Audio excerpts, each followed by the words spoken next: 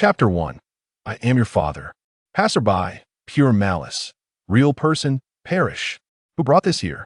Hurry and dispose of this real person. The real person is actually quite handsome. The only flaw is that he's still alive. Dead Stitch puppet. Watch how I cut you along the dotted line. It was born from humanity's malevolence. Being this bad is only natural. He looked most handsome when he was being rolled into a meatball. OS real person, universally reviled. Lianjian emerged from the comic convention, disheveled and lost, wandering the streets, when suddenly a blaring horn pierced the air. A large truck was barreling toward his position. Lianjian exclaimed, "No, wait a moment. Could it be that the truck driver is also a fan of the Jujutsu Kaisen protagonist squad?" Lianjian had no time to ponder, as he was enveloped by a blinding light. "Mother, I have encountered heavenly waste." Strangely, the anticipated scene of carnage did not materialize. Lianjian's figure vanished into thin air. It was as though he had never existed on that street. Across the road, a white-collar worker, dining out with colleagues, rubbed his eyes in disbelief. Are you kidding? What happened to that person on the road just now? Hey, you must be joking. There was no one there. Oh, was there not? There wasn't. None of us saw anything. Sorry, I might be confused from working too much lately. Now that it's come to this, I really don't know what I'll do when I turn 65. I'm not even sure I'll make it to 65 one day. I might just drop dead at my desk, and I'd have to rely on my boss to collect my remains. Lianjian's consciousness floated in a vast, dark fog. Faint voices emerged from the impenetrable mist. He seems to be waking up? Quick, inform Danzo-sama. Danzo-sama? As a seasoned otaku, even though times have changed and more anime have emerged, classic series are never forgotten. Upon hearing the familiar title, Lianjian's awareness sharpened. The black fog gradually dissipated. Before him appeared a cat-like face attached to a human figure. No, it was more akin to a human face wearing a cat mask. The mask seemed somewhat familiar, yet Lianjian could not recall where he had seen it before. "Hey kid, what's your name?" The cat-faced figure inquired bluntly. Lianjian's pupils shifted as he comprehended his predicament. Not good. This was the first thought that flashed through Lianjian's mind. He found himself in a basement, utterly devoid of the sounds of vehicles or anything else. This basement was remote and deep. There were no lights, only primitive candles casting a feeble glow. Had he been kidnapped? Or was this some terrifying prank? Lianjian lowered his gaze, and, upon seeing his own body, his pupils constricted sharply. What the hell? I've turned into a child. These short legs. Where have my long legs gone? Lianjian, overwhelmed, cradled his head. But it got worse. His wig wouldn't come off. No, that statement is inaccurate. His wig had transformed into real hair. At least the stitching was still there. No, wait. How did the stitching turn into a tattoo? With dyed hair and tattoos, the trifecta of filial piety meant he was destined to be estranged from his parents. Returning home in this state would undoubtedly result in a double whammy from his already indifferent parents. Just as Lianjian's worldview crumbled, engulfed in confusion and despair, steady footsteps echoed, accompanied by the sound of a cane striking the ground. Lianjian instinctively looked over. A figure, all too familiar, appeared before his eyes. Shimura Danzo. What the hell? A character from Jujutsu Kaisen appearing in Naruto? Is this a crossover? Is it a prank by the convention organizers? He'll report this to the authorities. He intends to combine the most disliked character from Jujutsu Kaisen with the most detested character from Naruto? Which fool came up with this idea? Also, when I get outside, could I get this OS teacher's contact information? Danzo-sama, this child refuses to speak. The cat-faced figure stepped back behind Danzo, whispering, "What superb acting." Lianjian watched the spectacle unfold. Since he's of no use, let's kill him. Danzo coldly determined the fate of the child he had found. Lianjian, are they using the same script? Ding. Detected human malice value 100. Cursed energy converted to chakra 100. The mechanical electronic voice echoing in his mind did nothing to alleviate Lianjian's fear, because the overwhelming intent to kill was palpable, slicing through his skin like a sharp blade, raising goosebumps all over him. Is this a joke? Has he truly crossed over into the world of Naruto? Or rather, as a real person, Had he known had become the OS version of Satoru Gojo. No, wait. Better to be the OS version of Raiman Sukuna. Despite Lianjian's reluctance, he had no choice but to accept the harsh reality of becoming a real person and crossing into the perilous world of Naruto. A pair of legs appeared in Lianjian's vision. He slowly lifted his gaze, and the dog-faced masked figure raised the kunai in hand. Wait, big brother. Hold on a moment. I am Lianjian. The name slipped out uncontrollably. Lianjian noticed the dog-faced figure's movements had halted. It seemed he was awaiting Danzo's next command. He couldn't help but ponder.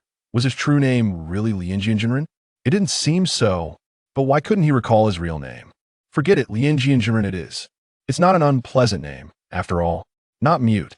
Danzo remarked flatly, stepping closer to Lianjian. Lianjian, how old are you? Lianjian fell silent.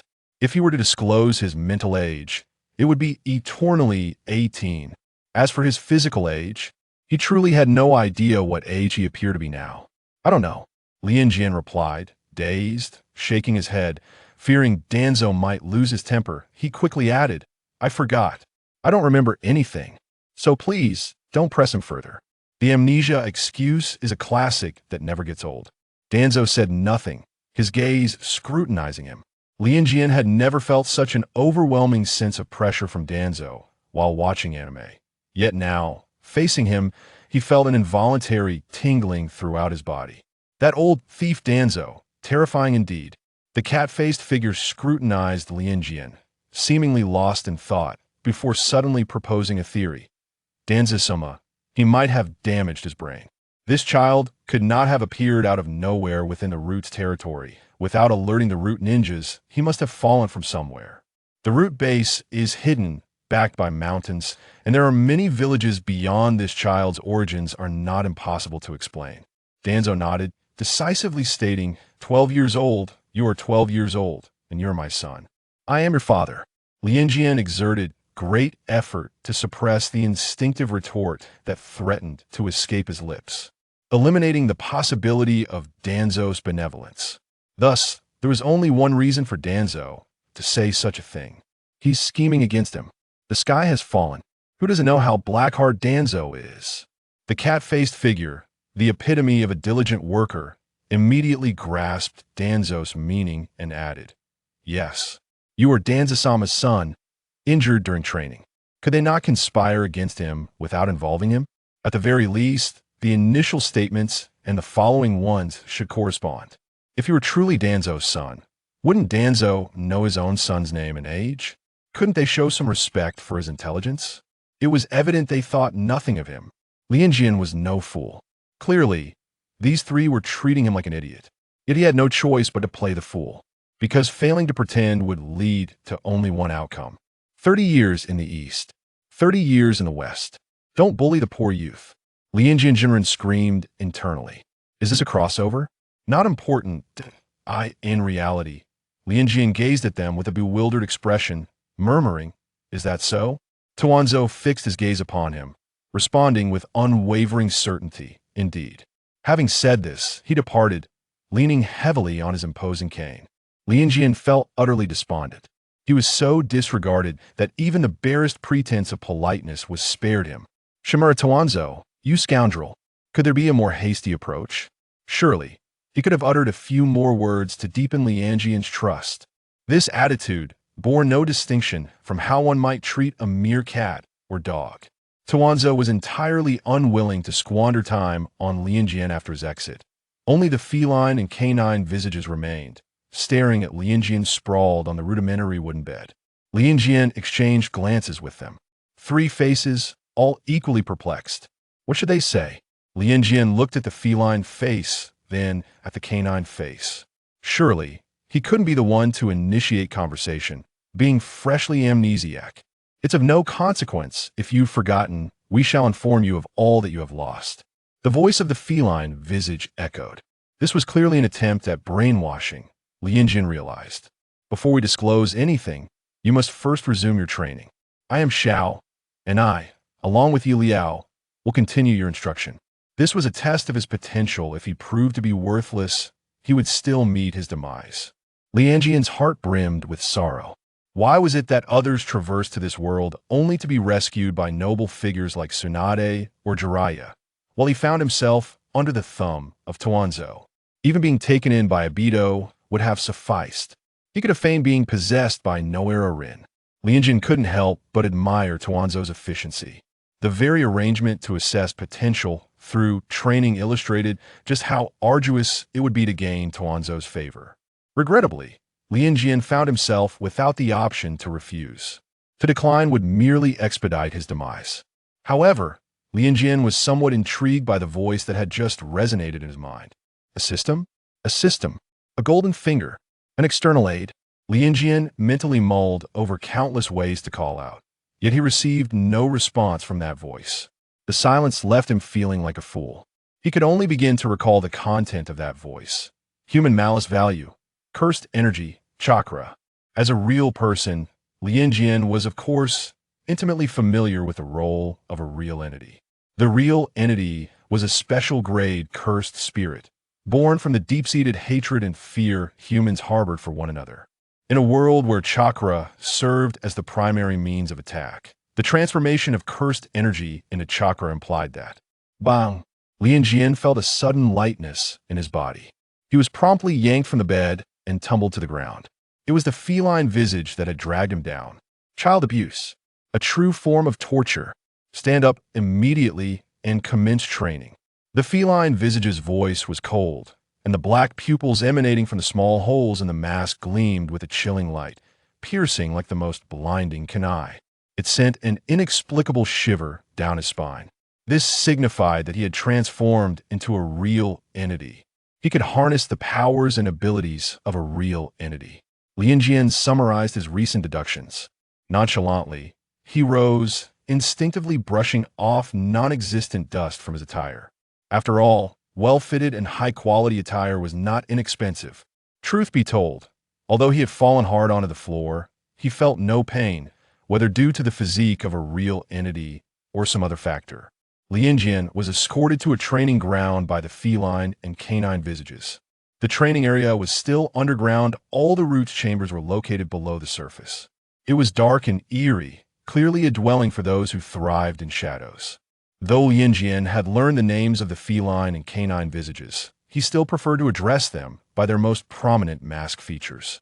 As Lianjian steadied himself and processed the situation, he was forcibly thrust into a bout of punishment. Yes, you heard correctly, punishment.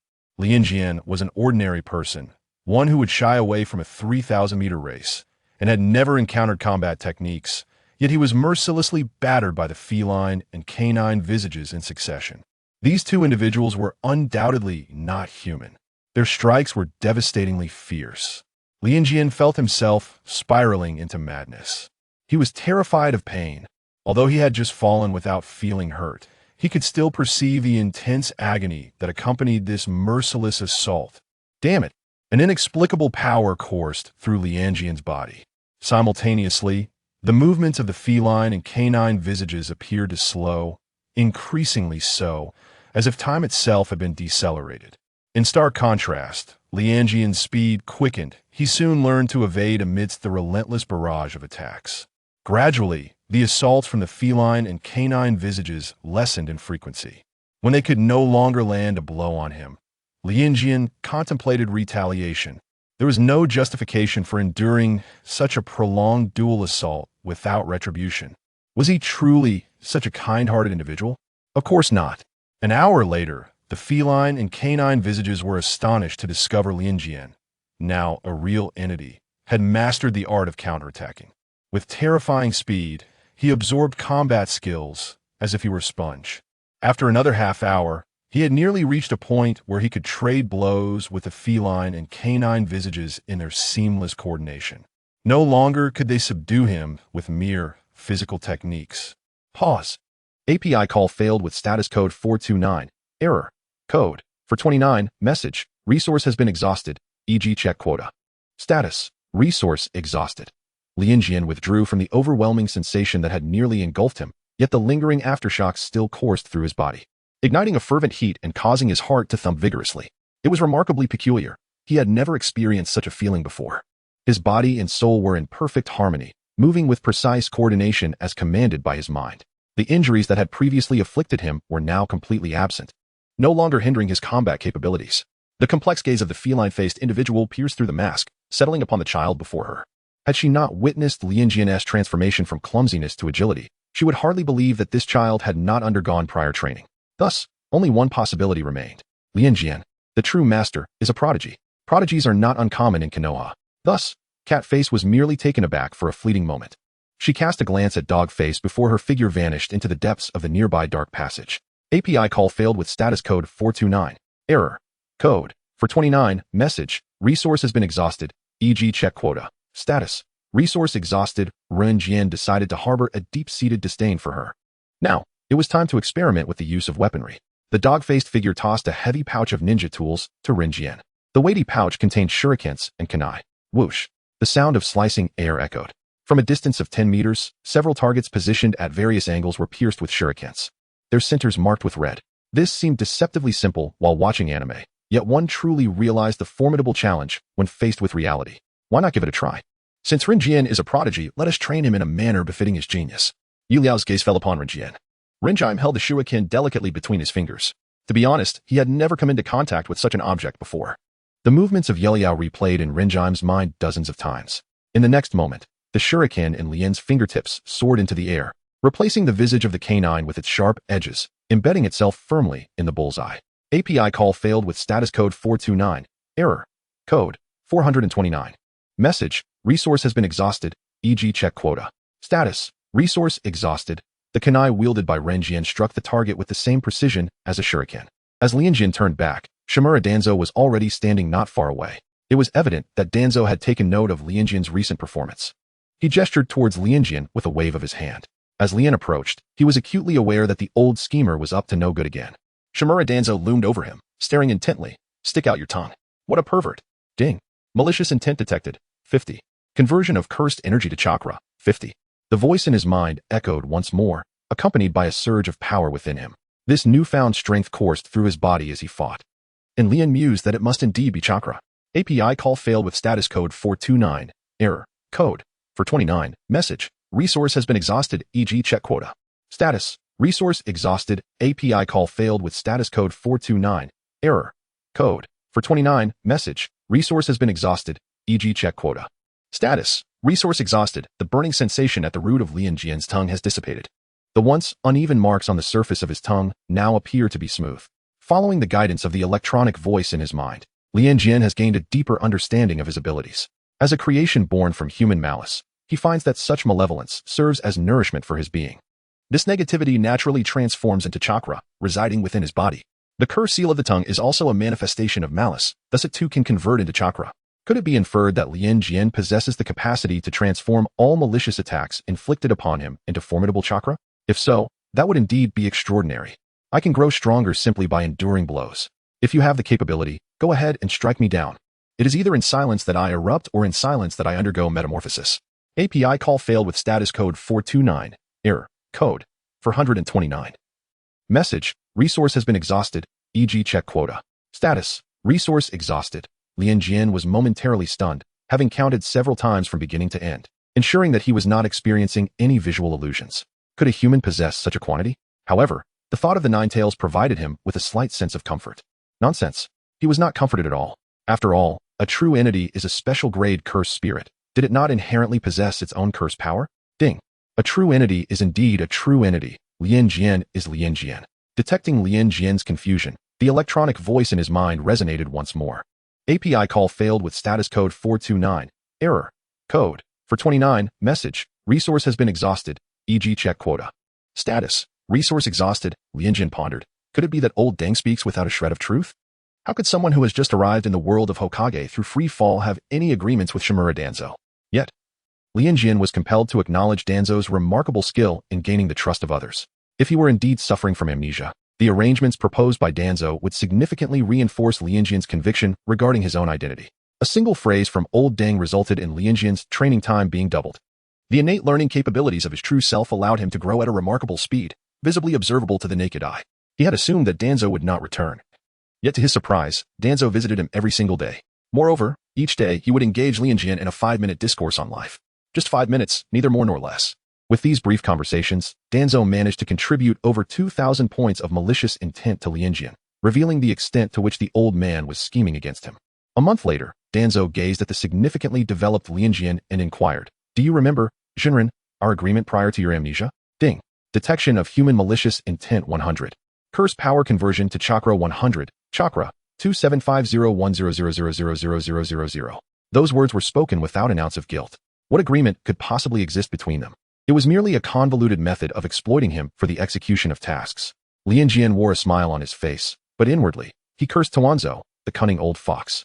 Once his chakra levels surged and he grew stronger, he would reward Tuanzo by transforming him into an invincible, wretched toad, destined to croak incessantly at people. Tuanzo's 5 minutes each day were not spent guiding his spirit, but rather brainwashing him. During the month at the root, Lianjian gained profound insights into Tuanzo's methods of manipulation. The man truly possessed a remarkable skill. The first step involved exploiting real people's fear and confusion regarding the unknown, cultivating a sense of trust and dependence on the root. The second step consisted of repeatedly uttering certain phrases to induce self-hypnosis and embellish Tuanzo's image, akin to saying, "You once greatly admired me and expressed a desire to become a ninja like me. The realization of a ninja's worth can only be found at the root, which is the gathering place of all great individuals." The third step reinforced the brainwashing through peer guidance and validation. On the third day of Lianjian's training, a companion appeared by his side, a boy named Sai, who had also been ensnared by Tuanzo's schemes, his mind clouded by indoctrination. Had Lianjian not been a true child at heart, aware of the true nature lurking beneath Tuanzo's fade, he might have easily succumbed to the manipulation and accepted Tuanzo as a surrogate father. Lianjian, the genuine individual, nodded obediently. Shimura Danzo would never permit him to remain uninformed. This agreement was conveyed to him early this morning, with the feline-faced owl reiterating it thrice. Even a pig would struggle to forget it. This task, as it happens, is intricately linked to the protagonist group. Danzo, through some means unknown, managed to persuade the third Hokage, Hiruzen Sarutobi, to assign him as the fourth member of Team 7. Indeed, it is Kakashi's team. The true objective, of course, is not to allow Lianjian to experience the splendor of the outside world, but rather to monitor the Nine-Tails Jinchuriki, Naruto Uzumaki, and the orphan of the Uchiha clan, Sasuke Uchiha. At critical moments, he is to heed Danzo's commands. After all, he is merely an unlikable tool. But who truly cares? Lianjian has never been endearing. Moreover, who among them lacks the ability to perform? Today marks the day Lianjian departs from the shadowy depths of Root. It is also the first day he sheds the identity of a petty schemer. Finally, Lianjian has awaited this day. This day marks the commencement of his new life. Before stepping into the sunlight, he glanced back at Sai, who remained ensconced in the shadowy corridor, and unapologetically expressed his sentiments. "I must apologize, but Lianjian is certainly not a little son. Such heartwarming endeavors are best left to the seasoned professionals, like Naruto Uzumaki. A person as self-serving as he would only find joy in his cursed spirits for liberating himself from despair." Ding. Detection of human malice value 5,000. Conversion of cursed energy to chakra amount 5,000. Chakra 77501000000000. This staggering figure caused Lianjian's pupils to dilate slightly. Wow, is this a jest? Sai actually contributed such a vast amount of malice value to him.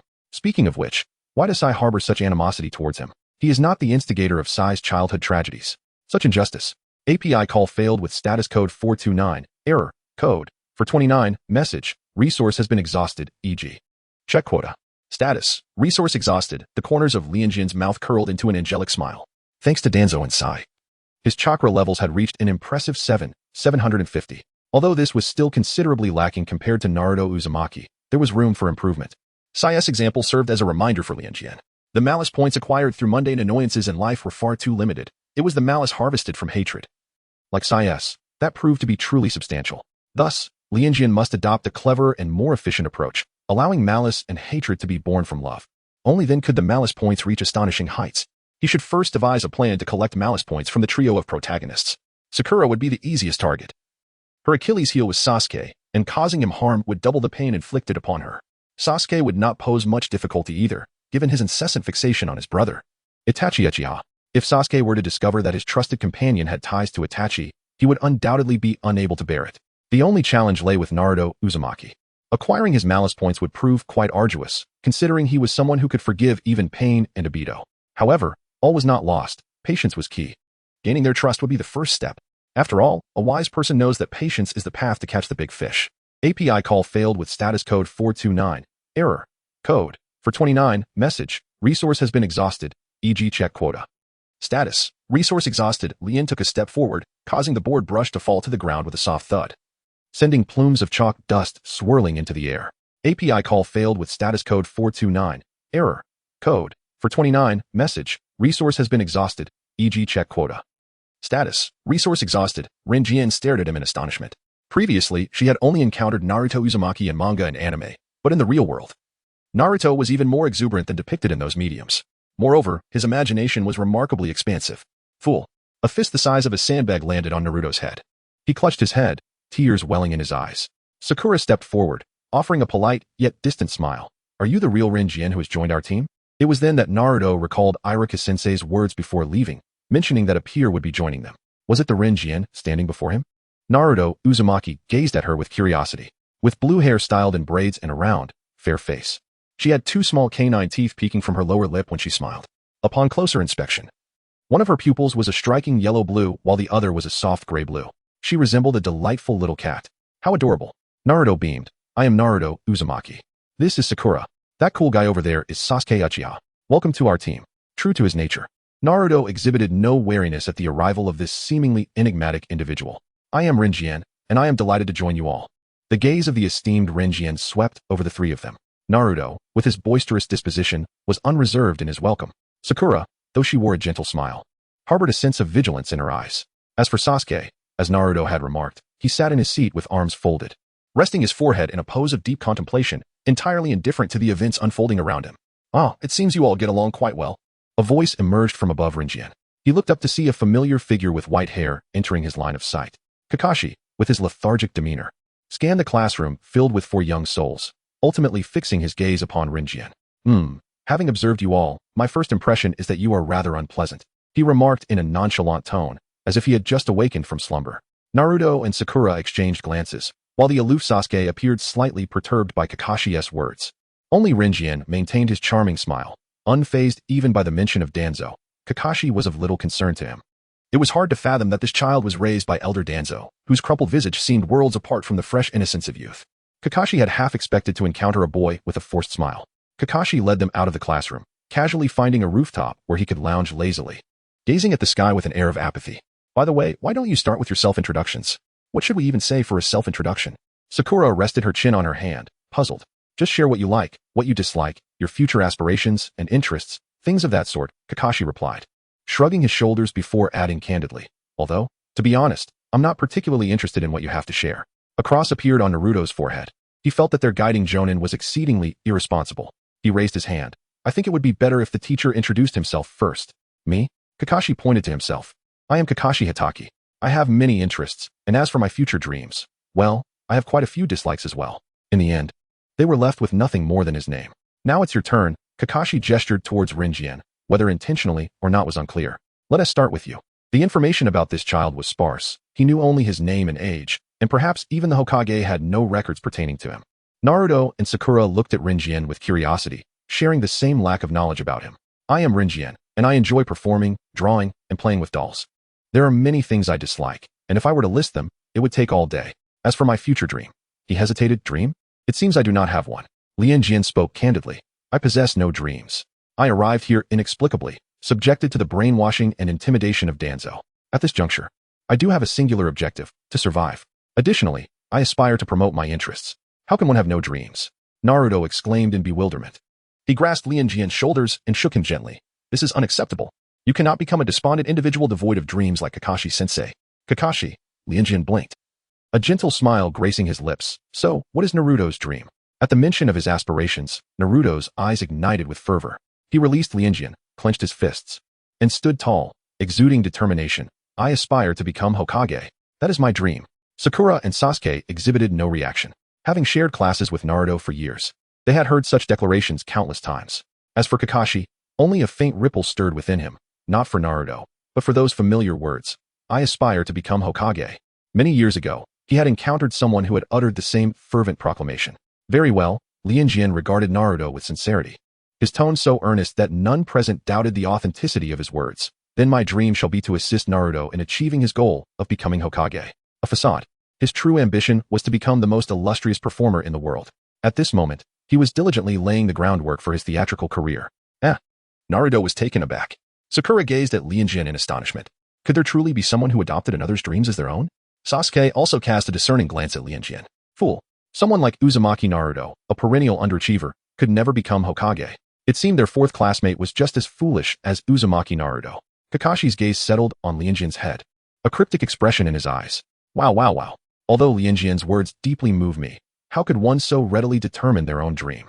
In a moment of overwhelming emotion, Naruto embraced Lianjian, his cheeks rubbing against him as tears welled in his eyes. This was the first individual who believed in his potential to become Hokage. No wonder he felt an instant connection with Lianjian. They were destined to be close friends. Lianjian, gaining Naruto's trust seems remarkably effortless. The art of disguise appears to be a natural talent of the genuine, and Lianjian, inheriting both the abilities and physique of the authentic, exhibits this skill with equal finesse. No, I should indeed express my gratitude to Naruto for guiding me towards my dreams. Oh my goodness. The genuine is simply delightful. The genuine must be an angel. Naruto holds Lianjian tightly. I, Uzumaki Naruto, adore ramen and the genuine above all. I absolutely detest those 3 interminable minutes waiting for the ramen to cook. Kakashi diverts his gaze from the two affectionate youngsters. It is your turn now. Sakura glances at the despondent Sasuke beside her and raises her hand. I am Haruno Sakura, and what I cherish most are the sweet nothings that make a young girl's cheeks blush more than anything else. Naruto whispers to Lianjian. Teasing Sasuke. I really can't fathom what is so likable about that pompous Sasuke. What could it possibly be? He is handsome. Lian earnestly remarked. Sasuke is undeniably handsome. Yet his charm differs from Naruto's. Naruto embodies a vibrant and cheerful allure. In an instant, Naruto blushed deeply, his gaze wandering. Is that so? I never realized I was so handsome. He clenched his fist and pressed it against his forehead, striking a pose in a display of newfound confidence. API call failed with status code 429, error, code, 429, message, resource has been exhausted, e.g. check quota, status, resource exhausted, Lianjian, truly impressive. A 12-year-old child. Young lady, you are remarkably precocious. Naruto stood frozen in astonishment. Hearing such dreams, Kakashi could only sigh. What is it with the modern girls and their preoccupation with romance? The other protagonist, Sasuke, let out a dismissive snort, finding Sakura's romantic pursuits rather tiresome. Only Lianjian clapped earnestly, noticing Sakura glance over. He remarked, upon first seeing Sakura, I instantly recognized her extraordinary beauty, with her dedication and hard work. Sakura's dreams are bound to come to fruition. Sakura. She couldn't help but blush, feeling a tinge of embarrassment for her earlier wariness. Her voice barely above a whisper. Thank you. Not only did he spare her from an awkward silence, but he also encouraged her. Kakashi inwardly sighed. Had two already fallen so swiftly? All eyes then turned to Sasuke, who had yet to introduce himself. I am Uchiha Sasuke. I speak for myself. For reasons unknown. Lianjian's mind instinctively filled in the next line. There are many things I despise, yet little that I cherish. Furthermore, I do not wish to merely label this as a dream. I possess ambition. I aim to restore our clan and, ultimately, I shall personally eliminate a certain man. Sasuke's hand, propped on his chin, remained steadfastly in place throughout. Lianjian felt a twinge of embarrassment, as if her toes were digging into the ground. Due to his words, the atmosphere inexplicably grew heavy following Sasuke's statement. Kakashi fixed his gaze upon Sasuke before slowly diverting his eyes to the azure sky. Sasuke's reaction was, in fact, not far removed from what he had anticipated. Although I had not attended school alongside everyone, I had certainly heard of the esteemed name of Uchiha Sasuke. Despite the awkwardness, Lianjian remained steadfast, not forgetting her persona and mission. Lianjian tilted her head with a smile, gazing at Sasuke. Sasuke, you are the top student of the Ninja Academy, a prodigy of sorts. I believe only you could accomplish this task. Sasuke remained silent. Yet he could not help but feel flattered by her words. After all, there is no one in this world who does not appreciate sincere praise. Kakashi let out a soft click of his tongue. Among the four young ones before him, only Lianjian could be regarded as truly mature in mind. While he chose not to comment on the other three, to let oneself be swayed by mere words is entirely at odds with the notion of maturity. Nevertheless, the four of them each possessed vibrant personalities, rendering the situation quite amusing, despite Kakashi's insincere admission. He continued, starting tomorrow, we shall commence our missions. Yes, Naruto exclaimed with enthusiasm, standing in stark contrast to Kakashi's demeanor. With eagerness and curiosity, he inquired, what kind of mission is it? Let us begin with a task that only the five of us can handle. Kakashi's words had scarcely left his lips when Naruto eagerly pressed on. What? What is the mission? Lianjian had already arrived at a conclusion within his heart. The survival exercise was upon them. Among the 24 graduates, only 9 were recognized as Chunin, while the remaining 18 would be sent back to the academy. This survival exercise was an exceedingly challenging test.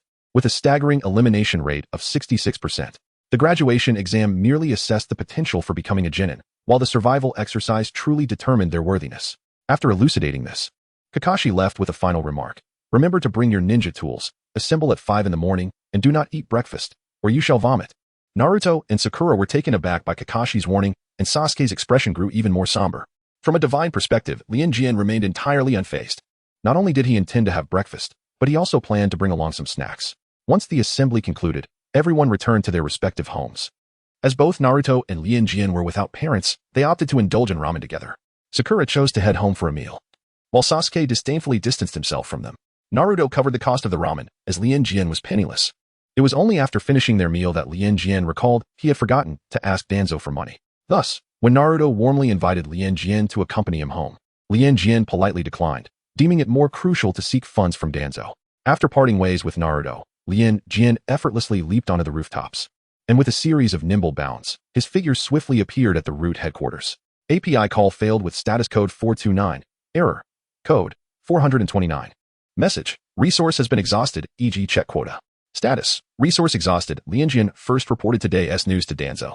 Prior to the execution of the mission, Danzo had provided Lianjian with all pertinent intelligence regarding Naruto and Sasuke. Hence, Lianjian was able to mention the name Uchiha Itachi. Sakura Haruno need not report, Danzo stated coldly. Expressing indifference towards the girl from an ordinary family, there is no need for daily updates. Otherwise, even a pig would grow suspicious. Danzo believed that Lianjian was not so foolish and that there must be another purpose behind his return. In the next moment, API call failed with status code 429. Error. Code 429. Message. Resource has been exhausted, e.g. check quota. Status. Resource exhausted. API call failed with status code 429. Error. Code 429. Message. Resource has been exhausted, e.g. check quota. Status. Resource exhausted. API call failed with status code 429. Error. Code 429. Message. Resource has been exhausted, e.g. check quota. Status. Resource exhausted. Lianjian's judgment deemed it to be a cat's face. After all, it was money extracted from her pocket. Satisfied with her acquisition, Lianjian departed to find the room where she had previously rested. The following day, at 5 o'clock in the morning, the sky bore a deep violet hue, and the mist had yet to dissipate. 3 figures gradually converged. Good morning, Sakura mumbled, rubbing her eyes, her drowsiness rendering her unaware of her own words. Morning, Naruto replied, extending his hand, his eyes still closed as he groped forward. Sasuke's expression also bore signs of fatigue, though not as exaggerated as that of Sakura and Naruto. Has Lianjian not arrived yet? Naruto noted the absence of one among them, turning his head to scan the surroundings, but Lianjian was nowhere to be seen. Perhaps she overslept, Sasuke remarked indifferently. Sakura suddenly awakened, her concern piqued. What should we do? Kakashi-sensei wouldn't fail her just because she's late, would he? Sasuke's gaze remained impassive. It is of little consequence. If a ninja cannot even adhere to punctuality, then there is no need for them to be a ninja at all. Sakura cast a troubled glance at Sasuke, feeling that his words were somewhat harsh. This won't do. We must go and rouse her, Naruto exclaimed, his impatience causing him to fidget. But Sakura's next question quelled his agitation. Do you know where Lianjian resides? I do not, came the collective realization. Disheartened, Naruto lowered his head. 5 hours later, the sun had fully risen, bathing the world in brilliant light. Sakura and Naruto sat on the ground, dozing off, while Sasuke stood with his arms crossed, unsure whether he was being cool or merely contemplative. Good morning, everyone. Lian had indulged in a restful slumber for a full 12 hours and enjoyed a sumptuous breakfast, arriving at the meeting point with renewed vigor. Lian, Naruto exclaimed, springing to his feet with a grin as he playfully draped his arm around her neck. I almost thought you had given up. You were quite late. The latter remark carried a hint of playful reproach. Lian disregarded his tardiness entirely and brought up Kakashi. Isn't he late as well? At the mention of this, Naruto seethed. Damn Kakashi. He's 5 hours late. Good morning, everyone. Before Naruto could finish his tirade against Kakashi, the latter appeared before him. You're so slow. Both Naruto and Sakura chimed in unison. Kakashi cleared his throat. I encountered a black cat crossing my path on the way here. He noticed Lian's vibrant demeanor. So, this child has just arrived as well? Has Elder Danzo enlightened him regarding the true nature of the survival exercise? Yet, even if one were aware of the reality behind the survival exercise, would it truly alter the habitual tendency to arrive late? Perhaps it was merely luck? Kakashi resolved to observe a little longer. All right, let's set the alarm for noon. Concluding his reflections, Kakashi produced an alarm clock, set the time, and then retrieved 3 bells, jingling them in the air, with the clear sound of the bells ringing. He proclaimed, Your task today is to snatch the bells from me before noon. Those who fail to procure a bell shall forfeit their lunch today. He gestured towards 3 logs positioned at a distance, adding, Furthermore, those who do not succeed will be bound to the middle log, forced to watch me enjoy my bento. Nothing has changed at all. API call failed with status code 429. Error. Code. For 29. Message. Resource has been exhausted, e.g. check quota. Status. Resource exhausted. API call failed with status code 429. Error. Code. For 29. Message. Resource has been exhausted, e.g. check quota.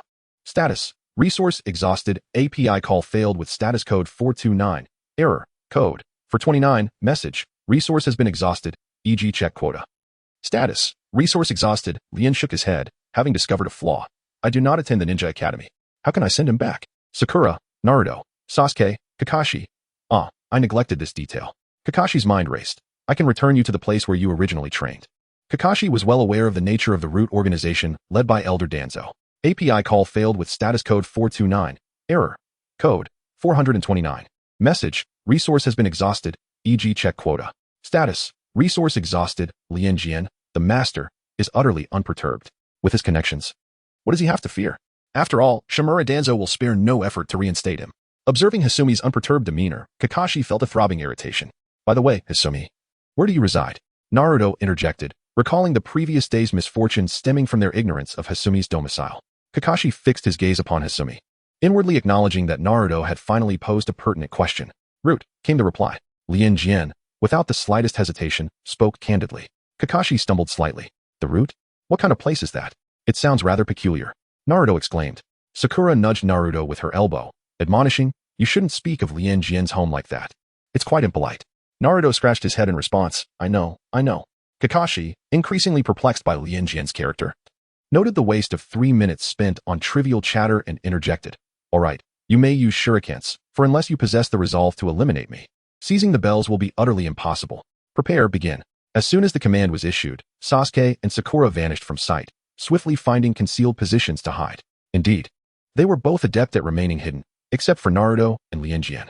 Kakashi nodded, his gaze lingering momentarily on the two visible figures before his expression shifted to one of mild disdain. Naruto, arms crossed, shouted exuberantly, come on. Let us engage in a fair contest. API call failed with status code 429. Error. Code. For 29. Message. Resource has been exhausted, e.g. check quota. Status. Resource exhausted. Scrutinized the pair. Dealing with Naruto proved remarkably facile. A stark disparity in their capabilities rendering it akin to an adult tormenting a toddler just finding their footing. Alas. A piercing shriek emanated from Naruto as he plunged into the river. The precise circumstances of his aquatic descent remained ambiguous too, who inwardly vowed to safeguard himself from any contact with Kakashi's digits, lest they harbor peculiar contaminants. Behold, Naruto's quintessential ninjutsu manifested, the multi-shadow clone technique. Yet, before it could harbor any anticipation, the multitude of Narutos descended into a chaotic fracas, each assailing the other.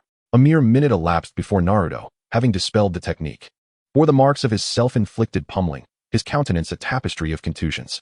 Lianjian felt a sense of shame for her recent expectations. Naruto remains Naruto. The element of surprise is simply overwhelming. Wait a moment. Lianjian observed as Naruto dashed towards the bell hanging beneath the tree and hurriedly attempted to intervene. However, Naruto did not halt his momentum. In the blink of an eye, he found himself ensnared in the branches above. Lianjian, his mother tongue is silence. Even an ordinary person like him can discern such an obvious trap. Naruto flailed about like a spring insect, suspended in the tree.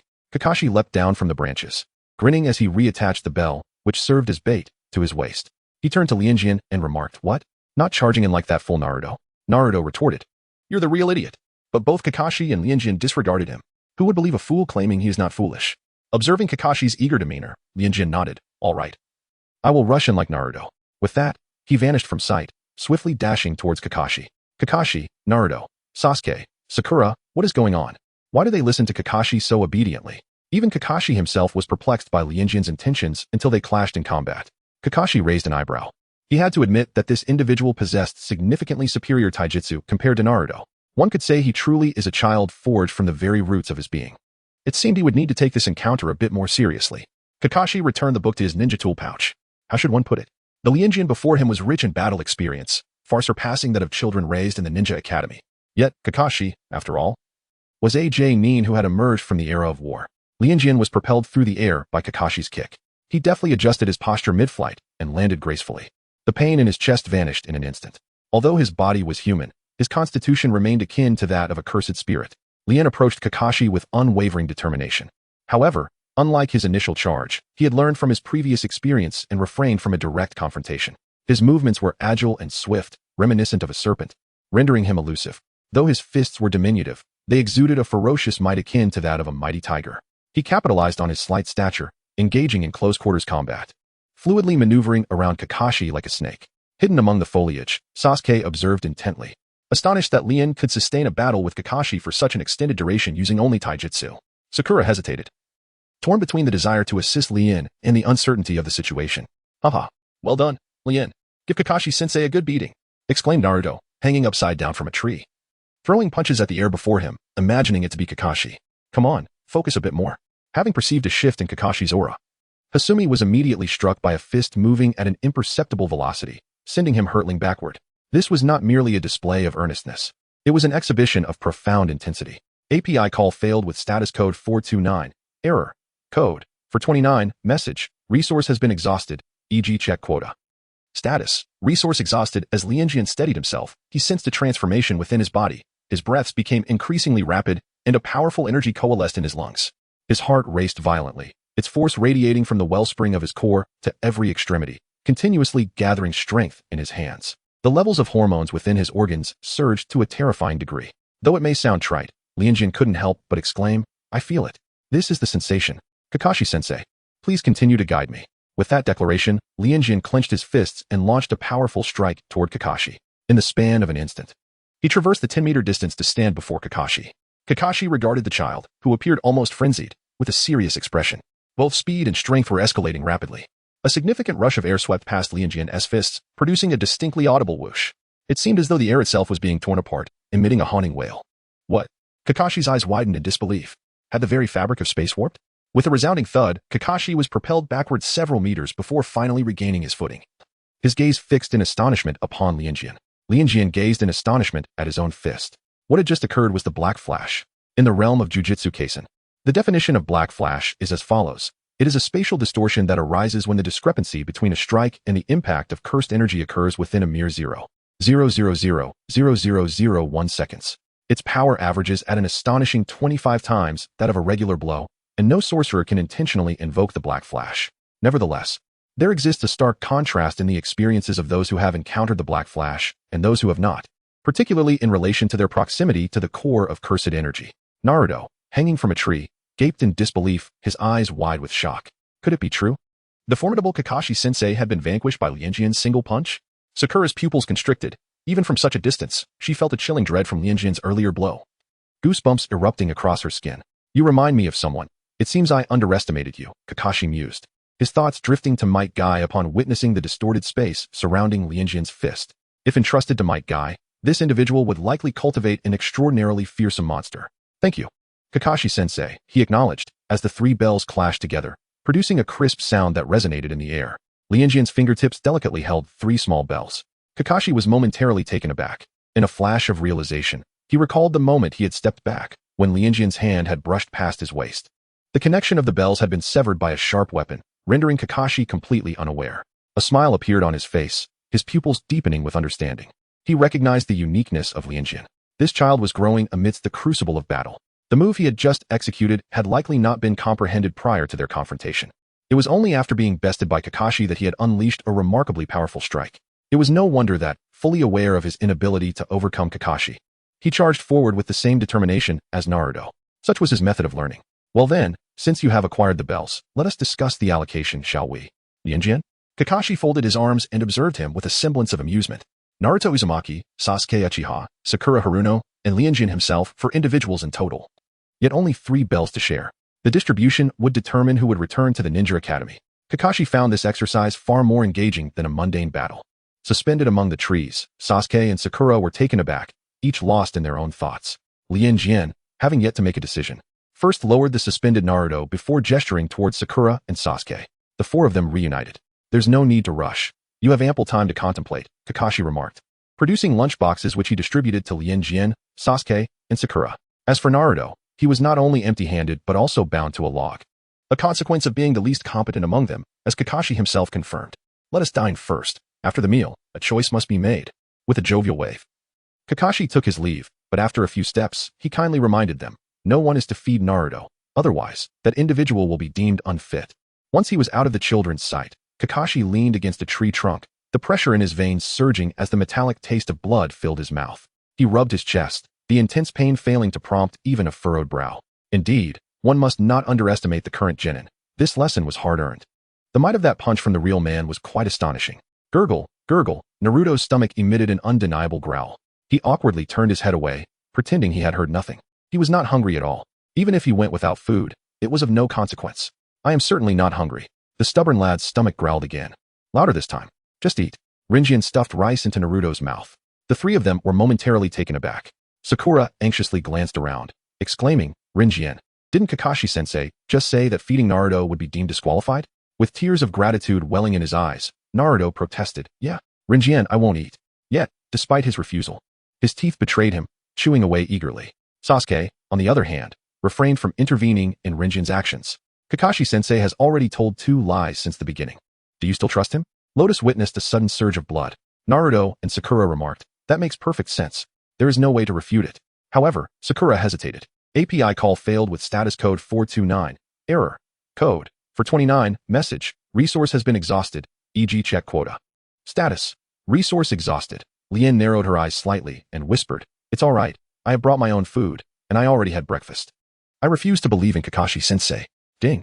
Malicious intent detected. 50. Curse power converted to chakra. 50. Chakra level. 78501000000000. Huh? Returning her gaze, Hazumi beheld Kakashi. His countenance as somber as the storm clouds gathering above. Could the surge in animosity stem from overhearing her lack of faith? It seems my precepts hold little sway in your estimation. Kakashi's voice resonated with an unfamiliar gravity, eliciting unease in Sakura and Naruto. Nay, she demurred. It is solely I who hold your regulations in disregard, dear Kakashi. Lian responded earnestly like a well-behaved child. Ding. Malicious intent detected. 50. Conversion of curse power to chakra. 50. Chakra. 79001000000000. Kakashi facepalmed. Real student, you are quite mischievous. Lianjian, with a resolute demeanor, addressed the teacher. Please return the bell to them and send me back to the roots. Kakashi replied, I fear that as soon as I send you back, Elder Danzo will promptly bring you back again. Such a frustrating relationship. Kakashi, exhausted, waved his hand dismissively. You have all qualified. What was initially intended to be a grand statement in his plan now felt lackluster. Naruto blinked in confusion, utterly unaware of the unfolding situation. Sasuke's voice broke the silence. It is because the 4 of us are a team. The essence of teamwork lies in collaboration. If the 3 of us only focus on our own needs and entirely neglect Naruto, we will never achieve harmony during our missions. Hence, if we solely prioritize our own desires, we would genuinely be deemed unqualified. After contemplating Kakashi's words following Naruto's binding, Sasuke gradually grasped the underlying significance. He realized that the real deal had likely anticipated this, which is why he did not intervene when the real deal fed Naruto. You are still among the first batch to qualify. The previous ones merely adhered to my rules, abandoning their starving comrades. A true ninja must see through schemes. Those who disrupt the rules are scum, but those who disregard their comrades are the lowest of the low. Kakashi gazed at the sky and spoke softly. This sentiment sounded familiar to Lianjian, who stroked his chin, recalling where he might have heard it before. The exercise concluded with all members qualifying. Team 7 would commence their missions starting tomorrow. Great. Amazing. I am a ninja. A ninja. They returned, filled with excitement for the tasks ahead. Yet, the tasks were merely mundane D-rank assignments such as catching cats and weeding. A week later, Naruto, growing increasingly frustrated, protested vehemently in the Hokage's office, rolling on the floor. I refuse to do D-rank missions. I refuse. I won't catch cats. It's so boring. Lianjian gazed at the writhing mass at his feet, reminiscent of a disobedient child from a past life, stubbornly demanding toys and throwing tantrums. He lifted his gaze to meet the eyes of the Hokage. Oh, it seems that Sarutobi Hiruzen had been observing him all along. Lotus revealed a radiant smile towards him, basking in the sunlight. Sarutobi Hiruzen thought to himself, it is utterly unimaginable that this child was raised by Danzo. How could a child nurtured by Danzo possibly smile so ordinarily? Shouldn't they exhibit a sinister grin akin to Danzo's? Hiruzen was drenched in sweat. Oblivious to Hiruzen's thoughts, Lotus nonchalantly pulled the unidentified creature, Naruto, from the ground. Naruto turned his head away, sulking in silence. Hiruzen conceded. After all, no one could withstand the antics of a mischievous child, not even the Hokage. Very well. Under these circumstances, I shall assign you a C-rank mission to protect a certain individual. As soon as Hiruzen finished speaking, Naruto eagerly inquired, is it Lord Feudal or perhaps a princess? Lianjian was eager to convey that it was not the case. Rather, it was a drunken man. There was no need for him to speak, for in the next moment, the inebriate, clutching a bottle, staggered into the room. In contrast to Naruto's dissatisfaction, the patron, the drunkard, held even greater contempt for him. What is this? Just a bunch of little brats? Upon entering, the entire space became saturated with a pungent aroma of alcohol. Particularly, the shortest among them appeared exceedingly foolish. Was he truly a ninja? The drunken uncle could not help but question and ridicule Naruto's height. Naruto erupted into laughter and turned to Lianjian, exclaiming, "How outrageous! Lianjian, this uncle is mocking you." Haha. Lianjian quietly approached Naruto, standing half a head taller than him. Naruto could no longer muster a smile. He was being suppressed by Kakashi, gesturing angrily towards the drunken uncle. "You foolish uncle. You are the real fool. I am the illustrious bridge builder, Dazuna. During my time away to construct the bridge, you must strive diligently to protect me." Names were of little significance. Lianjian preferred to refer to him as the drunken uncle. At the gates of Konoha, he declared, "All right, let us depart." Naruto, with a bag slung over his shoulder, was oblivious to the reason behind his excitement. He was curious, exploring every nook and cranny. "I have never left the village before. This time, I must take in everything." Lianjian followed closely behind the drunkard, while Sakura walked alongside Sasuke. Naruto strode ahead, and Kakashi stood beside the drunkard, surveying the surroundings with a watchful eye. It was no surprise when Naruto began to quarrel with the drunkard, displaying an exuberant spirit. Ding. Malicious intent detected, 1000. Conversion of cursed energy into chakra, 1000. Chakra, 89001000000000. Ding. Malicious intent detected, 1000. Conversion of cursed energy into chakra, 1000. Chakra, 99001000000000. The voice resonating in Lianjian's mind prompted him to glance around. Has it already begun? Such intense malevolence seems intent on annihilating them all. Yet, it matters not. The more malice, the better. He would embrace it wholeheartedly. "Mr. Dazna, your country is the land of waves, correct? Does it have ninjas as well?" Sakura inquired. Dazna responded affirmatively. Kakashi then provided the next answer. "No. The land of waves is unaffected by other nations. On such a small island, there is no need for the presence of ninjas." Sakura nodded in understanding. Some knowledge of the ninja world can be gleaned from classroom teachings, while other aspects remain elusive. The information found in textbooks pertains primarily to the 5 great nations, leaving smaller nations like the land of waves unmentioned. Kakashi gently patted Sakura's head, reassuring her, "Rest assured, C-rank missions do not involve confrontations between ninjas." Upon hearing this, Lianjian glanced up at the drunkard, who blinked nervously. "Indeed, we have great trust in Mr. Drunkard. If he were to play a trick on us, may he meet a woeful end. I find myself eagerly anticipating such an outcome." Lianjian gazed at Dazna with unparalleled anticipation. A chime echoed, signaling the detection of human malevolence at 50. The conversion of curse power to chakra amounted to 50. Chakra, 9950100000000000. How could it be that, despite fabricating a lie, he now harbored ill will towards him? "Wow, that was truly terrifying," exclaimed Naruto, his face alight with astonishment as he regarded Lianjian. Kakashi queried, "And why is it that you are so surprised?" However, did Lianjian perceive something in that moment? As Kakashi strolled past a nearby pond, he cast a casual glance. A sharp sound, reminiscent of a bird's cry, pierced the air. A chilling aura manifested behind Kakashi. Naruto's pupils dilated in horror as he witnessed the iron chains ensnaring Kakashi's body, tearing him apart. The gruesome spectacle struck a jarring blow to the newly graduated Chunin. One foe down resolved. The second foe. In the following instant, the voice of death echoed in Naruto's ears. Cold sweat drenched him, his limbs numbed and immobilized. He recognized that remaining still equated to certain demise. Lianjian exhibited remarkable reflexes, a testament to his experience in monster slaying. In a swift motion, he propelled himself forward, his left hand firmly grasping Naruto's shoulder, while his feet struck forcefully at the throats of 2 ninjas. The ninjas rolled on the ground, attempting to alleviate the force of the blows as they distanced themselves from Lianjian. Their throats were swollen and painful, rendering them incapable of uttering a sound. With cold sweat trickling down their backs, had they been just a second slower, their throats would have been shattered. With a sharp crack, a metal chain whirled through the air, aiming to strangle Lianjian. Evading was the most foolish choice. The adversary's target was not him, but the drunken man. Should he choose to dodge, they would immediately redirect their lethal intent towards the inebriate. Bang! API call failed with status code 429. Error. Code 429. Message. Resource has been exhausted, e.g. check quota. Status. Resource exhausted. After Master Rinjian dispatched the adversary's iron chains with his shuriken, he once again executed the same technique he had employed in battle. His fist, crackling with crimson and ebony lightning, pierced through the chest of the 2 opponents. Due to Master Rinjian's diminutive stature, swift speed, and precise movements, combined with the spatial distortion caused by his strike, the 2 ninjas were utterly unable to perceive his presence. The bodies of the two ninjas collapsed with a resounding thud. Kakashi then emerged. "Kakashi-sensei, you're alive," Sakura exclaimed in astonishment. Kakashi surveyed the situation before him. Despite her fear, Sakura steadfastly positioned herself in front of their client. Noticing that Master Lianjian was more than capable of handling the two ninjas, Sasuke chose to remain vigilant against potential ambushes from additional foes. API call failed with status code 429. Error. Code. For 29. Message. Resource has been exhausted, e.g. Check quota.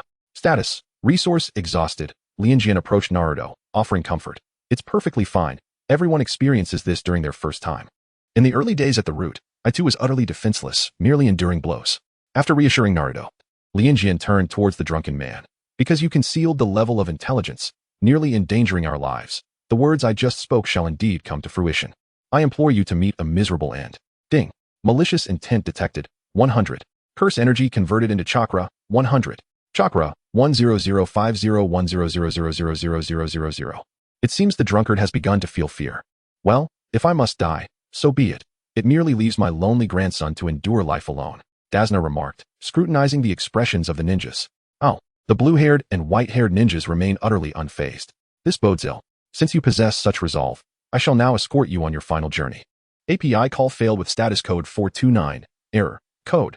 For 29. Message. Resource has been exhausted, e.g. check quota. Status. Resource exhausted. Lien remained unfazed. "That is your concern." Ding. Malicious intent detected. 500. Conversion of curse power to chakra. 500. Chakra. 10, 650, 100, 000,000.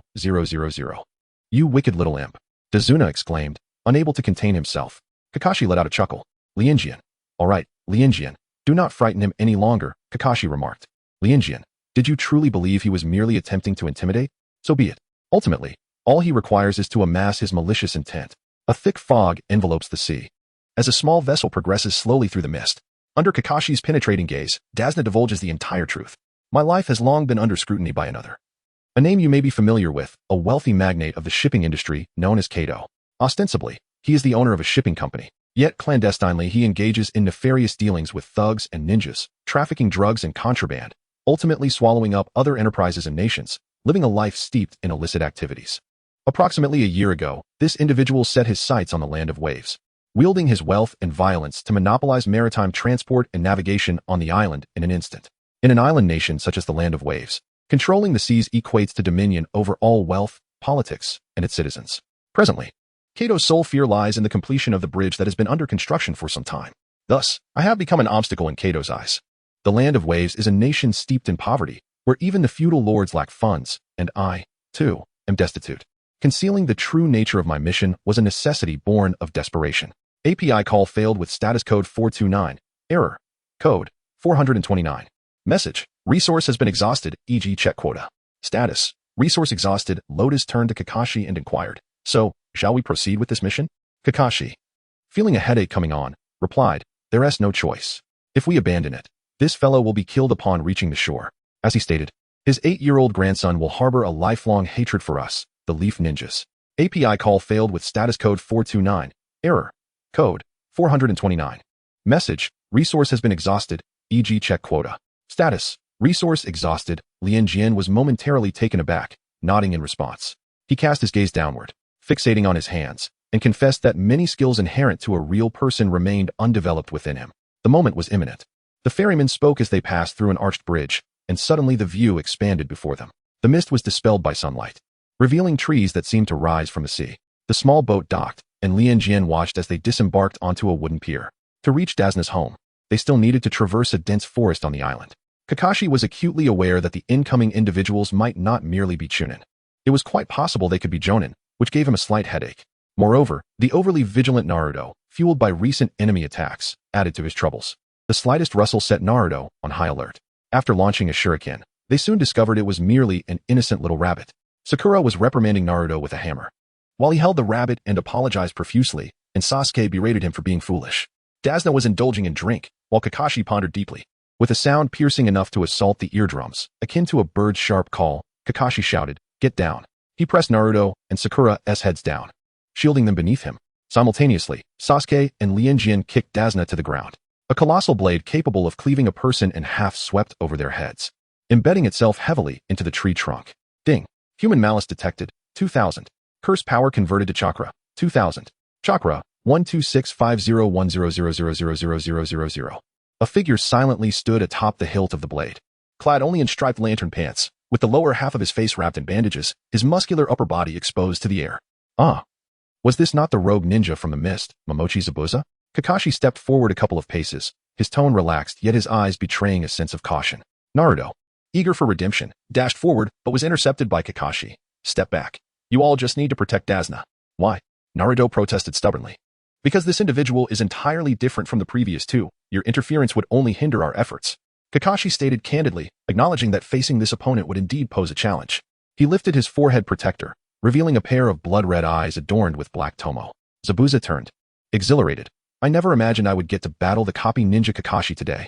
Lianjian expressed his disdain for the commercial flattery exchanged before each battle. If a fight is to be had, let it commence without the preamble of introductions and accolades for the opponent. Are you all fans of one another? If not, why indulge in such ambiguous camaraderie?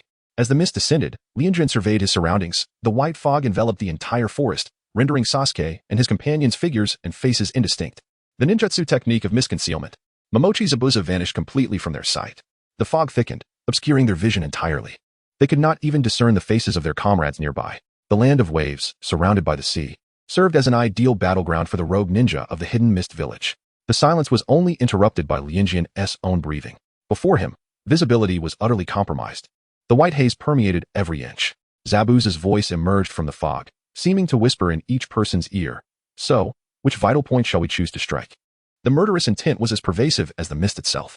The lethal aura emitted by the elite shinobi clashed, slicing through the air like sharp blades against their bodies, rendering them motionless. The mere act of shifting one's gaze felt perilous, as if one could be slain at any moment. Sasuke trembled, cold sweat trickling down his brow. What pretense is this? Lotus observed with disdain. The formidable prowess of Zabuza is undeniably impressive. The Lotus of the past held a sense of superiority, yet now, while maintaining that arrogance, is secretly learning. Sasuke, I will strive with all my might to protect you.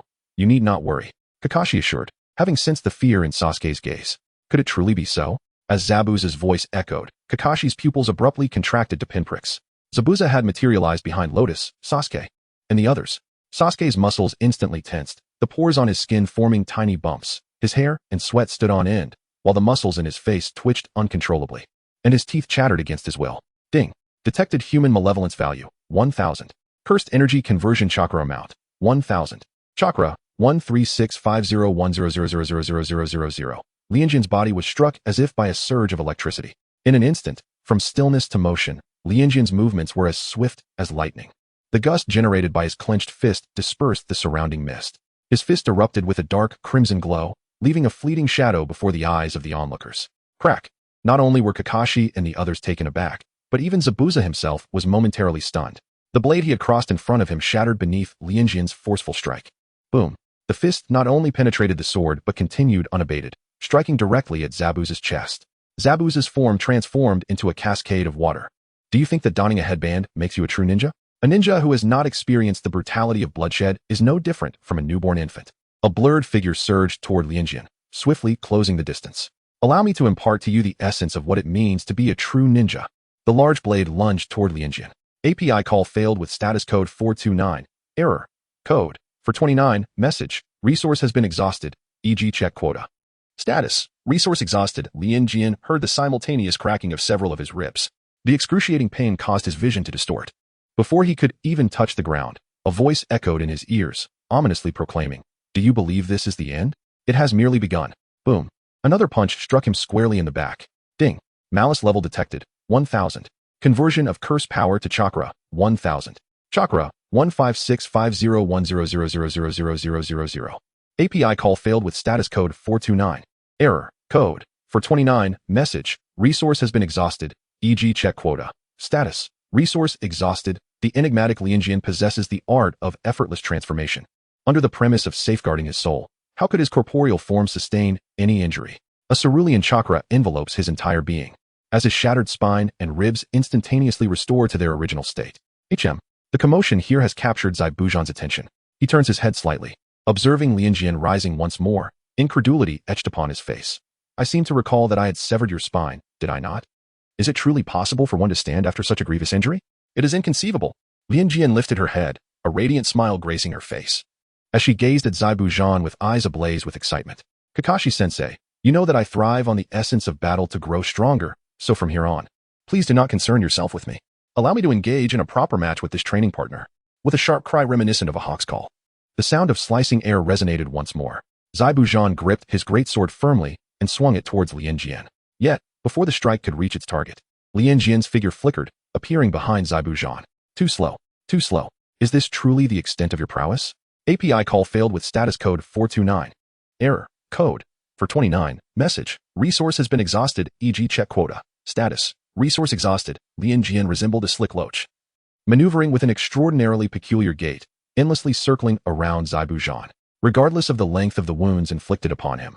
Zabuza's attacks would heal entirely within a mere second. This little imp before him was nothing short of a monster. Zabuza came to this realization. Just as the little fiend had proclaimed, he absorbed sustenance through combat. It was as if he had personally nurtured this creature. His speed escalated, his strength intensified, and he had even begun to decipher Zabuza's strikes, anticipating his next assault.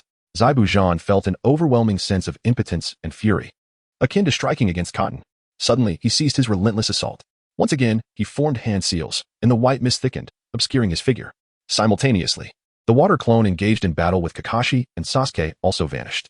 Are you alright, the real you? Kakashi inquired, remaining vigilant against a potential ambush from Zabuza. I'm fine, came the response. Lianjian shook his head, his smile unwavering throughout. He felt an unprecedented sense of well-being. Countless sharp explosions resonated almost simultaneously. The dense barrage of fists seemed to merge into an impenetrable wall, and Lianjian found himself at the heart of this wall. His body was repeatedly struck, creating deep craters upon impact. Blood continuously gushed from his mouth, saturating his shirt. Yet, in an instant, the concave form of his body restored itself to its original state. He grasped Zabuza's fist. The bones shattered by the blow healed in the blink of an eye. I have touched your soul. As Lianjian's pupils dilated, blood vessels swiftly crept across his eyes. It was astonishing to realize that one could touch the essence of the soul through a clone. Bang, bang, bang. The sound of explosions erupted in succession. The fog suddenly dissipated. Once the spine-chilling sound of flesh exploding ceased, clarity returned to everyone's eyes, and they could not help but gasp in shock at the scene before them. Zabuza's limbs had all burst apart, blood oozing from the corners of his mouth as he collapsed to the ground, his gaze vacuous. Yet, the faint rise and fall of his chest indicated that he was not yet dead. Zabuza was destined to perish. Death was merely a matter of time, for he had lost too much blood. However, at that moment, Lianjian surprisingly did not receive any malice points from him. Could it be that there was no animosity towards the one who had slain him? Instead, he felt an overwhelming hostility towards those he had bested. I acknowledge you. Little demon, Zabuza uttered, a smile creeping across his bloodied lips, his voice a broken whisper. This man was even more deranged than he was in his youth. He found it laughable that such a person would remain obedient in Konoha. Death was the inevitable fate of every ninja. Zabuza felt no pain. From the moment he took the life of his first victim, he understood that his end would mirror that of his adversaries, death at the hands of another. His pupils finally dulled. Simultaneously, Lianjian's vision darkened, and he fell backward. Lianjian. Real person. Real person. Kakashi caught Lianjian, lifting him into his arms. Meanwhile, he freed one hand to stow Zabuza's bloodied and remolded beheading sword into a scroll. Naruto, Sakura, and Sasuke gathered around them. Kakashi-sensei, is Lianjian all right? Naruto asked anxiously. Kakashi examined Lianjian for a moment before shaking his head. He's fine, just exhausted from chakra depletion. Instantly relieved, Naruto sighed. Kakashi glanced at Zabuza's lifeless body before carrying Lianjian forward. Let us go.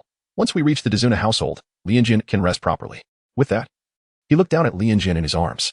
There were too many unanswered questions. Only when Lianjian awoke could they be addressed. Ding. Human malice detected. 10,000. Curse power converted to chakra. 10,000.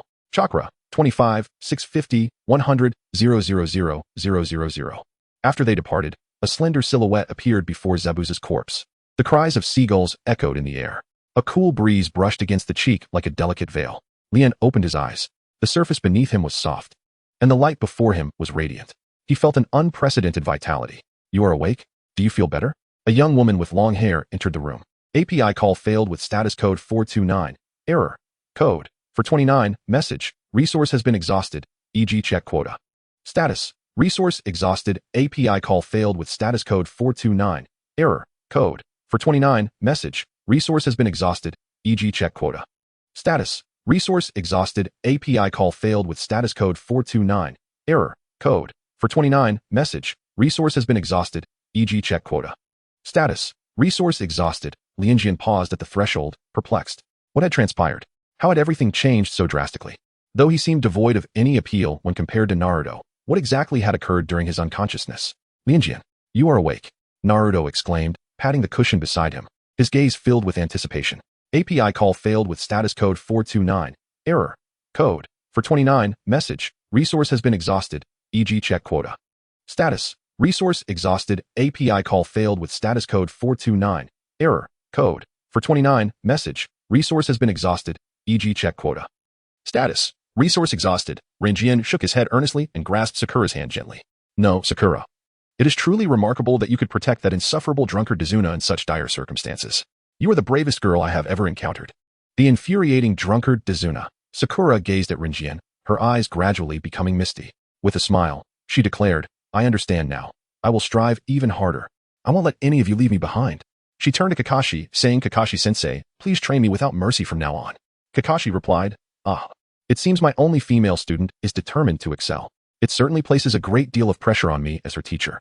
Lianjian, you have yet to reveal how you accomplished that, Naruto said, inching closer to Lianjian with a mischievous grin. Will you teach me, please?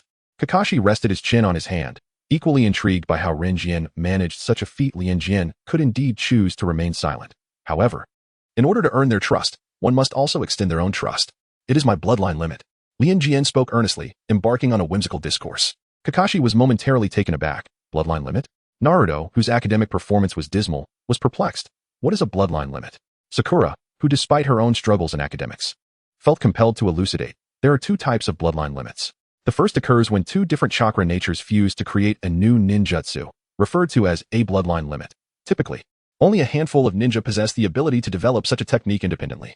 Once successful, this new ninjutsu becomes encoded in the ninja's genes, passed down through bloodline to their descendants.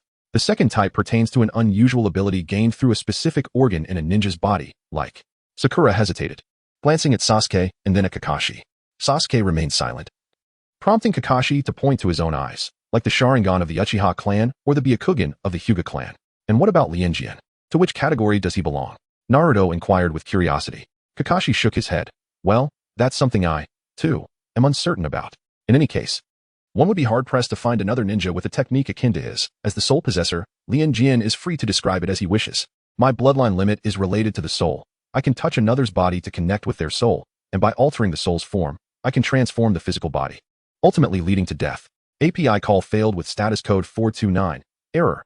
Code. For 29. Message. Resource has been exhausted, e.g. check quota. Status. Resource exhausted. API call failed with status code 429. Error. Code. For 29. Message. Resource has been exhausted, e.g. check quota. Status. Resource exhausted. Lianjian touched Naruto's soul, the sensation searing to the touch, prompting him to cast it aside. Sasuke tightened his grip on the chopsticks in his hand. Throughout this mission, it was Lianjian who had been their savior. Although they were of the same age, Lianjian possessed the prowess to eliminate a Chunin whom even Kakashi found formidable. After finishing their meal, Kakashi led them into the woods behind the cabin for training. Kakashi-sensei, are we not leaving this place? Sakura inquired along the way. Kakashi sighed. No, until Kato makes his appearance. If we leave Dazuna, he will surely be killed. Does this mean we will remain here indefinitely until Kato shows up? Lianjian harbored a certain disdain for the inebriated family that concealed the level of their task. No. On the day of the bridge's completion, Kato would undoubtedly make an appearance, Kakashi asserted. When will the bridge be completed? In a week, came the response. Thus, it meant they would be staying here for an entire week. However, training in this location was not entirely unacceptable. Upon reaching a clearing within the dense forest, they halted their steps. Kakashi regarded the four individuals before him. Let us commence by adeptly manipulating chakra. Naruto was left utterly disheartened. Teacher Kakashi, we all know how to use chakra. Sasuke concurred. All four of us are capable of utilizing chakra. Kakashi resolutely refuted them. No. You are currently unable to efficiently harness chakra. Regardless of the volume of chakra you have trained, if you cannot maintain control and balance, the effectiveness of your techniques will not be fully realized. Inefficient chakra consumption will lead to weaknesses such as an inability to sustain prolonged combat. The forthcoming training will require you to internalize the sensation of control and balance through your bodies. It will be a grueling endeavor, necessitating relentless physical effort. Kakashi stated with gravity. The foundation of a ninja determines how far they can advance. Therefore, seemingly simple foundational training is often the most vital and should never be neglected. What, then, shall we do? Sakura inquired. Climb trees. Climb trees? Indeed, but not with your hands. Rather, with your feet, much like this. Kakashi demonstrated by attaching chakra to the soles of his feet, ascending and descending with ease and verticality. API call failed with status code 429. Error. Code 429. Message. Resource has been exhausted, e.g. check quota. Status. Resource exhausted. API call failed with status code 429. Error. Code 429. Message. Resource has been exhausted, e.g. check quota. Status. Resource exhausted. API call failed with status code 429. Error. Code 429. Message. Resource has been exhausted, e.g. check quota. Status. Resource exhausted. Lianjian has come to comprehend that as long as his soul can grasp a concept, his body shall undoubtedly be capable of executing it. This process requires no training. It is akin to the learning he experiences during combat. Each time he is struck, his soul absorbs the essence of his opponent's attack, enabling his body to replicate the same maneuver in the subsequent moment. His soul surpasses the prowess of his physical form. His nemesis, however, resides in those whose physical strength eclipses that of their spirit. Fortunately, the majority of individuals possess a soul that is more formidable than their corporeal existence, while those who embody a stronger physicality are but a rare breed. API call failed with status code 429. Error. Code 429. Message. Resource has been exhausted, e.g. check quota. Status. Resource exhausted. The first person that Lien thought of was Might Guy. Upon returning, he would have Kakashi-sensei facilitate an introduction. Ah, has Lien already mastered this? Naruto exclaimed in despair, clutching his head. No, I shall not be outdone by Lien. With that declaration, he commenced his own tree-climbing endeavor. Sasuke and Sakura also embarked on their training. The second to successfully complete Kakashi's training task was Sakura. She executed a graceful flip in midair, landing smoothly, and cheekily stuck her tongue out at Naruto and Sasuke, who were still struggling. Ah, since Lien and Sakura have already succeeded, you two may progress to the next phase. Sasuke, Naruto, you must persevere. Kakashi left them with encouraging words as he led Lien and Sakura towards the seaside. Your mastery of chakra is quite refined, so walking on water should pose little challenge. Nevertheless, it is worth attempting. This time, Kakashi refrained from demonstrating and instead stated directly, envelop your feet with chakra and walk upon the water's surface. Lianjian and Sakura exchanged glances, both ascending onto the water's surface simultaneously. As anticipated by Kakashi, walking on water posed no challenge for either of them. Before long, they were leaping effortlessly across the surface, even engaging in a spirited water fight. Soaked from head to toe, Kakashi pondered the situation. 005. Bai's revenge. Are you aware of your chakra natures? He inquired as they returned to the forest. Unfortunately, he had not brought along any chakra testing paper to impart ninjutsu to Lianjian and Sakura. It was essential to ascertain their chakra natures. Sakura hesitated. She certainly understood what chakra natures were, yet she had never tested her own. Consequently, she shook her head in confusion. Kakashi sighed and turned his gaze toward Lianjian. API call failed with status code 429. Error. Code 429. Message. Resource has been exhausted, e.g. check quota. Status. Resource exhausted. As Lianjian was about to shake his head, the electronic voice resonated once more. He smoothly adjusted his response. I possess the attributes of fire, wind, lightning, earth, and water. Kakashi was taken aback. Could it be that he, like Lord Hokage, possessed all 5 elemental affinities? Since Lianjian was aware of his attributes, the teaching could now commence. Kakashi turned to Sakura, imploringly stating, Sakura, as we are unaware of your chakra affinity and lacking chakra testing paper, instruction in ninjutsu must await our return to the village. Sakura shook her head, displaying her understanding. It's all right, sensei. Please focus on guiding Lianjian. I can protect Mr. Tazuna on the bridge. With a smile, Sakura waved her hand. Lianjian. Practice diligently. I must take my leave. Understood. Lianjian waved at her until Xiao Ying's figure vanished into the woods, at which point he and Kakashi withdrew their gazes. Kakashi-sensei, I aspire to learn the most formidable ninjutsu. Upon hearing Lianjian's words, the first technique that sprang to Kakashi's mind was Raikiri. However, he hesitated, uncertain whether it would be too early for Lianjian to practice such a technique at this juncture. Although Lianjian was associated with Danzo, he bore little resemblance to him. At the very least, Kakashi had long considered him his own student. Lianjian, wouldn't it be prudent to start with basic ninjutsu first? Kakashi gently advised. Lien shook his head, asserting, no, I wish to challenge myself. However, this was a mere pretense. The truth lay in the fact that he had never witnessed a formidable ninja vanquished by ordinary ninjutsu. Throughout the entirety of Naruto, he had observed ninjas perish beneath the gaze of the Sharingan, fall to the spiraling shuriken, and succumb to the Raikiri. Yet he had never seen a ninja defeated by the great fireball technique or the water dragon jutsu. You may attempt it, but do not overexert yourself, Kakashi cautioned. Are you familiar with the Rasengan? Kakashi inquired.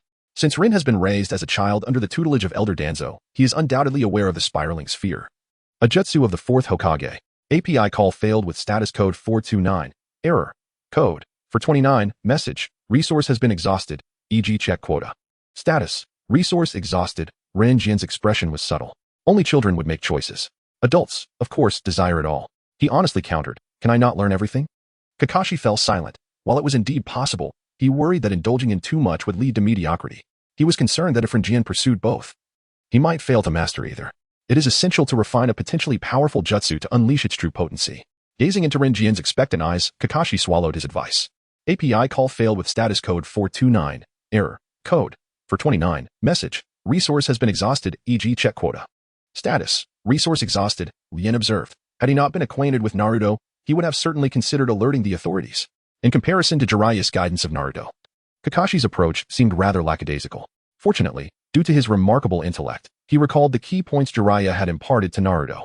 The essence of the Rasengan lies in concentrating chakra in the palm, allowing it to flow in an erratic manner while compressing it, thereby forming a sphere of attribute-less chakra, akin to the size of a palm, intended for offensive purposes. Thus, the first step necessitates gathering chakra in the center of the hand. The first step is accomplished. Next, one must maintain a stable and continuous release of chakra. The second step is achieved. Sustaining the released chakra while materializing it, concentrating high-density chakra in the hand, continuously releasing, maintaining, and ultimately solidifying it into a miniature typhoon. The third step is triumphant. Lian approached the tree trunk with determination. The trunk bore an inexplicable hole, a remnant of human intervention.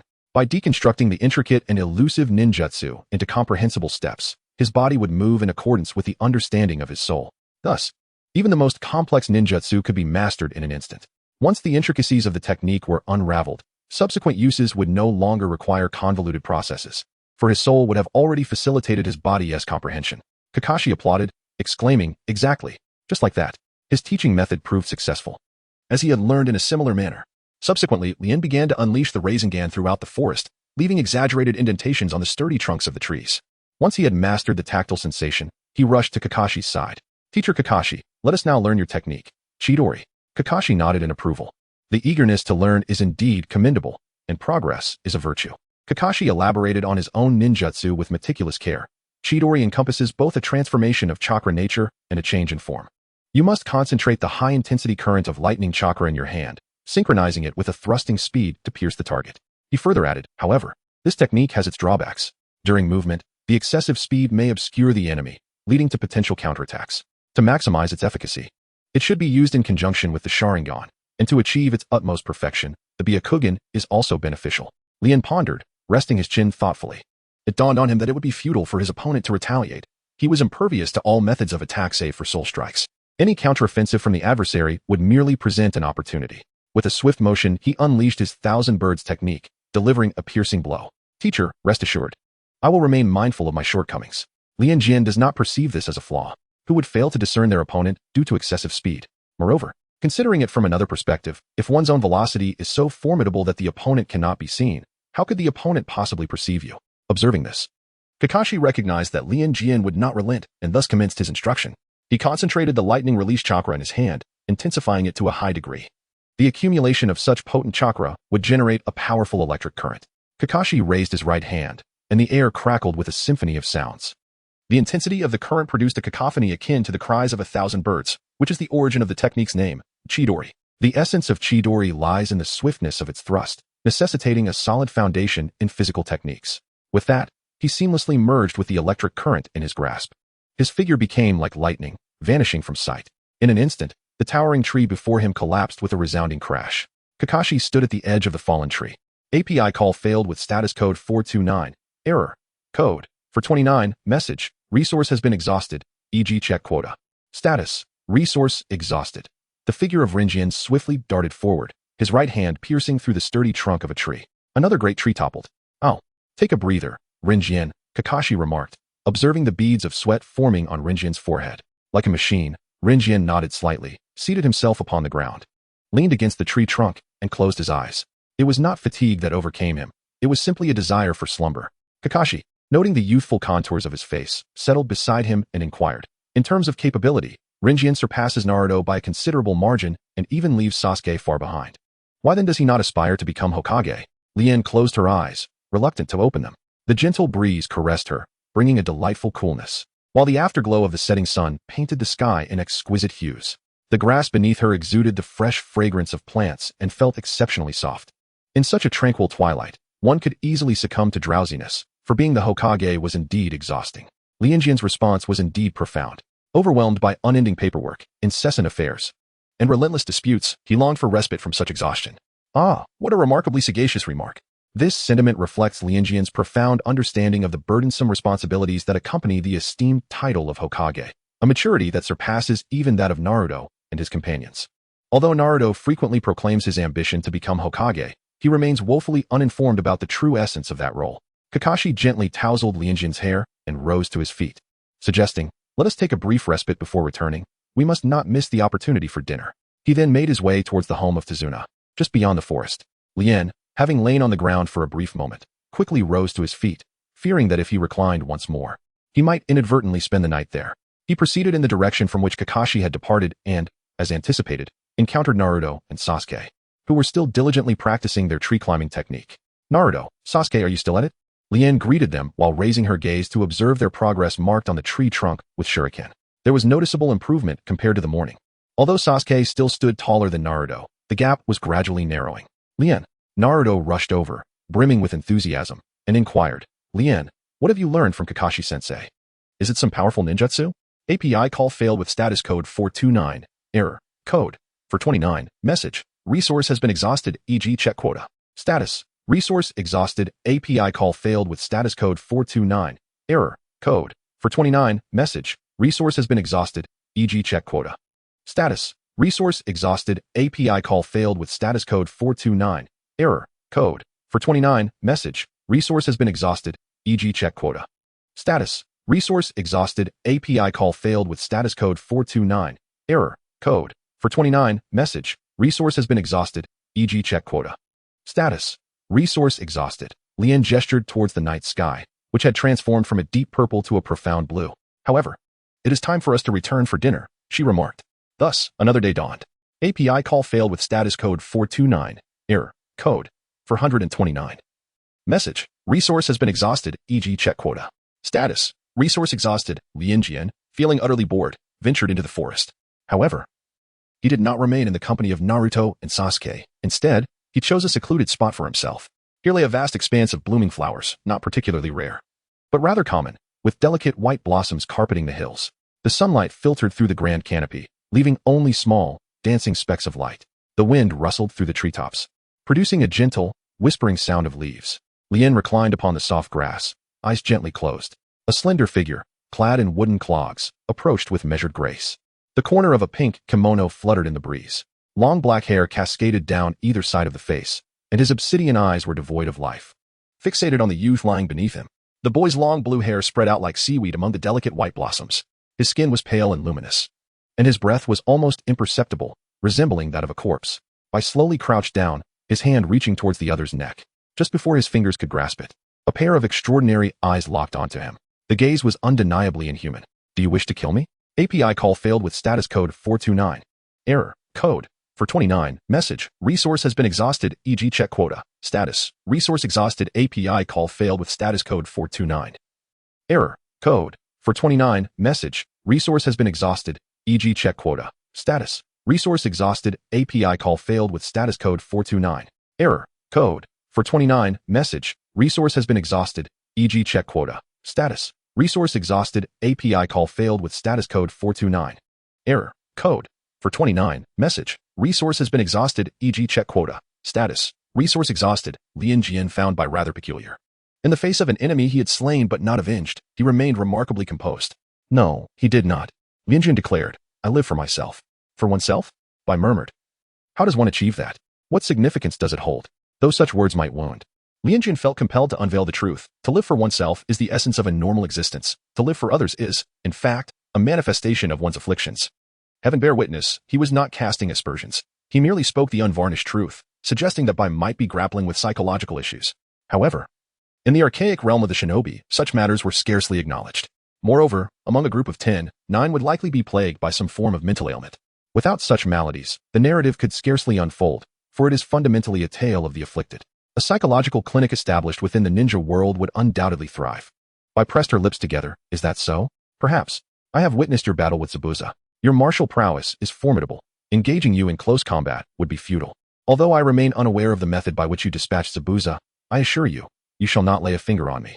Secret technique, 1000 kill water surge. Whoosh. As her words fell, droplets of water in the air swiftly crystallized into slender ice needles, hurtling towards Lianjian from all directions. Lianjian, undeterred, advanced with fervor.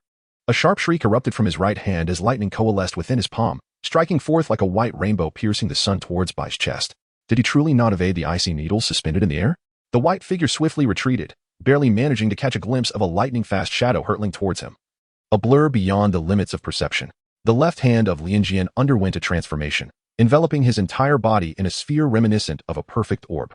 Ice needles pierced the surface of this sphere, producing a crisp sound of shattering, yet the orb remained unscathed.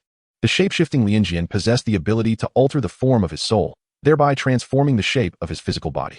Once a human soul is transformed, it becomes exceedingly susceptible to death. However, the range of alteration for spell spirits is far broader, and regardless of how he modifies the shape of his own soul, he faces no peril. Thus, in combat, he can morph at will, altering his size, creating duplicates, and launching a myriad of unforeseen assaults. Blood dripped steadily onto the grass. Bai gasped for breath, his right shoulder pierced with a sharp pain, yet he exhibited little more than ragged breathing.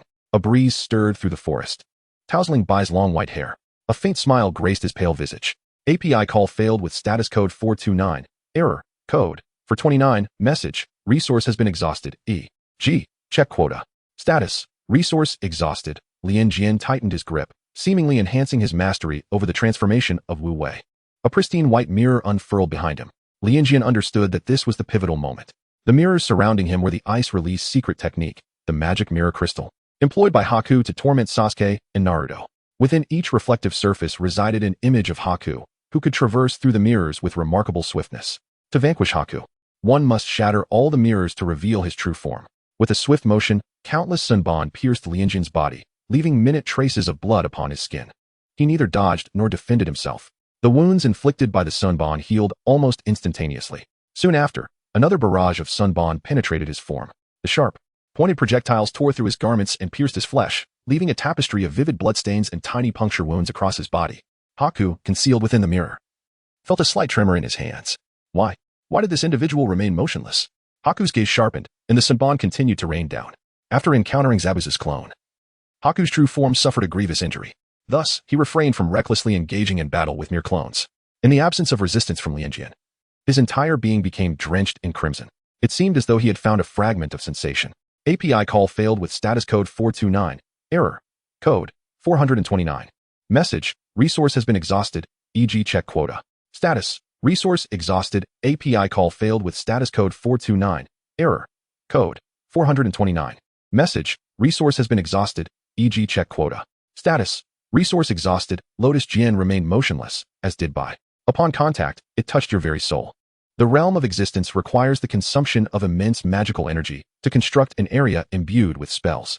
Within this domain, the sorcerer experiences an enhancement of their state influenced by environmental elements, and the spells cast within the realm possess an unfaltering accuracy. Thanks to this inherent certainty of hitting the target, the Master Lotus Jian can invoke the art of effortless transformation upon others without the need for physical contact. Thus, it can be said that as long as an opponent is ensnared within this domain, victory is assured. Bai sensed the unseen hand that manipulated him from afar. Is this how Mr. Zahn died? Bai's expression remained placid, devoid of fear or regret. Lianjian recalled the words spoken by Sakura, "Let me see your soul." A pallid expanse enveloped him, a monotonous, snow-laden world. A ragged child sat alone beside a refuse bin. Whenever someone discarded their waste, he would swiftly rise, rummaging through the garbage bags in search of sustenance to quell his hunger. The wild dogs that rushed in to snatch food were met with his impassive demeanor as he shooed them away. Thus, he repeated this cycle day after day, until the moment when Jean ceased to linger before him. Two one-way streets converged, and everything transformed. Lian glimpsed into the depths of the soul, uncovering all the memories of the past, including his methods of training. Farewell. Lian released his grip, blood oozing from the corner of his pale lips. Lianjian did not alter his appearance. Instead, he crushed his heart. The white figure floated down gently, akin to a fallen leaf descending to the ground, seemingly devoid of weight. The domain of Rinjian rapidly fractured. His body swayed slightly. The chakra required to open a domain was overwhelming. After enduring the battle, it was still somewhat strenuous for him to activate a domain at this moment. He cast a glance at his blood-soaked attire and proceeded towards the Dazuna residence. Behind him, The pale corpse lay quietly amidst the blossoms. 006. Daily life of the Leaf Village. Rinjian. Two exclamations rang out. The young daughter of the Dazuna family covered her mouth in terror, gazing in disbelief at the scene before her. She hurried forward, but for some reason, she abruptly halted her steps. At that moment, Kakashi, who was gazing out at the sea, turned upon hearing the commotion. Upon seeing Rinjian drenched in blood, his brows furrowed. His expression turned grave, and he swiftly approached Rinjian, asking, "What has happened?" Lian appeared weary, responding listlessly, "I encountered a ninja seeking vengeance for Zabuza, but I have already dealt with him. Although formidable, the technique drained his chakra with just a single use." Kakashi, upon hearing this, refrained from further comment. The demeanor and physical state of Lian indicated that the battle was far from the ease he described. First, take a bath and change into fresh clothes. Then allow yourself some well-deserved rest, Kakashi advised Lian, turning to the young woman beside him. "I would appreciate your assistance." The young woman gradually calmed, gently shaking her head. Her eyes reflecting a complex array of emotions as she replied, "You are too kind." With that, she turned to prepare a bath and set out clean garments for Lian. Rinjian followed her to the bathroom. After cleansing the blood from his body and changing into a clean but ill-fitting outfit, he lay down on the tatami mat, utterly exhausted, and soon fell into a deep slumber. Kakashi gazed at his tranquil, sleeping face, feeling an involuntary pang of guilt. This mission had escalated to an A rank. Yet in his determination to protect Konoha, he had recklessly placed these freshly graduated genin in peril, failing to fulfill his duty of safeguarding them. Throughout the journey, it was Rinjian who had fought desperately to protect the others, braving danger alone without shifting any threats onto his comrades. If Rinjian had indeed perished in that forest. Kakashi exhaled, feeling as though a colossal weight pressed upon his chest. "Mr. Kakashi." As Kakashi closed the door behind him, he unexpectedly collided with the daughter of Tazuna. She was a gentle woman, with a soft exterior that belied her remarkable strength. "What is the matter?" Kakashi inquired. She shook her head, gazing at him intently. "I just feel that you needn't blame yourself, Mr. Kakashi." Kakashi was taken aback. "Ah, you noticed, did you?" She smiled. "Let us have a grand feast tonight. For tomorrow marks the official completion of the bridge." Nightfall descended, with moonlight spilling over the sea, shimmering like a grove of white birch trees emerging from the depths. "Rinjian! Rinjian!" Naruto shouted as he dashed into the living room, only to be halted by Kakashi. "Kakashi-sensei?" Naruto looked up in confusion, while Sasuke mirrored his bewilderment. Sakura glanced at Rinjian's tightly shut door and asked, "Kakashi-sensei, is Rinjian resting?" Kakashi nodded. "What the heck?" Naruto grumbled, puffing out his cheeks in frustration. "That guy has been sleeping all day. It's time to wake him up." Kakashi seized Naruto by the collar and tossed him towards the dining table, then sat down to explain to his three oblivious students what had transpired earlier that day. Sakura's pupils dilated as she stared blankly at the door. Sasuke bowed his head, clenching his fists. Could it be that Rinjian had once again faced danger alone? The most agitated, Naruto, remained silent. Kakashi glanced over, seeing Naruto's eyes reddened, a film of tears glazing his sapphire irises. Such a thing must never happen again. Absolutely not. What must never happen? As Lian opened the door, she beheld Naruto, whose expression was one of unwavering determination. "Lian, you have finally awakened," Naruto exclaimed, rushing towards her. Lian, though perplexed, could surmise the underlying meaning. "I am well. It is merely that hunger has rendered me rather famished." API call failed with status code 429. Error. Code. For 29. Message. Resource has been exhausted, e.g. check quota. Status. Resource exhausted. Lian chose to ignore him. Tomorrow, Kato was expected to make his appearance. The following day, at dawn, Kakashi and his companions, laden with their packs, made their way towards the bridge. They witnessed the final completion of the structure, destined to face opposition from those unwilling to see it finished. Amidst the thin mist that enveloped the sea, Kato, accompanied by a throng of ninjas and wandering warriors, obstructed their path ahead. Kakashi was not the least bit surprised. As anticipated, he had indeed arrived. Lianjian added, "After all, the strongest combatants, Zabuza and Bai, have both met with defeat. He must be utterly frantic." Kakashi lowered his head, a smile creeping across his eyes. "What does Lianjian believe we should do?" Naruto, brimming with eagerness, exclaimed, "Naturally. We should beat them to a pulp. Let them never dare to set foot in the land of waves again." Lian addressed Naruto, stating, "The rogue ninjas and wandering ninjas are indeed ruthless villains, resorting to any means necessary for survival and profit. If we expel them from the land of waves, they will simply seek another land of waves to continue their malevolence." Naruto was taken aback, blinking in surprise, clearly confronted with a gap in his knowledge. He instinctively inquired, "Then what should we do?" API call failed with status code 429. Error. Code. For 29. Message. Resource has been exhausted, e.g. check quota. Status. Resource exhausted. Lianjian shook his head, a glimmer of excitement evident in his eyes.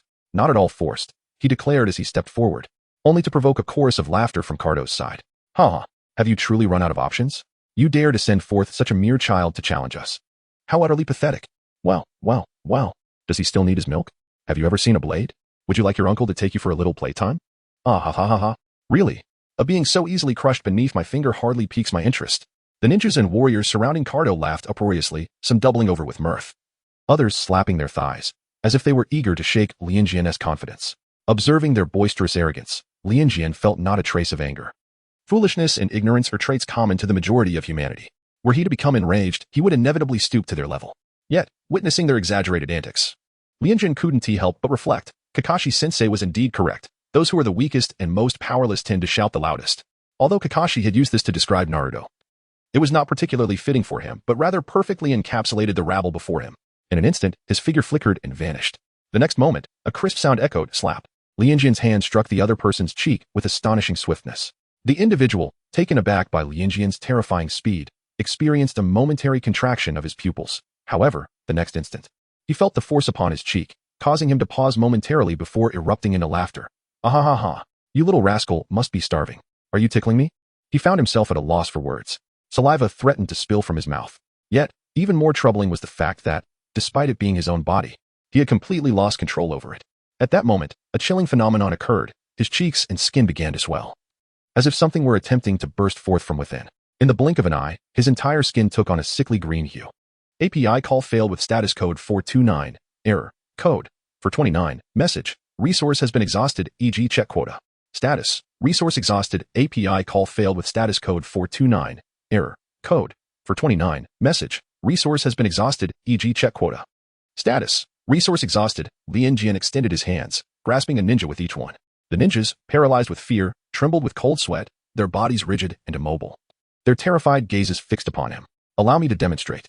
Become the nourishment for my power. Multiple souls. Extraction. The two cyborgs were forcibly merged into a single entity.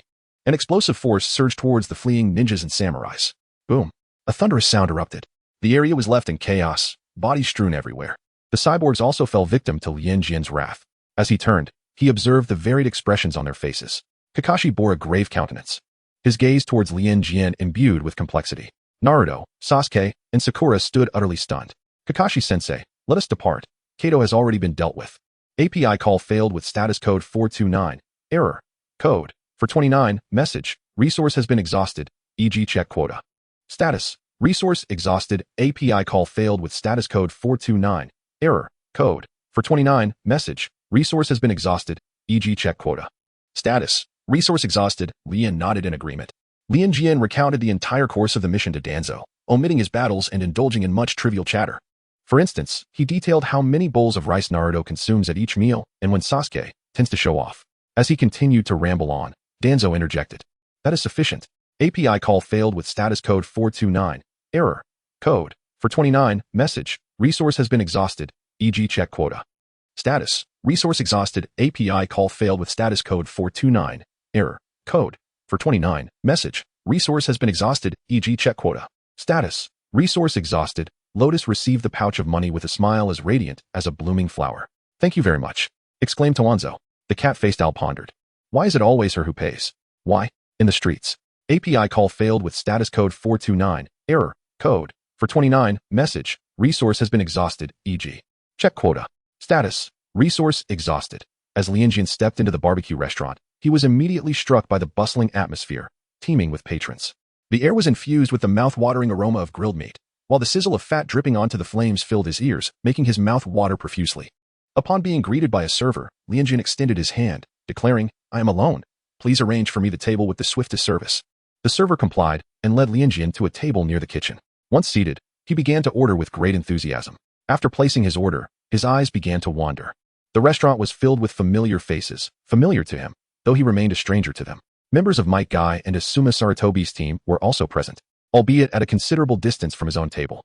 Is that the newcomer from Team 7? Yamanaka Ino inquired, glancing curiously at the blue-haired boy's silhouette. Asuma Saratobi nodded affirmatively, stating, indeed, this is common knowledge among the leading jonin. Since the establishment of Konoha, ninja teams traditionally comprised 3 members. This marked the first instance of a 4-member squad. However, considering that this boy had been forcibly placed into the team by Elder Danzo, they felt powerless to change the situation. He appears to be quite an endearing young lad, Ino remarked, intrigued. Asuma cautioned, do not underestimate him. He has not attended the ninja academy, but has instead undergone training in the Umbu, which may render him stronger than you might expect. Ino's teammate, Akimichi Choji, his mouth full of grilled meat, queried, but isn't he too young to join the Umbu? Asuma chuckled lightly. His circumstances are rather unique. The three individuals present, each with their own distinctive backgrounds, understood the implications instantly. API call failed with status code 429, error, code, for 29, message, resource has been exhausted, e.g. check quota. Status, resource exhausted, Lianjian intends to commence the development of ice release during this period. After indulging in a sumptuous barbecue, Lianjian sought solace in a secluded forest. A satisfied appetite is essential for productive endeavors. Ice release is a bloodline limit technique formed by the amalgamation of water release and wind release chakra. While ice release may appear to be of limited utility, when wielded by a formidable chakra wielder and with sufficient development, its potential is remarkably high. The journey to develop a new bloodline limit is not without its challenges. Yet it is not insurmountable. After all, ice release is quite comprehensible, unlike that individual, the one who employs dust release. API call failed with status code 429. Error. Code. For 29, message, resource has been exhausted, e.g. check quota. Status. Resource exhausted. Ren entered a routine life focused on developing new ninjutsu and undertaking low-level missions. The tasks in the Land of Waves were merely incidental. The missions that followed were indeed those befitting newly graduated genin. These included activities such as collecting litter from the river, assisting others with weeding, and walking dogs. The bond between Naruto and Sasuke grew increasingly strained, or rather, it became more rigid. Sakura remained preoccupied with thoughts on how to invite Sasuke out alone. Both Naruto and Sakura seemed oblivious to Sasuke's growing anxiety. Lianjian immediately discerned the essence of a diligent student yearning for progress yet constrained by a lack of opportunities. This understanding presented him with a fortuitous moment.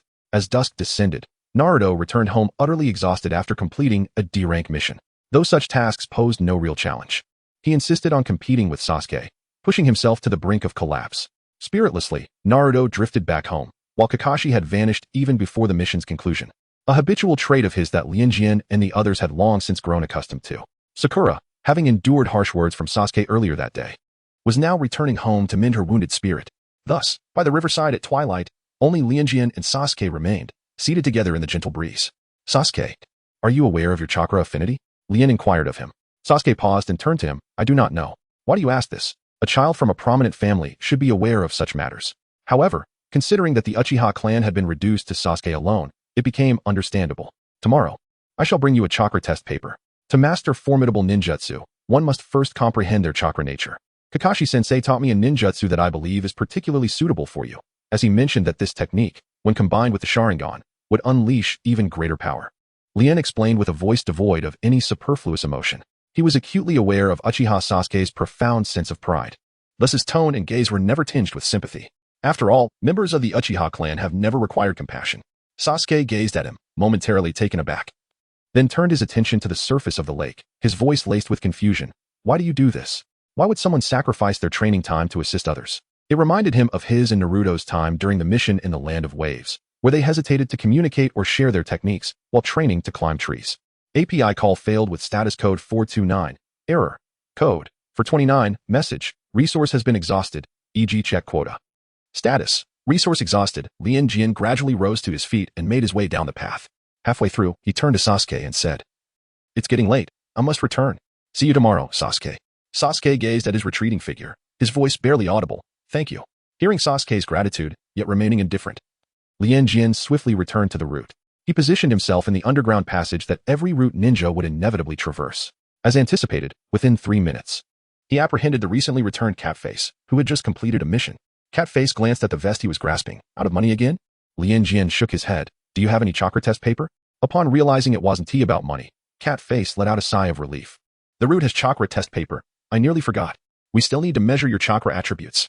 Catface then led Lianjian towards the room where the chakra test papers were stored.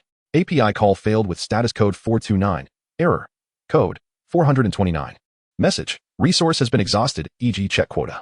Status. Resource exhausted. Before Catface could voice his doubts, Lianjian had already provided a perfect answer. Was it not Lord Danzo who advised taking the initiative to gather intelligence? Catface furrowed his brows beneath the mask, surveyed his surroundings, and sternly remarked, What do you call Lord Danzo? API call failed with status code 429. Error. Code. For 29. Message. Resource has been exhausted, e.g. check quota. Status. Resource exhausted. API call failed with status code 429. Error. Code. For 29. Message. Resource has been exhausted, e.g. check quota. Status. Resource exhausted, Lian responded conservatively. The cat-faced figure nodded, saying, Lord Danzo's wind release techniques are formidable. I shall report to Lord Danzo and provide you with the scrolls for your ninjutsu training. Lian nodded slightly, expressing gratitude. The cat-faced figure departed without a backward glance. The following day, Lianjian and Sasuke encountered each other upon the bridge. Lianjian handed the chakra test paper to Sasuke. All you need to do is infuse your chakra into this paper. As the chakra test paper crumpled, it ignited. API call failed with status code 429. Error. Code. For 29. Message. Resource has been exhausted. E.g. check quota. Status. Resource exhausted. Lianjian and Sasuke ventured into a forest more conducive to their training. Lianjian first demonstrated for Sasuke. The instant the electric arc ignited, a sharp sound pierced the air, causing discomfort to the eardrums. Sasuke observed as Lianjian executed the Chidori, penetrating a stout tree trunk. The light in his black eyes growing increasingly radiant, concentrating the high-intensity current formed by lightning-released chakra in his hand. He combined it with the speed of his thrust to pierce the target. This is the essence of Chidori. Throughout the day, Lianjian remained by Sasuke's side, guiding him in the practice of Chidori. Naturally, while Sasuke honed his skills, he also sought to develop his own ice release, occasionally glancing at Sasuke's progress. From what he could see, Chidori seemed rather challenging to master. Nevertheless, Sasuke never uttered a word of surrender, nor did his gaze waver even slightly from the beginning. As the sun sank in the west, API call failed with status code 429. Error. Code. For 29. Message. Resource has been exhausted. E.g. check quota. Status. Resource exhausted. API call failed with status code 429. Error. Code. For 29. Message. Resource has been exhausted. E.g. check quota. Status. Resource exhausted. API call failed with status code 429. Error. Code. For 29. Message. Resource has been exhausted. E.g. check quota. Status. Resource exhausted. Lianjian gazed longingly at the art of immortality. Whether it be the Dragon Cave or the mysterious Wood Mountain, he yearned to experience them both. Thus, he would not abandon either the paths of Jiraiya or Orochimaru. Simultaneously, he was acutely aware that one individual alone would not suffice. He would inevitably need to conjure a shadow clone in due course. Every decision required careful deliberation. To rejuvenate his nearly exhausted brain cells, Lianjian resolved to indulge in a sumptuous feast shortly. Naruto, Sakura, what troubles you? Upon witnessing Naruto and Sakura being oppressed by outsiders from another village, Lianjian, a fervent denizen of the Hidden Leaf Village, could not remain a passive observer. He approached them with determination. Kanjiro, brandishing Konohamaru in his grasp, exhibited a menacing demeanor. How audacious to act so brazenly in another's village. Lianjian resolved to persuade through reason and kindly reminded them, you are indeed the ninja from Sand Hidden Village. And what you are holding is none other than the grandson of our third Hokage from the Leaf Village. Engaging in hostilities against the children of Konoha during a non-combat phase may very well incite discord between our two nations. Kanjiro truly was a fool, possessing a mind as small as a pea. To seize the grandson of the opposing leader within another's village was a reckless act. Had it not been for his sheer luck, he would have been in a dire predicament. Politics, it appears, is an inescapable reality, even in the most fervent of battle narratives. Even Lianjian's current father figure was adept at manipulating the intricacies of politics. Kanjiro indeed froze, fixating on the child in his grasp, unable to swallow his indignation, yet too fearful to act. Ding. Malicious intent detected. 100. Conversion of curse power to chakra. 100. Chakra level. 258501000000000. Lianjian stepped forward, sensing that Kanjiro intended to strike him. He continued to reason with him. I am a senior member of Konoha, the son of Elder Danzo, who is second only to the Hokage. The Hokage is a magnanimous individual who may overlook the fact that you assaulted his grandson. However, having harmed me, my father will certainly take issue with it, for he is rather petty. Kanjiro became increasingly rigid. Ding. Malice towards humanity detected. 100. Conversion of curse power into chakra. 100. Chakra. 25, 950, 100, 000, 000. API call failed with status code 429. Error. Code. 429. Message. Resource has been exhausted. E.g. check quota. Status. Resource exhausted. API call failed with status code 429. Error. Code. 429. Message. Resource has been exhausted. E.g. check quota. Status. Resource exhausted. Rin greeted them with a friendly wave. Kanjiro was forcibly pulled away by Tamari. Rin, do you know how they arrived in Konohagakure? They are clearly ninjas from another village, Sakura inquired. Although the Land of Wind and the Land of Fire are allied nations, it remains strictly prohibited for ninjas from either side to appear in the other's hidden village without permission. Lianjian elucidated. It must be the Chunin exam. The mere anticipation of what was to unfold sent a thrill coursing through him. Chunin exam registration? Naruto inquired, utterly perplexed. Even Konohamaru was aware of the Chunin exam. It is the examination for genin to ascend to the rank of Chunin. Naruto's eyes sparkled with excitement. Chunin. I too aspire to become a Chunin. Sakura nodded in understanding. So that's how it is. Suddenly, she recalled the long-absent Sasuke and asked, Lianjian, do you know where Sasuke is? We haven't seen him all day. Naruto turned his head away, feigning disinterest, yet his ears perked up attentively.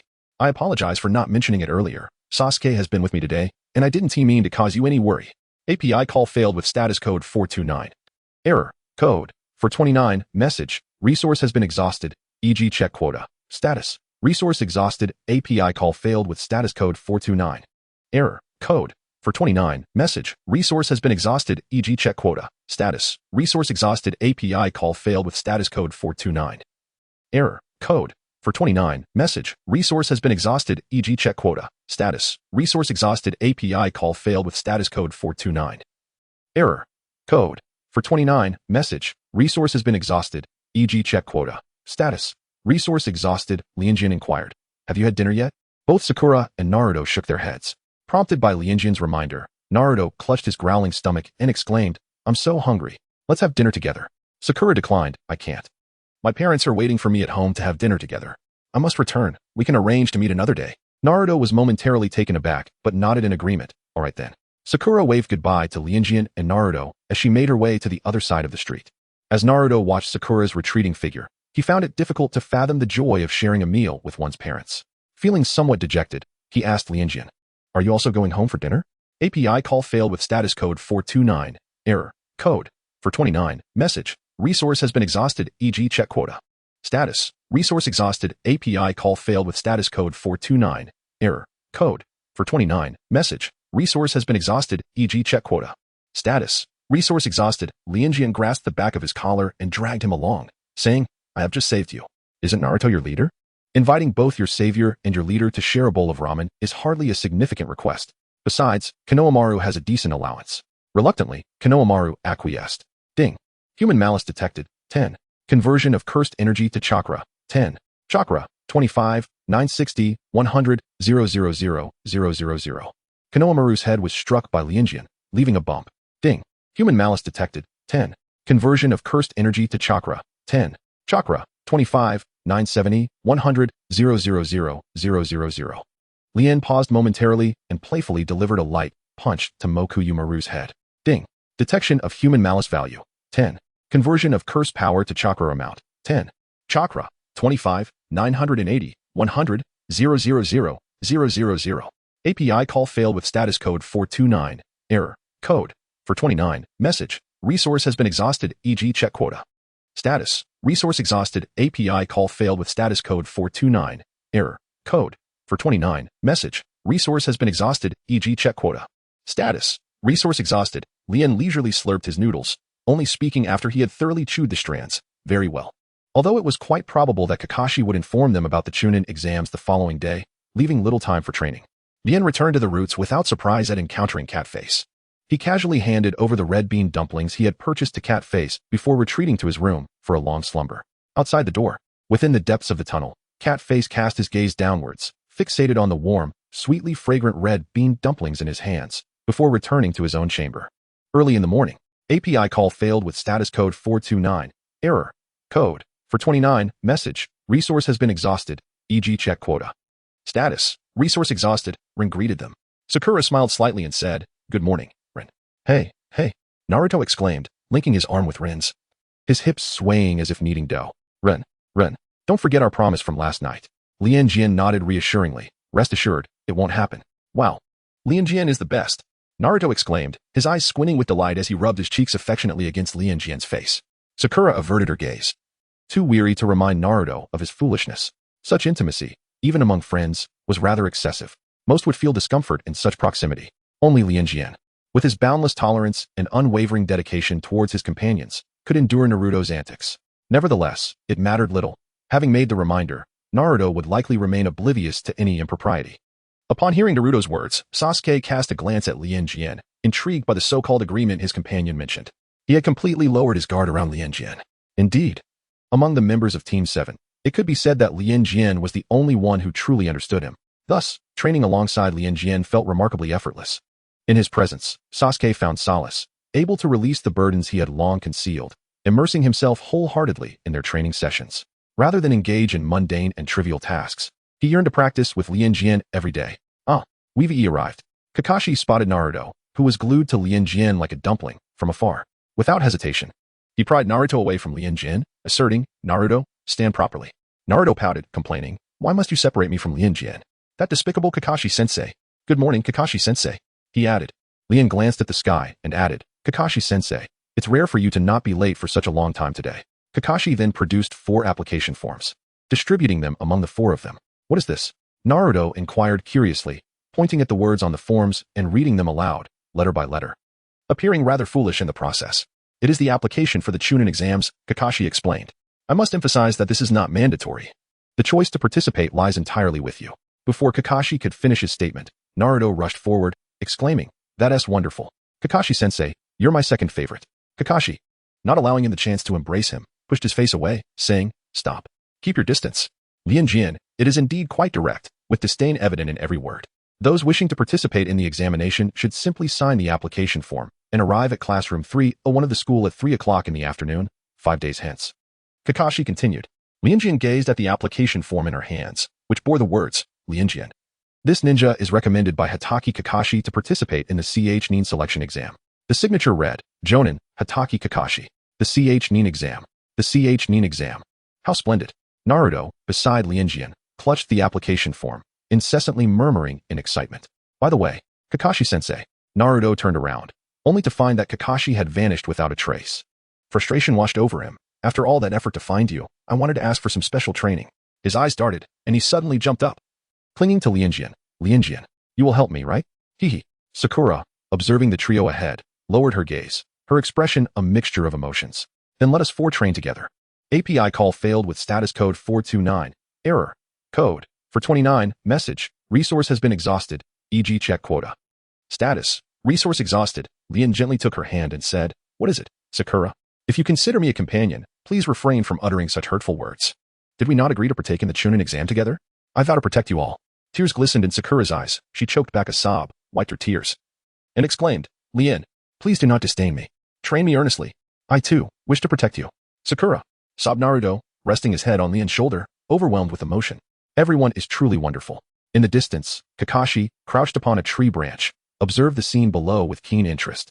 He shook his head, reflecting that the one truly embodying the potential of Hokage was indeed a genuine individual, gentle, strong, and caring for their comrades. This inevitably reminded him of someone from his past. "It's so challenging, but I shall not surrender."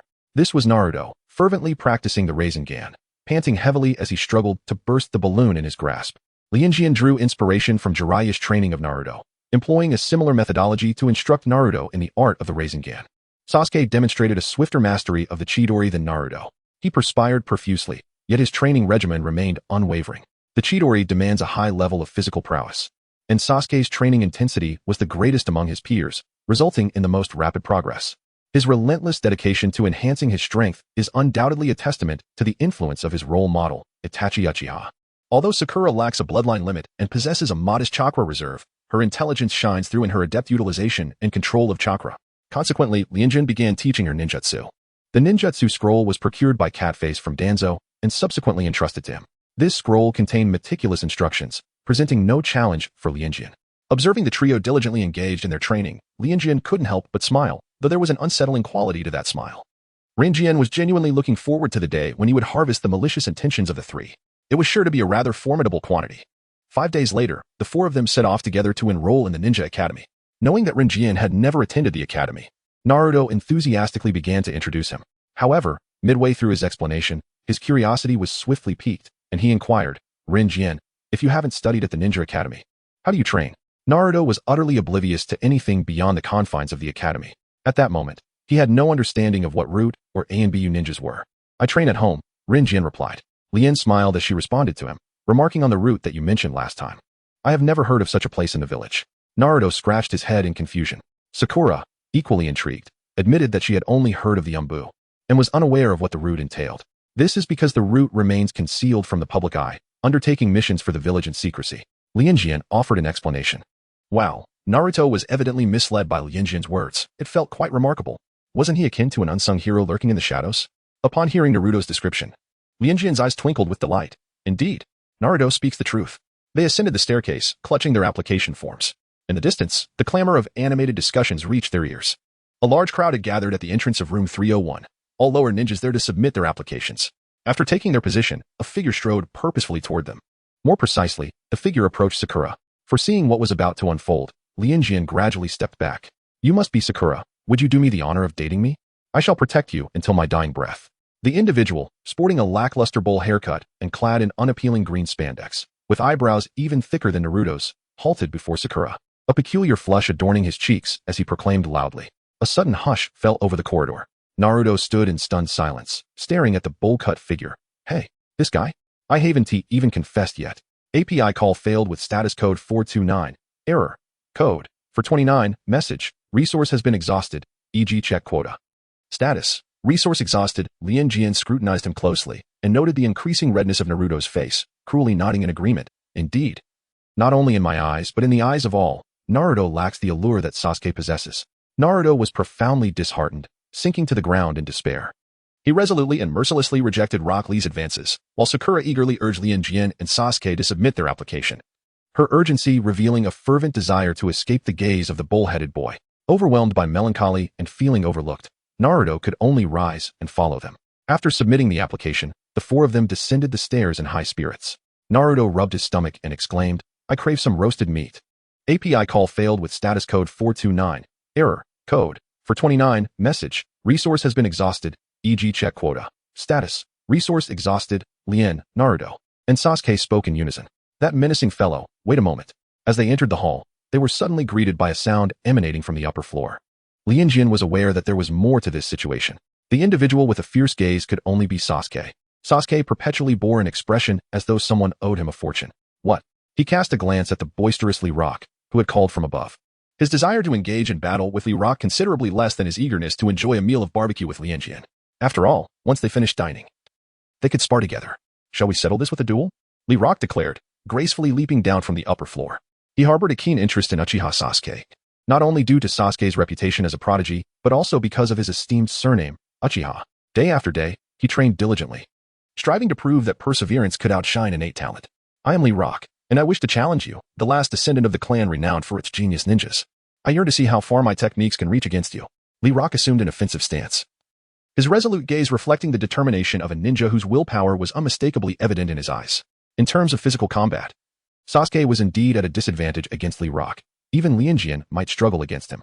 However, the distinction lay in the fact that Lee Rock specialized solely in physical techniques, while both he and Sasuke possessed a broader repertoire. Training with him would be beneficial for Sasuke rather than detrimental. Sasuke, we shall await your readiness. Lianjian addressed Sasuke, to which Sakura and Naruto nodded in agreement. Let us settle this swiftly, Sasuke declared, stepping forward. In the past, he relished the theatrics before battle. But since engaging in combat with Lianjian, he had come to realize that idle chatter only afforded the enemy an unexpected opportunity to strike. Thus, he refrained from any further banter. The Sasuke who faced Lianjian daily was a transformed individual. His combat awareness and experience had undergone significant enhancement. Consequently, the anticipated scene of being knocked out by Rock Lee did not transpire. Instead, the two engaged in a fierce exchange. Rock Lee found himself unable to subdue Sasuke unless he relinquished his bandages. Just as Lee prepared to remove them, a hand intervened. You truly embody the spirit of youth, exclaimed Might Guy, making a flamboyant entrance atop a turtle. His arrival dazzled Lianjian and Rock Lee, yet left the others unimpressed. Naruto remarked, what a peculiar fellow, there are two of them. Turning to see Lianjian gazing starry-eyed at the figure clad in a tight suit atop the turtle, Naruto's vision darkened, and he grasped Lianjian's shoulders, shaking her urgently. No, Lianjian, don't let their aesthetics influence you. Lianjian, don't become one of those strange individuals in green spandex. The Chunin exam had yet to commence, and fighting was prohibited. Lee, Might Guy declared, landing a punch that sent Rock Lee flying. His method of halting the battle was both direct and unrefined. In their gaze, Might Guy and Lee, master and disciple, inexplicably embraced one another, shedding tears of joy while inexplicably laughing. Under the influence of their formidable will, illusions of a sunset and the sea materialized within the hall, evoking a sense of eeriness. How is your teacher Kakashi faring? True to their camaraderie, the first inquiry was about Kakashi. Might Guy noticed the group of children, and the only one who did not disdain their bond, Lianjian, stepped forward, saying, Kakashi-sensei is well, he is likely hiding somewhere engrossed in a book. Might Guy pinched his chin, revealing a radiant smile, and replied with a hint of exasperation, since you have asked, I shall not conceal it. Others refer to Kakashi and me as eternal rivals. Who even asked? API call failed with status code 429. Error. Code. For 29, message, resource has been exhausted, e.g. check quota. Status, resource exhausted, API call failed with status code 429, error, code. For 29, message, resource has been exhausted, e.g. check quota. Status, resource exhausted, API call failed with status code 429, error, code. For 29, message, resource has been exhausted, e.g. check quota. Status, resource exhausted, the immortal Lianjian. Ah, how truly familiar it feels upon our first encounter. Lianjian was suddenly embraced by Might Guy. Oh, how youthful this is. I believe you and Li will become as dear friends as Kakashi and I. Hey, you strange, bushy-browed fellow. Naruto hastily extricated Lianjian from Might Guy's grasp. All right, Lianjian. Best of luck in the Chunin exams. Might Guy rose and exchanged a few words with Li before vanishing into the hall. Li turned to Lianjian, offering a sincere smile. His cheeks adorned with a rosy hue. It's a pleasure to meet you. May I ask your name? I am Lianjian. And I am equally delighted to make your acquaintance, Li. Lian smiled gently at him. Li Chong nodded affirmatively. Sakura's lips twitched, genuinely marveling. The ability of real people to make friends is truly remarkable. Li Locke once again directed his gaze towards Uchiha Sasuke, his expression turning icy. I concede, Uchiha Sasuke. You are indeed formidable, but the strongest contender in this Chunin exam resides within our group. Is that so? Sasuke glanced at Lien, who wore a gentle smile devoid of any threat, his expression inscrutable. Contrary to your belief, I think that within our group, it is Li Locke. Misunderstanding Sasuke's remark, Li Locke assumed he was referring to himself. Then let us wait and see, he declared, leaping to the second floor and vanishing before their eyes. After this brief interlude, the four of them made their way to the barbecue restaurant. Upon entering, just as the meat was perfectly grilled, Kakashi swooped in like a whirlwind, taking a seat beside them. Lianjian, thank you. Kakashi unceremoniously devoured the grilled meat.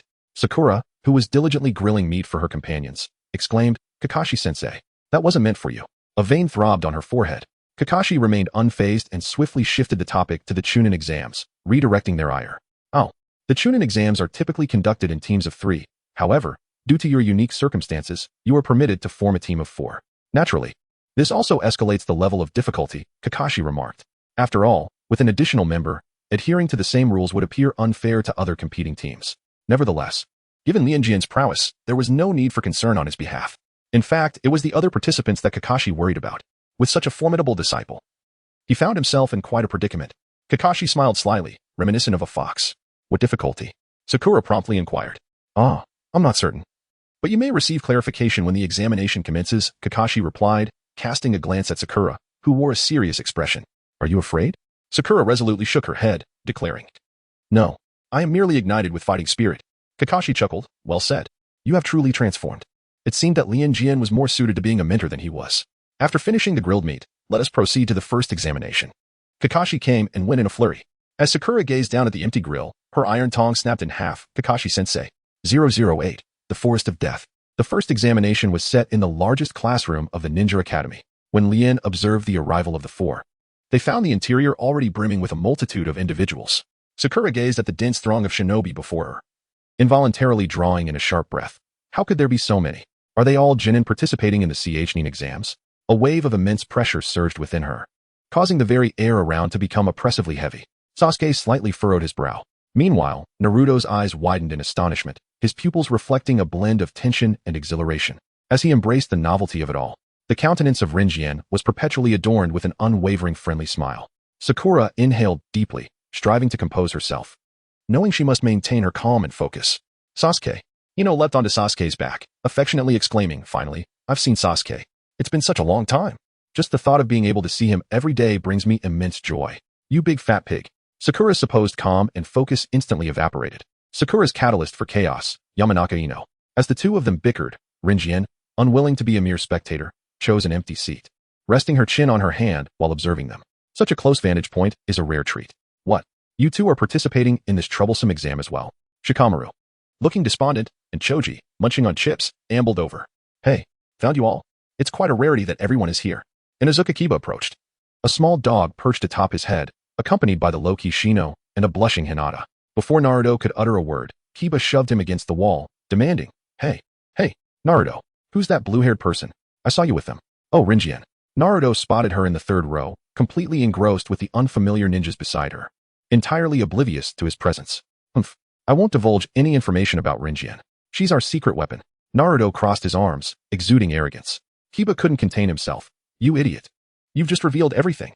Her name is Lianjian. She's incredibly powerful, and if she's a secret weapon, her strength must rival Sasuke's. Yet another formidable rival. At this moment, Lian sat with her chin resting on her hand, patiently listening to the pretentious banter of the nearby ninjas. Is that so? That sounds quite impressive. Upon hearing Lian's words, the individual became increasingly animated, nearly divulging the color of their undergarments in their excitement, only to receive a compliment from Lian on their fine taste. Naruto and his companions captured the attention of most of the lower ninjas in the classroom, though the gazes directed at them were far from benevolent. This prompted Yakushi Kabuto to step in and remind them, while also attempting to establish rapport. Dear younger comrades, allow me to share a piece of valuable intelligence with you. Courtesy of this ninja identification card, Kabuto spoke in a tone reminiscent of coaxing elementary school children. The 9 of them surrounded Kabuto, their heads huddled together, curiously observing the card in his hand. At Sasuke's request, Kabuto produced the identification card containing information about Rock Lee.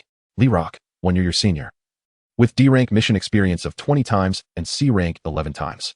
His instructor is Guy, and this year he has shown remarkable progress in physical skills, though he struggles in other areas. Last year, he was noted as a highly capable lower ninja but did not participate in the Chunin exams. Like you, this is his first time in the Chunin exams, and his team includes Tintin and Hyuga Neji. It is essential to be cautious of Gaara from Sunagakure, who has C-rank mission experience of 8 times and B-rank once. Quite impressive, executing a B-rank mission as a lower ninja. However, due to being a foreign ninja and a newcomer, there isn't much information available. Yet, it appears he has returned unscathed from all missions. Kabuto gazed at the group of newcomers before him, a subtle smile gracing his lips as his eyes fleetingly passed over Sasuke's face. Kabuto-senpai, do you have any information on Lian? Inuzuka Kiba inquired hastily. They were entirely unaware of Lian's background. Lian? Shikamaru immediately turned his gaze to the figure in the classroom who, though a Konoha ninja, seemed to blend in seamlessly with the others. Ah. I'm afraid I don't have any information on that, Kabuto lamented. Even he was in the dark, given that he emerged from the same source. Hehe. Satisfied with the response, Naruto smugly looked at Kiba. You could never know. Lee, spotting Lian among the crowd, waved his arm excitedly. Lian. Lee extended his arm to beckon him. Aren't you part of Uchiha Sasuke's team? When did you all become so familiar? Tintin asked, perplexed. But that guy is quite handsome. He has that irresistible sunny charm that girls adore. His smile is just too cute. We just met this morning, Lee remarked, giving a thumbs up. He's a super friendly guy. What about his strength? Hyuga Neji asked, his curiosity piqued despite Lian's seemingly harmless demeanor. Lee paused before responding honestly, I don't know. Yet. Tintin and Neji turned their gazes toward him. Lee stated earnestly, I can sense that Team 7 revolves around him. Sakura often unconsciously looked to Lian when making decisions. Even the proud Uchiha Sasuke could be easily influenced by Lian's words. As for the one named Naruto Uzumaki, his gaze rarely strayed from Lian. It was evident that they all placed their trust in Lian. Of course, Lian is indeed a very friendly person. Lee smiled. Huh. Tintin frowned, her expression growing serious. He didn't receive formal education at the Ninja Academy, but suddenly joined Team 7. They must have only been together for a few months. So that means he is either exceptionally powerful or possesses an innate leadership and cohesion. Neji glanced in Lian's direction. It could be that he is both. Regardless of whether it was one or both, he was undoubtedly a rival to be wary of. Just as the classroom buzzed with chaos, a fierce reprimand erupted in everyone's ears. Silence. You bunch of useless fools. A booming voice from the podium silenced the Sound Village ninjas' further assault on Kabuto. Apologies for the wait. I am Marino Abiki, the examiner for the first test of the Chunin selection. On the podium, the scarred, towering man surveyed the now quiet lower ninjas in the classroom with satisfaction. Marino Abiki's gaze swept over the members of the Sound Village as he warned. Let me make this clear. Without the examiner's permission, you are not to engage in combat. Even with permission, no action should be taken that could lead to the death of the opponent. Those who dare defy my orders will be immediately disqualified. Do you understand? API call failed with status code 429. Error. Code. For 29. Message. Resource has been exhausted, e.g. check quota. Status. Resource exhausted. API call failed with status code 429. Error. Code. For 29. Message. Resource has been exhausted, e.g. check quota. Status. Resource exhausted. Lianjian truly wishes to raise a middle finger. The entire classroom is populated by at least 20 invigilating ninjas, positioned on either side. During the first examination, several crucial rules are to be observed. Lianjian appeared utterly oblivious. Firstly, he possessed an omniscient perspective. Secondly, he was well connected. Indeed, just last night, the answers to the exam questions were already in his possession, provided by Danzo. The atmosphere surrounding Lian was distinctly peculiar at that moment. In his previous life, he harbored a profound disdain for those with connections, yet in this life, he had become one of them. Tuanzo's original words echoed in his mind. You need not worry about the Chunin exams, simply focus on executing your tasks. Consequently, Lian nonchalantly reclined. When the examination papers were distributed, They bore an uncanny resemblance to the answer-laden sheets he had acquired the previous night. The sequence was identical. Like a machine, he swiftly filled in the answers within a mere 2 minutes. Subsequently, he began to lock eyes with Mori Naobiki, who sat directly in front of him. As he raised his gaze, he caught sight of Mori Naobiki. Noticing Lian's completed paper, Mori Naobiki's brow furrowed slightly. API call failed with status code 429. Error. Code 429. Message. Resource has been exhausted, e.g. check quota. Status. Resource exhausted. Lianjian expressed gratitude towards Sanai Yubiki, who contributed malicious points without any effort. Throughout the prolonged 45 minutes of questioning, one by one, individuals were eliminated. Lianjian, aware of the impending results, diligently focused on cultivating an ice rose with his fingers. Although it appeared deceptively simple, it was indeed a challenging task. Such subtle maneuvers greatly tested one's mastery of ice release techniques. Anyone could conjure a lump of ice, but it was the finesse that truly assessed one's control over the technique. Number 59. Eliminated. Number 18. Eliminated. Number 36. Eliminated. In an atmosphere so tense it could induce fear in the faint-hearted, the lengthy 45 minutes finally concluded. Less than half of the original participants remained in the classroom. Sanai Yubiki calmly announced the rules for the final question. For the last question, those who answer incorrectly will result in the elimination of their entire team. All written test scores will be reset to 0. Furthermore, those who choose not to answer will also see their 2 teammates eliminated. This rule incited a stir among the remaining individuals in the classroom. Sanai Yubiki maliciously added, moreover, not only will those who answer incorrectly drag their entire team down, but the whole team will also be deprived of the opportunity to participate in the Chunin exams for life. This question was not given to Lianjian, and it seemed that Sanai Yubiki had not informed anyone other than himself. However, Lianjian happened to know the answer. Although he was confident that Naruto would not withdraw, he pondered the possibility of being swayed by the flutter of his butterfly wings. Lian glanced back at Naruto and, addressing Sanai Yubiki as if he were a machine, remarked, "We are all ninjas. To abandon the path before it even begins is not the mark of a true ninja. When we choose to become ninjas, we prepare ourselves to confront all challenges that lie ahead." Lian smiled at Naruto. "Is that right, Naruto?" Naruto's pupils quivered, an inexplicable surge of strength flooding through him. He slammed his hand on the table and stood up. "Absolutely. Do not underestimate us. We are not the kind of ninjas who would flee in the face of adversity." After declaring this, he collapsed onto the table in exhaustion. What a lie. He still feared that Lian and Sasuke would be burdened by him, destined to remain mere genin for eternity. Yet, Lian had such unwavering faith in him. Naruto clenched his fists, vowing never to disappoint Lian. Is that so? Mori Naobiki felt a tinge of disappointment that his intentions had not been fully realized, yet he was pleased that they had managed to endure. Even with the stakes set as your ninja careers for the latter half of your lives, you chose not to give up, did you? No one raised their hands in surrender. Having committed their lives to the path of a ninja, what was there to fear now? Amidst the tension, Mori Naobiki recognized that prolonging the standoff would yield no favorable outcome, so he announced an unexpectedly abrupt verdict for the genin in the classroom. All pass. Naruto was prepared to exhaust every brain cell he had to answer the final question. Amidst the confused and dissatisfied murmurs of the genin, Mori Naobiki calmly elucidated. From the very beginning, there was no 10th question. The 10th question was merely a choice between action and inaction. And you have already provided your answer. The written exam has fulfilled its purpose, which was to assess your ability to gather intelligence. Mori Naobiki cast a glance at Lian. Her intelligence-gathering skills were indeed the most formidable. She had already discovered the answer the previous day. Thus concluded the first examination of the Chunin selection process. API call failed with status code 429. Error. Code 429. Message. Resource has been exhausted, e.g. check quota. Status. Resource exhausted. Lianjian's expression was subtle. In truth, Naruto and Sasuke would forever remain genin. Thus, even if this question posed a genuine challenge, Naruto's incorrect answer would not bear significant consequence. Suddenly, with a resounding crash, shards of glass scattered in all directions as a figure made a dazzling entrance, shattering the classroom window. A crimson curtain unfurled dramatically behind her. "I am Mitarashi Anko, the examiner for the second round of tests. Now, let us proceed. Follow me." Yet, the classroom was utterly indifferent to her presence. It was not a deliberate dismissal, rather. Most students had yet to recover from the previous examination. With 79 participants divided into 26 teams, Ibiki, are you inadequate? Anko's smile twisted as she noted the remaining number of students. Ibiki remained impassive. This year, there are many outstanding candidates. Is that so? Anko replied with a huff, appearing far more conversational than Ibiki, yet unexpectedly formidable. "In this second exam, I look forward to helping you eliminate half of the participants." "I eagerly anticipated," Ibiki remarked. "The second examination would take place tomorrow. For the specific time and gathering location, consult your Jonin instructors. That is all. You are dismissed." In the depths, the flickering candlelight illuminated Danzo as he inquired of Lianjian, "How did the exam go?" Lian reported obediently. The written examination posed no difficulties. And the final question was also manageable. At last, I have successfully passed. Tuanzo nodded. If you had failed, there would have been no need for your return. Better off dead outside, wouldn't it? API call failed with status code 429. Error. Code. For 29. Message. Resource has been exhausted. E.g. check quota. Status. Resource exhausted. API call failed with status code 429. Error. Code. For 29. Message. Resource has been exhausted. E.g. check quota.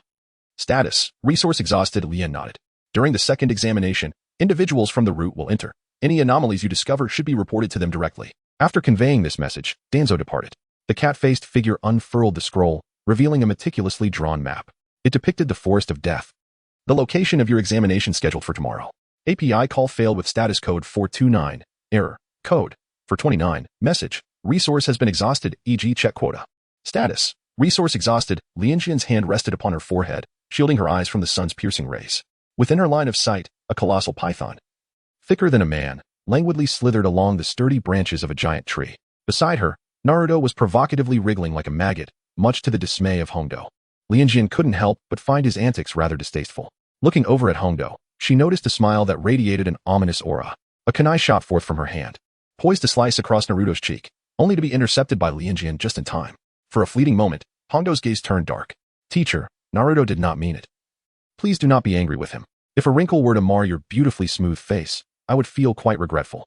Lianjian approached with utmost courtesy, presenting the kunai to her. However, Yushui Hongdo accepted the kunai with a stern expression, promptly turning away without acknowledging Lianjian.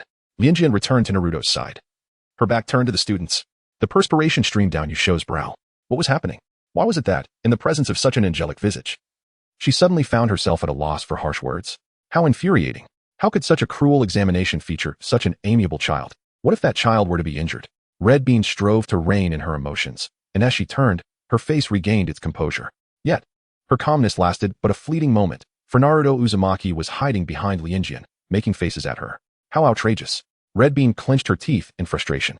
How could two individuals, so utterly different in temperament, forge a friendship? This is the consent form that all participants must fill out, as there may be fatalities. If you do not sign, the responsibility falls upon me, she chuckled darkly. Red Bean made a concerted effort to avert her gaze from Naruto Uzumaki as she produced a stack of consent forms to distribute.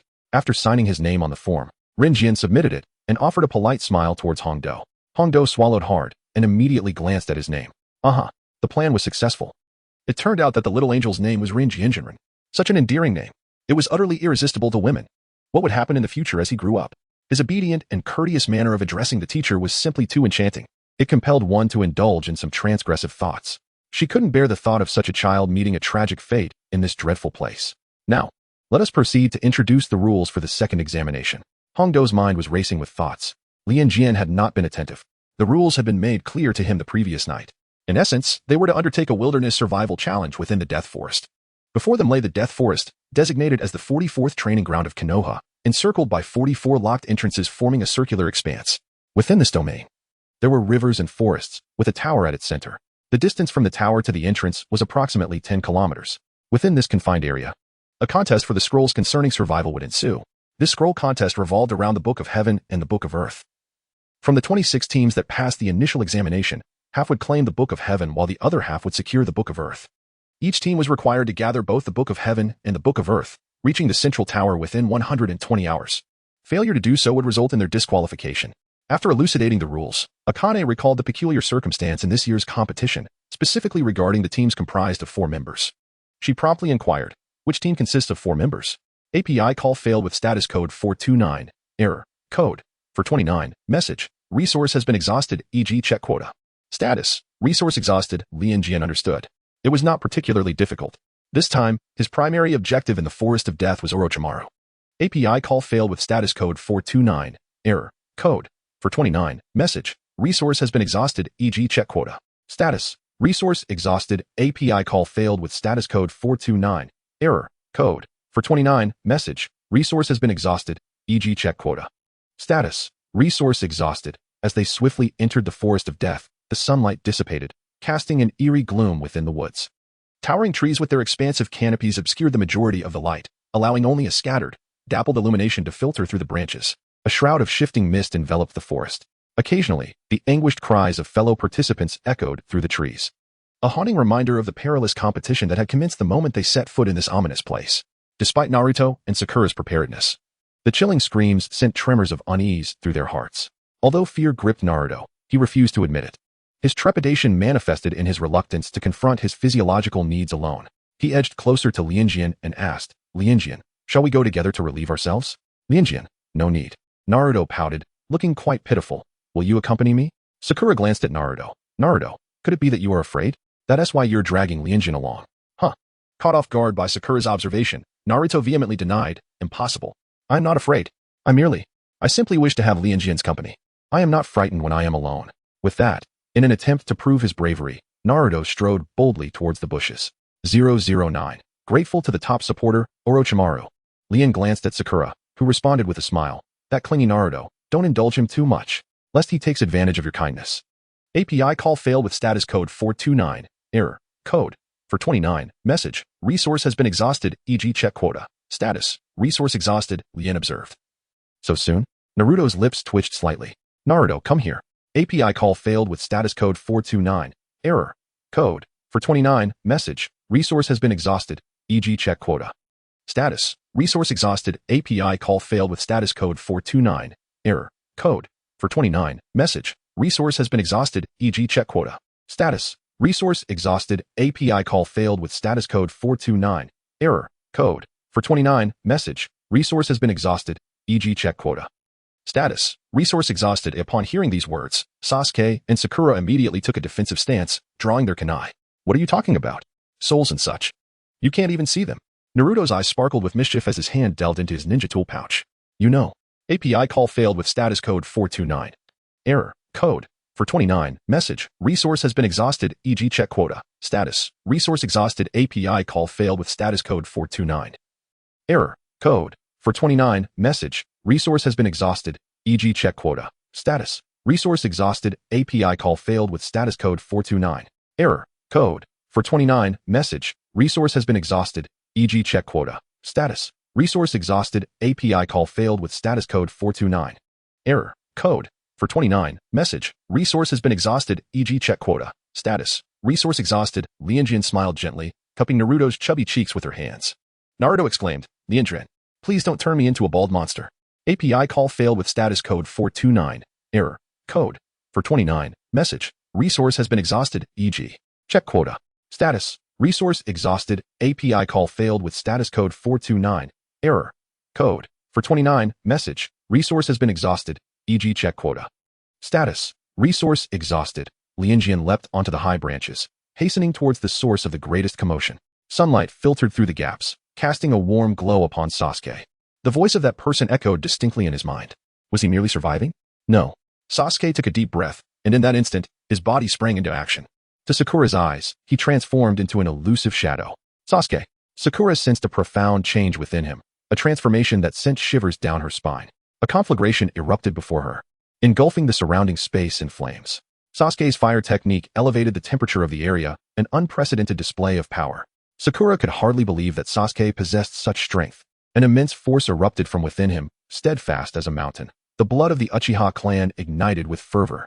Orochimaru's eyes widened with excitement. Sasuke. That is the gaze I sought. Indeed, he is of the Uchiha lineage. The blood is stirring. Sasuke's speed escalated, yet Orochimaru's swiftness remained insurmountable. Orochimaru's fist struck Sasuke's chest with tremendous force, causing his insides to convulse, and he expelled a copious amount of blood. Sasuke. Tears glimmered in Sakura's eyes. The disparity in strength was evident. Even though Sasuke had surpassed his own limits today, Orochimaru still held overwhelming superiority. From a distance, Lianjian observed the battle, knowing that his moment had not yet arrived. Suddenly, Sasuke collapsed at his feet. Orochimaru's expression shifted, just as he believed Sasuke was rendered immobile. Explosions erupted from his body. Those were the detonating devices Sasuke had strategically placed during the fight, before Orochimaru could react to the explosions. He found himself ensnared by slender iron threads, binding him to the tree trunk. This was the Sharingan technique, windmill, 3 blades. The fierce flames within Orochimaru's pupils surged perilously close. Sasuke's voice resonated throughout the forest. Fire style, dragon fire technique. Time lost its meaning as the flames continued to assault Orochimaru's body, melting his outer layer, yet his eyes sparkled with intensity. Sasuke, what a remarkable physique. His gaze harbored a power greater than Itachi's. Exhausted from the immense strain, Sasuke slumped against the tree trunk. Sasuke. Sakura rushed to his side, catching him, her eyes brimming with astonishment. Sasuke, you defeated that ninja. Truly, you are Sasuke. Suddenly, the seemingly defeated Orochimaru extended his neck, lunging towards Sasuke's throat. Both Sasuke and Sakura's pupils constricted to the size of pinpoints. Blood spattered. Ding. Detected the heavenly curse seal with a malevolent value of 10,000. The curse seal's power has been converted and automatically stored as chakra. 10,000 chakra. 360301. A sharp sting radiated from Lianjian's neck, but it was inconsequential. He was quite adept at enduring pain. The power of the heavenly curse seal transformed into chakra the moment it infused his neck. Thank you, Orochimaru, for the generous contribution. His prolonged vigil had not been in vain. If only he could have another taste. Real person. Sakura's voice rang out as she instinctively attempted to rise to assist Lianjian. Yet her arms suddenly felt heavy as Sasuke collapsed into her embrace. Sakura, protect Sasuke. Lianjian leapt onto the branch ahead. And as Xiaoying gazed at Lianjian's retreating figure, her eyes gradually brimmed with tears. The outer layer of Orochimaru's human disguise had already been scorched halfway by Sasuke. With his serpent-like, cold vertical pupils fixated on Lianjian, he witnessed the curse mark on Lianjian's neck dissipate before his very eyes. This was a phenomenon that even Orochimaru could not elucidate. He must possess the body of Uchiha Sasuke. Since this fearless little wretch stood in his way, he might as well eliminate him first. He found the little one's body intriguing as well. Perhaps he could take the corpse back for further study, though capturing him alive would be ideal. Orochimaru chuckled softly, his voice raspy and chilling. In an instant, he appeared behind Lianjian, his speed surpassing that which he had displayed against Sasuke by tenfold. His hands trembled violently, generating an immense force of shock. Crack! Orochimaru's hand sliced down brutally onto Lianjian's shoulder. Ding! Human malevolence detected. 1000. Cursed energy converted into chakra. 1000. Chakra. 370301000000000. Lianjian was startled by the jarring crack of bones emanating from his shoulder. A powerful shockwave reverberated through his skeletal structure. It was not merely half of his shoulder that was shattered, it felt as though the very bones of his body were fracturing alongside it. And his internal organs suffered grave injury as well. API call failed with status code 429. Error. Code. For 29. Message. Resource has been exhausted, e.g. check quota. Status. Resource exhausted. Lianjian finds himself utterly powerless to express his grievances. The disparity in treatment by Orochimaru is indeed unparalleled. When facing Sasuke, he exhibited remarkable gentleness. Yet, when it comes to Lianjian, he shows no mercy whatsoever. However, one can understand this behavior. After all, Orochimaru is enamored with Sasuke's physique, and it would be unwise to inflict harm upon his own body. Nevertheless, Lianjian eagerly awaits this opportunity. He can hardly fathom the immense chakra he might acquire from this battle. Orochimaru's malevolence is indeed quite generous. Whoosh! In a fleeting moment, Lian appeared before Orochimaru, his kunai swiftly slicing towards the latter's neck. With a disdainful grunt, Orochimaru evaded the strike with a level of contortion that defied the limits of an ordinary human. In the next instant, a brilliant white light erupted from Lian's other hand, transforming into a column of purple lightning that surged towards Orochimaru. He stepped back, casting his gaze downward. Despite his rapid evasion, a gruesome wound marred his arm. His eyes darkened, acknowledging a grave error. He had underestimated his opponent. He had presumed that Uchiha Sasuke was the mightiest present, oblivious to the existence of a skilled genin adept in Kakashi's Raikiri. It was time to take this seriously. Orochimaru licked his lips. With a swift motion, his kunai slashed through Lian's throat and windpipe. A chilling notification echoed. Human malice detected 2000. Cursed energy converted to chakra 2000. Chakra 390301000000000. Ah, Lian. Blood vessels filled Sakura's eyes. Her mind was a blank slate. She cared not for the strength of her adversary. All that mattered was that this individual had taken Lian's life in such a brutal manner, with a sudden thrust. Orochimaru looked down to find that what he thought was the lifeless form of the boy had transformed into a long blade, piercing through his ribs. Accompanied by the sickening sound of cracking bones, Lian coughed up a torrent of blood, only to be sent flying by Orochimaru's kick. Yet, in midair, his body began to heal rapidly, adjusting itself, and he landed gracefully on a tree branch. Water release, water dragon bullet. Sakura executed her hand seals with remarkable speed. A colossal water dragon surged toward Orochimaru. He frowned, clutching his chest, and in an instant, his form dissolved into countless serpents, scattering in all directions, reassembling into human shape. Orochimaru effortlessly materialized behind Sakura. He held no interest in ordinary humans. Raising his arm, API call failed with status code 429. Error. Code 429. Message. Resource has been exhausted, e.g. check quota. Status. Resource exhausted. Lianjian stood atop the tree trunk, cradling Sakura in his arms, surveying his three companions. Sasuke lay gravely injured, suffering from a high fever. Naruto remained in a deep unconsciousness. Sakura, too, was lost to the world. A raven circled ominously above Rinjian's head, emitting an ominous cry. The setting sun bathed the deathly forest before him in a crimson hue. API call failed with status code 429. Error. Code 429. Message. Resource has been exhausted, e.g. check quota. Status. Resource exhausted. API call failed with status code 429. Error. Code 429. Message. Resource has been exhausted, e.g. check quota. Status. Resource exhausted. Lian gently caressed his flat belly and retrieved a space scroll from his ninja tool pouch, extracting the provisions sealed within. It was well known that he had connections. Essentials for survival in the wilderness, such as food and water, had undoubtedly been prepared in advance. API call failed with status code 429. Error. Code 429. Message. Resource has been exhausted, e.g. check quota.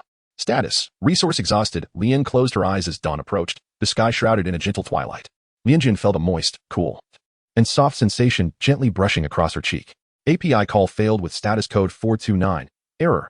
Code 429. Message. Resource has been exhausted, e.g. check quota. Status. Resource exhausted. Lianjian had enjoyed a restful sleep and stood up, stretching languidly, brimming with vitality. Sakura, suddenly struck by a thought, rose and approached the tree hollow, retrieving 2 vibrant red fruits which she presented to Lianjian. I just picked these. They are edible and not poisonous, she assured him, recalling vaguely from which book she had read about their safety. The sweet, fragrant aroma of the fruits wafted towards Lianjian, who accepted one and bit into the unfamiliar yet delectable fruit. Let us share, he suggested to Sakura. Sakura gazed down at the remaining fruit in her palm, smiling softly, and nodded with conviction. Yes, it's wonderful to have you here, Lianjian. With you around, I feel fearless in the face of any challenge. She settled beside him, taking delicate bites of the fruit. However, she abruptly stood once more as 3 figures emerged before them. Let us eliminate these 2 untalented fools. Just to clarify, Sasuke is mine, Sokka declared, looking at Lianjian and Sakura. Ding. Detection of human malevolence. 100. Conversion of curse power to chakra. 100. Chakra. 391301000000000. Lianjian. Truly an ineffective individual, harboring intentions to eliminate him, yet the malice he possesses barely registers. He does not even measure up to a fraction of Orochimaru's prowess.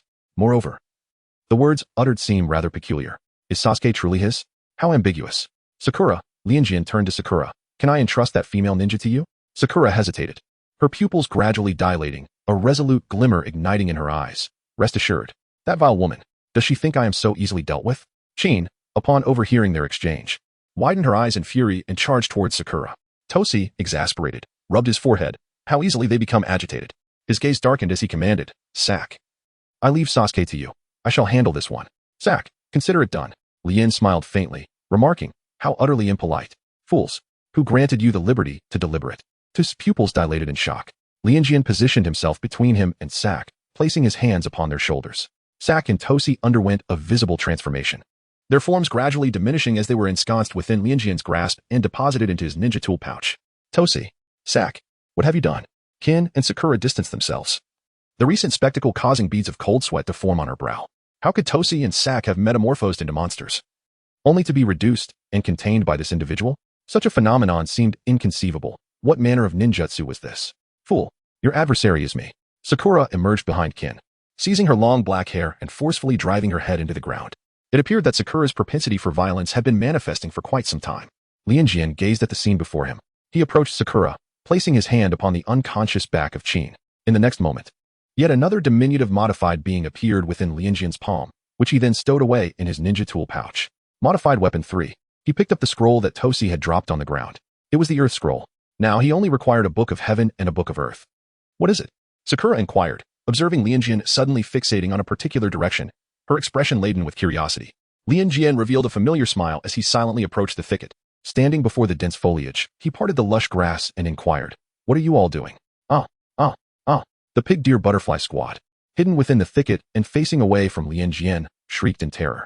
Lianjian seized Dingxi and Lukmar by their collars, dragging them back to the hollow of the tree. Jingye could only follow with tear-filled eyes, compelled by the situation.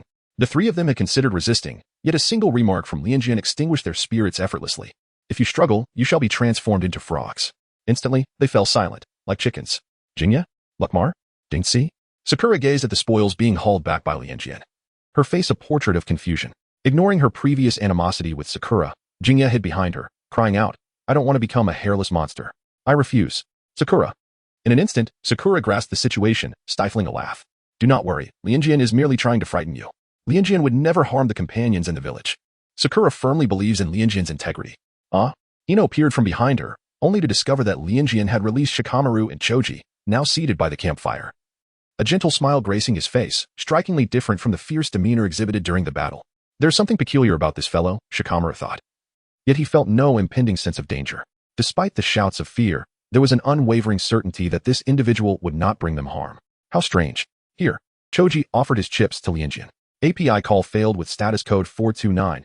Error.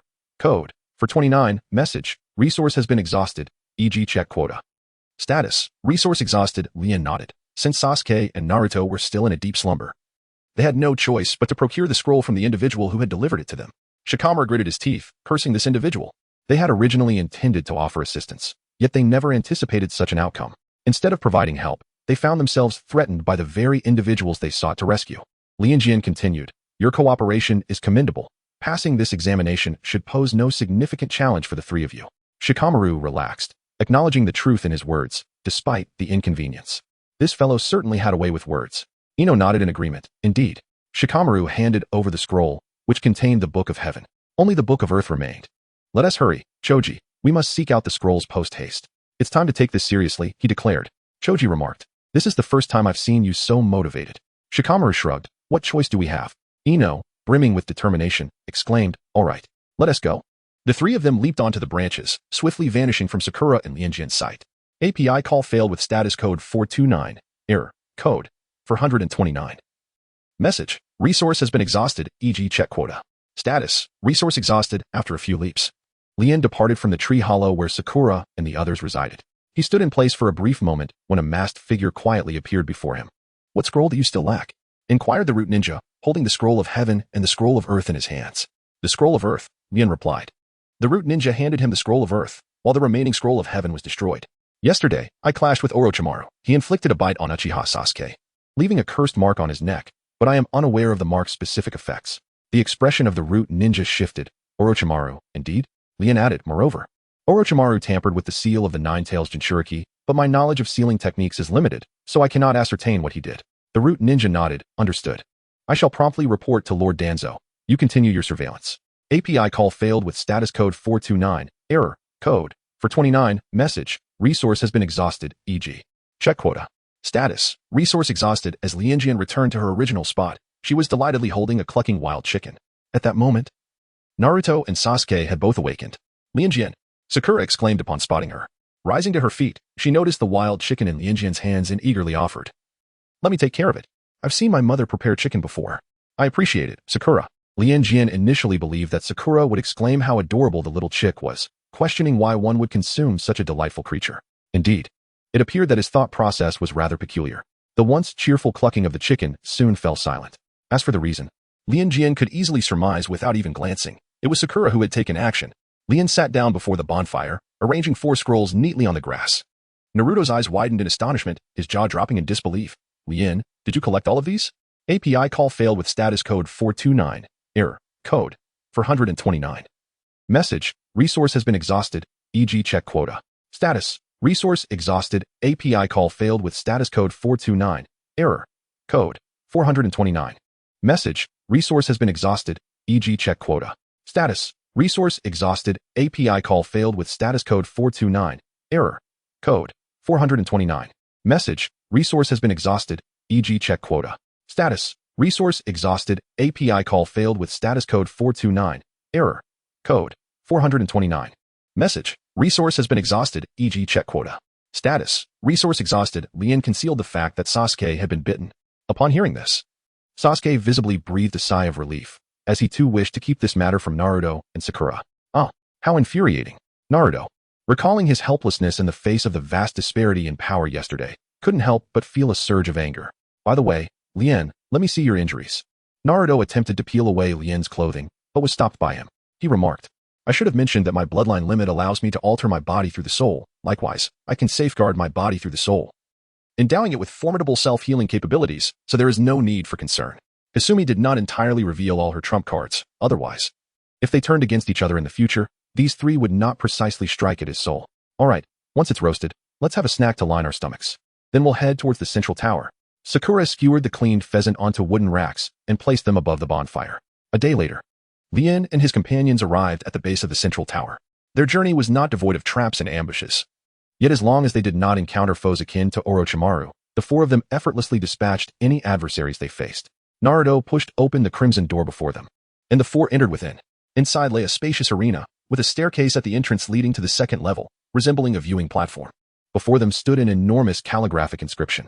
Sakura read aloud the words inscribed, boldly unfurling the scroll. Observing Sakura, Lian noted her remarkable transformation. She was becoming increasingly decisive and resilient, now a ninja capable of standing on her own. No longer was she the girl preoccupied solely with Sasuke and infatuation. Suddenly, the open scroll erupted in a cloud of smoke, summoning jutsu. Sasuke hurled 2 scrolls away, and as the white mist enveloped the area, a familiar figure emerged. Iruka-sensei. Naruto lunged forward, wrapping his arms around Iruka's neck. Iruka chuckled helplessly, setting him back on the ground. It seems you've faced quite a few trials, he remarked, surveying the 3 students before his gaze settled on Lian. Though he had not taught this child, it was evident he was a good one. Iruka-sensei. What are you doing here? Naruto inquired. Because at the conclusion of the second exam, we Chunin are here to greet the candidates, and I happen to be the important messenger for you, he announced. Congratulations on passing the second exam. While I would love to treat you all to Ichiraku ramen, I must escort you to the location of the third exam. Naruto and his companions were momentarily taken aback. The third exam? Aren't we supposed to take a break? Sakura furrowed her brow. Iruka sighed, indeed. Lotus followed their leader, Iruka, into a larger and more spacious room. Within, the Hokage and numerous Jonin had already gathered. Alongside other passing Chunin, she recognized several familiar faces among them. As Lianjian passed by, she raised her hand enthusiastically to greet acquaintances, such as Xiao Li and Shikamaru. Xiao Li was even more exuberant than Lianjian, exclaiming, I knew it. Lianjian, you all will surely pass the exam. Shikamaru, with a hint of nonchalance, remarked, TCH. He held no doubt about Lianjian and the others succeeding. I'm so hungry, muttered Dingzi, patting his flat belly. Following this, the esteemed Hokage began to introduce the third round of the examination, urging everyone to listen attentively. The voice of Hondo resonated through the air. API call failed with status code 429, error, code, for 29, message, resource has been exhausted, e.g. check quota. Status, resource exhausted. Lian gazed at the ceiling, his mind drifting into the cosmos, fully aware of the rules at hand. As we approach the third examination, it is imperative that I clarify an essential matter. The true purpose of this assessment, conducted in conjunction with the allied nations, is to foster amicable coexistence among them and to elevate the proficiency of ninjas. This embodies its genuine significance. This examination can be viewed as a microcosm of the conflicts between these allied nations, which were once adversaries throughout history, to prevent mutual destruction and further casualties. The Chunin exam was established, serving both as a means of fostering peace and as a selection process for Chunin. Consequently, all genin must bear the honor of their nations in battle. During the third examination, numerous lords and esteemed figures from various countries will grace us with their presence. Observing your confrontations, should there be a significant disparity in strength, the more powerful nations will receive abundant commissions, while the weaker ones will garner fewer. The might of a nation is synonymous with the strength of its ninja village, and the true prowess of a ninja is revealed only in the heat of battle. This examination serves as a stage to showcase the capabilities of your nation's ninjas to the world. After all this discourse, the rules for the third examination remain unknown to everyone. API call failed with status code 429, error, code, for 29, message, resource has been exhausted, e.g. check quota. Status, resource exhausted, API call failed with status code 429, error, code, for 29, message, resource has been exhausted, e.g. check quota. Status, resource exhausted, API call failed with status code 429, error, code, for 29, message, resource has been exhausted, e.g. check quota. Status, resource exhausted. Lian smiled at him and lowered her voice. Even while enduring pain that ordinary people cannot comprehend, Sasuke can effortlessly triumph in this battle. Sasuke covered the curse seal, a genuine smile illuminating his pale face. Indeed, he still retained the innocence of a child, not proving to be significantly more challenging to navigate than Naruto. With one participant voluntarily withdrawing, only 19 contenders remained, resulting in one individual receiving a bye, automatically advancing to the third match. The one-on-one combat bore no additional rules. It would continue until one party succumbed, fell, or conceded. Thus, if one wished to avoid death, surrendering sooner rather than later was prudent. However, in circumstances where the outcome seemed predetermined, I would intervene to mitigate unnecessary casualties. The fate of the participants now lay in the hands of the Moonlit Gale, who gazed at the upper left corner of the electronic board behind the Hokage and declared, "It is this electronic bulletin board that will randomly display the names of the 2 combatants for each match. Now, let us unveil the names of the first competitors." The names on the electronic board flickered rapidly. As Lian had anticipated, It was once again Uchiha Sasuke and CHJ Giga. To be candid, upon hearing about the fortunate by rule, Lien could not help but think of Danzo. Yet, she believed Danzo would not be so brazen as to act in such a transparent manner. Please have the two participants step forward, while the others may proceed to the stands. One by one, the spectators made their way towards the viewing platform. API call failed with status code 429. Error. Code. 429. Message. Resource has been exhausted, e.g. check quota. Status. Resource exhausted. API call failed with status code 429. Error. Code. 429. Message. Resource has been exhausted, e.g. check quota. Status. Resource exhausted. API call failed with status code 429. Error. Code. 429. Message. Resource has been exhausted, e.g. check quota. Status. Resource exhausted. Lianjian touched Sasuke's soul. He swiftly inserted a thick layer of skin beneath the curse seal, causing a pronounced swelling at Sasuke's neck. The integration of the curse seal into his body slowed considerably. Although lingering pain persisted, it was no longer sufficient to hinder Sasuke's combat abilities. Thank you. Sasuke had expressed his gratitude to Lianjian numerous times. Kakashi observed this scene with a slight smile. Let us go, Lianjian. You've just ascended. Lien obediently followed Kakashi to the stands. Naruto hurried over, exclaiming, Lien, what secret whispers did you just share with Sasuke? It seems you have a secret between you and Sasuke that Sakura and I are oblivious to. Kakashi. API call failed with status code 429. Error. Code. 429. Message. Resource has been exhausted, e.g. check quota. Status. Resource exhausted. API call failed with status code 429. Error. Code. 429. Message. Resource has been exhausted, e.g. check quota. Status. Resource exhausted. Lotus supported Sasuke as two medical ninjas approached, stating, leave the rest to us. His curse mark requires sealing. Lianjian nodded slightly, expressing her gratitude. The two medical ninjas smiled warmly, replying, it's our pleasure. What a well-behaved child you are. Lianjian, do not fret. Your teacher will accompany Sasuke. Kakashi also appeared, gently ruffling Lianjian's hair before departing with the medical ninjas. What exactly happened to Sasuke? Naruto questioned, his brow furrowed in confusion at the scene before him. Given Sasuke's prowess, it seemed implausible for him to be in such a state. Ever since his encounter with the one known as Orochimaru, Sasuke had become rather peculiar. Lianjian, who appeared to have some insight, remained tight-lipped. Humph. Naruto pouted. Now, let us proceed to the second match. The subsequent bouts mirrored those that Lianjian had previously witnessed, with outcomes that were not significantly different. Naruto struggled to secure a victory over Inuzuka Kiba. Sakura and Ino fought to a stalemate. Although Sakura was rapidly maturing, Ino's Shin technique proved to be quite effective for a draw. The most exhilarating clash was undoubtedly that between Gaara and Rock Lee. Lian's resolve to learn physical techniques under Might Guy grew increasingly steadfast. Naturally, he also became that fortunate individual who advanced to the finals by virtue of a bye.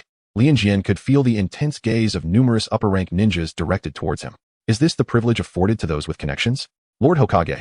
Elder Danzo's interference in the Chunin exams is rather unjust to the other lower-ranked ninjas, remarked a member of the Umbu behind the Hokage. Sarutobi Hiruzen took a deep drag from his pipe and sighed, stating, ultimately, it is not a matter of grave concern. Let him be for now. However, he can no longer act with impunity moving forward. The Umbu ninja then inquired, should we revoke Lianjian's qualification to participate in the third match? Sarutobi shook his head. Though this child is indeed under Danzo's wing, his recent conduct demonstrates a strong appreciation for his comrades and a deep trust from them. Moreover, I am curious to see the capabilities of the child nurtured by Danzo. The Umbu ninja nodded in agreement. Understood. The individuals who successfully advanced to the third match following the preliminaries are Gaara, Sasuke, Naruto, Hyuga Neji, Shikamaru, Temari, Yamanaka Shino, Kankuro, and Lianjian. The official competition will commence in 1 month. This period is not only designated for your preparations but also serves as an opportunity to notify the feudal lords and leaders of the various nations about the conclusion of the preliminaries, inviting them to witness the event. Subsequently, you will draw lots to determine your opponents for the third match. This means you can gather intelligence on your adversaries for targeted training. Remember, only a single draw is permitted. Holding the lottery box before Lianjian, Akamaru's face bore a suspicious blush as she gently reminded him in a remarkably sweet tone. Indeed, Lianjian graciously accepted a card, expressing polite gratitude. How delightful it was. Red Beam paused for a minute before Lianjian, and upon catching the urging gaze of Lord Hokage, shifted to stand before Naruto. His expression void of emotion as he urged, hurry up.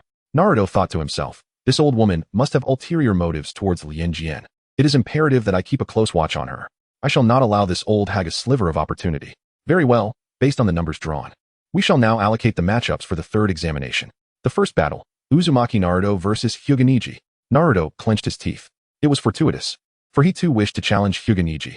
The memory of Neji inflicting severe injuries upon Hinata replayed in his mind, alongside the image of her being carried away, bloodied, It was this very individual. To strike with lethal intent against one of his own kin during a match. Regardless of the reasoning, he could not forgive such a person. The second matchup, Nara Shikamaru versus Kankuro. Shikamaru felt a headache coming on. He sighed deeply, lamenting his unfortunate luck. Due to the number of participants, he was obliged to fight twice, once against Temari and once against Kankuro. Why must it be him? Moreover, all three of Tsunagekyure's genin were formidable opponents.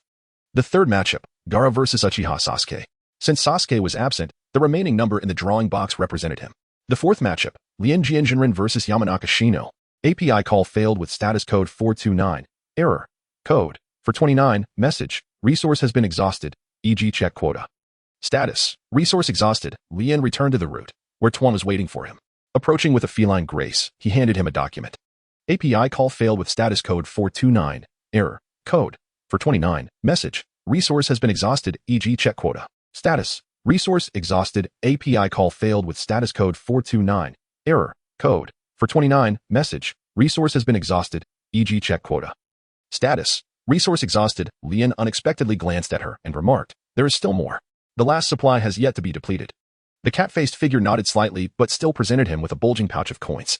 You performed exceptionally well in the second examination, displaying the audacity to confront a ninja of Orochimaru's caliber. Moreover, the intelligence you relayed was exceedingly valuable. API call failed with status code 429. Error. Code. 429. Message. Resource has been exhausted. E.g. check quota. Status. Resource exhausted. API call failed with status code 429. Error. Code. 429.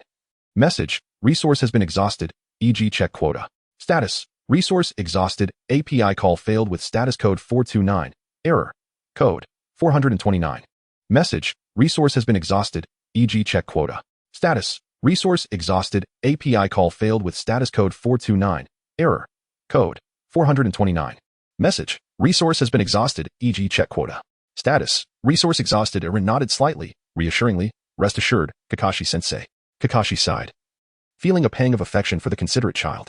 He winked at Rin and added, oh, by the way, for the next month, I have arranged for Might Guy to instruct you in taijutsu. API call failed with status code 429. Error. Code. For 29. Message. Resource has been exhausted. E.g. check quota. Status. Resource exhausted. API call failed with status code 429. Error. Code. For 29. Message. Resource has been exhausted. E.g. check quota. Status. Resource exhausted. API call failed with status code 429. Error. Code. For 29. Message. Resource has been exhausted. E.g. check quota. Status. Resource exhausted. Lianjian placed the bouquet upon the bedside, gazing at the pale face of the slumbering Shaoli. A sense of regret welled up within her heart. Once a grand move is unleashed, the title is bound for a lifetime.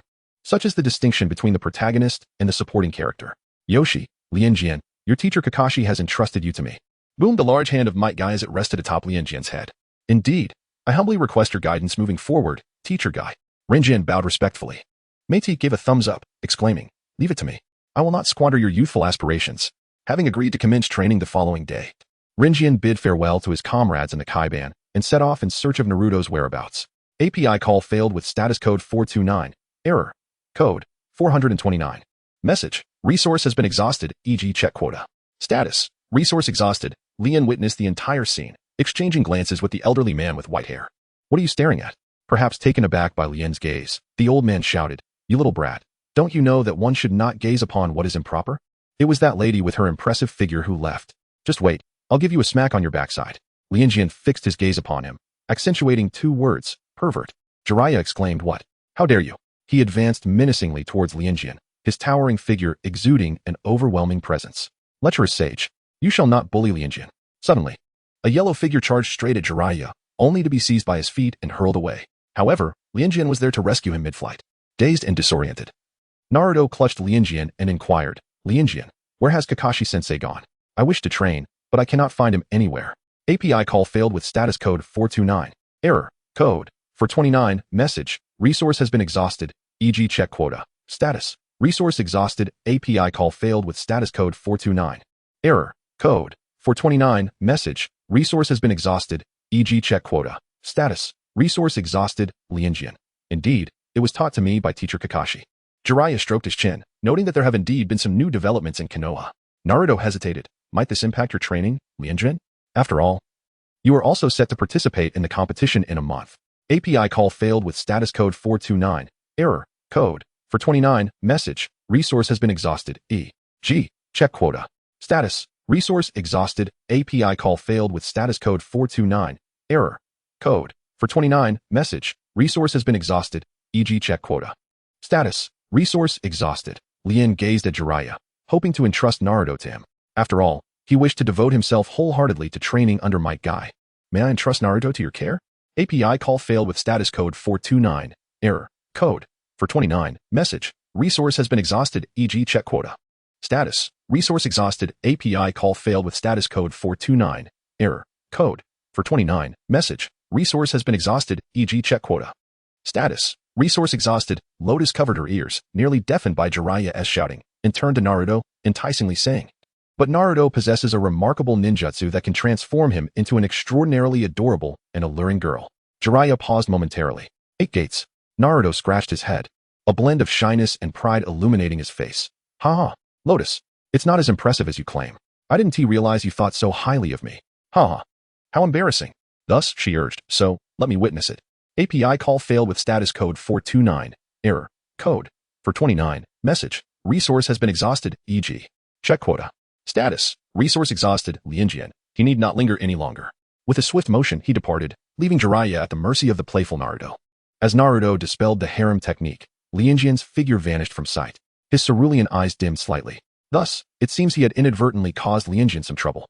Yoshii, perceptively sensing Naruto's melancholic mood, squatted beside him and remarked deliberately, "If you can maintain that demeanor from earlier, I might be inclined to guide your training." Naruto huffed in a proud manner. "Pervert." Jiraiya gazed into Naruto's azure eyes, pondering something, and inquired, "I can perform the Rasengan too. Moreover, it is a ninjutsu I co-created with someone." Naruto looked at him in astonishment. "You're kidding, right?" Jiraiya extended his hand, manifesting a Rasengan within his palm. "Ah, pervy sage, please instruct me in my training." Naruto's eyes sparkled as he clutched Jiraiya's arm eagerly, bouncing with enthusiasm. "Very well, but you must answer my questions obediently." "No problem." Naruto followed closely beside Jiraiya, his anticipation palpable. "First question. Who was that child just now?" "Lianjian." Jiraiya responded, exasperated. "Full name, age, family, and identity. Do you even know how to answer questions seriously?" Naruto scrutinized him suspiciously. "Why do you want to know all that? What if you bully Lianjian?" He muttered under his breath. "After all, you are a perverted uncle." Jiraiya paused, realizing that the bond between the child and Naruto was quite profound. Otherwise, Naruto, with his lack of common sense, would not instinctively worry about the child's safety. "I only like beautiful girls. Besides, I am a ninja of Konoha. How could I possibly harm a fellow villager?" "Fool." Jiraiya couldn't help but retort. Hey, I'm not foolish at all. Lianjian said I'm quite clever." Naruto protested. Lianjian claimed to be an exceptionally intelligent child, albeit one who had received no prior instruction. Jiraiya scoffed, unwilling to engage in the juvenile debate regarding intelligence with Naruto. "Enough. Answer my question." When Lianjian was mentioned, Naruto could speak for 3 days and nights, unable to restrain himself from lauding him in front of the lecherous sage. Lianjian's full name is Lianjian Junrin, and like Sasuke and Sakura, he is a member of our Team 7. He is an incredibly formidable genius. Even Kakashi-sensei acknowledges Lianjian's exceptional prowess. Is that so? Jiraiya concealed his skepticism. Typically, teams consist of 3 members. Why then did Kakashi's squad have 4? Moreover, both Naruto and Sasuke possessed unique identities. You doubt me? How infuriating. Lianjian has mastered both the Rasengan and the Chidori simultaneously. Even Sasuke has yet to fully grasp the Chidori. Naruto felt a surge of indignation at what he perceived as Jiraiya's incredulity regarding his words. Jiraiya shook his head, conceding to Naruto, "It appears he truly is a genius." Instantly, Naruto's anger dissipated, and he stood tall with pride. "Indeed, you acknowledge it." Jiraiya then purposefully remarked, "However, I have not heard of a Lianjian Jinrin attending the Ninja Academy." "Fool." Lianjian began his training at a place known as the Root at a very young age. That place is far superior to the Ninja Academy. Besides, Lianjian is the child of an elder, extremely formidable. What was that elder's name again? Something like Danzo? None of that matters. Just know that Lianjian is incredibly powerful and has saved us numerous times. After rambling on, Naruto suddenly realized that Jiraiya had somehow fallen behind him. He turned to see the lecherous sage halted, his expression unusually grave. "What is it, Jiraiya? You look rather frightening." Jiraiya forced a smile, deftly shifting the subject. "I possess even more remarkable ninjutsu." Before he could finish, Naruto eagerly interrupted. Teach me, Jiraiya." The following day, in the forests of Konoha, soft sunlight cascaded like a gentle waterfall through the lush canopy, illuminating Lianjian. API call failed with status code 429. Error. Code 429.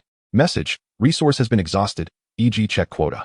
Status: resource exhausted. Lian turned around and saw the figure of Mei Kai approaching from afar.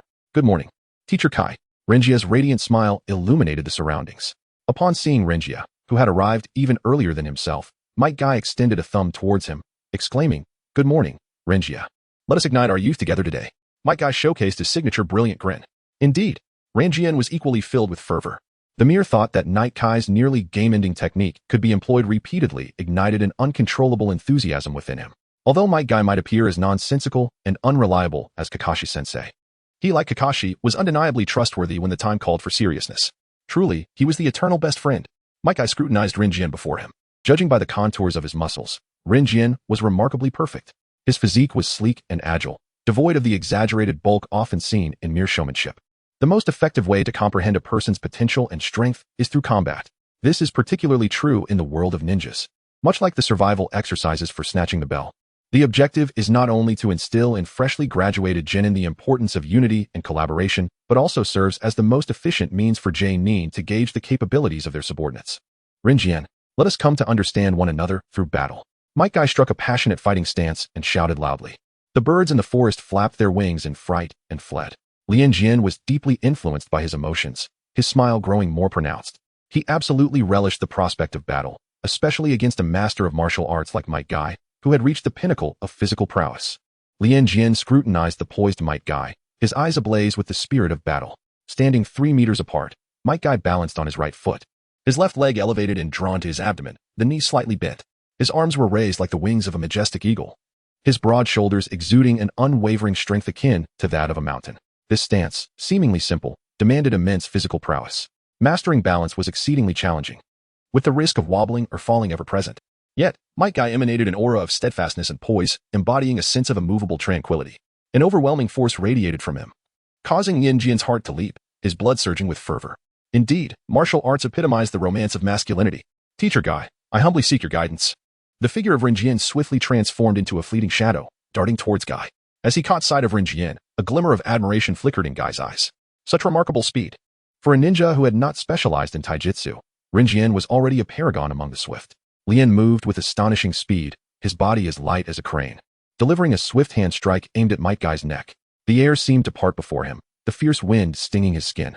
Just as his hand was a mere centimeter away from Might Guy, the latter slightly tilted his head and flashed a smile. API call failed with status code 429. Error. Code 429. Message: resource has been exhausted, e.g. check quota. Status: resource exhausted, as Lianjian's pupils constricted to the size of pinpoints. Just moments before his fist landed upon his chest, his hand rested firmly upon Might Guy's iron-like forearm. With a powerful push against the ground, leveraging Might Guy's forearm as a pivot, he soared into the air, his legs whipping towards Might Guy with intent. A spark ignited in Might Guy's eyes. This maneuver was brilliantly executed, transforming defense into offense. His reflexes, judgment, and physical prowess were all exceptional. In an instant, Might Guy's figure vanished from Lianjian's sight. Beware of what's behind you. Might Guy's voice resonated from behind. His muscles contracted as if jolted by electricity, his arm instinctively striking towards the approaching Might Guy. Do not act recklessly. Such a move will only reveal further vulnerabilities. Might Guy yanked forcefully had he not restrained his strength. Lianjian's arm would have surely parted ways with his body. A muffled thud echoed, startling Might Guy. API call failed with status code 429. Error. Code 429. Message: resource has been exhausted, e.g. check quota. Status: resource exhausted. The figure of Lianjian materialized behind him, grasping his wrist. Might Guy had never witnessed anyone embody the concept of applying knowledge so vividly. The speed of learning was astonishing. Suddenly, a dull sound, reminiscent of a beating drum, resonated from Might Guy, clear and distinct. With immense strength, he broke free from Lianjian's grip. In the next moment, a fist appeared before Lianjian without warning. The surrounding air trembled violently, producing a thunderous crack. It was all too swift. Lian could not evade, nor could he discern clearly. His figure was sent flying by this punch. Thud. API call failed with status code 429. Error. Code 429. Message: resource has been exhausted, e.g. check quota. Status: resource exhausted. In any path, Lianjian's understanding would lead him far, yet it is not insight that determines the mastery of the 8 gates of Duanjia, but rather sheer willpower. Lianjian, run 500 laps around Konoha, and let me witness the limits of your stamina, exclaimed Might Guy, presenting a seemingly impossible challenge. His eyes sparkled with anticipation as he gazed at Lianjian. Very well. Lianjian thought to himself, equally eager to test the boundaries of his physical endurance. Until now, he had encountered numerous battles, facing foes he could vanquish effortlessly as well as those who proved formidable. Yet, regardless of his injuries, he had never felt fatigue. The only sensation he experienced was the dizziness brought on by depleted chakra. As for the true extent of his stamina, he remained uncertain. However, this body was that of a corporealized cursed spirit. Could a cursed spirit even perceive fatigue? That posed an intriguing question. The only way to ascertain the truth is through practice. Let us give it a try. Huff, puff. Lianjian maintained a steady rhythm in his breathing, running with impeccable form, his chest and abdomen rising and falling in a slow, deliberate cadence. The gentle breeze caressed his body, while beads of sweat trickled from his brow, cascading down his chin. Standing at the entrance, Might Guy counted Lianjian's laps, encouraging him with a spirited, "Yoshi, Lianjian, keep it up." Guarding the gates of Konoha, Outcloud observed Lianjian's swift passage, his eyes twitching in disbelief at the sheer stamina displayed. Was this truly human endurance? As Lianjian's figure faded from view, Might Guy's gaze deepened with contemplation. This boy was indeed a rare talent. On the very first day of physical training, he had surpassed the esteemed record set by Li. A wave of concern washed over Might Guy as he thought of the injured Li lying in the hospital. After completing 500 laps, Lianjian was drenched in sweat, his black shirt glistening with moisture. "How was it, Lianjian?"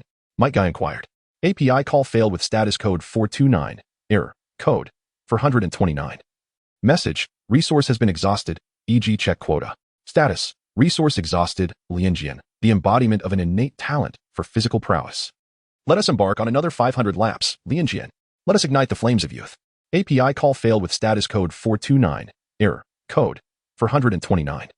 Message. Resource has been exhausted, e.g. check quota. Status. Resource exhausted, Lotus nodded. Yes, I can sweat, but I am not fatigued. Observing the glimmering pupils of Lotus, Might Guy was moved to tears. Excellent. Let us commence our training in physical techniques. With a deep breath, Might Guy abruptly opened his eyes, resembling a hawk fixated on its prey. His arms swiftly unfurled, muscles tensed, brimming with power. In the next instant, countless punches, surpassing the limits of a normal human's retina, enveloped every corner surrounding Might Guy. The formidable force and velocity tore through the air of the forest, producing a sharp sound akin to the call of birds. Merely hearing this sound could send shivers down one's spine. The thought of it striking a human body was unfathomable in its potential for devastation. After delivering his 100th punch, Might Guy abruptly halted, standing still. The strikes were delivered with unexpected precision, retracting cleanly. The flurry of punches vanished, and the turbulent air around Lotus and Might Guy swiftly settled. Might Guy slowly exhaled.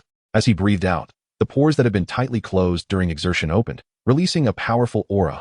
Warmth mingled with sweat, creating a brief mist around him in the hazy morning. The intense body temperature rapidly declined after he ceased movement, and the mist dissipated.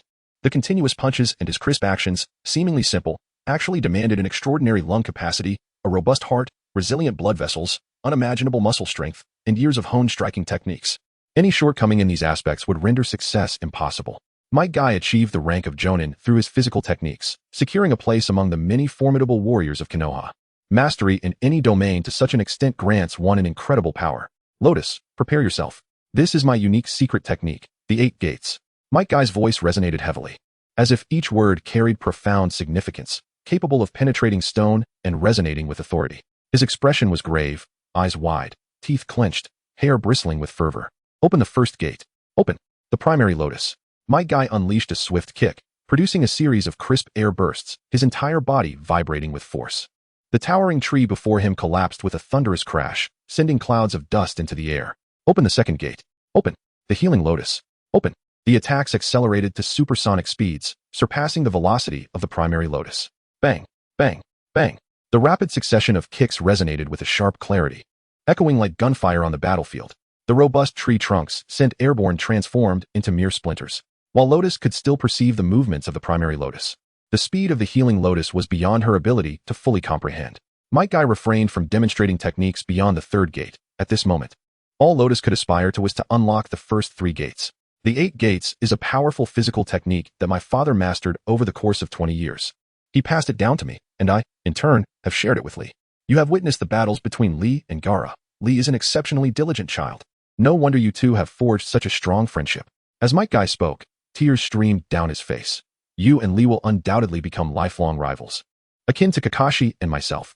Speaking of the training in the 8 gates, Might Guy's demeanor turned serious. The 8 gates involves unshackling the chakra pathways within the human body to temporarily gain immense strength. when all 8 gates are opened. It is known as the formation of the 8 gates. Depending on the user's strength, one can instantaneously achieve multiple times their usual power. However, the potency of the 8 gates is contingent upon the practitioner themselves, as the power multiplies based on the individual's own capabilities. Thus, the effects of the 8 gates will vary among different users. The opening of the 8th gate, the death gate, results in a complete consumption of the user's life force. Might Guy spoke solemnly, placing his warm hand on Lotus's shoulder. Lotus, your talent in physical techniques is the finest I have ever witnessed. I am but a fraction of your potential. I believe you will soon surpass me in this domain. But you must promise me, until the moment you must fight for your life, never open the 8th gate. API call failed with status code 429. Error, code, 429, message, resource has been exhausted, e.g. check quota. Status, resource exhausted. Lianjian shook his head. Might Guy explained. The crux of the matter lies in the prerequisite of employing the 8 gates technique, which necessitates extraordinary, excessive, and prolonged training beyond the limits of endurance.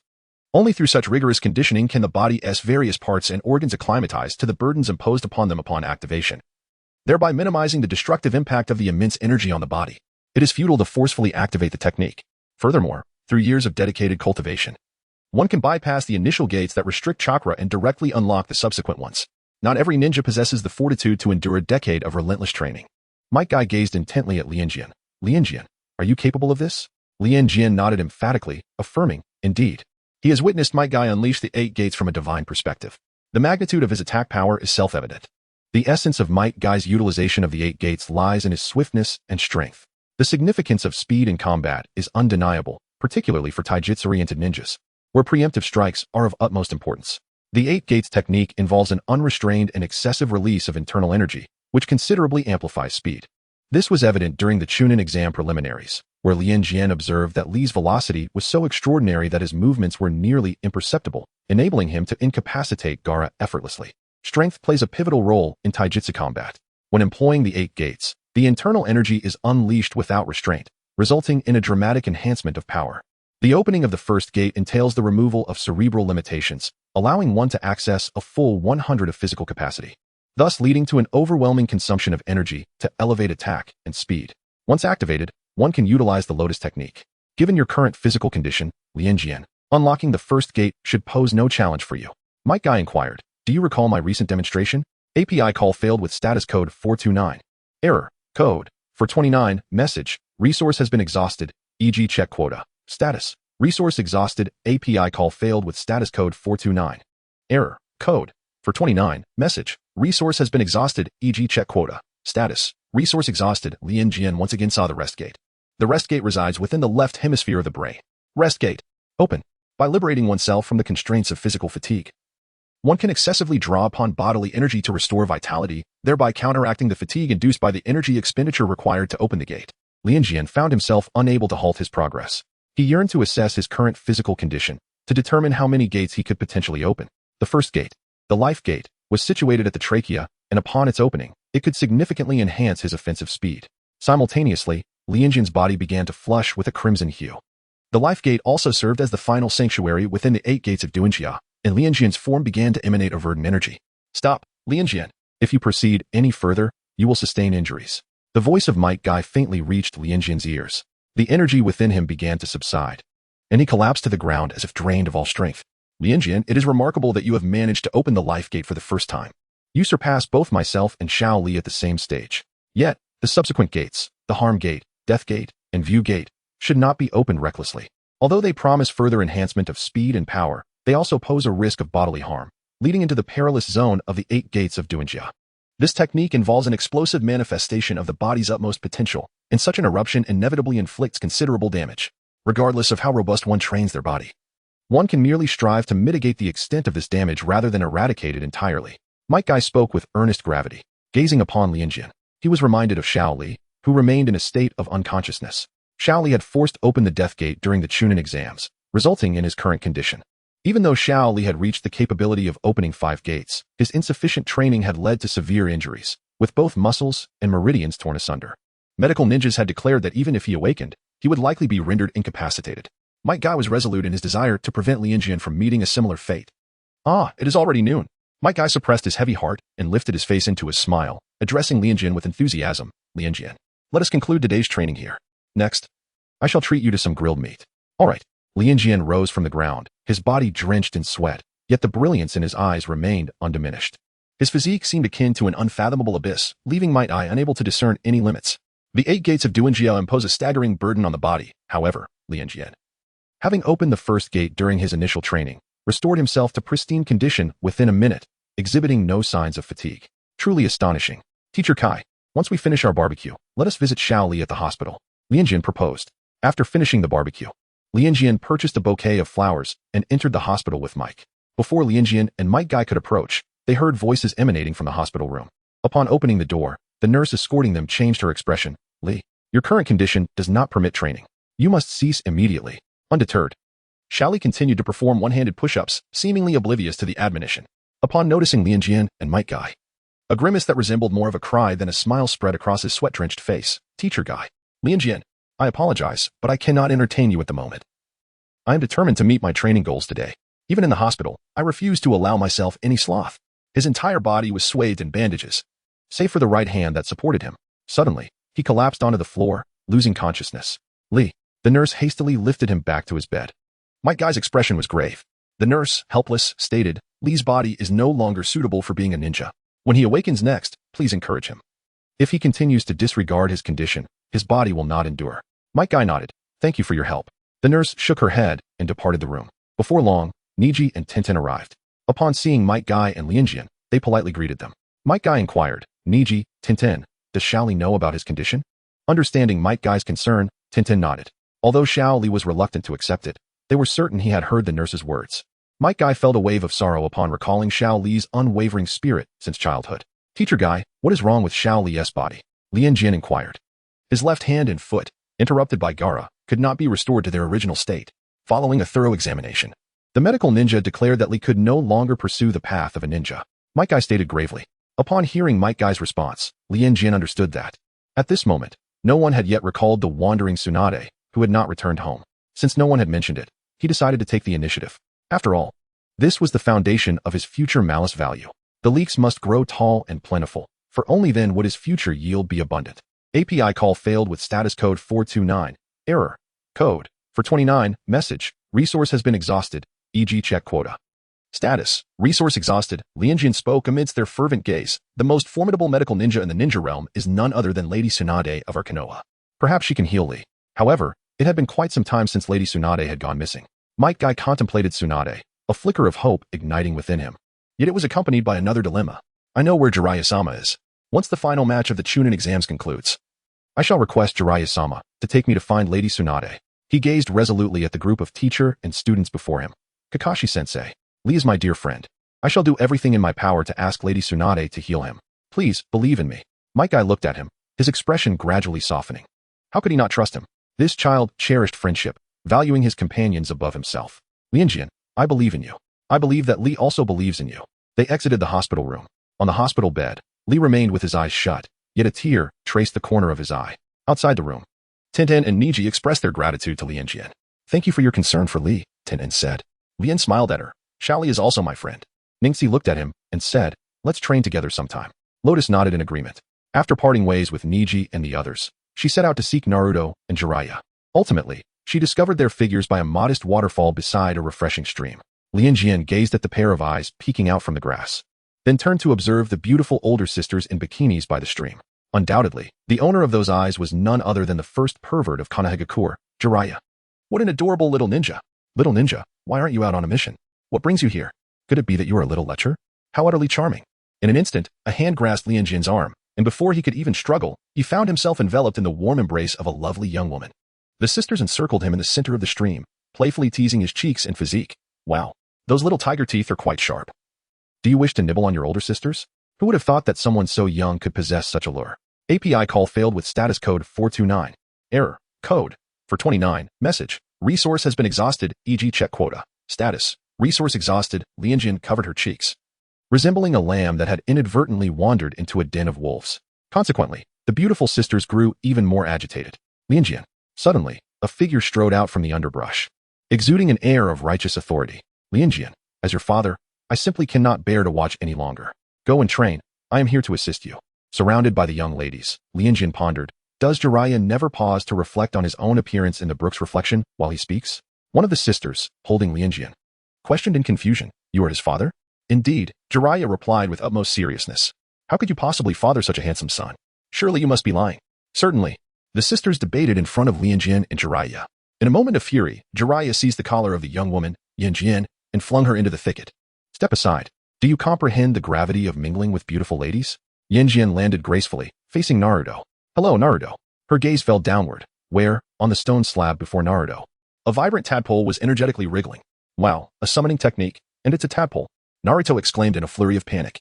In a frantic attempt to shield Lianjian's eyes while simultaneously covering the little tadpole, he became increasingly flustered, perspiration beading on his forehead. Ultimately, with a hasty gesture, Naruto dispelled the summoning, causing the tadpole to vanish from Lianjian's sight. "That was merely an accident," he proclaimed loudly, his voice tinged with unease. As Lianjian's gaze grew increasingly piercing, he calmly repeated, "Oh, a surprise." Naruto, sensing the urgency to divert the conversation, fixated on Lianjian's damp attire. "Lianjian, you must be utterly exhausted from training these past few days. Shall we indulge in a hot spring?" Upon uttering this, he focused his energy, exclaiming, "Perverted sage." Just as his voice faded, Jiraiya appeared, his cheek marked by a handprint. Jiraiya cast a jealous glance at Lianjian, envious of the young man's charm with women. It was precisely because he had flung Lianjian aside that he had received at least 2 resounding slaps. "Perverted sage, let us go to the hot springs." "Not going." "Perverted sage. Perverted sage. Perverted sage. Perverted sage. Perverted sage. Perverted sage. Perverted sage." API call failed with status code 429, error, code, 429. Message, resource has been exhausted, e.g. check quota. Status, resource exhausted. Lian rested with a towel draped over her head. Only the area above her chin visible above the water's surface. "After the training, soaking in the hot spring is truly delightful. I find it difficult to rise. Every pore in my body feels open and refreshed." Lianjian swam silently like a fish to Jiraiya's side. "What do you want?" Jiraiya cast a sidelong glance at him, his mood far from pleasant. Prior to entering the hot spring, he had encountered a group of young ladies intending to visit the women's bath, who had invited Lianjian while disregarding Jiraiya completely. At this moment, the person Jiraiya least favored was the little imp known as Lianjian. "Do you know where Lady Tsunade is?" Lotus inquired. Jiraiya paused momentarily, his expression shifting. "I do not know. What do you seek her for?" "It was Li." Lotus explained. "During the Chunin exams, I was interrupted by Gaara, resulting in injuries to my left hand and left foot. The medical ninja has informed me that I can no longer become a ninja. I believe that as the most formidable medical ninja in the shinobi world, Lady Tsunade must possess a solution." Jiraiya regarded him for a moment, stroking his chin in acknowledgement. "Tsunade is indeed the most powerful medical ninja in the shinobi world. But I too am unaware of her whereabouts." Lianjian, skeptical as ever, is well aware that Jiraiya had later sought out Tsunade with Naruto. His current reluctance to embark on a similar quest indicates his unwillingness to pursue it. Regardless, once the third Hokage passes away, Jiraiya will inevitably be compelled to seek her out, whether he desires to or not. API call failed with status code 429, error, code, 429. Message, resource has been exhausted, e.g. check quota.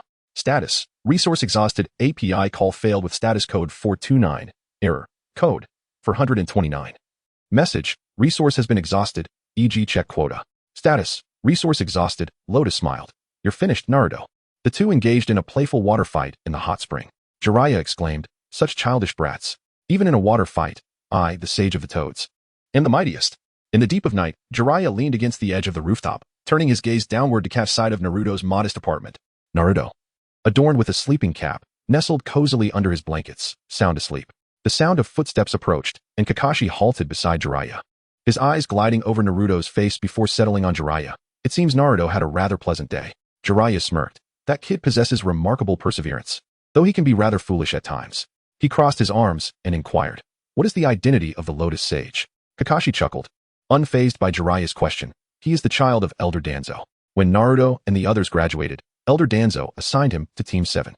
Jiraiya replied, "I see." Kakashi's expression grew slightly more serious. "He is a good kid." Jiraiya remained silent, then remarked, "Well, it's getting late. I must take my leave." His figure gradually faded into the evening breeze.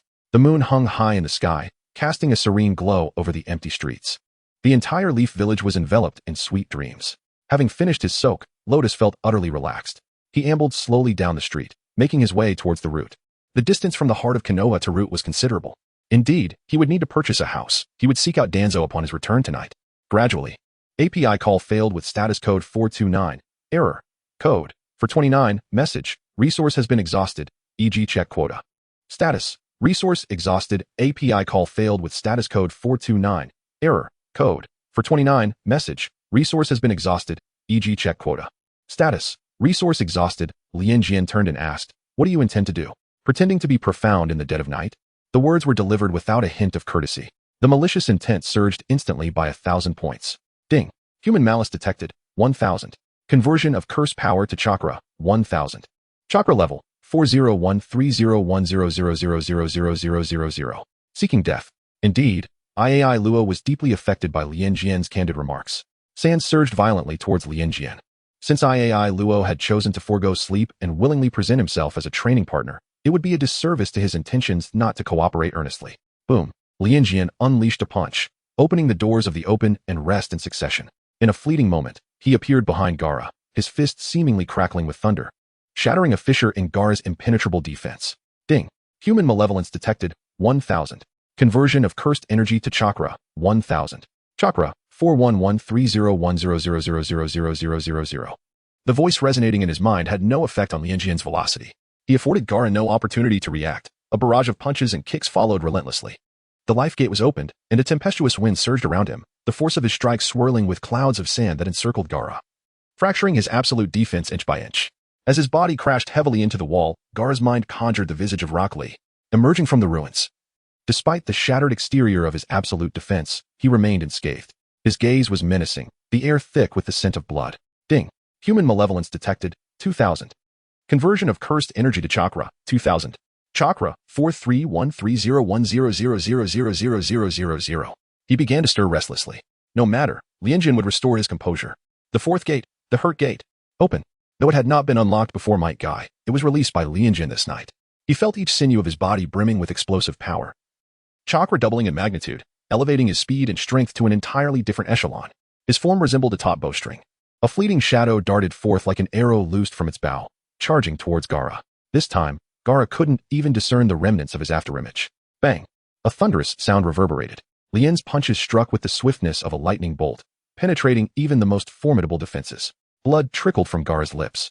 The relentless assaults on Lian were rendered futile, as the sand, unable to match Lian's velocity, descended into utter chaos. Upon closer inspection, Lianjian discovered that Gaara's arm began to undergo a transformation. The disturbance caused by the tailed beast was too significant. API call failed with status code 429. Error, code, for 29, message, resource has been exhausted, e.g. check quota. Status, resource exhausted. Lianjian withdrew his right foot, channeling immense power that surged and converged, resembling a bow-drawn taut, his hair like thunderclaps. The force of his fists and feet radiated a potent airflow. Gaara's pupils shifted, and in the blink of an eye, his body soared into the sky, only to be met by Lianjian's swift kick. Bang! Gaara coughed up a mouthful of blood. There was no time to react. The floor beneath him shattered like a spider's web, leaving him ensnared in a deep crater, his ribs fractured. This marked the first time in his life he had sustained such a grievous injury. Gazing into the profound night sky, Gaara's body managed to rise unaided.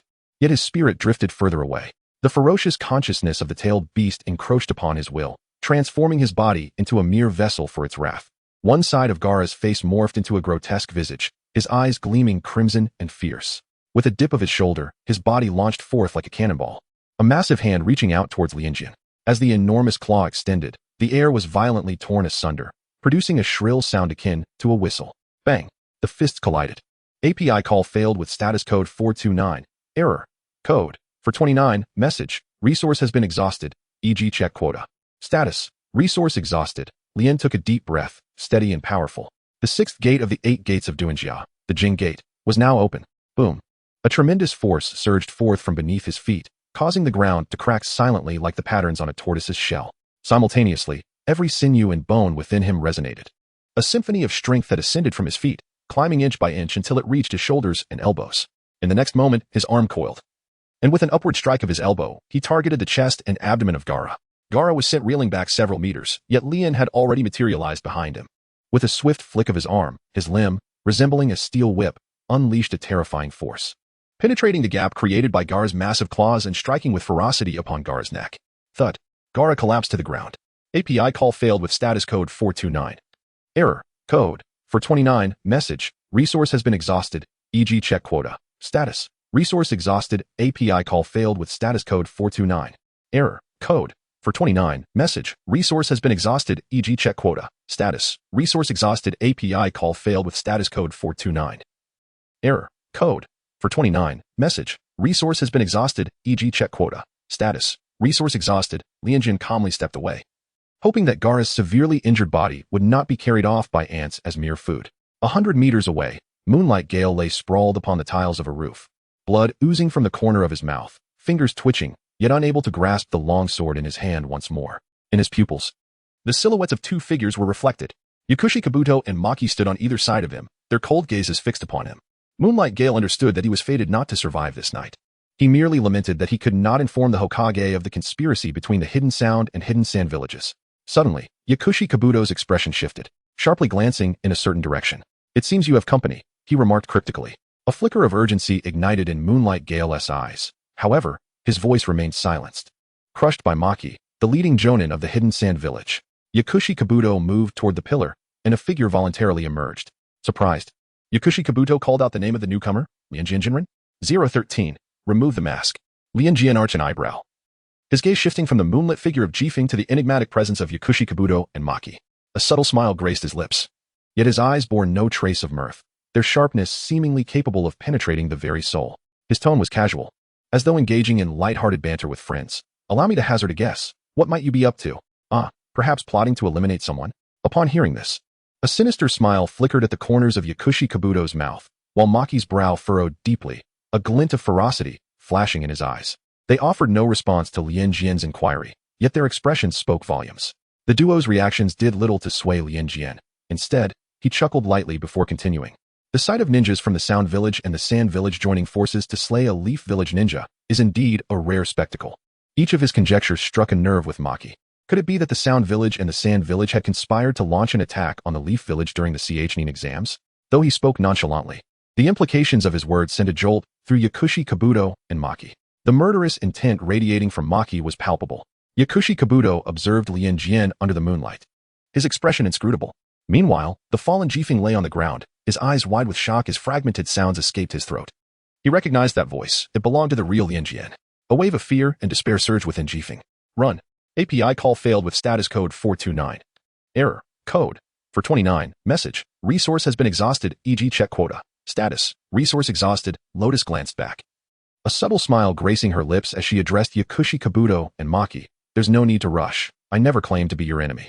Laughter echoed softly in the stillness of the night, and Yakushi Kabuto couldn't help but let out a light chuckle. His gaze was intense, as if he sought to pierce through Lotus's very essence. To be honest, from our very first encounter, I sensed a kinship between us, Yakushi Kabuto suddenly remarked, his voice tinged with a barely perceptible thrill. Maki furrowed his brow, casting a puzzled look at Yakushi Kabuto, yet the latter offered a calming glance, silently urging him to refrain from further inquiries. Is that so? Lianjian raised an eyebrow, a hint of disdain flickering across his face. I do not believe we belong to the same ilk, he remarked. With arms crossed, he maintained a composed gaze, locking eyes with Yao Shirdo. The latter offered a slight smile, his expression brimming with warmth as he fixed his gaze upon Lianjian, choosing not to elaborate further. Those who don masks are invariably adept at perceiving the true countenance of others. If you claim not to be our adversary, then demonstrate it to us, Yao Shirdo stated, presenting a kunai. His smile remained ever radiant. Lianjian took the shuriken but did not act immediately. Instead, he spun the weapon on his finger and engaged in conversation with Yakushi Kabuto, inquiring about the terms. If you are to attack Konoha, it is certain that the Hokage will be killed, correct? Yakushi Kabuto remained silent. Lianjian, seemingly unconcerned, continued, I have but one request, before the Hokage meets his demise. I wish to speak with him. Once I have spoken, I shall assist you in eliminating him. The Moonlight Gale's eyes widened in astonishment. The apothecary Do regarded him with curiosity, a peculiar smile playing on his lips as he remarked, in that case, I must consult with Lord Wind Shadow. However, Maki readily acquiesced, declaring, I shall convey your wishes to Lord Wind Shadow. Lianjian approached the Moonlight Gale, crouching before him, while the latter's gaze remained fixed upon his face. Since death was inevitable, one might as well engage in virtuous deeds. Allow me to contribute a wave of malice. I eagerly anticipate the day when Konoha meets its demise. Ding. Human malice detected, 1000. Conversion of curse power to chakra, 1000. Chakra, 471301000000000. The mere thought of countless Konoha ninjas and civilians perishing fills me with uncontainable joy. It is indeed regrettable that you will not witness such an entertaining spectacle. Ding. Human malice detected, 2000. Conversion of curse power to chakra, 2000. Chakra, 491301000000000. Oh, how could I forget? Even a formidable ninja like Hiruzen Sarutobi cannot escape death. Oh, the anticipation is overwhelming. If only I could humiliate him in such a manner before his demise. How thrilling that would be. Ding. Human malice detected. 3000. Conversion of curse power to chakra. 3000. Chakra, 5213010000000. Lianjian sighed deeply, unleashing his lethal strike. Your girlfriend's name is Yuzuki Yuin, isn't it? Gazing into the crimson eyes of the moonlight and the trembling form before him, Lianjian smiled gently. You were sent away by my own hand, and to ensure your reunion, let me also take her life. Ding. Detection of human malevolence value. 5000. Conversion of cursed power to chakra amount. 5000. Chakra, 5713010000000. What a splendid night it is. The moonlight and the cold gleam of the kunai shimmer in unison. The kunai, now stained with blood, lies carelessly discarded to the side. Lian swiftly evaded Maki's surprise attack, firmly grasping Maki's wrist. Do you wish to perish? As Lian's voice faded, a series of bumps appeared on Maki's face. The pharmacist Do gazed intently at the scene before him, his eyes alight with excitement. API call failed with status code 429. Error. Code 429. Message. Resource has been exhausted, e.g. check quota. Status. Resource exhausted. API call failed with status code 429. Error. Code 429. Message. Resource has been exhausted, e.g. check quota. Status. Resource exhausted. Lian spoke softly, informed Fengyin. Oh no. It should be Orochimaru. Yakushi Kabuto's pupils constricted, and his expression subtly shifted. It is important to note that aside from himself and a handful of sound ninja, no one was aware that Lord Orochimaru was indeed Fengyin.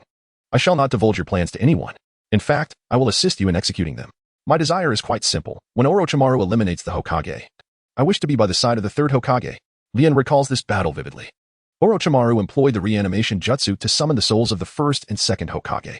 Subsequently, the third Hokage, Sarutobi Hiruzen, sealed both the first and second Hokage, along with Orochimaru's hands, using the dead demon consuming seal before his demise. API call failed with status code 429. Error. Code 429. Message. Resource has been exhausted, e.g. check quota. Status. Resource exhausted. Lianjian could not bear to let such a splendid opportunity slip away. Otherwise, the chance to once more connect with their souls would not arise until the Fourth Great Ninja War. Lianjian had no time to wait for such an extended period. The pharmacist smiled and said, I must discuss matters with Lord Orochimaru. API call failed with status code 429. Error. Code 429. Message. Resource has been exhausted, e.g. check quota. Status. Resource exhausted. API call failed with status code 429. Error. Code 429. Message. Resource has been exhausted, e.g. check quota. Status. Resource exhausted. Lianjian quietly entered the room of Shimura Danzo. As he had anticipated, Danzo was indeed awake. Sitting on a stool, Danzo observed as the door creaked open, revealing a blue head peeking inside. With those shifty eyes, who would dare to disturb him at this late hour? If not the esteemed Lianjian? Danzo spoke, his voice resonating in the dimly lit room. What brings you here? API call failed with status code 429. Error. Code 429. Message. Resource has been exhausted, e.g. check quota. Status. Resource exhausted. API call failed with status code 429. Error. Code 429. Message. Resource has been exhausted, e.g. check quota. Status. Resource exhausted. Lianjian recounted his encounters with my love, Gaara, and Yakushi Kabuto in their entirety. Naturally, in his narration, it was Maki who was responsible for slaying Tsukuyami Shippu. In truth, it was indeed Maki who dealt the fatal blow. However, it was merely a slip of the hand that caused the kunai to fall. The demise of Tsukuyami Shippu bore no direct relation to Lianjian himself. Furthermore, he concealed the nature of his collaboration with Yakushi Kabuto, the only one privy to the truth. Yakushi Kabuto would refrain from disclosing it. After all, the intelligence Lianjian possessed posed a significant threat to them. After such a prolonged scheme, Orochimaru and Yakushi Kabuto would not wish to see their plans unravel on the eve of their fruition. API call failed with status code 429. Error. Code 429. Message. Resource has been exhausted, e.g. check quota. Status. Resource exhausted. API call failed with status code 429. Error. Code 429. Message. Resource has been exhausted, e.g. check quota. Status. Resource exhausted. API call failed with status code 429. Error. Code 429. Message. Resource has been exhausted, e.g. check quota. Status. Resource exhausted. Lianjian was drenched in sweat, his mind diligently recalling the principles of the peacock dance as elucidated by Might Guy. Before Guy, he had progressed from the first gate to the sixth gate. and the tension on Guy's face was palpable, even more so than his own. The peacock dance is an advanced technique employed after unlocking the sixth gate. Known as the spectacle gate, within the 8 inner gates, it involves delivering rapid punches that create flames through friction with the air, utilizing the shock waves and flames produced to deliver a continuous assault upon the opponent. The flames generated by the high-speed strikes manifest in the air like a peacock displaying its feathers, hence the name. Its intensity is capable of evaporating volumes of water akin to that of a lake. As Lianjian unlocked the sixth gate, a vibrant blue aura enveloped him, with his chakras surging to a visible degree. The cells within his body seemed entirely activated with the opening of the sixth gate, enhancing his already formidable physical prowess to new heights. The aura surrounding him expanded to a terrifying magnitude, with chakras circulating and emitting blue vapor. The overwhelming sense of pressure he exuded was monstrous in its intensity, instilling fear in those who beheld it. Observing Lianjian successfully open the sixth gate, Might Guy could not help but acknowledge the significance of innate talent. In less than a month, Lianjian had surpassed the decade-long efforts of Shaoli. Yet, Lianjian's success was not solely attributed to talent. It was inextricably linked to his relentless dedication. Guy noticed Lianjian slightly crouching, initiating the stance for the peacock dance. Aware of the technique's power, Guy stepped back, creating a safe distance between them. As he retreated, an immense force emanated from Lianjian's hands, engulfing his surroundings in a fiery blaze that extended for several meters. Guy distinctly observed the red light around Lianjian morphing, the flames ultimately coalescing into a lifelike, gigantic peacock. With a resounding cry, shockwaves and flames surged outward in all directions. API call failed with status code 429. Error. Code. For 29. Message. Resource has been exhausted. E.G. Check quota. Status. Resource exhausted. Lianjian let out a sigh of relief. Mike Kai observed the unmistakable signs of severe burns on Lianjian's garments, as well as the burns marring his skin, alongside visible bruises that likely resulted from ruptured capillaries. After unlocking the sixth gate, the body could not endure the strain, and the lack of proficiency in controlling the peacock technique indeed led to such a predicament. However, in the blink of an eye, all these injuries vanished, and his skin regained its smooth, pristine appearance, as if it had never been harmed. Mike Kai was momentarily taken aback. Lian noticed the gaze of Mike Guy and smiled as he explained, "Teacher Guy, this is related to my bloodline limit, as long as the injury is not fatal. I can heal rapidly." Mike Guy beamed with a smile. "Excellent. This means I can intensify the training without worry. Prepare yourself, Lian. Starting tomorrow, the training intensity will significantly increase." Lian sought what she could not attain. Indeed, today's cultivation concludes here. Lianjian's clothing was scorched beyond repair. He rushed back to the roots with the swiftness of the wind, fearful of being discovered in his bare upper body. After all, even when clothed, he had already been in perilous circumstances. The consequences of being caught by the young ladies in such a state were too dreadful to contemplate. API call failed with status code 429. Error. Code. For 29. Message. Resource has been exhausted. E.g. check quota. Status. Resource exhausted. Lianjian took a refreshing bath and donned a new outfit, stretching leisurely before heading out for ramen. By a stroke of fate, he encountered Naruto and Jiraiya at the ramen shop. Naruto, filled with delight, promptly took a seat beside Lianjian. Lotus glanced at Naruto, who was behaving rather nonchalantly, and inquired, "Aren't you training today?" Naruto chuckled as he rubbed his hands together, replying, "The perverted sage said this is also a form of training." Jiraiya observed Naruto and Lotus with an enigmatic expression. API call failed with status code 429. Error. Code. For 29. Message. Resource has been exhausted. E.g. check quota. Status. Resource exhausted. Lianjian watched helplessly as Naruto's frog wallet failed to produce even a single penny. It was rather pitiable. Naruto turned to Lianjian and inquired, "Have you completed today's training?" API call failed with status code 429. Error. Code. For 29. Message. Resource has been exhausted. E.g. check quota. Status. Resource exhausted. API call failed with status code 429. Error. Code. For 29. Message. Resource has been exhausted. E.g. check quota. Status. Resource exhausted. Lianjian and Naruto were effortlessly hoisted onto Jiraiya's shoulders, one in each arm. API call failed with status code 429. Error. Code. For 29. Message. Resource has been exhausted. E.g. check quota. Status. Resource exhausted as Lianjian was just released. He caught sight of Naruto soaring through the air.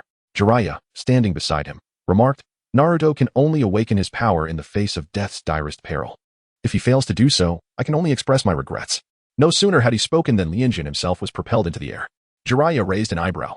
015. The eve of the examination, Naruto plummeted rapidly downward, his body beyond his control. His pupils constricted, filled with despair and terror. The howling wind roared past his ears, drowning out all sound and plunging him into an abyss of silence. "I am going to die," this thought echoed relentlessly in his mind. consuming his every thought and casting aside all else into the void.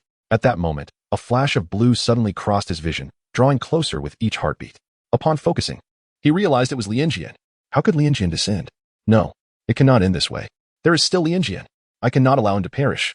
A surge of intense survival instinct welled up within Naruto. He could not simply resign himself to fate. He had once promised Lianjian that he would safeguard his well-being. And now was the moment to fulfill that vow. Naruto diligently adjusted his posture, striving to mitigate the velocity of his descent. Suddenly, darkness enveloped him, and the surrounding environment shifted. When Naruto regained his vision, he found himself in an unfamiliar realm. Shadows pervaded the space, with only a faint light illuminating the path ahead. Following the glimmer, he beheld a colossal door. Within, a pair of blood-red slit pupils emerged abruptly. A gigantic fox gradually revealed itself from the depths of darkness. Naruto's pupils dilated. Before him stood the nine-tailed fox, the very creature the lecherous sage had once spoken of. Hey, Naruto shouted at the nine-tailed fox. Having resided within me for so long, shouldn't you pay rent? Boom. Ninja art, summoning technique. A powerful surge of crimson chakra emanated from Naruto's hands. In the next instant, Naruto and Lianjian crashed onto a soft yet remarkably resilient surface. It felt like a trampoline. Lianjian steadied Naruto, gazing down at the immense crimson creature beneath him. From his vantage point, it was impossible to discern the entirety of this sudden apparition. Nevertheless, Lianjian had already surmised its identity. Mysterious mounts toad, Fumida. What on earth is this place? What scheme is Jiraiya concocting? Why has he summoned me at this moment? Fumida's voice echoed through the chasm. Naruto's eyes sparkled with excitement as he slid closer to Fumida's cheek, exclaiming, "It's not that lecherous sage. It's me. I summoned you." Surprised at his own ability to conjure such a formidable entity, Naruto felt a surge of exhilaration. Humph. Fumida scoffed. Enough. Tell me where Jiraiya is. He held a complete disbelief in Naruto's claims. Frustrated, Naruto shouted, "Whether you believe it or not, I did summon you. It was that lecherous sage who tossed both me and Lianjian down here, wanting me to learn the summoning technique." Fumida fell silent for a few moments, acknowledging that the scene before him did lend credence to the boy's assertions. However, the great toad Fumida would never be commanded by such a juvenile. With a powerful push, Fumida leapt high into the air. Lian and Naruto suddenly soared into the air. An unconventional version of a freefall ride. How delightful. API call failed with status code 429. Error. Code. For 29. Message. Resource has been exhausted, e.g. check quota. Status. Resource exhausted. API call failed with status code 429. Error. Code. For 29. Message. Resource has been exhausted, e.g. check quota. Status. Resource exhausted. API call failed with status code 429. Error. Code. For 29. Message. Resource has been exhausted, e.g. check quota. Status. Resource exhausted. API call failed with status code 429. Error. Code. For 29. Message. Resource has been exhausted, e.g. check quota. Status. Resource exhausted. Lian's visage was bathed in golden radiance, exuding an extraordinary warmth. Jiraiya averted his gaze, and an individual inevitably surfaced in his thoughts. Lianjian bore a striking resemblance to that individual, both in temperament and talent. Furthermore, he had become a companion of Naruto, as if woven by the threads of destiny. The sun dipped below the horizon, and Naruto's voice echoed in the distance. Like a spirited little creature, he leaped and bounded upon the head of Gamabunta, exclaiming, "Ha! I did it! Ha ha! Lianjian! I did it! Ha ha ha!" Amidst his laughter, he slipped off Gamabunta's head, utterly exhausted. Gamabunta, with a flick of his tongue, ensnared him. Jiraiya smiled knowingly, recognizing Gamabunta's acceptance of Naruto. He handed the large scroll he carried on his back to Lianjian, instructing him to present it before Gamabunta. API call failed with status code 429. Error. Code. For 29. Message. Resource has been exhausted, e.g. check quota. Status. Resource exhausted. API call failed with status code 429. Error. Code. For 29. Message. Resource has been exhausted, e.g. check quota. Status. Resource exhausted. Renjian, carrying Naruto on his back, made his way towards Naruto's residence. In the information provided to Renjian by Danzo, the location of Naruto's home was meticulously documented. Naruto's abode was a modest single apartment. Upon entering, one immediately noticed the scattered instant noodles and milk cartons in the living room, along with an array of clothing and hats strewn about. After placing Naruto on the small sofa and covering him with a blanket, Renjian departed. In the early morning, upon awakening, Naruto immediately sought out the lecherous sage. "Lecherous sage, were you the one who brought me home yesterday?" Naruto inquired. Jiraiya shook his head. "No?" "Huh." Naruto pondered for a moment. Could it be Renjian? Remembering Renjian, Naruto recalled the events of the previous day, and his anger flared. "Lecherous sage, I haven't settled the score with you yet. It's one thing to throw me off a cliff, but why did you also let Renjian fall?" Jiraiya paused, looking at Naruto. "Are you really that foolish?" Naruto instinctively retorted. "You're the fool. I'm not foolish at all. Renjian said so, And I certainly am not. Jiraiya sighed, exasperated, pressing his forehead, that could jump down on his own. He wanted to save you and believed you would succeed. Naruto stood there, momentarily stunned. Today, Lianjian did not partake in training. As it marks the final day of the month-long deadline, with the Chunin exams commencing tomorrow, Might Guy had initially intended to invite Lianjian, Tintin, and Neji to indulge in a barbecue. However, Neji was preoccupied with relentless training, and Tintin felt compelled to accompany him, while Lianjian declined the invitation as well. This was due to Lianjian's impending return to the route, as Catface had reached out to him, possibly indicating that Danzo had devised yet another task for him to undertake. Upon Lianjian's arrival at the route, he was met not by the masked Catface, but by an unfamiliar woman. She possessed long black hair, her skin bearing a pallor from years spent underground, with crimson lips and obsidian eyes, an unremarkable appearance in the world of Naruto, where such eye and hair colors are commonplace. Lianjian sensed a familiar feeling emanating from her. Let us go. The moment she spoke, Lianjian immediately recognized her identity. She was none other than the cat-faced owl. API call failed with status code 429. Error. Code. For 29. Message. Resource has been exhausted. E.g. check quota. Status. Resource exhausted. API call failed with status code 429. Error. Code. For 29. Message. Resource has been exhausted. E.g. check quota. Status. Resource exhausted. Lian gazed in bewilderment as she grasped her hand, unable to decipher the intentions concealed behind the cat-like visage. It was not until they arrived at the barbecue restaurant that the true scene unfolded. The establishment was bustling with an even greater fervor than usual today. API call failed with status code 429. Error. Code. For 29. Message. Resource has been exhausted. E.g. check quota. Status. Resource exhausted. API call failed with status code 429. Error. Code. For 29. Message. Resource has been exhausted. E.g. check quota. Status. Resource exhausted. Lianjian's expression was enigmatic. Just as the cat face donned its mask, it was summoned by Dogface to meet Lord Danzo. Dogface led the way through an eerie silence, asking, why engage in unnecessary actions? The cat face, following closely behind, replied with its trademark coldness. If I wish to do so, I shall. Dogface fell momentarily silent until Danzo's figure emerged before them. Both knelt on one knee in unison, exclaiming, Lord Danzo. Danzo did not bid them to rise but inquired, Shao, how old are you this year? The cat face respectfully answered, 30. Danzo remarked, you have reached the age for marriage and procreation, as has Liao. In tandem, the cat face and dog face declared, we are willing to serve Lord Danzo for a lifetime. Danzo remained silent, leaving Dogface in a state of anxious uncertainty, while the cat face felt an unusual calm. Anticipating the consequences of today's actions, she knew she could accept any outcome. Danzo questioned, why do you wish to take Lianjian to dine on barbecue? This is not a task. The cat face replied, we must celebrate during significant holidays. Lianjian is merely a child, and I wish to take him to celebrate. Dogface's gaze shifted to the cat face. Having partnered with Shao for 5 years, he was well aware of her composed nature. Yet now, she seemed to be acting impulsively. Danzo commanded, you may leave. Liao was taken aback. This was uncharacteristic of Lord Danzo. Nevertheless, he departed alongside Shao. Once away from Danzo's residence, Dogface voiced a question that weighed heavily on him. What has come over Lord Danzo? The cat face silently passed him by. Offering no reply, Dogface pursued her, asking, do you know something? The cat face retorted, how old are you this year? Dogface, puzzled by the relevance of her question, answered truthfully, 20. The cat face remarked, one day, when you marry and have children, or as you grow older, you will understand. Dogface was taken aback. What did marriage and parenthood have to do with anything? Additionally, he had no intention of marrying or having children, like Lord Danzo. He intended to dedicate his life to the roots. API call failed with status code 429. Error. Code. For 29. Message. Resource has been exhausted. E.g. check quota. Status. Resource exhausted. Lianjian was taken aback by Danzo's inquiry, expecting a different line of questioning. Yet he was surprised when Danzo asked about the Chunin exam taking place that day. Even more unexpected was the inquiry regarding his level of anxiety. Danzo appeared to be in a peculiar state, as if he had been possessed. Nevertheless, Lianjian provided a flawless response. He was not anxious. Before Danzo could utter any further distasteful remarks, Lianjian swiftly silenced him. I am a member of the root, a ninja, trained by my father. And I shall never bring shame upon my foundation or my esteemed father. After mentioning his father, he shyly lowered his gaze. Though inwardly he had already expressed his discontent numerous times, Danzo contemplated that Lianjian's words held a certain truth. API call failed with status code 429. Error. Code. For 29. Message. Resource has been exhausted. E.g. check quota. Status. Resource exhausted. API call failed with status code 429.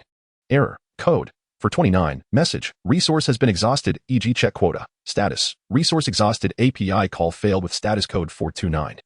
Error. Code. For 29. Message. resource has been exhausted, e.g. check quota. Status, resource exhausted, Lianjian denied. Of course not. Only Shikamaru lacks enthusiasm. Which is why I spoke exclusively to him. Shikamaru remarked, we've arrived at the venue. The crowd was immense, a sea of humanity, with cheers and clamor that were deafening.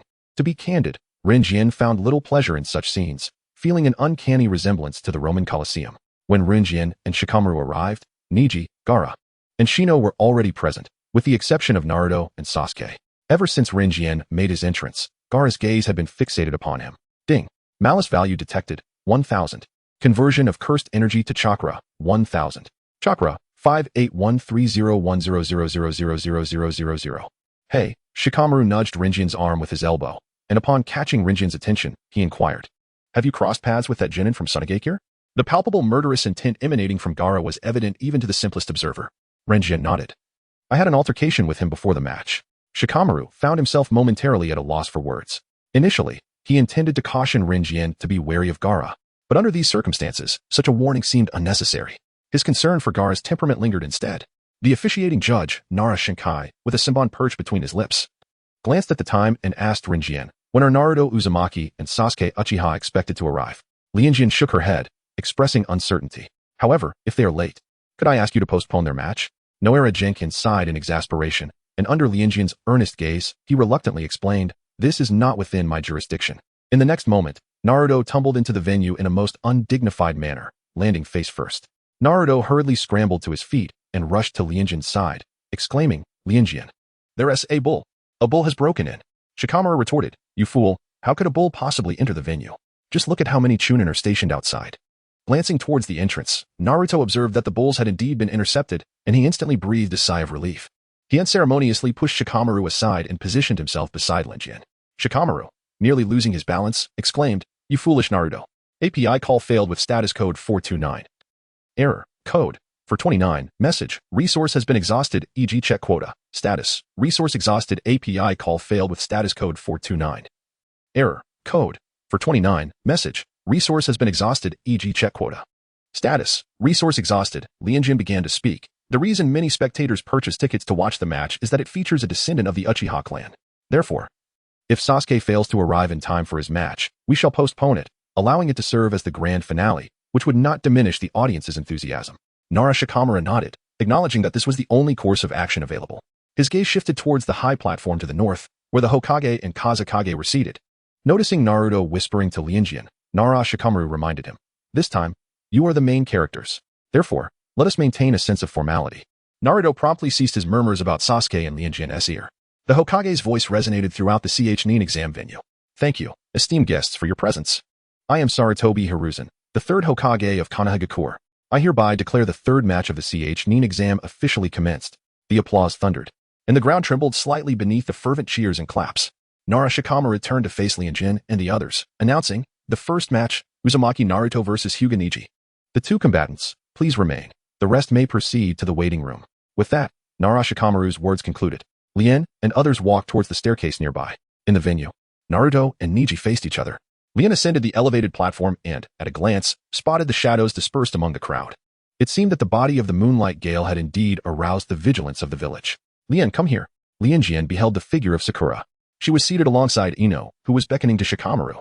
Hinata was also present. However, she chose not to sit with her father and sister, opting instead to join Ino and Sakura. Her injury had yet to heal, yet she made a special effort to witness the battle between Naruto and Neji. API call failed with status code 429. Error. Code. For 29. Message. Resource has been exhausted, e.g. check quota. Status. Resource exhausted. API call failed with status code 429. Error. Code. For 29. Message. Resource has been exhausted, e.g. check quota. Status. Resource exhausted. Lianjian comprehended the covert signals of Shimura Danzo. Should Sarutobi Hiruzen remain alive, he would gladly escort him on his final journey. How malicious. He relished the thought. The clash between Naruto and Neji did not pique Rinjian's interest. After Naruto was bested by Neji once more, Rinjian rose to his feet. Sakura, who had been anxiously watching Naruto, lifted her gaze towards Rinjian and inquired, Rinjian, where are you headed? API call failed with status code 429. Error. Code. 429. Message. Resource has been exhausted, e.g. check quota. Status. Resource exhausted. Rinjian gently grasped her shoulders, explaining with a hint of resignation, Sakura. Naruto is currently engaged in battle. At the very least, one of us must remain here to support him. So, please leave Sasuke to me. I firmly believe he will not abandon this competition. Sakura gazed at Lianjian, the owner of those captivating heterochromatic eyes, which never failed to instill a sense of reassurance within her. Complying, she settled down, offering a gentle smile in his direction. I understand. She watched as Lianjian's figure vanished up the staircase. Ino, with a playful smile, remarked, although Sakura's heart belongs to Sasuke, it is Lianjian who truly provides her with a sense of security. Startled, Sakura realized Ino was teasing her, her cheeks flushing slightly. Don't say such things. Sasuke is suited for romance, but Lianjian is definitely more suitable for marriage. Ino propped her chin on her hand, winking mischievously at Sakura. Shikamaru interjected nonchalantly. Not only does Lianjian offer Sakura a sense of security, but he also provides the same for Naruto. That is what makes a good man. Ino, leaning on her hand, couldn't resist a jab at Shikamaru. Unlike you and Choji, one is perpetually lazy, and the other is solely focused on eating. Shikamaru sighed. Women are indeed difficult to please. Agreeing with them is not the answer, and opposing them only makes it worse. Upon leaving the venue, Lien encountered Yakushi Kabuto stealthily ambushing a member of the Umbu, taking their place in a dramatic turn of events. Recognizing him, Yakushi Kabuto lowered his hand, which had been charged with chakra. He was taken aback by the presence of so many Umbu ninjas on site today. Yakushi Kabuto remarked with a significant undertone. Lianjian leaned against the trunk of a tree, questioning, do you not understand why there are so many of you? The body of the moonlight's swift wind lies brazenly exposed. Do you truly regard all the ninjas of Konoha as fools? With a smile, Lianjian continued. If I were to inform the Hokage, you would never have been able to appear at today's gathering. Kabuto Yakushi chuckled, easing the tension in Lianjian's demeanor. I am aware, and I harbor no doubts about you. I merely marvel at the keen instincts of the ninjas from Konoha. API call failed with status code 429. Error. Code. 429. Message. Resource has been exhausted, e.g. check quota. Status. Resource exhausted. API call failed with status code 429. Error. Code. 429. Message. Resource has been exhausted, e.g. check quota. Status. Resource exhausted. Lien gazed intently at him. The pharmacist smiled, saying, there are only two methods to breach the formation. The first involves a forceful attack to dismantle it, but the consequences are quite evident. Sarutobi's death would be inevitable. The second method requires a special chakra-absorbing ninja tool, which can create an opening in the barrier for you to pass through. However, both options are far from easy to execute. Lianjian's gaze was cold and filled with dissatisfaction. The pharmacist, though, with a smile, sought to reassure him. Do not be anxious. You may enter the inner sanctum before the barrier descends. However, entering the inner realm prior to the barrier's fall posed considerable risk. After all, it was difficult for Lianjian to believe that the sinister Orochimaru would not seize the opportunity to deal with him. One must venture into the tiger's den to capture the tiger cub. Though fraught with danger, the allure of the souls of the first, second, and third Hokage was too compelling to resist. Notably, despite their lengthy collaboration, no matter what he said or did, the pharmacist, though, had not once contributed a hint of malice towards him. Cheers erupted within the venue, and Lianjian surmised that the competition was nearing its conclusion. He had matters to attend to. In a few swift movements, he arrived at the medical room within the venue. Lien gently pushed the door open and beheld Ningzi, who sat on the bed, his head bowed in contemplation. A bruise marred his chin, a testament to Naruto's earlier encounter. The once bustling infirmary was now enveloped in silence. Leaving him in solitary reflection, Lien closed the door and approached Neji. Neji was aware of his presence, yet remained silent. At this moment, he had already lost the strength to speak. Neji, you were formidable, but do you understand why you were defeated by Naruto? Lien inquired softly. He was aware of the profound impact Naruto's words, which cast doubt upon fate, had on Neji during the competition. Yet, is it truly possible to be unaffected by destiny? Neji gazed at his own hands, hands that had vanquished countless adversaries, hands that had accompanied him through relentless training day and night. Yet now, these same hands had brought him defeat, and that defeat was at the hands of an opponent he had once deemed unworthy of his regard. Could it be that fate does not exist at all? Is it feasible to resist destiny merely through struggle? Naruto is indeed formidable, Neji mused. He found himself increasingly swayed by Naruto's words and demeanor. API call failed with status code 429. Error. Code. 429. Message. Resource has been exhausted, e.g. check quota. Status. Resource exhausted. API call failed with status code 429. Error. Code. 429. Message. Resource has been exhausted, e.g. check quota. Status. Resource exhausted. API call failed with status code 429. Error. Code. 429. Message. Resource has been exhausted, e.g. check quota. Status. Resource exhausted. Lianjian, taken aback by the immense shock that now enveloped Neji, continued, I have faith in his capabilities. For his father is the fourth Hokage, Minato Namikaze. As the son of the Hokage and the Jinchuriki of the Nine Tails, Naruto's destiny is indeed preordained. API call failed with status code 429. Error. code. For 29, message, resource has been exhausted, e.g. check quota. Status, resource exhausted, Lianjian remarked. My fate is, in fact, predetermined, Ningxi. He sighed, a sound heavy with resignation and acceptance. Ningxi gazed at his profile, noticing the tears that slipped silently from the corners of his eyes. That single, glistening tear seemed to strike Ningxi's heart with profound impact. For the first time, it felt as though he had penetrated Lianjian's warm exterior, reaching the fragility of his heart. Take good care of yourself, Ningxi. Lianjian bid him farewell and opened the door to the medical room, stepping outside. Within, Neji's mind incessantly replayed the image of Lianjian's solitary tear. Indeed, fate is merciless and inescapable. Both he and Lianjian are mere victims of destiny. But why must it be so? API call failed with status code 429. Error. Code. For 29, message, resource has been exhausted, e.g. check quota. Status, resource exhausted. Why are the lotus flowers not strong enough to strive? Why must they succumb to the whims of fate? Why? With a delicate gesture, Hasumi brushed away a stray tear from the corner of her eye, offering a wan smile to the approaching figure. Greetings, esteemed head of the Hyuga clan. API call failed with status code 429. Error. Code. 429. Message, resource has been exhausted, e.g. check quota. Status, resource exhausted. Lianjian cast a helpless glance at the door, sighed, and offered a reassuring smile. Chief, I am a friend of Neji's. He does not wish to see anyone at the moment, but I have already spoken to him. He should come to terms with it. Hinata Hayashi recalled the look in Neji's eyes during the match, feeling a pang of discomfort.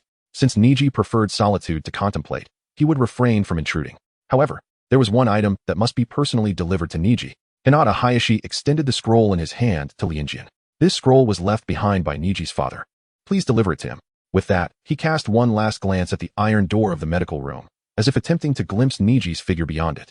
Rest assured, Lian gracefully accepted with both hands, her face adorned with a smile that radiated trust and tranquility.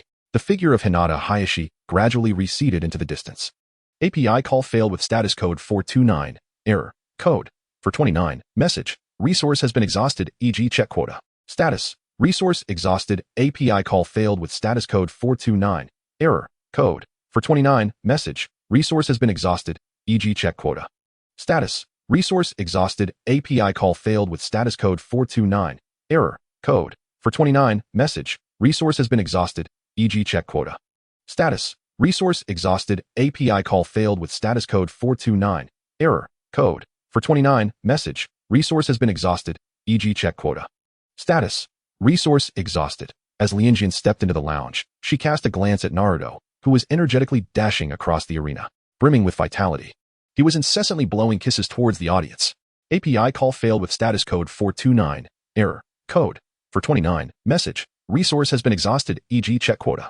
Status. Resource exhausted. API call failed with status code 429. Error. Code. For 29. Message. Resource has been exhausted, e.g. check quota. Status. Resource exhausted. Lian glanced at her with a gentle smile, reassuring, do not worry, Sakura. Sasuke will surely appear. Sakura nodded in agreement, indeed. In surprise, Ino remarked, who would have thought that Naruto could defeat last year's top newcomer, Neji? Shikamaru nodded, but soon his expression shifted to one of dismay. As Naruto exited the arena, Irika announced the next match, Nara Shikamaru versus Kankuro. Just as Shikamaru lazily rose to his feet, Kankuro unexpectedly chose to forfeit. Irika was taken aback and promptly declared, Kankuro forfeits. Nara Shikamaru wins. Scanning the audience for Uchiha Sasuke's presence, Irika continued, the match between Uchiha Sasuke and Gaara is postponed. And the next bout features Lian and Aburame Shino. Lian, give it your all, Sakura encouraged earnestly, clenching her fist in support. Lian smiled and nodded, casting a glance at Shino, who stood up beside Hinata. Shino, shall we walk together? API call failed with status code 429. Error. Code. 429. Message. Resource has been exhausted, e.g. check quota. Status. Resource exhausted. Lianjian. Do not offer him unwarranted respect. Abstaining from such gestures is the true form of reverence. Who desires to be paraded like a monkey in front of an audience? Let us conclude this contest swiftly. In the next moment, Lianjian took the initiative. His arms slightly outstretched, he sliced through the air with grace, his steps light as a falcon soaring towards the heavens. And in an instant, he stood before Yoshino, delivering a powerful blow to her chest. The force of his strike compressed the air around it, resulting in a resounding shockwave that sent Yoshino's body hurtling through the air. Yet, mid-flight, her form dissipated into a multitude of insects. A manifestation of the Oil Woman clan's secret technique, insect split. API call failed with status code 429. Error. Code. For 29. Message. Resource has been exhausted, e.g. check quota. Status. Resource exhausted, Lotus Genji wielded his palm like a blade, his silhouette slicing through the sunlight, leaving behind a fleeting shadow. With swift precision, he dispatched all the pesky insects surrounding him. He positioned himself beside Shino. Truly, Lotus Genji was remarkable. Such prowess. From the stands, Naruto's eyes sparkled with excitement. Shikamaru rested his head on his hand, half-heartedly commenting, "This is a battle devoid of suspense. They should have matched Lotus Genji against that lower ninja from Sunagakure. It would have been much more entertaining." Sakura observed the scene unfolding in the arena, a smile gracing her lips. It seems Lotus Genji's martial arts have grown significantly stronger. Suddenly, a flash of green caught her eye. Turning around, she was taken aback to see Lee and Might Guy. Soon, Naruto and the others noticed as well. "Lee, what brings you here? Isn't your body still recovering?" They bombarded him with questions. "I wanted to witness Lotus Genji's fight, as well as Gaara and Sasuke's battle," Lee explained. Still leaning on his cane, Sakura immediately stood up, offering her seat to Lee, but he declined. "It's all right. I only need to stand for a moment," he replied. His gaze fixed upon the arena. Just as everyone thought Shino was on the verge of surrendering, a third figure suddenly emerged in the arena. All present involuntarily held their breath, their eyes glued to the unfolding scene. Boom. A colossal fist, composed of countless parasitic insects, descended from above with overwhelming force. Shino's body swayed slightly, yet he remained standing, blood trickling from the corner of his mouth. As Lianjian faced the fist hurtling towards him, his body instantaneously vanished from sight, leaving only a glimmer of silver slicing through the void. Swift as lightning, when his figure was once again captured by the gazes of the onlookers, Lianjian had already materialized behind Shino. His finger pressed against Shino's vital point. Shino silently curled his lips into a smirk, allowing the parasitic insect to return to his body. He raised his hand. "I concede." This was an outcome he had anticipated long before, albeit arriving swifter than he had envisioned. He had contemplated using the parasitic insect to siphon Lianjian's chakra, yet Lianjian's speed was far too rapid. The insect could not catch up, and the disparity in their martial prowess was stark.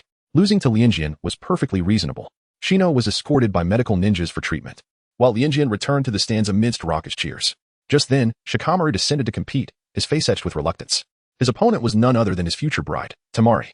The bout between Shikamaru and Temari was thrilling, yet Lianjian paid it no mind. He had to remain vigilant, observing the commotion from the stands and the Hokage's area. Should Orochimaru launch an attack, he must ensure he could swiftly enter the formation. Otherwise, he would miss this rare opportunity. What the heck? That fool Shikamaru actually conceded. Naruto's complaints reached his ears. Lianjian glanced at the arena, realizing the match had concluded. Next up was the confrontation between Gaara and Sasuke. Although he had broken several of Gaara's ribs, Gaara, possessing a tailed beast within him, was likely to have formidable recovery abilities. Leaves fluttered down as Sasuke and Kakashi made a grand entrance. Naruto's eye twitched. Their appearance was simply too ostentatious, overflowing with an air of superiority. Sasuke remained on the arena while Kakashi ascended to the stands. "Yash, long time no see." Lianjian, Naruto, Sakura, Kakashi greeted them. "Kakashi-sensei, where have you and Sasuke been for the past month?" Naruto asked, filled with resentment. He hadn't even caught a glimpse of them. "Ah, well, it's a training location. A bit far off. You wouldn't know if I told you, so I won tea," Kakashi responded evasively, glancing at Naruto. "Did you win?" Naruto's expression shifted immediately, brimming with pride. "I won." Kakashi's eyes crinkled with a smile. "Well done." Naruto looked at Lianjian beside him, his dissatisfaction directed at Kakashi. "Why didn't you ask Lianjian?" "That is so biased." Kakashi struggled to comprehend Naruto's logic, yet he recognized that Naruto's concern for his comrade stemmed from a good place. He explained, "There is no need to ask Lianjian. He will undoubtedly win." Naruto replied, "So that is the reason. It seems the one to pity is me, as Kakashi-sensei completely lacks confidence in my abilities." As the chaos commenced, the plan was on the verge of unfolding. However, could Sasuke truly emerge victorious? Naruto felt anxious. He was not one to fear competition, yet Gaara instilled in him a profound dread of death. That man could ruthlessly eliminate his opponent without hesitation. "Believe in Sasuke." Lien gently patted Naruto on the shoulder. Although he himself harbored doubts, it sufficed that Naruto held belief. After all, it was destined that Sasuke would become a frenemy with Naruto. As for him, he was merely a passerby seeking to accumulate malicious points. Kakashi chuckled, exuding confidence as he spoke. "Naruto, you might want to place some faith in your teacher. This past month, neither Sasuke nor I have merely been preening for effect." This statement struck a chord with Lien. He mused that the very essence of Kakashi and Sasuke was strikingly similar. Both were inclined to exhibit a flair for the dramatic. Kakashi, in his youth, was far more enamored with theatrics than Sasuke. It was only after enduring numerous experiences that he concealed his true nature. Over the course of the past month, Sasuke had indeed shown remarkable progress under Kakashi's guidance. His physical skills had ascended to new heights, and he had fully mastered the Chidori. Suddenly, API call failed with status code 429, error, code, For 29, message, resource has been exhausted, e.g. check quota. Status, resource exhausted. Lien certainly would not believe that Naruto was merely fatigued. Such a conspicuous effect could only be attributed to illusionary techniques. Wouldn't it? Lianjian pondered aimlessly, contemplating the potential of employing this illusion to aid those suffering from insomnia. The absence of side effects and the ability to induce slumber in an instant were remarkable. Ding. Malicious intent detected. 500. Conversion of curse power to chakra. 500. Chakra. 5863010000000 and malicious intent were recorded. Lianjian lifted his gaze, surveying the surroundings. Apart from a handful of ninjas, the majority of the audience lay incapacitated. Kakashi, Might Guy, and other elite Chunin had fallen prey to such a simple illusion. Even Sakura, gifted in illusion techniques, remained notably alert. Lianjian, who automatically converted the illusion into chakra flowing into his body, was clearly benefiting immensely. He secretly wished for even more to arrive. Suddenly, a multitude of sound ninjas hidden among the audience surged forth, throwing the scene into chaos. The Konoha engaged in battle with the sound ninjas. On the high platform, the Wind Shadow had taken the Hokage hostage, and the situation was dire. The figures of the sound ninjas appeared before Kakashi and Might Guy, blocking their path. Sound Village ninjas? Kakashi recognized them by the forehead protectors they wore, his expression turning icy. Why do you attack Konoha? No one among the sound ninjas responded. Instead, they gripped their weapons tightly and charged at him and Might Guy. Might Guy flashed a smile, kicking one sound ninja away with fervor. Yoshi, Kakashi, let us have a contest. Although it was hardly the time for competitions, Kakashi replied seriously for a moment before shrugging in resignation. Fine, let's compete then. Sakura quickly grasped the situation, sidestepping the clash between the Jonin and unraveling the illusions ensnaring Naruto, Shikamaru, and the others. As Kakashi dealt with the sound ninjas, he assigned Sakura and the others an urgent mission. No longer were they relegated to mundane D-rank tasks. This was an A-rank assignment. They were to retrieve Gaara and Sasuke. In the instant the sound ninjas had erupted, the completely irrational Gaara had been taken away by Temari and Kankuro, with Sasuke pursuing without a second thought. Kakashi had already surmised that Gaara possessed a tailed beast within him, making Sasuke's solo pursuit exceedingly perilous. What about Lianjian? Sakura instinctively inquired, glancing at Lianjian beside her. The sound ninjas in the stands had mostly been dealt with by Kakashi and Might Guy, yet a considerable number still prowled the village. It was imperative to protect the villagers. That was of utmost importance. Before departing, Kakashi turned to Lianjian earnestly. Lianjian, can you remain here and fight alongside the Chunin and Jonin? I can, Lianjian affirmed. API call failed with status code 429. Error. Code 429. Message. Resource has been exhausted, e.g. check quota. Status. Resource exhausted. API call failed with status code 429. Error. Code 429. Message. Resource has been exhausted, e.g. check quota. Status. Resource exhausted. API call failed with status code 429. Error. Code 429. Message. Resource has been exhausted, e.g. check quota. Status. Resource exhausted. Lian's gaze darkened as he observed the fully formed four red suns formation. Suddenly spotting a concealed gap. It was a deliberate opening left by the one who set the formation. It appeared that Orochimaru and Kabuto still remembered their agreement. In the eyes of the other ninjas, Lien seemed reckless as he charged into the formation. Who is that genin? The battle between shadows. He will perish. Yet, we cannot enter. How did he manage to get in? It seems he forced his way through. Now they have reinforced the formation. We cannot breach it again. The formation radiated a crimson light, completely obstructing the Umbu's attempts to assist the Hokage. Orochimaru gazed at the emerging figure of Lien, a flicker of dark amusement flashing in his eyes. The reason he let Lien in was simple. He wanted to see what Lien intended to do. This encounter in Konoha was proving to be more intriguing than he had anticipated. Lien. Sarutobi Hiruzen watched the child who had forcibly entered, worry etched across his brow.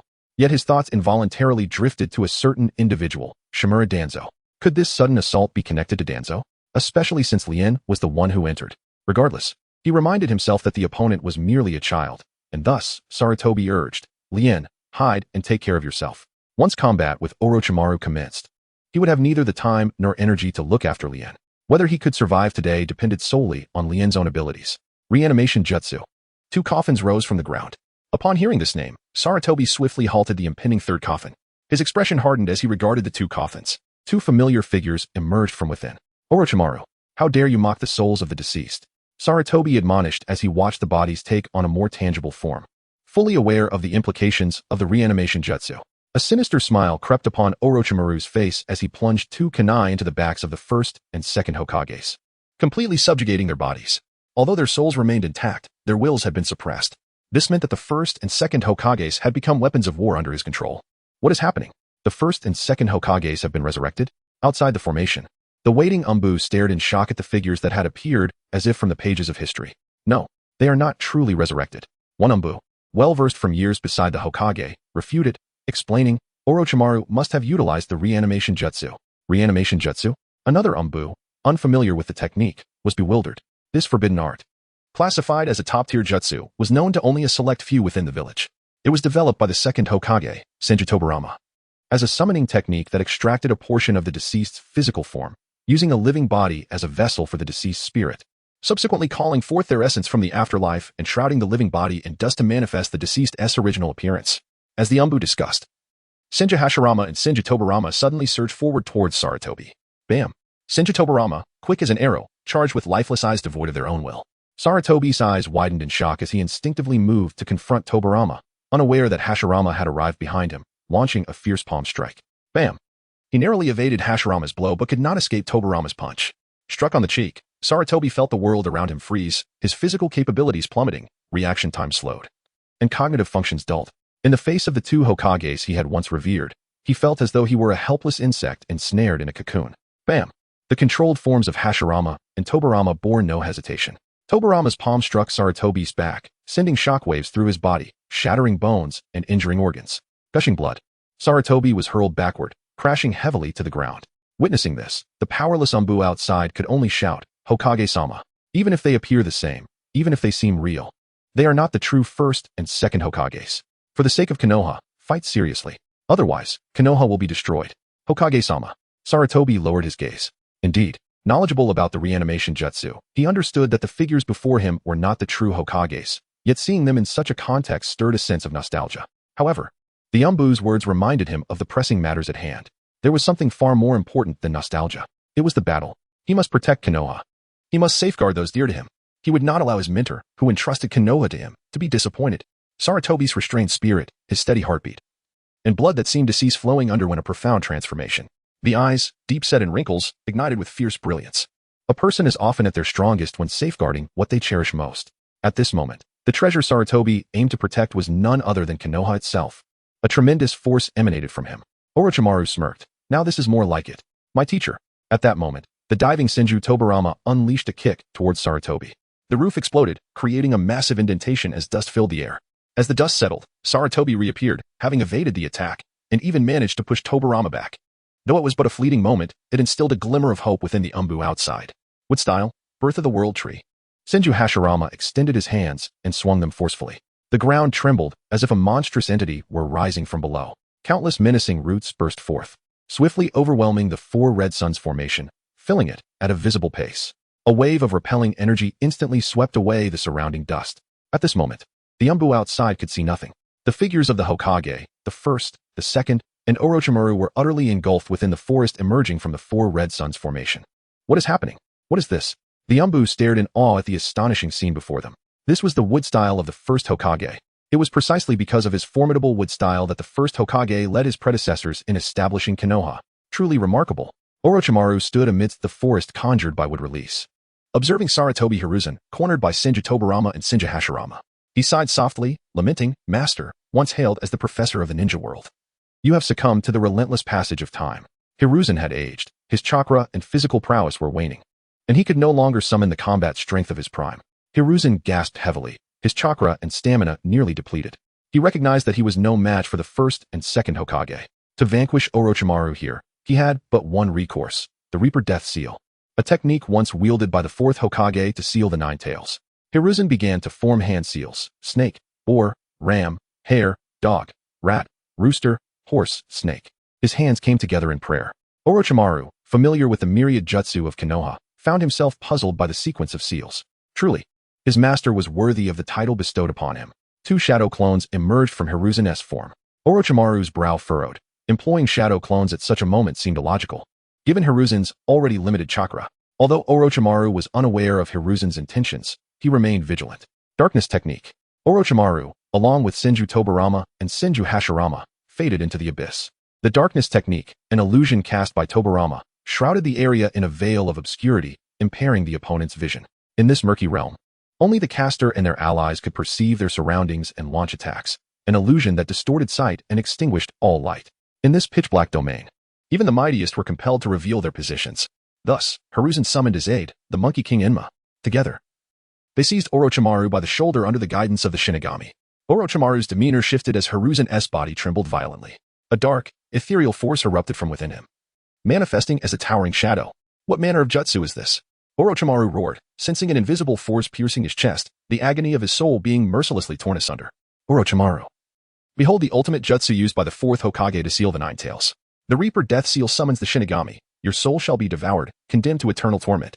The Shinigami's colossal claws penetrated Hiruzen's chest, reaching into Orochimaru's being. Hiruzen coughed blood, resolute. Even in death, I shall take you with me. With indomitable will. Orochimaru stifled the paralyzing pain, his fingers trembling. The Kusanagi, forgotten on the ground, glimmered with a cerulean light as it lunged at Hiruzen. Though Enma grasped the blade, it still pierced deeply into Hiruzen's body. Unnoticed by both Hiruzen and Orochimaru, the figure of Yagami approached the first and second Hokage, placing his hands upon their shoulders. 019. He will surely strive. Hiruzen and Orochimaru were indeed Yagami's finest allies. Orochimaru ensnared Hiruzen, while Hiruzen, in turn, dominated Orochimaru, additionally constraining the immobile Senju Hashirama and Senju Tobirama. The hands of the Shinigami were likewise tearing at the souls of Hashirama and Tobirama. Even these two titans of the ninja world found themselves unable to resist the Shinigami's grasp. This fortuitously allowed Yagami to reach for their souls. The souls of Hashirama and Tobirama were shrouded in darkness, perhaps a reflection of their corporeal demise. Though their bodies had perished, their souls remained formidable, significantly more powerful than those of ordinary ninjas. API call failed with status code 429, error, code, for 29, message, resource has been exhausted, e.g. check quota. Status, resource exhausted. Lian eagerly sought to delve into their souls. The formidable force of their spirits in the vast expanse of memory surged forth. Lian experienced an overwhelming sensation, almost as if his head might explode. Wood release, Sage mode, Sage techniques, Flying Thunder God technique, Water release ninjutsu, Impure world reincarnation. The Warring States period, the Uchiha clan, the Senju clan, Uchiha Izuna, warfare, treaties, and Konoha. Lotus gaze was vacant, yet his mind was a kaleidoscope of vivid imagery. The lives of Hashirama Senju and Tobirama Senju unfolded before him like an old film fast-forwarded, racing through his thoughts. He stumbled backward, and as he released his grip, two uncontrollable black spirits were instantly consumed by the figure of death. Old man, you two are on the brink of collapse. You wish to drag me down with you? Impossible. Orochimaru had long since lost his previous composure, now a picture of disarray. He had not anticipated that Sarutobi Hiruzen would possess the technique of Shiki Fujin. Blood flowed incessantly from his chest, completely soaking Sarutobi's garment. The color drained rapidly from Sarutobi's face, vitality waning as he grasped Orochimaru's shoulder, his strength fading. Sarutobi understood that he could not postpone any longer. Even if he could not take your soul, I shall seize your hands. I will eradicate the source of your malevolence. With resolute conviction, Sarutobi's words echoed. Orochimaru's hands withered swiftly, turning an inky black, helplessly hanging down. His pupils constricted, and he let out a pained shriek. The figure of death, having devoured two souls in Orochimaru's hands, slowly dissipated. Sarutobi's vision darkened, and he fell backward. The injured Sarama extended a hand to catch him. But the chakra required to maintain the summon faltered, forcing his presence to vanish. The azure sky reflected in Sarutobi's eyes, and all sound faded from his ears. He seemed to see a younger Orochimaru squatting beside him, innocently inquiring about the essence of life. Suddenly, Orochimaru's figure began to fade, replaced by the visage of the true lotus. Ah, and this child too.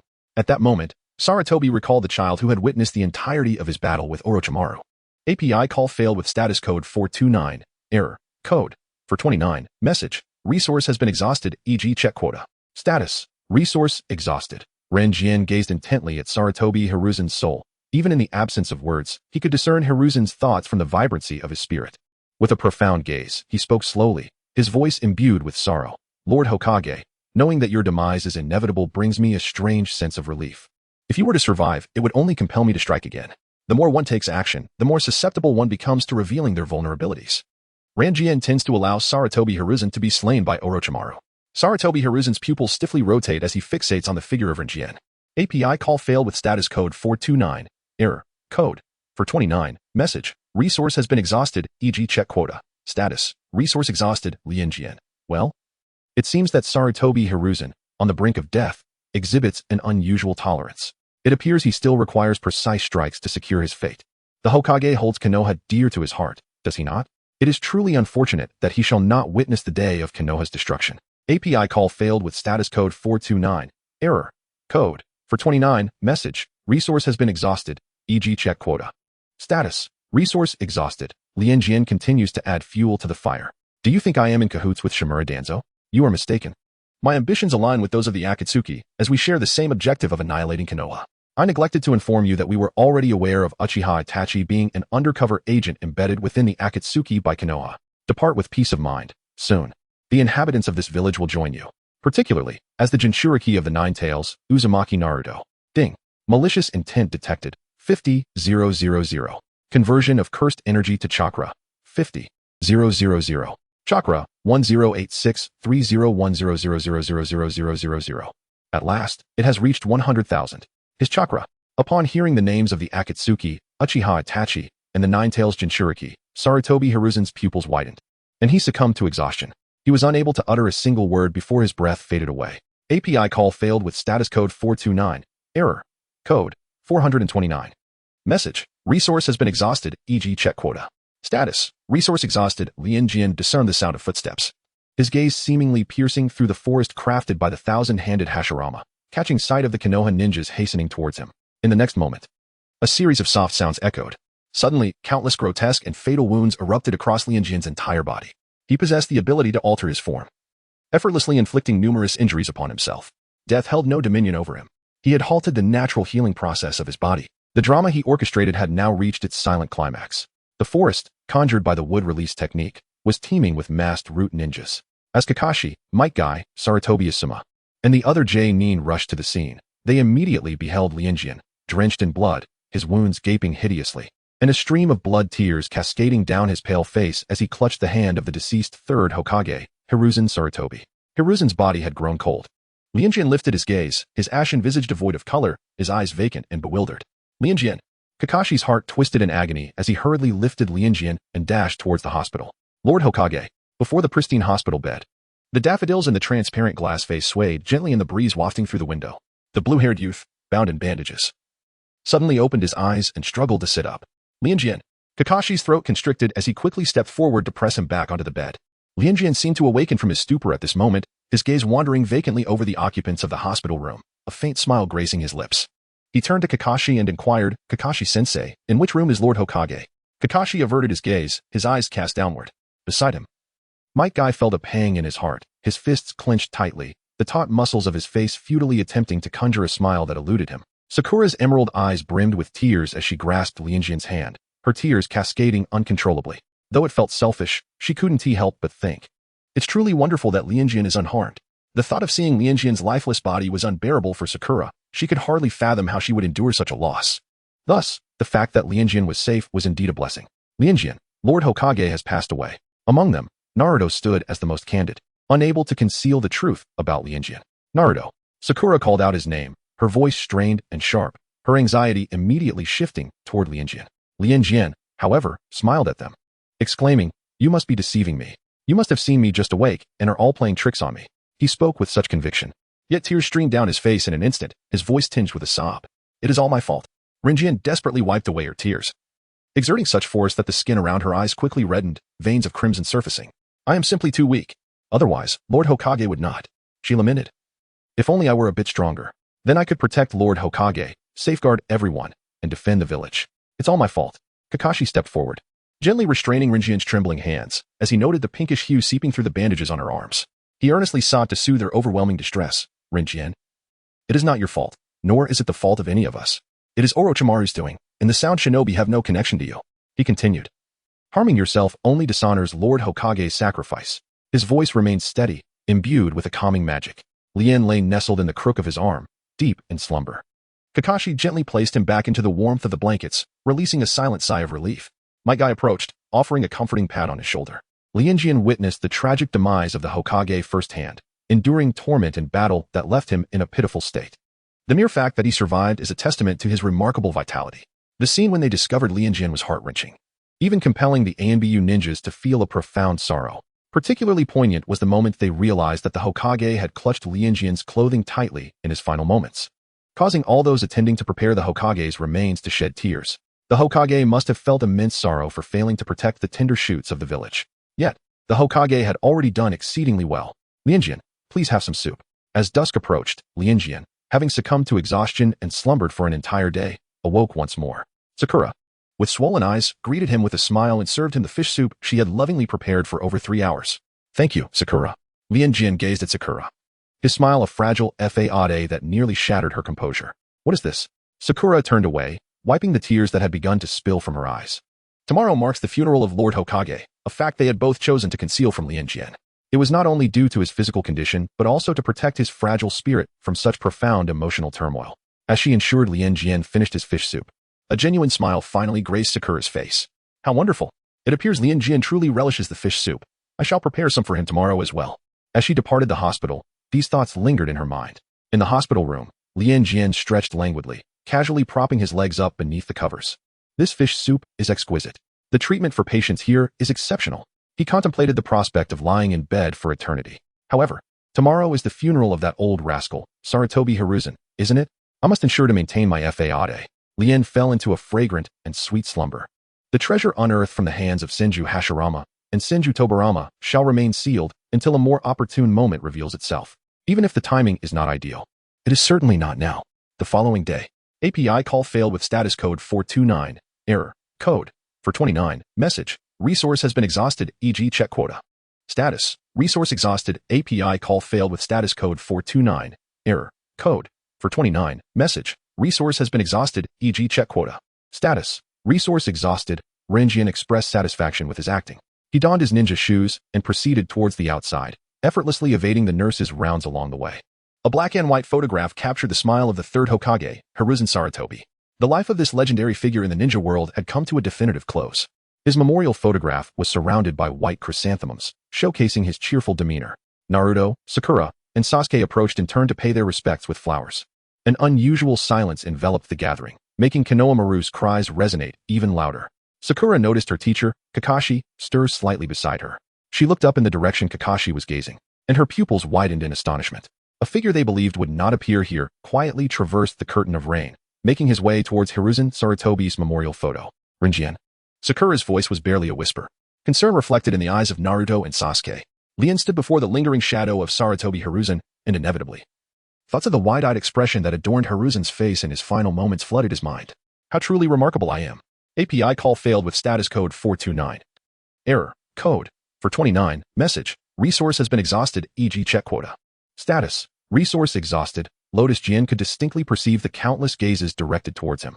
Lotus Jin, I understand your sorrow, said Asuma Sarutobi, who stepped forward with a sense of urgency that only he could muster at that moment. His warm, broad hand gently ruffled Lotus Jin's hair. Promise me you'll take care of yourself, strive to grow stronger, and protect the Hidden Leaf Village for the sake of the Hokage who would lay down his life for it. At that, the onlookers finally witnessed a smile emerge on the previously despondent face of Lotus Jin, who had seemed like a mere shell of a person. In his unique eyes, which had always brought warmth to others, a spark reignited. With a solemn vow, he declared, I will earnestly endeavor to accumulate goodwill. As sunlight pierced through the clouds, it illuminated Lotus Jin. Those present at the funeral lifted their heads, squinting against the golden rays. The child stirred a profound sense of trust and emotion within them, as if they beheld fresh sprouts emerging from the great tree of Konoha. Following the funeral, the village commenced its reconstruction efforts. The colossal serpent summoned by Orochimaru had inflicted considerable damage upon Konoha. On the rooftop of the Hokage building, Jiraiya stood, allowing the breeze to envelop him. The Hokage building, situated at the heart of the village, offered a panoramic view of Konoha. Though Jiraiya did not attend the funeral, he was well aware of the events that had transpired during it. Regardless of innate talent or character, as well as the level of trust bestowed upon him by his peers, the presence of the esteemed Lianjian Jinren evoked memories of Minato Namikaze in Jiraiya's mind. Truth be told, he regarded Lianjian Jinren as an excellent candidate for the position of Hokage. Behind Jiraiya stood Mito Minyan and T-Gain Koban. Jiraiya turned slightly, a casual smile gracing his lips. It is the two elders. Mito Minyan spoke earnestly. Jiraiya, with the third Hokage's departure, Konoha now requires a new leader. T-Gain Koban exchanged a glance with Mito Minyan before adding, we nominate you as the new Hokage. Understanding Jiraiya's disposition intimately, T-Gain Koban swiftly elaborated. There is no one better suited for this role in the village. As the disciple of the third Hokage, the mentor of the fourth Hokage, and one of the legendary Sannin, it is time for you to assume this responsibility for the village. Jiraiya chuckled softly, his mind racing. Isn't there someone even more suitable than I? He unhesitatingly redirected the position to another individual, even without naming them. Mito Minyan and T-Gain Koban instinctively recognized who this more fitting candidate was. T-Gain Koban hesitated, stating, the granddaughter of the first Hokage, one of the legendary Sannin. Indeed, that girl would also be a fitting choice for Hokage. Yet, Mito Minion pointed out the most crucial aspect. As of now, none of us know her whereabouts. At the mention of this, Jiraiya involuntarily conjured the image of a certain individual. It appears that Lianjian is also in search of Tsunade. Jiraiya has taken upon himself the task of locating her alongside the two elderly individuals. I shall take it upon myself to find Tsunade. But I require the assistance of 2 genin from the villages. Mito Minin replied, very well. Regarding the fate of the genin in the village, these old-timers indeed held the authority to decide. Jiraiya named his selections, Uzumaki Naruto and Yinjin Makoto. Zhuanqin Xiaochun remained silent for a moment. Regarding Jiraiya with a thoughtful gaze, you may take Uzumaki Naruto, but for Yinjin Makoto, you must make a visit to the root. Mito Minin also felt exasperated by Jiraiya's choice of candidates. After all, Yinjin Makoto is the son of Danzo. That old man's temperament speaks volumes. Jiraiya was reluctant to confront Elder Danzo. He scratched his head in frustration. Once Zhuanqin Xiaochun and Mito Minin departed, Jiraiya began to pace the rooftop. After a minute, he arrived at a momentous decision. He resolved to secretly abduct Yinjin Makoto. By the time Shimura Danzo discovered it, it would be too late. They would have long since departed from Konoha. Jiraiya emitted a laugh that echoed with the malevolence of a demon. Ramen shop. Lianjian sat between Naruto and Sasuke, savoring a bowl of ramen. Sakura, seated beside Sasuke, abstained from eating. She glanced at Lianjian and finally felt a sense of relief. Seeing Lianjian regain his vitality filled her with genuine joy, and a glimmer of crystalline light sparkled in her emerald eyes. Just as Lianjian and Naruto were engrossed in their meal, a shadow loomed over them. They slowly raised their heads to find Jiraiya grinning widely, extending his mischievous hands toward them. In an instant, he whisked them away like a whirlwind, vanishing from the ramen shop. Sakura stood frozen for a few seconds before springing to her feet. Lianjian, Naruto, they've been taken. She turned to the calm Sasuke, who, after setting down his chopsticks, paid the bill for all 3 and walked toward the door. It was Jiraiya, one of the legendary Sannin. They would be fine. Sasuke uttered this assurance without pausing for Sakura, departing without a backward glance. Sakura remained in the ramen shop, feeling a mix of discomfort as she watched Sasuke's retreating figure. She sensed a change in him, one that had become increasingly evident since their time in the Forest of Death, and even more so after his battle with Gaara. Uncertain of what to do, she felt helpless against Sasuke's indifference, standing still as his silhouette faded into the distance. If only Lianjian were here, he would surely have a solution. Lowering her gaze, she resolved to discuss Sasuke with Lianjian upon his return. Sasuke emerged onto the bustling street, where, despite Orochimaru's recent attack that had inflicted damage on Konoha, the village thrived with vitality. Amidst the crowd, he experienced a fleeting moment of disorientation and discomfort. Had he truly fallen behind his companions, burdened by hatred? Both Lianjian, with his exceptional talent, and Naruto, who had triumphed over Gaara, intensified Sasuke's feelings of unbearable torment. It felt as though he had transformed into a weakling, even though he yearned for vengeance. If he continued to drift aimlessly, he would never be able to confront that person. At a nearby food stall, Sasuke spotted Kakashi. Approaching with curiosity, he inquired, Kakashi, what brings you here? Kakashi leaned against the stall, seemingly suspicious for not entering to eat. He glanced inside the eatery and casually replied, Oh, I was just planning to grab some food. Sasuke noticed Kakashi's gaze directed inward and followed suit, only to find the place empty, save for a steaming teacup on a table. Spotting a half-eaten box of food, Sasuke frowned in distaste. I detest natto. Kakashi raised an eyebrow and straightened up slightly. Sasuke, I can't train with you today. I have matters to attend to. Before Sasuke could respond, Kakashi vanished from his sight. Sasuke frowned, sensing an oddity in Kakashi's demeanor, his gaze uncontrollably returning to the half-box of natto. Feeling a twinge of unease. Well, how vibrant! Naruto exclaimed, marveling at the unfamiliar street before him. He clutched Lianjian's wrist, darting from stall to stall, lingering at each one with childlike wonder. Look at the goldfish. They're so beautiful. Naruto's eyes widened as he leaned over the railing of a fish tank, nearly pressing his face against the surface. He excitedly shook Lianjian's hand. Lianjian, do you want to play? API call failed with status code 429. Error. Code. For 29, message. Resource has been exhausted, e.g. check quota. Status. Resource exhausted. Lianjian nonchalantly nodded and said, Go ahead. Naruto, filled with excitement, pulled out some coins from his little frog wallet and handed them to the vendor in exchange for 2 paper-covered fishing nets. With utmost care, Naruto submerged the nets into the water, inching closer to the small goldfish. The goldfish was ensnared within the delicate paper, flicking its tail in protest. Splash. Water sprayed onto Naruto's cheek. The goldfish fell back into the water, leaving Naruto with a torn net in hand. With a forlorn expression, he gazed at Lianjian. API call failed with status code 429. Error. Code. For 29. Message. Resource has been exhausted, e.g. check quota. Status. Resource exhausted. Ring gave the little goldfish to Naruto. Overjoyed, Naruto couldn't help but beam with delight as he gazed at the fish. Jiraiya, being an adult, had no interest in childish games. After securing accommodations, he left Rin and Naruto to relish the pleasures of adult life. API call failed with status code 429. Error. Code. For 29. Message. Resource has been exhausted, e.g. check quota. Status. Resource exhausted. API call failed with status code 429. Error. Code. For 29. Message. Resource has been exhausted, e.g. check quota. Status. Resource exhausted. API call failed with status code 429. Error. Code. For 29. Message. Resource has been exhausted, e.g. check quota. Status. Resource exhausted. API call failed with status code 429. Error. Code. For 29. Message. Resource has been exhausted, e.g. check quota. Status. Resource exhausted. API call failed with status code 429. Error. Code. For 29. Message. Resource has been exhausted, e.g. check quota. Status. Resource exhausted. API call failed with status code 429. Error. Code. For 29. Message. Resource has been exhausted, e.g. check quota. Status. Resource exhausted. API call failed with status code 429. Error. Code.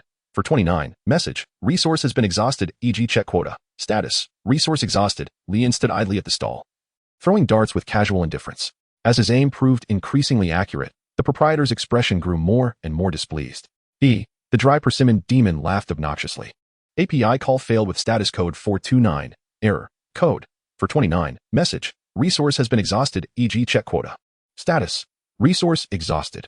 Lianjian stared in astonishment at Kisame, realizing that he actually cared about such matters. A single taunt could elevate his malice by 500 points. You are here in search of the Nine-Tails Jinchuriki, are you not? A thought suddenly crossed Lianjian's mind, prompting him to ask directly. Kisame's pupils slightly dilated, while a faint ripple appeared in the calm depths of Uchiha Itachi's eyes. It is not out of the question to lead you there. API call failed with status code 429. Error. Code. For 29. Message. Resource has been exhausted, e.g. check quota. Status. Resource exhausted. Lianjian earnestly proposed. Ding. Malicious intent detected. 5,000. Conversion of curse power to chakra. 5,000. Chakra. 114130100000000. Oh. Has Uchiha Itachi's defenses been breached so swiftly? API call failed with status code 429. Error. Code. For 29. Message. Resource has been exhausted, e.g. check quota. Status. Resource exhausted. Lian turned her head slightly, offering him a smile. I thought you would be able to guess. He formed a shape with his lips. It was unmistakably Ban. Dry persimmon Kisame was taken aback, his lips involuntarily curving into a grin. So there are indeed moles within Konoha? Truly, he is remarkable.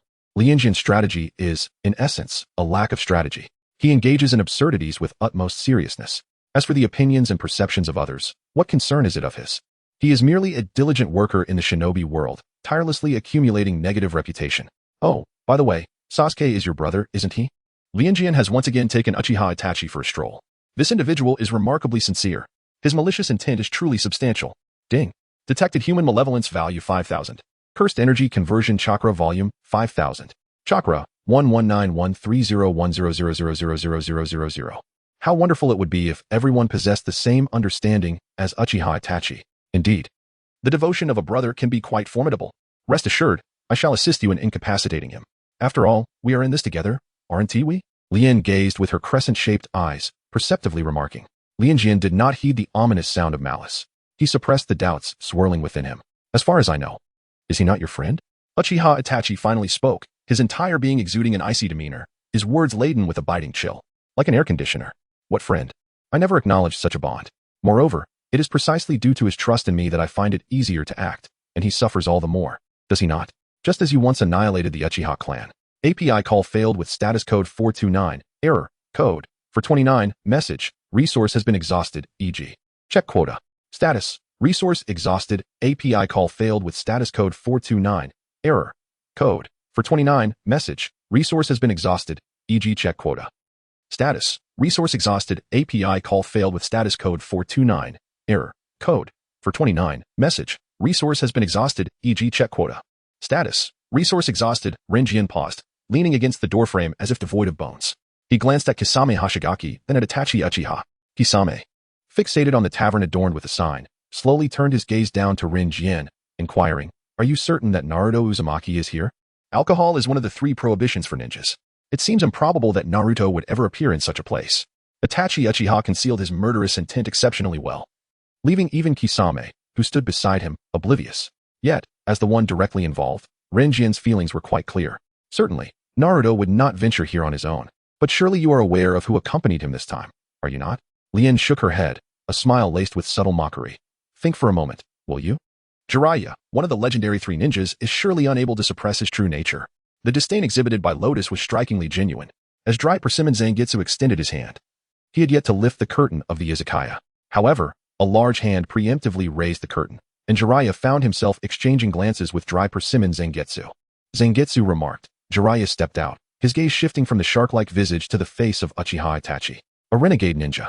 Upon noticing the forehead protector adorning Uchiha Itachi's brow, Jiraiya could not help but express his astonishment.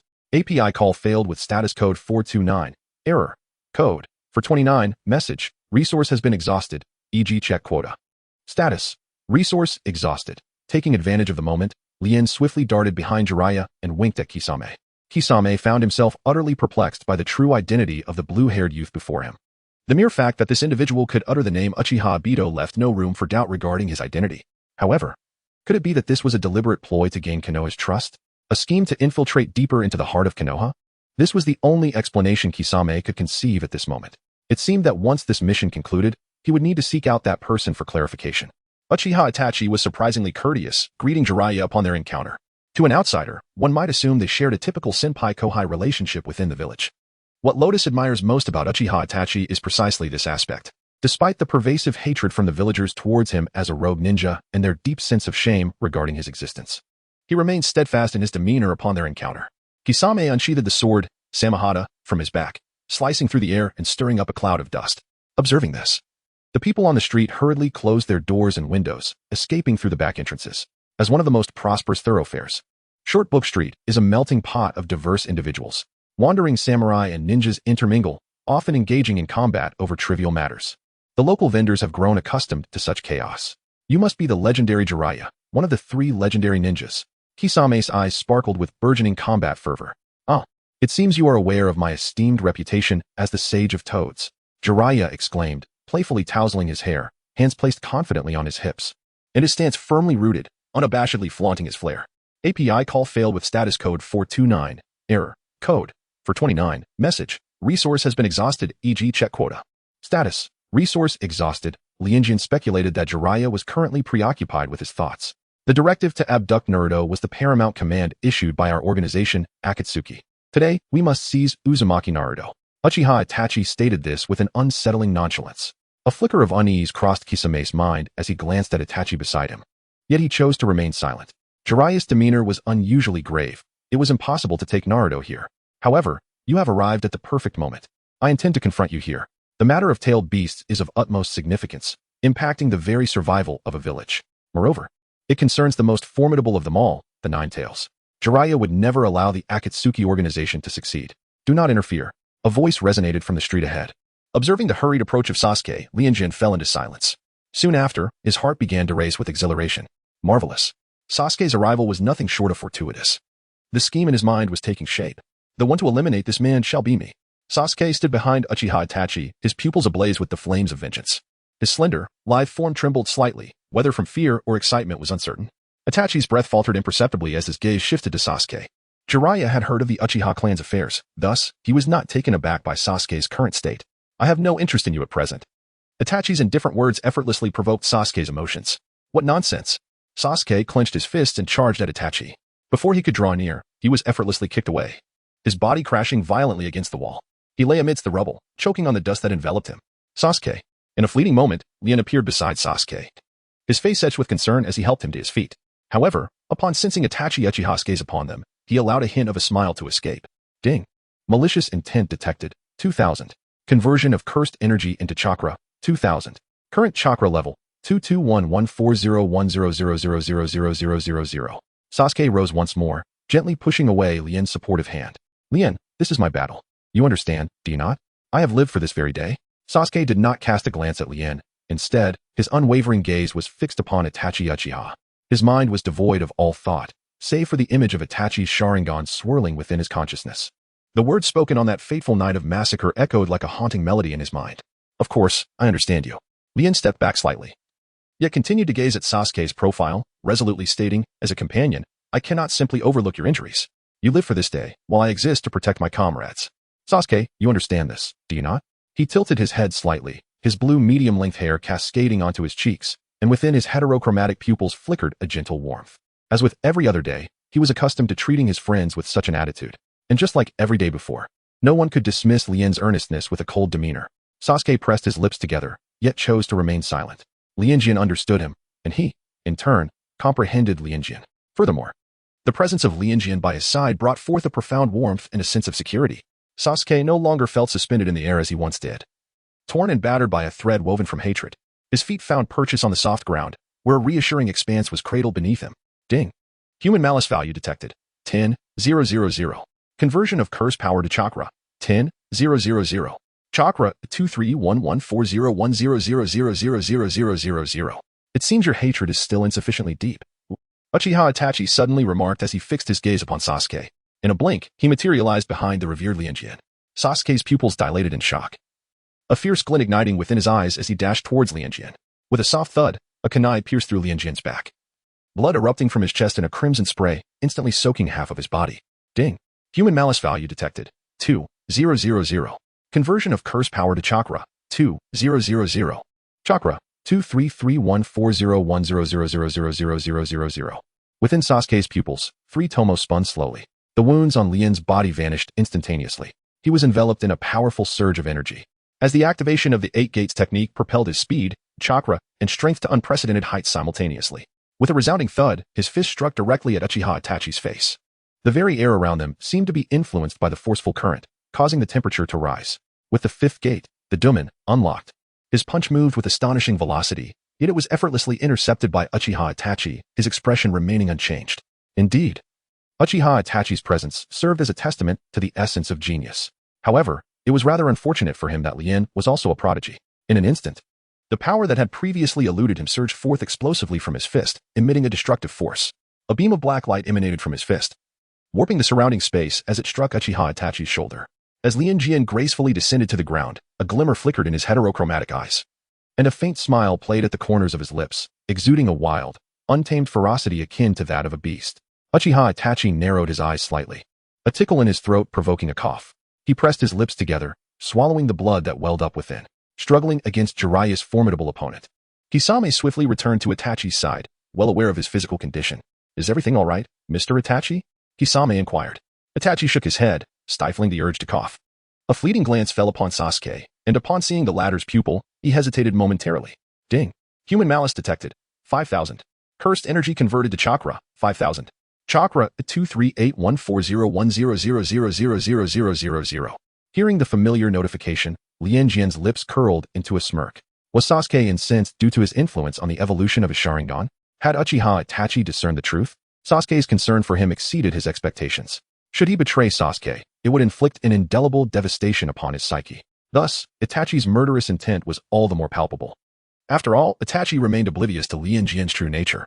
The most prudent course of action was to stifle any potential threat in its infancy. Eliminating Lianjian would be the most efficient approach. With a swift step, Itachi moved like an arrow, but this time his target was not Lianjian, but rather Sasuke. He effortlessly grasped Sasuke's neck, and in the blink of an eye, his Manjuki Sharingan flared to life.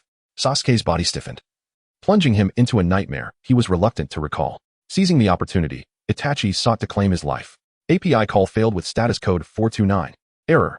Code 429. Message. Resource has been exhausted, e.g. check quota. Status. Resource exhausted. The moment Rinjian fell upon Naruto, the two were dragged across the ground for at least 5 meters. Bang. Kisame was similarly sent flying by Jiraiya's kick. In midair, Kisame adjusted his posture and landed steadily beside Itachi. Sasuke's body gradually slid down the wall, his eyes devoid of life, completely ensnared in an illusion. Kisame glanced at the fallen Uchiha Sasuke and chuckled. Truly impressive, Mr. Itachi. However, Itachi turned to regard the unfamiliar figure that had appeared beside him, someone entirely unheard of in the ninja realm. With long blue hair intricately braided and cascading down to his chest, the ends just above his knees, this individual bore an uncanny resemblance to the real Rinjian. "It's been a while, my friend. Have you missed me?" Rinjian's doppelganger, Rinjian Maki, waved at him. Jiraiya, observing the apparition before him, furrowed his brow as he glanced at the real Rinjian rising from the ground. Identical to the real one, Naruto lifted his head, momentarily stunned as his gaze flitted between the real figure and Rinjian Maki.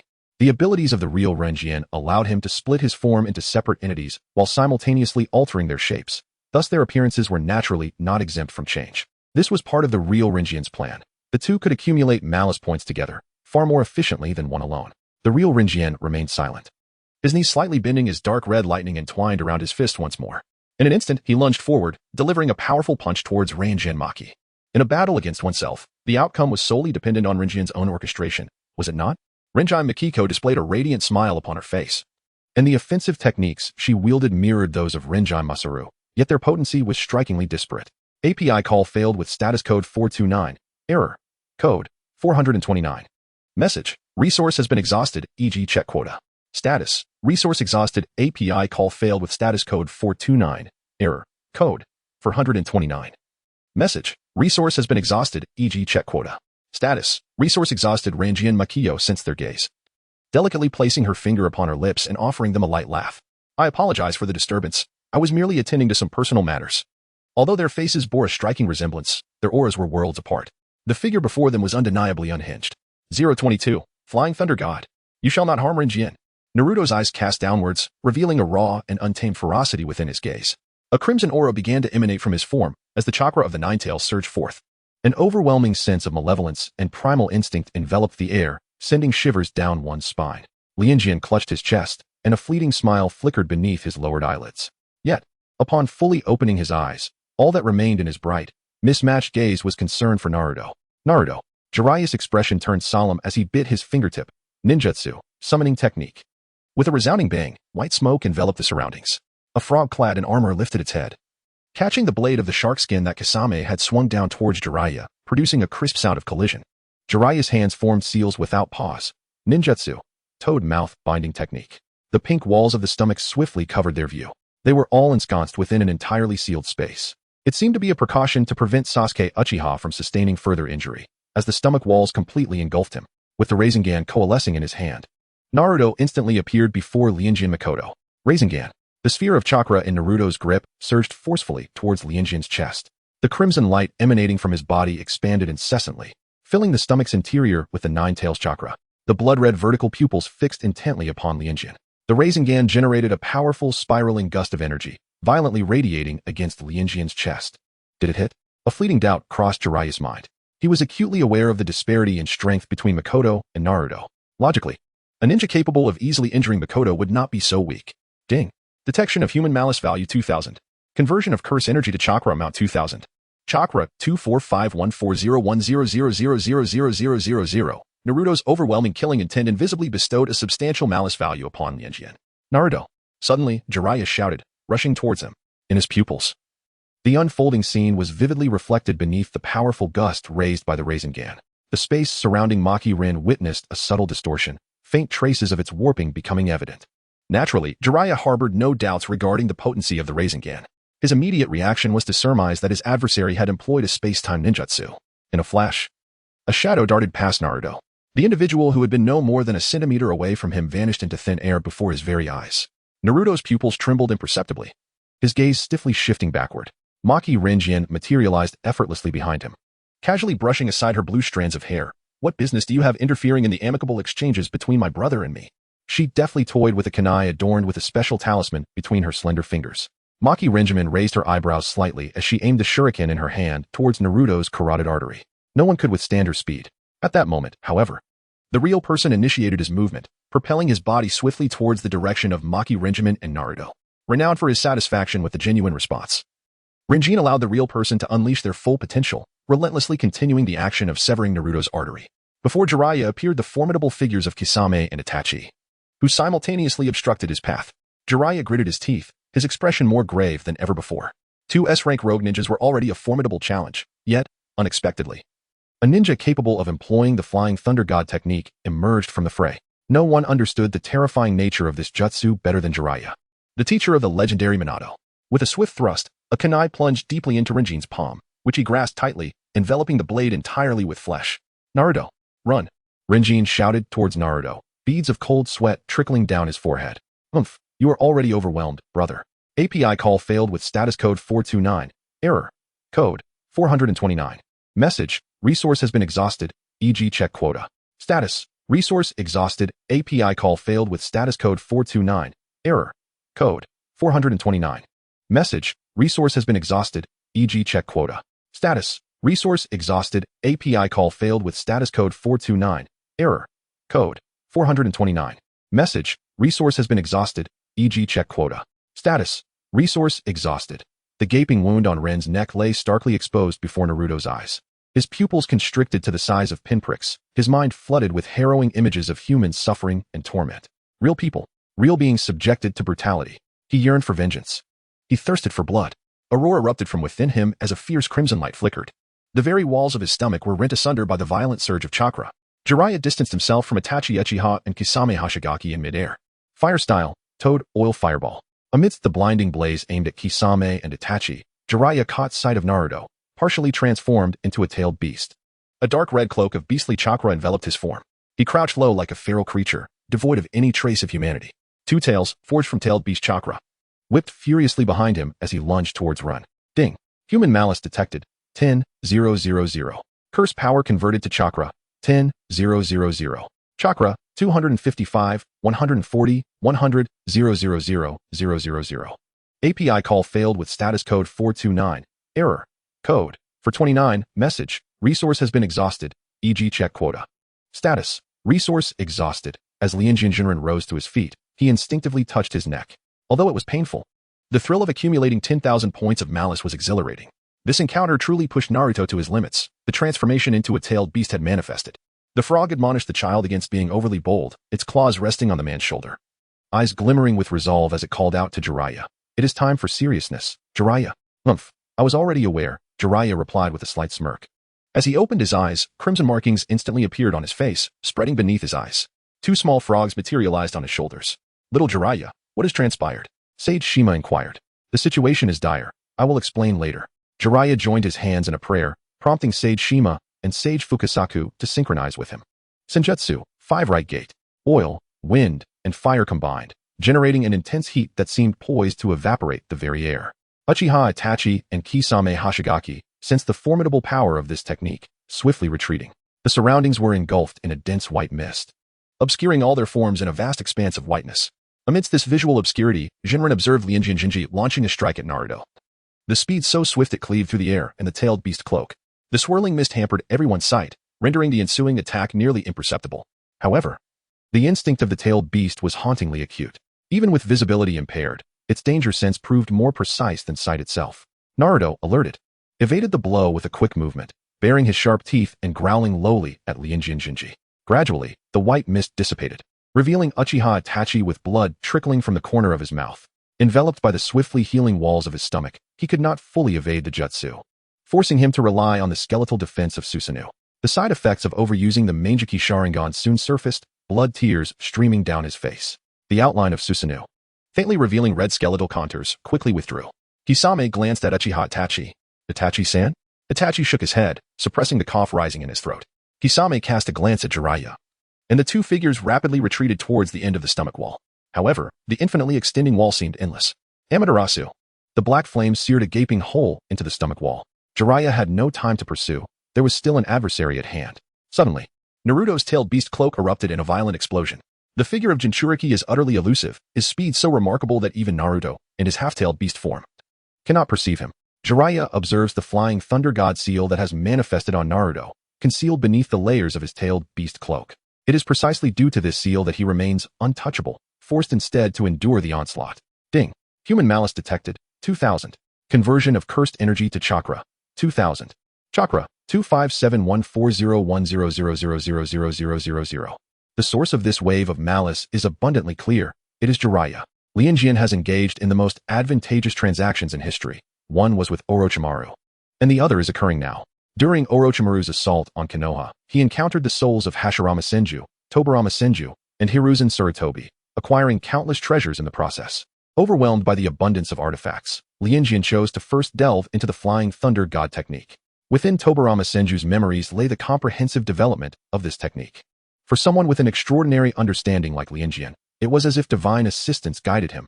In merely half a day, he mastered the Flying Thunder God based on Tobarama's detailed recollections. Now, this technique proved invaluable. In a brief span, the tailed beast cloak was already in tatters. The healing of the cloak could not keep pace with the speed at which the flying thunder god severed it. At this moment, the once formidable defense lay riddled with holes. A cacophony of needle-like projectiles erupted around Jiraiya. Sage art, needle jutsu. His form shot forth like a released arrow.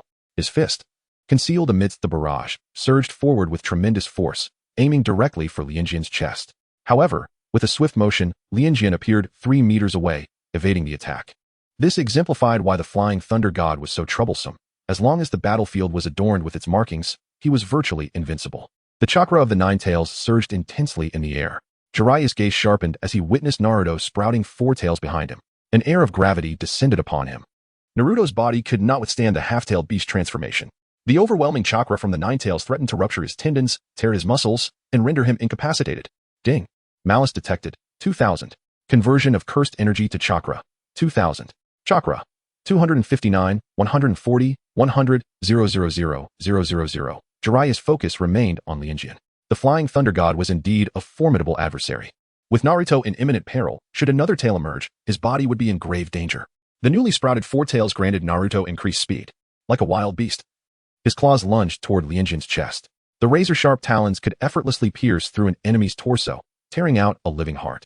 Yet, in the face of Naruto's half-tailed beast transformation, Lianjian showed no inclination to evade. Ding. Malice detected. 2000. Conversion of cursed energy to chakra. 2000. Chakra. 261, 140, 100, 000, 000, with a swift motion. The claws struck forth. In an instant, 3 deep gashes, revealing bone, appeared across the chest of Rinjin Makoto. He manifested behind Naruto, the wounds seemingly non-existent, exposing only a smooth, unblemished torso. A faint smile graced his face. Suddenly, a powerful gust of wind swept in from behind him. Senjutsu, super large Rasengan.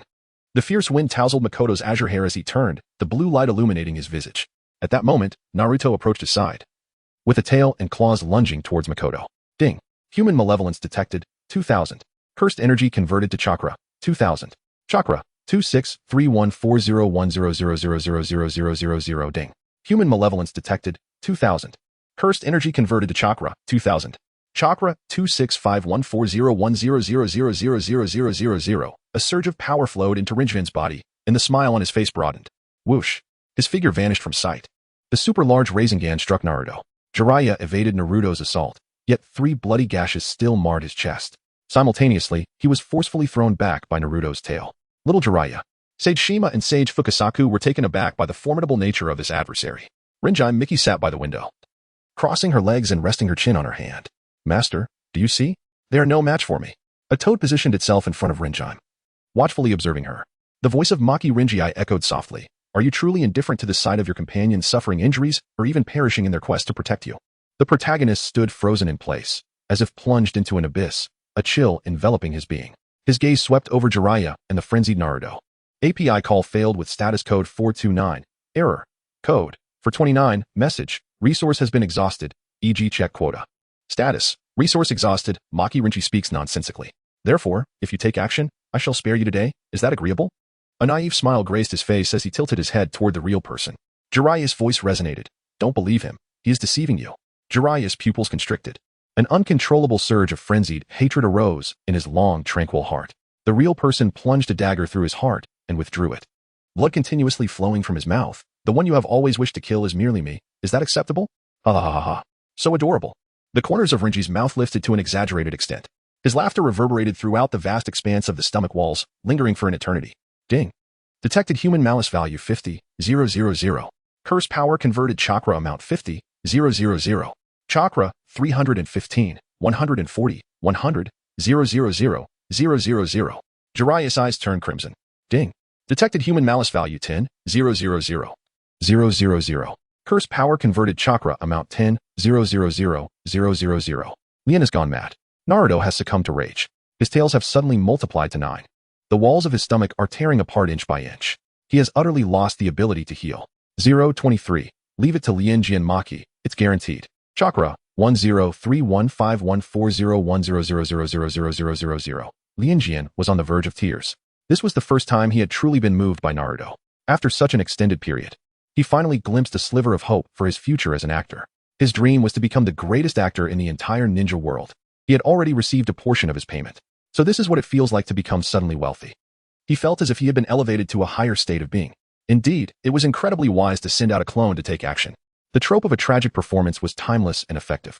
While Lianjian reveled in the euphoric lightness brought about by his newfound wealth, the formidable presence of the Nine Tails threatened to obliterate the entire street. The air was torn apart by the 9 swirling tails, producing a deafening crack. In an instant, the very fabric of space warped, and Naruto's figure surged before Lianjian Maki. Ding. Malicious intent detected, 2000. Cursed energy converted to chakra, 2000. Chakra, 10, 317, 140, 100, 000. 000. With a sweep of its 9 tails, a massive pit was carved into the ground. API call failed with status code 429. Error. Code 429. Message. Resource has been exhausted, e.g. check quota. Status. Resource exhausted. Maki Rin understood that it was time to retreat. Continuing the fight held little significance. Brother, until we meet again. With a smile, Maki Renji greeted the real person before her figure vanished instantly from the spot. The Flying Thunder God technique, which he had widely inscribed, was in full effect. The Nine Tails Naruto, having lost his target, furiously redirected his assault towards Jiraiya. The rationality inherent to humanity was entirely consumed, leaving only a relentless drive for attack and slaughter. Jiraiya, already wounded, was struck violently by a tail, his body crashing through several walls. Jiraiya, the toad, while supporting Renji's form, exclaimed anxiously, "What are we to do? This child desperately requires treatment." The Nine Tails Jinchuriki has once again spiraled out of control. Lianjian controlled the healing of his wounds. His performance was far from over. How could the wounds heal prematurely? As he spoke, blood flowed incessantly from his mouth. The heart, which regulated and transported blood throughout his body, had been pierced, rendering it utterly incapable of supplying blood. His complexion was as pale as snow. Naruto. His voice grew slightly louder. The Crimson Nine Tails Naruto paused momentarily. The fox-like head stirred, its cold, glimmering vertical pupils emotionlessly fixated on Lianjian. API call failed with status code 429. Error. Code 429. Message. Resource has been exhausted, e.g. check quota. Status. Resource exhausted. API call failed with status code 429. Error. Code 429. Message. Resource has been exhausted, e.g. check quota. Status. Resource exhausted. Lianjian could no longer endure, her body slipping weakly downward. Naruto, awaken. Do not succumb to suppression. The dark crimson chakra gradually began to fade. Ultimately, the scarlet vertical pupils were replaced by sapphire-like, radiant orbs, while the black and red chakra silently dissipated into the air. Naruto embraced the sliding Lianjian, his entire form trembling, uncertain whether it was from the pain wrought by the Nine Tails chakra or the unbearable reality of what was to come. Tears fell like pearls strung loose from their thread. Naruto implored Jiraiya, the lecherous sage. You must have a way, right? Lianjian cannot die, can she? API call failed with status code 429. Error. Code 429. Message. Resource has been exhausted, e.g. check quota. Status. Resource exhausted. Lianjian could feel the warm droplets of water cascading down his face, akin to a gentle rain, nearly washing away the traces of blood upon his skin. At this moment, a singular regret lingered in his heart, that Kakashi, Sasuke, and Sakura were not present to witness it. He had lost at least 20 million chakra, yet he consoled himself with the thought that opportunities would arise once more. Lianjian hurriedly consoled himself. Regardless of his inner thoughts, Lianjian's performance remained unscathed. In Naruto's eyes, he slowly closed them. No. Lianjian has vanished from Naruto's warmth. He has lost Lianjian's smile, the sound of Lianjian's voice. He has lost so much. It could be said that he has lost everything. Lotus had imparted many lessons to him, yet had not prepared him for the pain of parting. Naruto seemed as though he had been struck by a heavy blow. Collapsing to the ground while clutching Lotus tightly, it appeared he wished to remain bound to him for eternity. Little Jiraiya, are you all right? Come quickly to see these two children. Sage Shima and Sage Fukasaku leapt to Naruto and Lotus's side. The child named Lotus had lost all signs of breath and heartbeat. Sage Shima's eyes brimmed with sorrow. What a wonderful child. Upon hearing this, Lotus nearly burst into laughter, yet he possessed a commendable sense of professionalism as an actor. He rarely smiled unless faced with a joy so overwhelming it was impossible to contain. He controlled his body with the same ease as one drinks water or eats.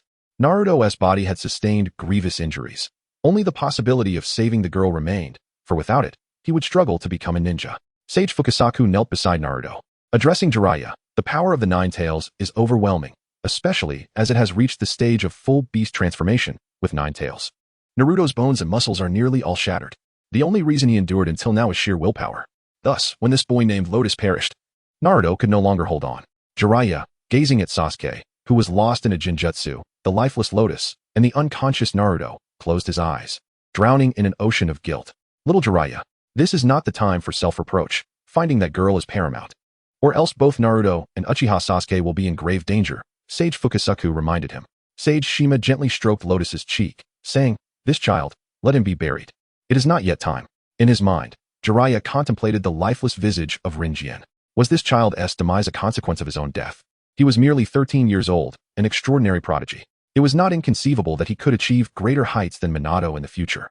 Perhaps he would even become the Hokage of Konoha. Yet now, he quietly faded away, extinguishing his youthful life here.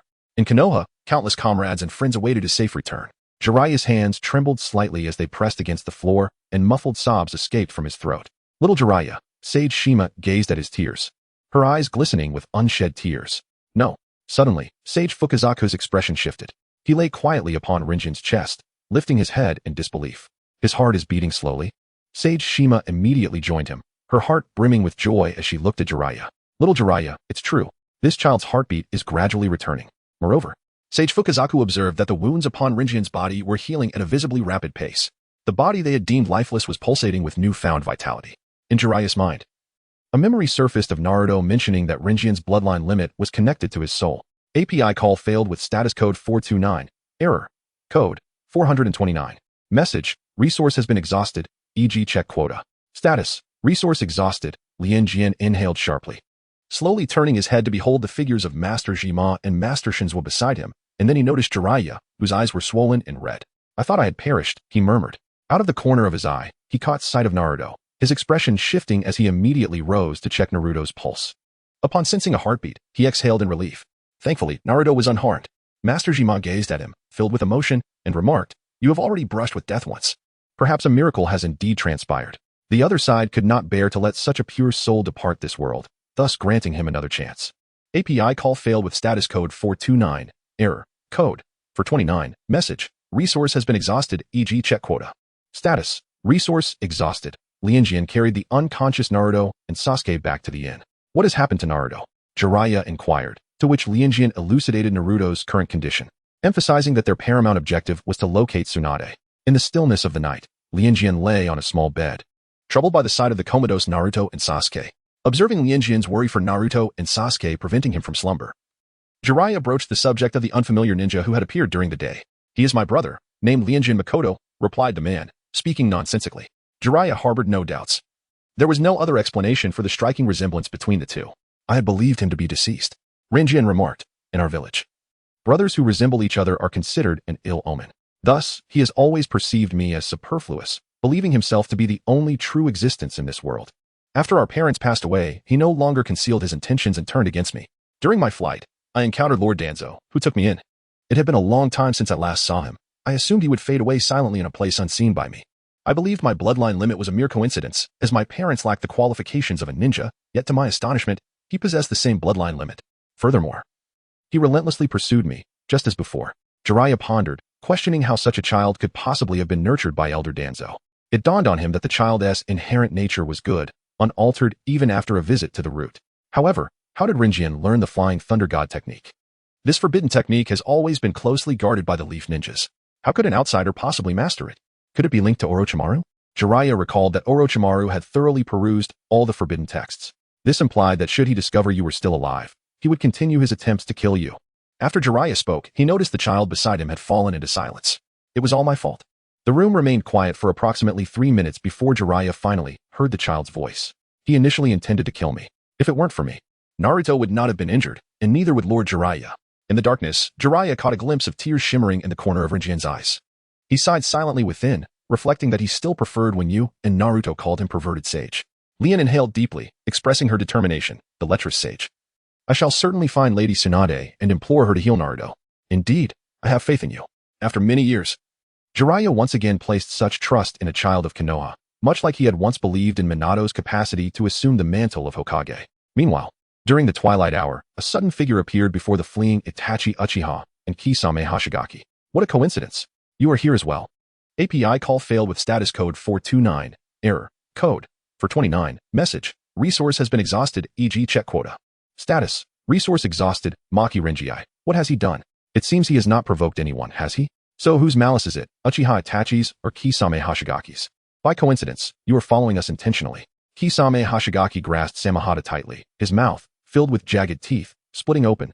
"Why are you trailing us?" Renowned for her culinary indulgence, Maki-rin casually savored her teriyaki while playfully toying with her braid, inquiring, "Are you perhaps affiliated with the Akatsuki?" Kakuzu remained silent, a subtle smile gracing his lips, while Itachi Uchiha maintained an expression of utter indifference. "Please, don't act this way," Maki-rin observed silently as she gently patted the shoulders of Kisame and Itachi, discreetly leaving a flying thunder god mark to divert their attention. "To be candid, I am currently in search of employment. How are your salary and benefits? If they are satisfactory, perhaps you could consider me." Ding. Malicious intent detected. 2000. Conversion of cursed energy to chakra. 2000. Chakra 10321140100000000. Indeed, these two exude pure malevolence, she mused, noting their aura of hostility as if it were mere jest. "But first, let us see if you possess the vitality to survive and join us," Kisame remarked with a sly grin. Despite his humorous demeanor, his words carried an undeniable weight of intimidation. API call failed with status code 429. Error. Code 429. Message. Resource has been exhausted, e.g. check quota. Status. Resource exhausted. Lien fixed her gaze upon Uchiha Itachi, then shifted her attention to Kisame Hashigaki. The system has this flaw. It cannot discern from whom the malicious intent originates. Who among these two has truly breached her defenses? Lianjian speculated that it must be Kisame. He leaned closer to the pallid Uchiha Itachi and inquired, "Hey, my friend, do you have a grudge against your brother as well?" Ding. Detected human malice value 500. Cursed energy converted to chakra amount 500. Chakra 10, 323, 640, 100, 000, 000. It is evident that this malice originates from Uchiha Itachi. Surprisingly, Uchiha Itachi possesses a rather amiable demeanor, his malice value significantly lower than that of Kisame. Indeed, those who engage in undercover work are quite distinct from individuals like Kisame, who embody pure malevolence. "I believe your approach towards your brother is misguided. You ought to learn from me. First, dismantle his mental realm, and then let him be the architect of his own demise." How sophisticated. Renowned for her audacity, Maki Hanami could not resist sharing her experience of fratricide with Itachi Uchiha. "Allow me to share," she began. "Once I join the Akatsuki, we shall be colleagues. The brother you wish to eliminate is the very brother I aspire to eradicate. I assure you, I will achieve this with unparalleled success, delivering him an exquisite and devastating blow to both body and spirit. I am far from your frail disposition. I possess both the strength and the means." API call failed with status code 429. Error. Code 429. Message. Resource has been exhausted, e.g. check quota. Status. Resource exhausted. Maki-rin glanced at Kisame Hashigaki and said, "If there is anyone you wish to eliminate, do not hesitate to inform me. I assure you of success. My efficiency is unparalleled. Those who have employed my services have never left a negative review. Typically, I handle the elimination of both the employer and the target simultaneously, thereby earning even greater profits. Quite a bargain, wouldn't you agree?" Mizuki-rin raised an eyebrow, genuinely feeling a sense of pride for herself.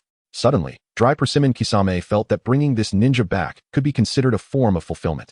Although he had not captured the Nine Tails, he had returned with a true harbinger of death. 024. The severed and the bound tree, I have already encountered. Lianjian raised his gaze to the izakaya before him, glancing sideways at Jiraiya. He cleared his throat twice, symbolically declining, "Alcohol is one of the 3 prohibitions for ninjas. It wouldn't be appropriate for me to enter, would it?" It was not that he genuinely believed it was inappropriate. Rather, he feared that it would be too enjoyable, leading him to inadvertently shatter his carefully crafted persona. Jiraiya, however, paid little heed to such prohibitions. The 3 great ninjas had long since blurred the lines of those restrictions, practically becoming the vanguards within this realm of indulgence. Since his youth, he had been oblivious to the concept of the ninja's 3 prohibitions. All he understood was that the heavens were on his side. With a carefree flourish, Jiraiya hoisted Lianjian over his shoulder and swaggered into the izakaya, his eyes scanning the room like a searchlight, assessing the crowd. Small, small, small, medium, small, medium, large, large, small, extra large. Lock on. Jiraiya swept through like a tempest. Inside the izakaya, the tipsy young women twirled in their skirts, letting out a chorus of shrieks. "Ah, my skirt. Which perverted fiend is this?" In a shadowy corner, Tsunade's hand trembled slightly around her bottle. "What is wrong, Lady Tsunade?" Ino, cradling a small pig, inquired. Tsunade rubbed her forehead. "This commotion reminds me of someone." Only that thick-skinned lecher leaves a trail of beautiful women's screams in his wake. In the next moment, a figure, all too familiar, materialized before Tsunade. Ino's eyes widened in astonishment as she exclaimed, "Lord Jiraiya." Tsunade, unfazed, continued to drink, her eyelids remaining unflinching. Lianjian obediently sat beside Jiraiya, his gaze fixated on Tsunade. "Where did this little imp come from? What are you staring at?" Tsunade rested her chin on her hand, her bleary eyes lifting to meet Lianjian's. And in that moment, she was utterly taken aback. With azure hair, fair skin, and a strikingly handsome visage. The gentle warmth of his smile was almost mesmerizing. For an instant, Tsunade nearly believed she was witnessing an illusion. Yet, the peculiar heterochromia of his eyes swiftly brought her back to reality. "Greetings, Lady Tsunade. I am Lianjian. You are so beautiful that I lost my train of thought just now." His voice, though soft, resonated clearly. Embarrassed, he slightly lowered his head, the blush on his ears and cheeks becoming increasingly pronounced against his porcelain complexion. Ino's gaze softened instantly. "How adorable. I just want to pinch his cheeks. How can such a charming boy exist?" She had always assumed that men were akin to Jiraiya and the burly debt collectors flanking him. Today, however, she had discovered a new realm, a boy whose smile could illuminate the entire night. And his words were so sweet. Tsunade beamed with joy. No woman could remain displeased when complimented on her beauty. She reached out, playfully tilting Lianjian's chin, teasingly remarking, "Such a smooth talker." She beckoned to him as if he were a child. Lianjian stood before Shizen and Tsunade, his innocent, sparkling apricot eyes wide open. Tsunade embraced him between herself and Shizen. Shizen, unable to contain her delight, playfully pinched Lianjian's cheeks, her eyes shimmering with joy, almost as if she were being steamed alive. How adorably charming. The little piglet in Shizen's arms wriggled desperately, as if it feared becoming crispy pork belly. Jiraiya, in a state of distortion, felt himself morphing with jealousy. Why does this young lad attract so many women? What could be the reason? Jiraiya's envy contorted his features. "Tsunade, have you heard about the happenings in Konoha? The third Hokage, Hiruzen Sarutobi, has met his demise at the hands of Orochimaru, one of the legendary Sannin and his own disciple. This news has swept across the ninja world. Even if Tsunade has not been attuned to the whispers of the ninja realm, such a momentous event would inevitably reach her ears." Tsunade did not spare a glance at Jiraiya. Her gaze was fixated on the swaying contents of the bottle before her. Recalling the words Orochimaru had spoken earlier, urging her to reconnect with Dan and SHT, Jiraiya had anticipated Tsunade's response and continued. "Only you can shoulder the responsibilities that Konoha demands now.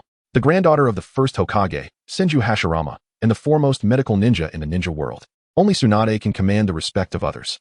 "I have no interest in becoming Hokage," Tsunade remarked, idly toying with the wine glass in her hand. Her gaze fell upon Lianjian's vibrant blue hair, lost in thought as she mused, only a fool would aspire to become Hokage. Jiraiya looked at her, fully aware of the underlying reasons for her words. "That's not the case." The voice of Rinjian's rebuttal was soft yet resolute. Tsunade scoffed lightly, pinching Rinjian's cheek and mockingly remarked, "At your tender age, what could you possibly understand? I fear that in the eyes of children like you, becoming Hokage is merely a matter of glory." With that, Tsunade tilted her head back and took a hearty swig of her drink. "Do not underestimate me, Lady Tsunade." Rin gazed earnestly at Tsunade, the stubbornness etched on her face striking a familiar chord within Tsunade. "Sister, do not underestimate me." It seemed like a distant echo from long ago, when another child had uttered those very words. A wave of sorrow surged within Tsunade's heart, bringing forth a pain akin to 1,000 needles. The title of Hokage transcends mere honor. It encapsulates the weight of responsibility for the entire village, necessitating an unwavering resolve to dedicate oneself to its welfare. In truth, I believe that every ninja who sacrifices for the village is deserving of the title of Hokage. Those who aspire to become Hokage are certainly not foolish. They are fully aware of the responsibilities that accompany the role and are prepared to embody the heroism required to devote themselves to the village. The sound of Lian was soft yet imbued with extraordinary strength. Jiraiya, Tsunade, and Shizen remained particularly silent. "This is the first time I have heard such a sentiment," Tsunade remarked, devoid of emotion. "All ninjas who sacrifice for the village are truly deserving of the title of Hokage." "Indeed," she continued, her gaze lowered, a bittersweet sensation rising in her nostrils. "Yet heroes often fail to live." This was Tsunade's perspective, though it was not necessarily shared by those themselves. In life, there are indeed certain ideals that surpass the mere act of living, such as faith and aspiration. I share the sentiment as well. The village and my companions hold greater significance than my own life. When the time comes for my sacrifice, I will feel nothing but gratitude that it is I who must bear it, rather than Tsunade, Jiraiya, or the friends within my village. The thought of my companions thriving in happiness and safety in the future brings me a joy that surpasses this very moment. Lianjian appeared to have recalled something, a warm, tear-inducing smile gracing her cheeks. Why? How is it that a child can evoke such emotions? Tsunade found herself perplexed. Perhaps it was the influence of alcohol. At this moment, she yearned to unleash the anguish that resided within her. As Lian approached Tsunade, she gently spoke. "When Lord Hokage passed away, I was by his side. I could sense his contentment, for he believed he had protected the village and me. After I awakened, I was engulfed in anguish, feeling as though I had failed him, unable to assist Lord Hokage in his time of need. I thought that if I were stronger, perhaps he would still be alive. However, standing before the spirit of Lord Hokage, I suddenly came to a realization. The look in his eyes before he departed was a silent message, urging me to understand that witnessing our happiness and survival was the true purpose of his sacrifice." API call failed with status code 429. Error. Code 429. Message. Resource has been exhausted, e.g. check quota. Status. Resource exhausted. Lien gazed with satisfaction upon Tsunade's reddened eyes. He continued to stoke the flames of his argument. Lady Tsunade, have you ever contemplated that if someone you hold dear were to sacrifice themselves for the village, their lives would, in essence, continue to exist within your own? API call failed with status code 429. Error. Code 429. Message. Resource has been exhausted, e.g. check quota. Status. Resource exhausted. API call failed with status code 429. Error. Code 429. Message. Resource has been exhausted, e.g. check quota. Status. Resource exhausted. Suddenly, Tsunade embraced Lotus tightly in her arms, her sobs escaping in a most unrestrained manner. Lianjian was nearly suffocated. Tsunade's tears soaked his chest. So, are you here to remind me? The images of Dan and Shizen surfaced in Tsunade's mind. They gradually overlapped, transforming into the present Lianjian. Lady Tsunade, I understand that becoming Hokage is burdensome, yet I selfishly implore you to return with us. Lien gently patted Tsunade's back, as if soothing a child. Who else would regard Tsunade as a mere child upon leaving him? Both Konoha and my injured comrades are in dire need of your esteemed presence, Lady Tsunade. API call failed with status code 429. Error. Code 429. Message. Resource has been exhausted, e.g. check quota. Status. Resource exhausted. Lianjian was momentarily taken aback as memories began to resurface in his mind. Indeed, it appeared that Tsunade was currently afflicted with a form of hemophobia. Such minor ailments are easily manageable, and Lianjian is certain he can assist her in overcoming this challenge. One Orochimaru is more than sufficient. Jiraiya placed his hand gently atop Lianjian's head, seemingly concerned that he might inadvertently provoke Tsunade's emotions. However, if Lady Tsunade is unable to provide treatment, their aspirations of becoming ninjas would be thwarted. Lianjian, lost in a daze, once more gazed into Tsunade's eyes. Listening with unshed tears, Tsunade averted her gaze. Throughout the entire night, Lianjian regarded her with a look of profound pity. Tsunade, in her anguish, buried her head in her hands, until Jiraiya finally sent Lianjian off to rest. Conan too retired for the night, leaving only Jiraiya and Tsunade in the izakaya. Perhaps you would be inclined to hear about that child, Jiraiya suggested. Tsunade indeed harbored a keen interest in Lianjian. Do tell. She even sensed her own demeanor beginning to soften. She fiddled with the dice upon the table. Lianjian possessed a bloodline limit intricately tied to the soul. Jiraiya noticed a tremor in Tsunade's hand, for Kato Dan's technique of spiritualization was also related to the soul. To be honest, Jiraiya himself found it too coincidental. He was a child raised by Elder Danzo in the roots, yet he exhibited remarkable kindness and resilience. Both Kakashi and the ninjas of the village spoke of him in glowing terms. He was a person willing to sacrifice himself without hesitation for the sake of his comrades. Tsunade stared at the table, struck by the uncanny resemblance. The ninjutsu, appearance, and character were astonishingly aligned. Jiraiya recounted the battles that had transpired before his arrival to Tsunade. Upon hearing of that child's unhesitating thrust into the heart, Tsunade could not help but feel a pang in her own heart. Yet, strangely enough, that heart which had ceased its beating miraculously resumed its rhythm, perhaps a testament to fate. Jiraiya shrugged, attempting to feign nonchalance. However, he could not help but recall the prophecy of the great sage of the toads. Jiraiya regarded Tsunade before rising to depart. Upon returning to the inn, he found Lianjian still awake, sitting on the floor, watching over the slumbering Naruto and Sasuke. Jiraiya tapped him gently on the head. It's time to sleep. Lianjian forced a smile and nodded. Early the next morning, Jiraiya returned with Lianjian to confront Tsunade once more. Tsunade raked her fingers through her hair and presented Lianjian with a formidable challenge. If you can master the sage technique in a short span of time, I shall reconsider this matter. Jiraiya sensed that this endeavor had already achieved half of its success. Even if Lianjian failed to grasp the sage technique promptly, Tsunade would still agree to become Hokage. What Tsunade required was merely a decisive opportunity to solidify her resolution. In the street, Shizen procured a live fish, taking on the responsibility of demonstrating the sage technique to Lianjian. As a remarkably diligent instructor, Shizen elucidated the principles of the sage technique with clarity and precision.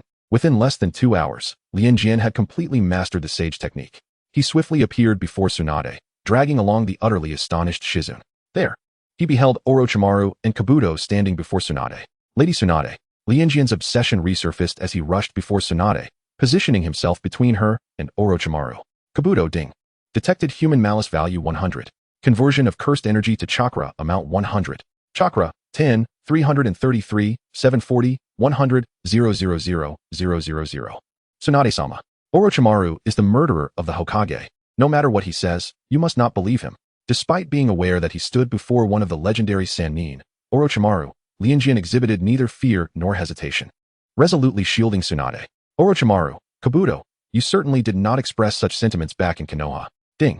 Detected human malice value 1000. Conversion of cursed energy to chakra amount 1000. Chakra 10, 334, 740, 100, 000. Ding.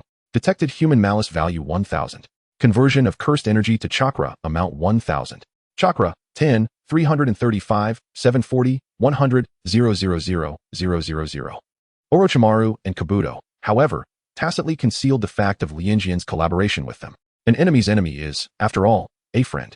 There may yet be further opportunities for cooperation in the future. Orochimaru, gazing intently at Tsunade, declared with unwavering conviction, "I will not assist you in healing your hands." Orochimaru's expression darkened. Tsunade, observing Lianjian with a subtle smile, remarked, "In a certain sense, I have already glimpsed the severance and the ties." With his back to Tsunade, Lianjian winked at Orochimaru. "Do not worry, I can heal your hands." Lianjian suddenly realized this while studying the art of immortality. Since his concept of Wu Wei could transform the physical body, capable of both taking lives and saving them. Indeed, the examples of Jinren's healing and Shinji were living testaments to this. Orochimaru could not comprehend the message that Lianjian's gaze sought to convey. Yet he eerily sensed that the opportunity for a second collaboration was approaching. "Why would you provide such a response, Tsunade?" Orochimaru's eyes flickered towards Lianjian. Could it be because of him? Yet Lianjian bore no resemblance to Kato or Shinshu. "Do you wish to end my life?" Capturing the murderous intent in Tsunade's eyes, Orochimaru spoke in confusion. "I mentioned before, it is indeed possible to resurrect both of them. Is there truly anything more significant than witnessing the revival of one's beloved and kin?" "I yearn for that too," Tsunade interjected abruptly, her voice laden with profound sorrow and helplessness. Tears streamed down her beautiful yet resolute face, akin to a flood that could never be contained. "I long to see them once more." Her tone brimmed with anguish and longing. "Even if it's just a fleeting glance, to behold Shinshu and Kato would suffice. But I cannot."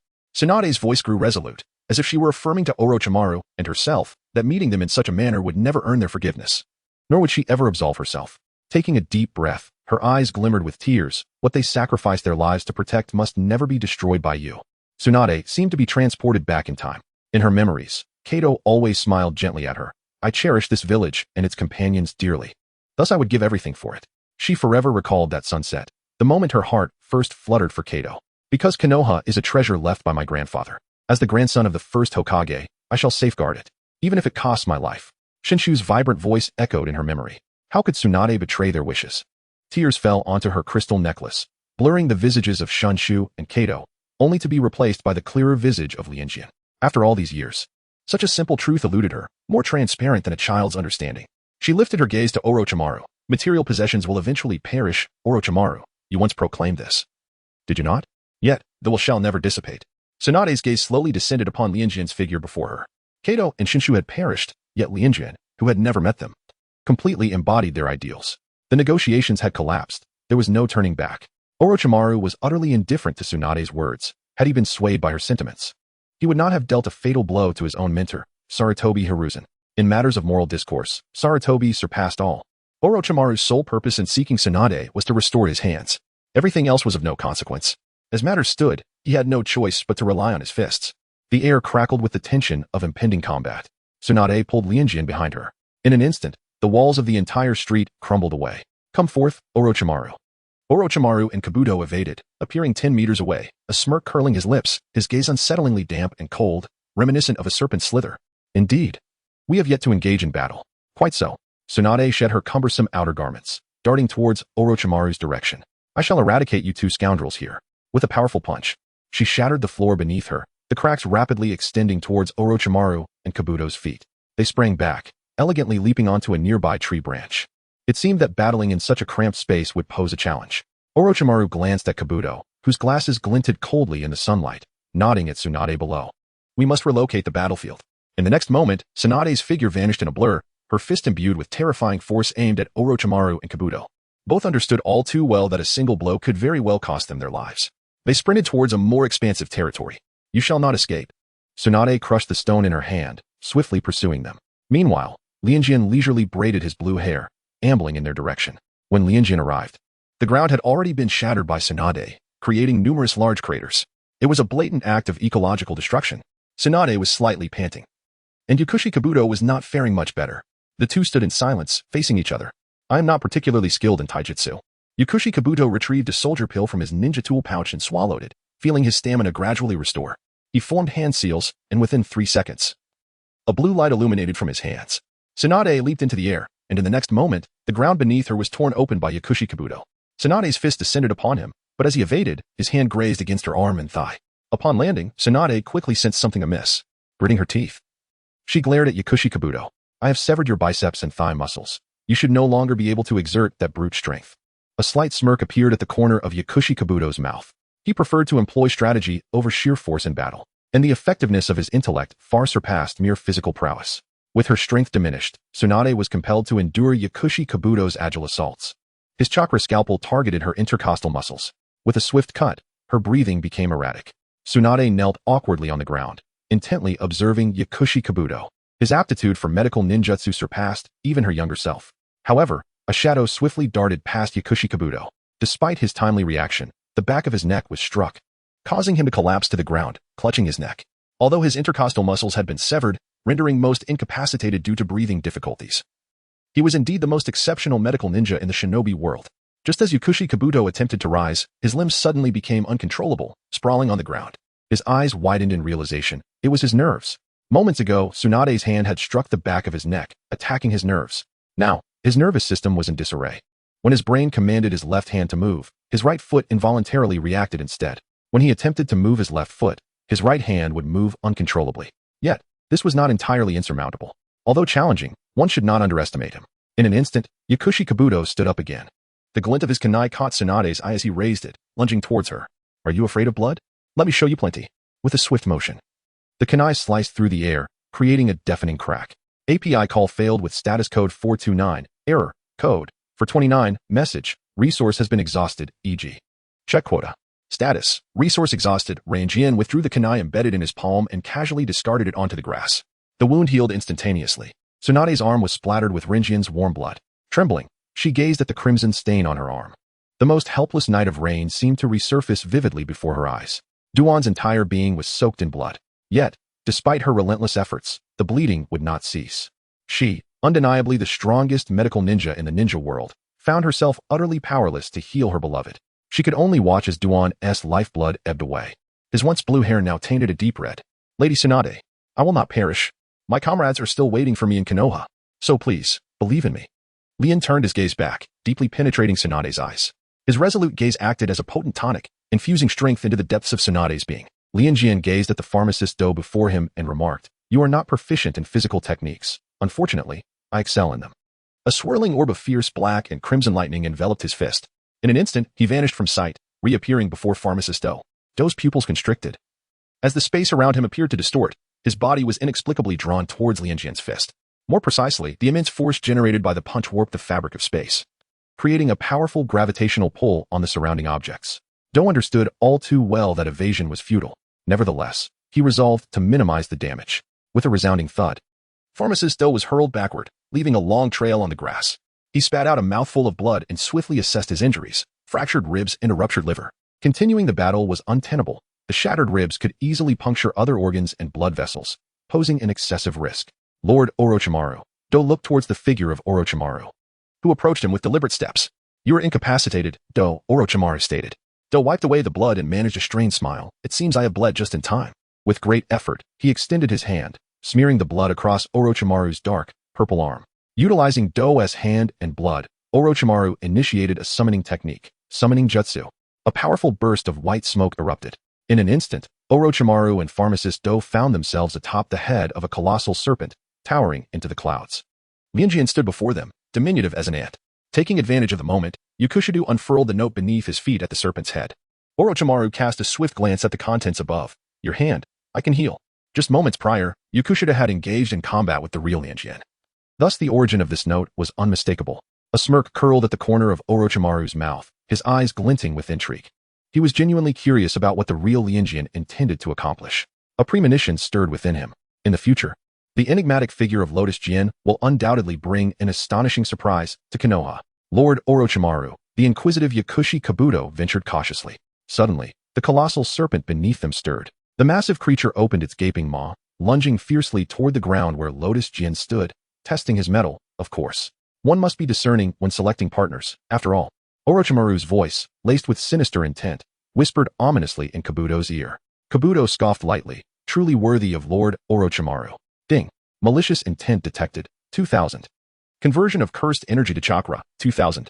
Chakra level, 10, 337, 740, 100, 000. Ice release, crystal mirror. White had previously ensnared Lotus Jian using mirrors crafted from ice. Thus, Lotus Jian wielded the power to manipulate ice mirrors to slice through the immense serpent. With a series of sharp sounds, the flesh was severed. From the grass, 7 ice mirrors materialized, slicing the serpent into 8 segments, which lay twitching helplessly upon the ground. A flicker of astonishment crossed Orochimaru's eyes. Could it be the ice release bloodline limit? Suddenly, a brilliant light refracted before him. Lotus emerged from the undissipated mirror behind Orochimaru. In an instant, Orochimaru activated the summoning technique once more. Bang! API call failed with status code 429. Error. Code. For 29. Message. Resource has been exhausted, e.g. check quota. Status. Resource exhausted. The figure of Lianjian swiftly vanished from the original spot, appearing instead within the final ice mirror. The colossal serpent, having exerted itself in a desperate strike, fell heavily to the ground, dissipating into a wisp of white smoke. The ice mirror melted once more into the earth. At that moment, Orochimaru's neck inexplicably elongated, targeting Tsunade, who was ensnared in a state of terror. Tsunade stood there, dazed, raising her hands, while Orochimaru's visage loomed larger within her widened pupils. The serpent-like fangs of Orochimaru glimmered with a sharp, chilling light. He lunged viciously towards Tsunade. Ding! Malevolence level detected, 10. 000. Conversion of cursed energy to chakra, 10. 000. Chakra, 10. 347, 740, 100, 000.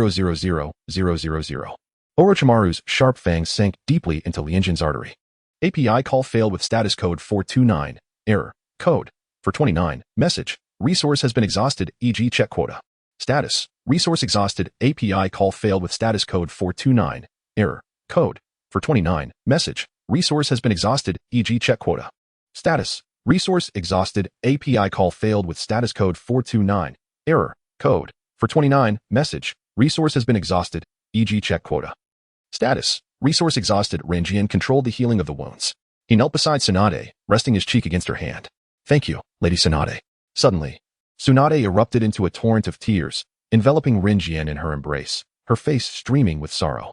Having once followed Dan and Shoshiro to their demise on a stormy night of war, Tsunade finally felt a sense of revival in this moment. Jiraiya watched Tsunade weep uncontrollably, his heart heavy with compassion. Shizen wiped her tears, gazing at Tsunade with profound empathy. 026. Slime Rinjin Majiki, Short Volume Street, inside the tavern. API call failed with status code 429. Error. Code. For 29. Message. Resource has been exhausted, e.g. check quota. Status. Resource exhausted. Lianjian gazed at Tsunade with sparkling eyes. Tsunade was momentarily taken aback and turned to Shizun, who smiled and nodded in affirmation.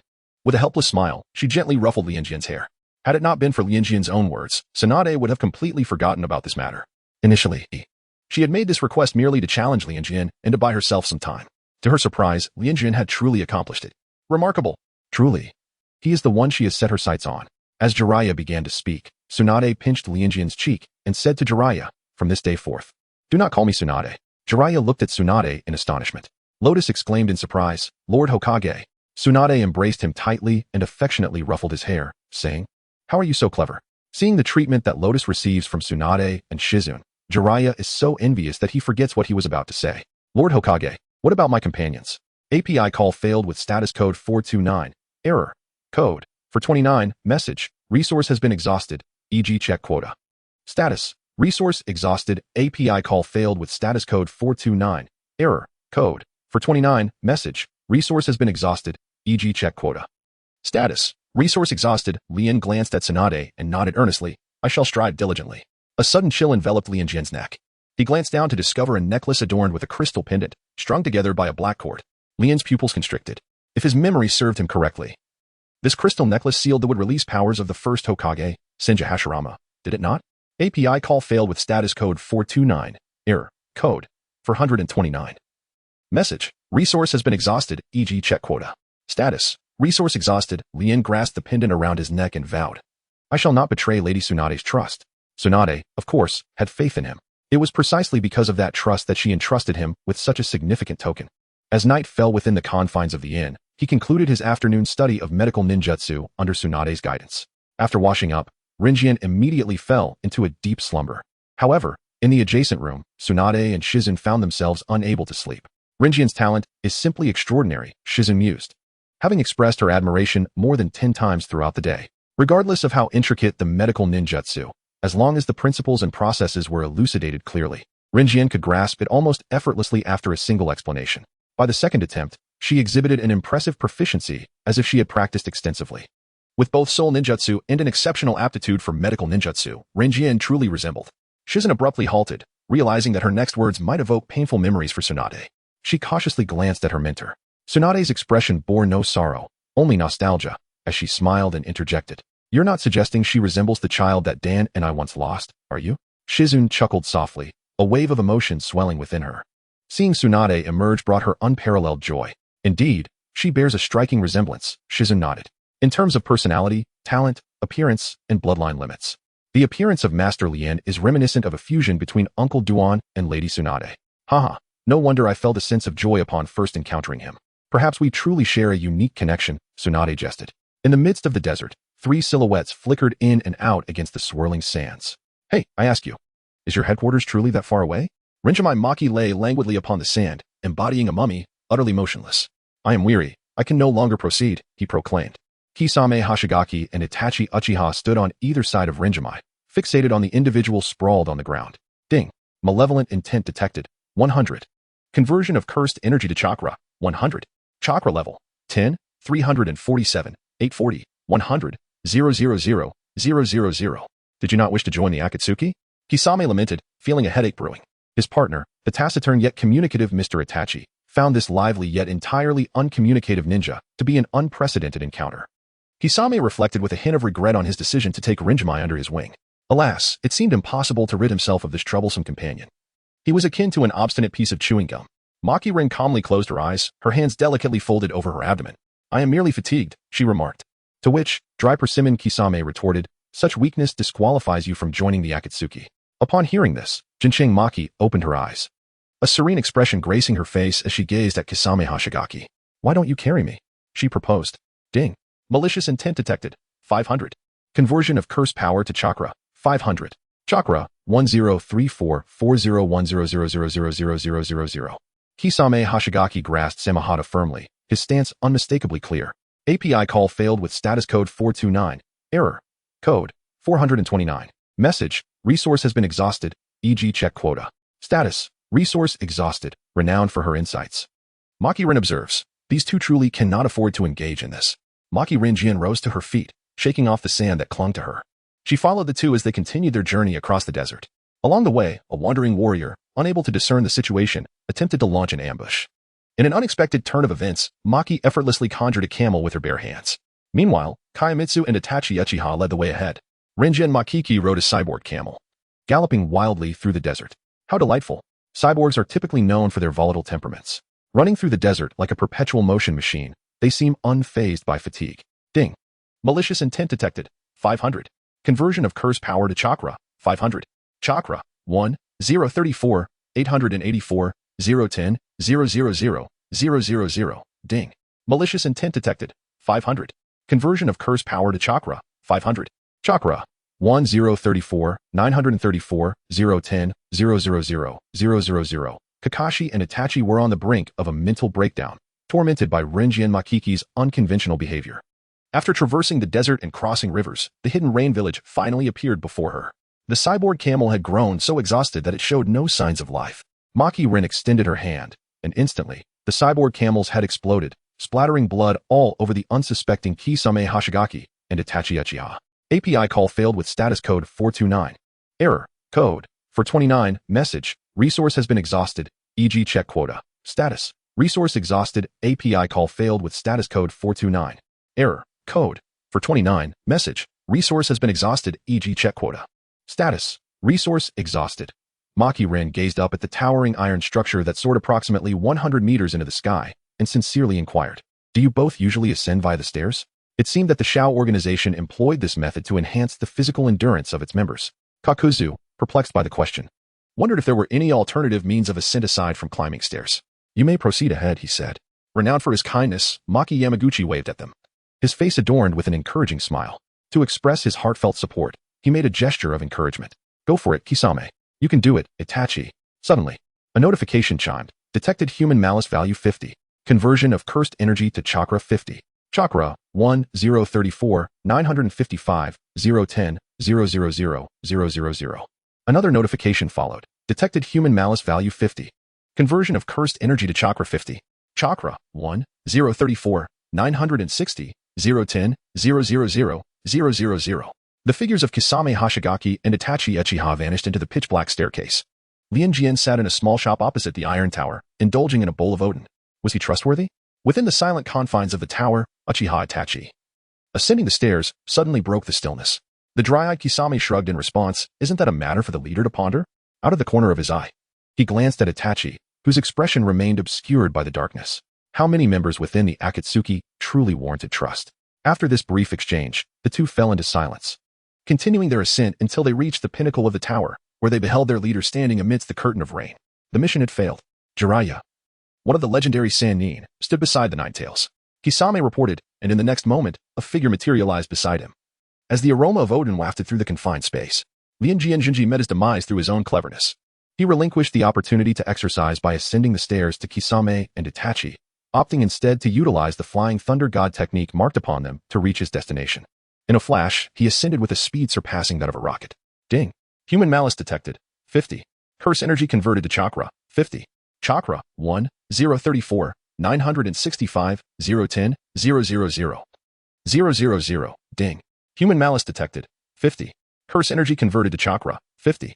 Chakra 1034 970 010 000 It appears that Kisame Hashigaki and Itachi Uchiha have discerned the reason behind their premature ascent. Wow. Maki Rin gazed with bright eyes towards the path of heaven and asked, "You must be the leader of the Akatsuki, am I correct?" "I'm not here to disrupt your organization. Rather, I wish to join your esteemed family." Maki Rin gazed sincerely at Tiandao, her mouth continuously savoring the delightful Odin. How exquisite the Odin is. Ding. Human malice value detected. 2000. Spell power converted to chakra. 2000. Chakra 1035 170 010 000. What is this? A greeting gift? Mizuki Rinji blinked, the intense blaze reflecting in the depths of his eyes. Well, the youth exhibits a lack of martial ethics. Ding. Malicious intent detected. 2000. Conversion of curse power to chakra. 2000. Chakra 103537001000000. Boom. A searing red light surged and expanded violently. An overwhelming aura rippled outward. Once the explosion subsided, Mizuki Rinji's figure had vanished from the spot. Suddenly, Konan glanced behind her, and with a flourish of his kunai, Mizuki Rinji revealed a radiant smile. To engage in battle right from the start is truly to my liking. Let us indulge in our fierce combat. As Rinjian Makoto's voice faded, countless explosive talismans instantaneously enveloped him. The talismans detonated across his body, unleashing tremendous destructive force that shattered the pinnacle of the Iron Tower. Countless shards of steel hurtled toward Rinjian Makoto like bullets. Ding. Malicious intent detected. 2000. Conversion of curse power to chakra. 2000. Chakra 10 355 700 100 000. Tiny pinhole-like apertures appeared on his surface, and blood gushed forth abundantly. To Xiaonin and the others, Rinjian Makoto's form was riddled with wounds from the explosions. Yet, astonishingly, the injuries healed almost instantaneously, with such swiftness that they could scarcely comprehend it. Now, it is my turn to retaliate. In the depths of Rinjian Makiko's eyes, an eerie excitement flickered. As his words hung in the air, his form abruptly vanished from sight. The velocity of his explosive movement was such that even his afterimage faded away. The air was rent asunder, producing a jarring sound that sent shivers down one's spine. His fist, enveloped in crimson-black lightning, struck mercilessly against Xiaonan's chest. With a resounding thud, the speed was so overwhelming that she could barely react. Like a kite severed from its string, she plummeted towards the ground. Ding. Human malice detected. 2000. Conversion of curse power to chakra. 2000.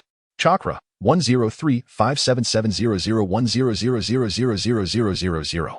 The sky surrounding Rinjian Maki has been dominated by explosive symbols. A series of violent detonations reverberates through the air as mushroom clouds continuously bloom above the rain shinobi village. The immense shockwaves strike Rinjian Maki, yet a spherical barrier envelopes her like an infant, dissipating much of the onslaught.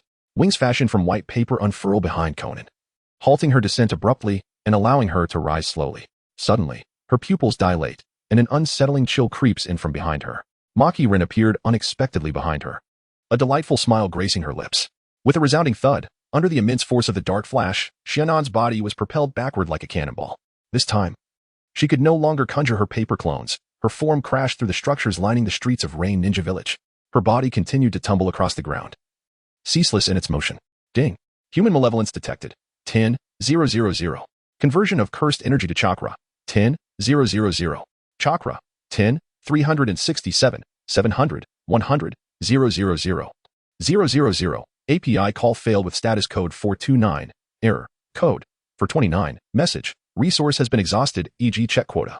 Status. Resource exhausted. API call failed with status code 429. Error. Code. For 29. Message. Resource has been exhausted, e.g. check quota. Status. Resource exhausted. Maki Rin swiftly grasped the black staff held by Tendo, while her other hand transformed into a long blade, unexpectedly piercing Tendo's shoulder with equal precision. Shinra Tensei. API call failed with status code 429. Error. Code. For 29. Message. Resource has been exhausted, e.g. check quota. Status. Resource exhausted. Renowned for her sudden transformation, Maki Hasumi became an urchin, extending 2 meters adorned with countless spines that effortlessly pierced through the heavens, rendering it akin to a sieve. Mizuki Renji is attempting a novel approach to combat, employing a brazen style that alters his form, although it may diminish his reputation. The thrill of the fight is undeniably exhilarating, exuding a certain aesthetic that disregards the well-being of both opponents and onlookers alike. What kind of ninjutsu is this? The observing Kisame Hashigaki gazes at the distant figure of the sea urchin, which has been mercilessly pierced by the leader, and poses a sincere inquiry. In his understanding, Mr. Itachi Uchiha is erudite and should possess the knowledge. However, all Kisame receives in return is a profound silence.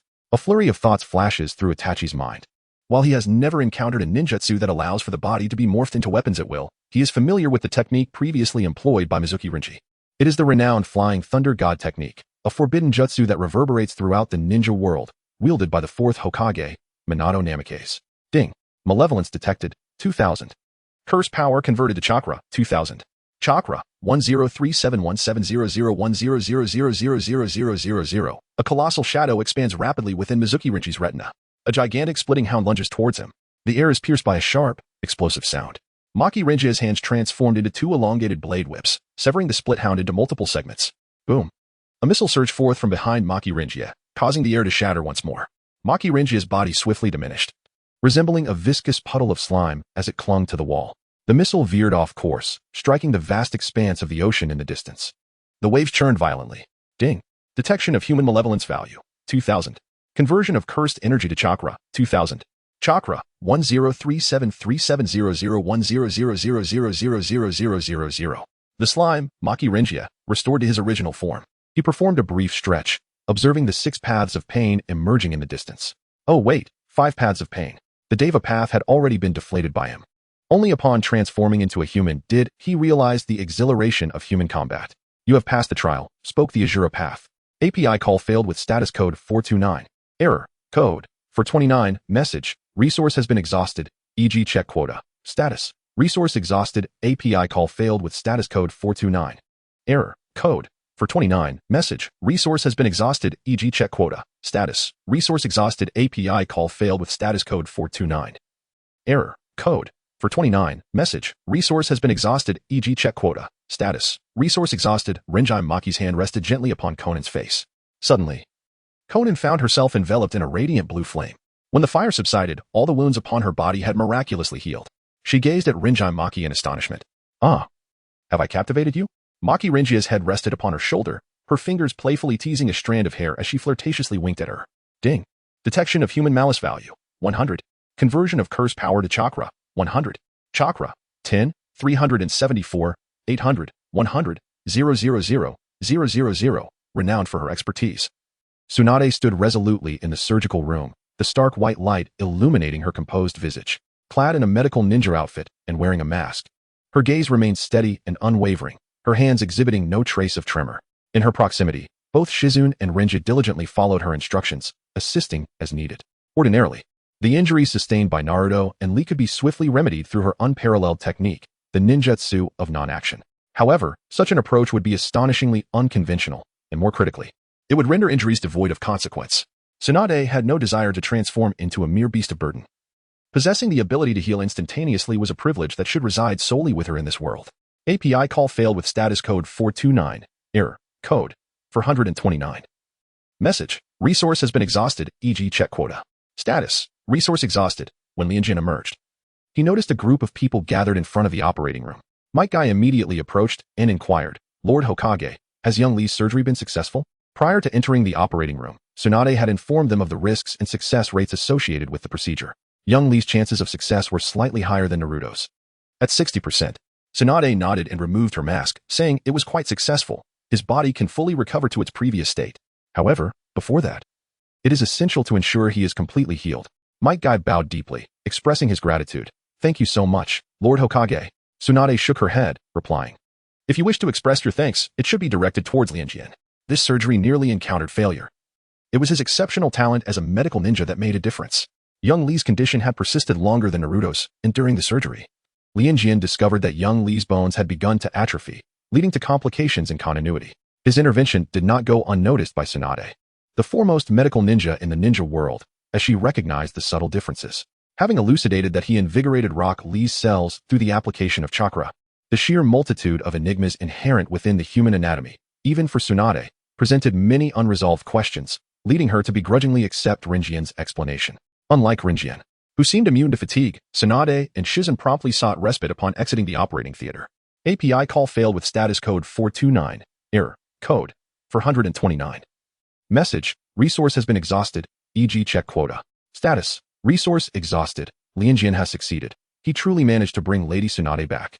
And he even assisted Xiao Li in achieving complete recovery. Teacher Kai, noticing that Might Guy was entirely oblivious to his words, let out a soft sigh. He observed Guy's emotional expression as if he were about to lift him high in joy, and he could only shake his head in resignation. Very well. I shall keep a close watch on Xiao Li. Furthermore, as for Naruto, there are even more considerations to take into account. I shall entrust Naruto to my care. Rinjian found Kakashi, who seemed lost in a reverie, rather unreliable. Similarly, Sakura, whose thoughts were solely focused on Sasuke, also appeared to be of little help.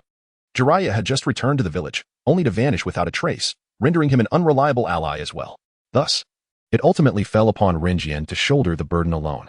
However, that was of little concern, as long as Naruto's eventual reward proved to be substantial. From previous observations, Naruto exhibited remarkable potential, with an astonishing capacity for malevolence. Sakura and Sasuke were ensnared by the unique Jinjutsu of the Uchiha clan. Having perceived the anxiety etched upon Sakura's countenance, Hasumi elucidated, we are powerless to intervene in this particular Jinjutsu. We must await Sasuke's extrication through his own volition or the natural dissipation of the illusion over time. Lianjian still does not comprehend Uchiha Itachi. At most, he merely provokes Uchiha Sasuke. If he were truly to bring about his brother's demise, would he not go mad and create a world with Sasuke in it? After realizing that her explanation only deepened Sakura's concern, Lianjian sighed, Sakura, do you trust Sasuke? He is far stronger than you can imagine. Although Sasuke appears fragile, his mental fortitude is truly formidable. Sakura hesitantly nodded, then suddenly halted her steps. Lianjian, this journey must have been arduous for you. API call failed with status code 429. Error, code 429, message, resource has been exhausted, e.g. check quota. Status, resource exhausted, API call failed with status code 429. Error, code 429, message, resource has been exhausted, e.g. check quota. Status, resource exhausted. As Lianjian entered the room, the gaze of Danzo, seated in the foremost position, fell upon him. Flanking Danzo were the feline-faced and canine-faced individuals, while two neat rows of root ninjas stood below.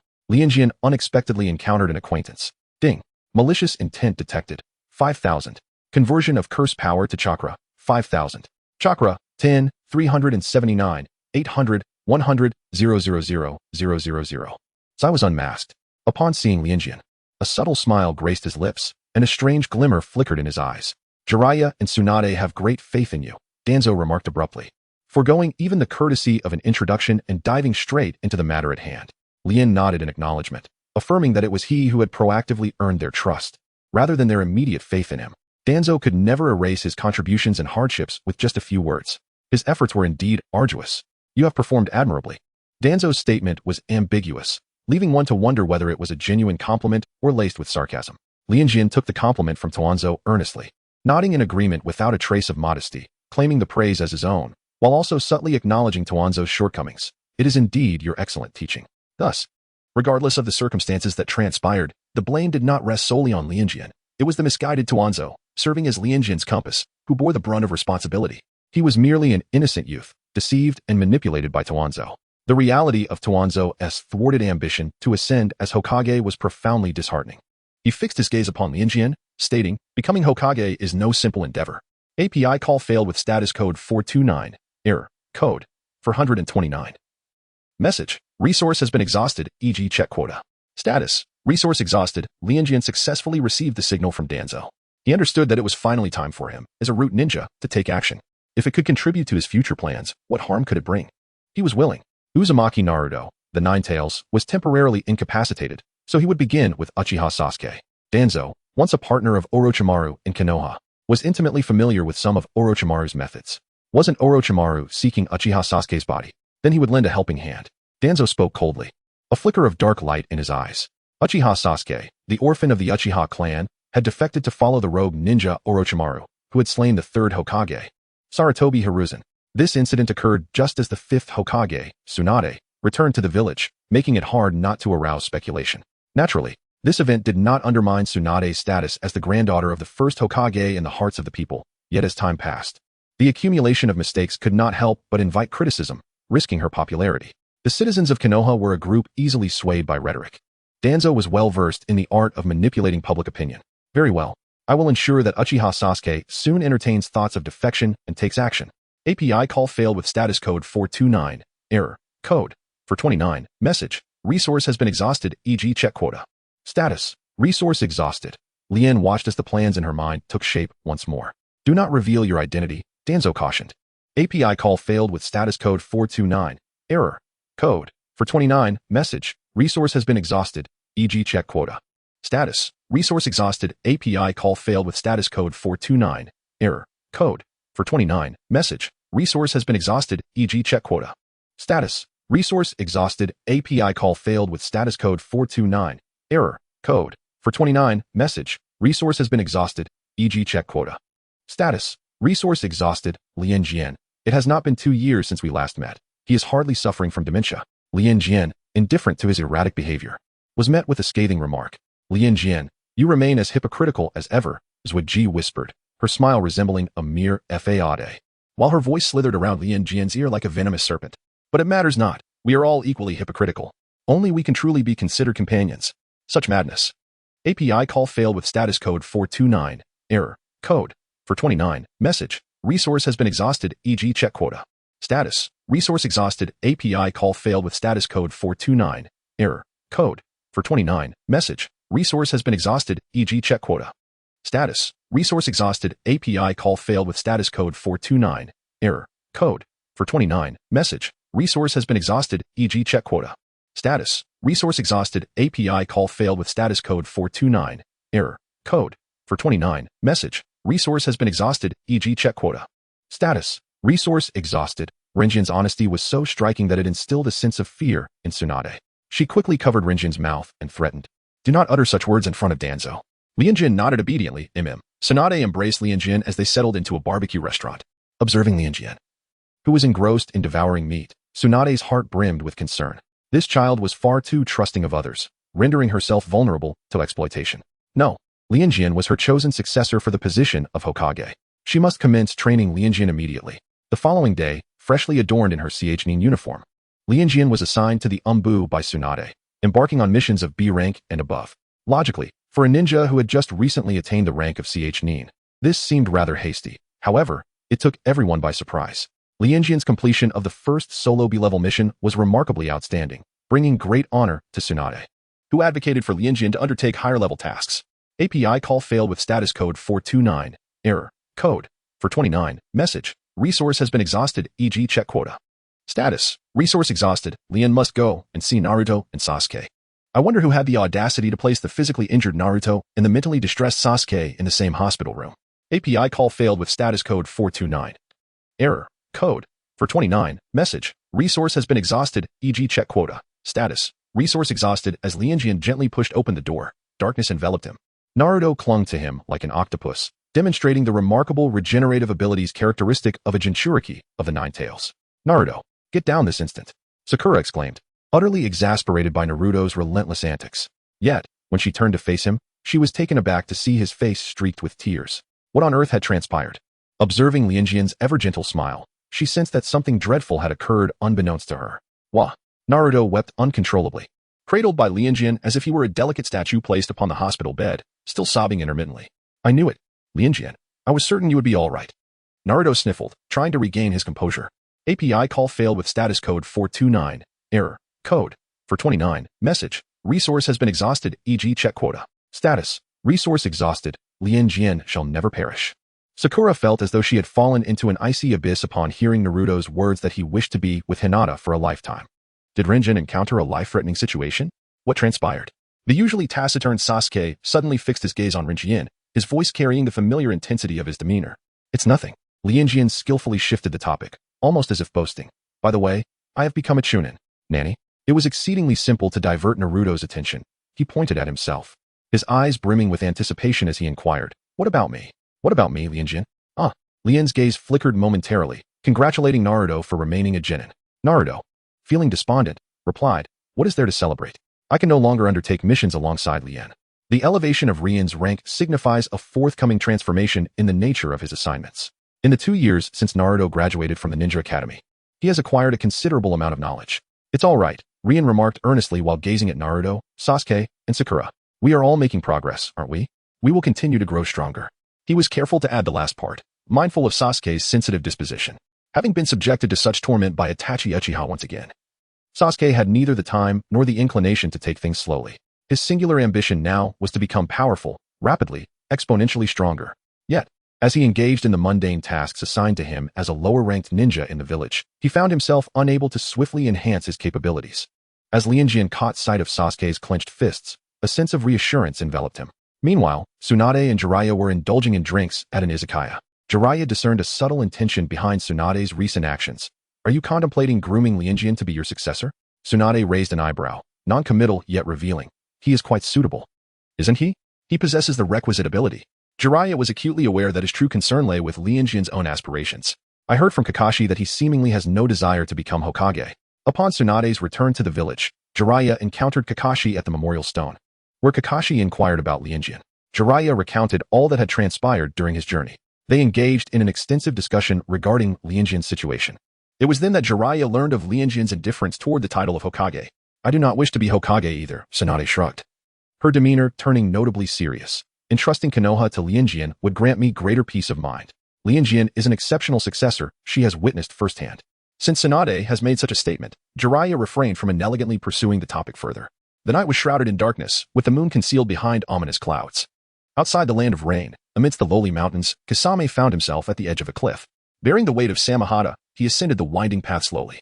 A pitch-black cave entrance appeared halfway up the mountain, marking his destination, and he came to a halt. As the clouds dispersed, the moon emerged. Standing in the moonlight, he faced the inky darkness of the cave, where a blood-red Sharingan suddenly manifested amidst the shadows that devoured all light. Lianjian, do you recognize him? Kisame's voice pierced the stillness of the night, fixating on the silhouette within the cave. Lianjian? The voice from within was hoarse yet slightly elevated. Unable to grasp the intent of the other, Kisame awaited in silence. Then the stillness deepened. Unable to contain himself, Kisame pressed on. You do not know him? Yet he knows you. He uttered the name, Uchiha Obito.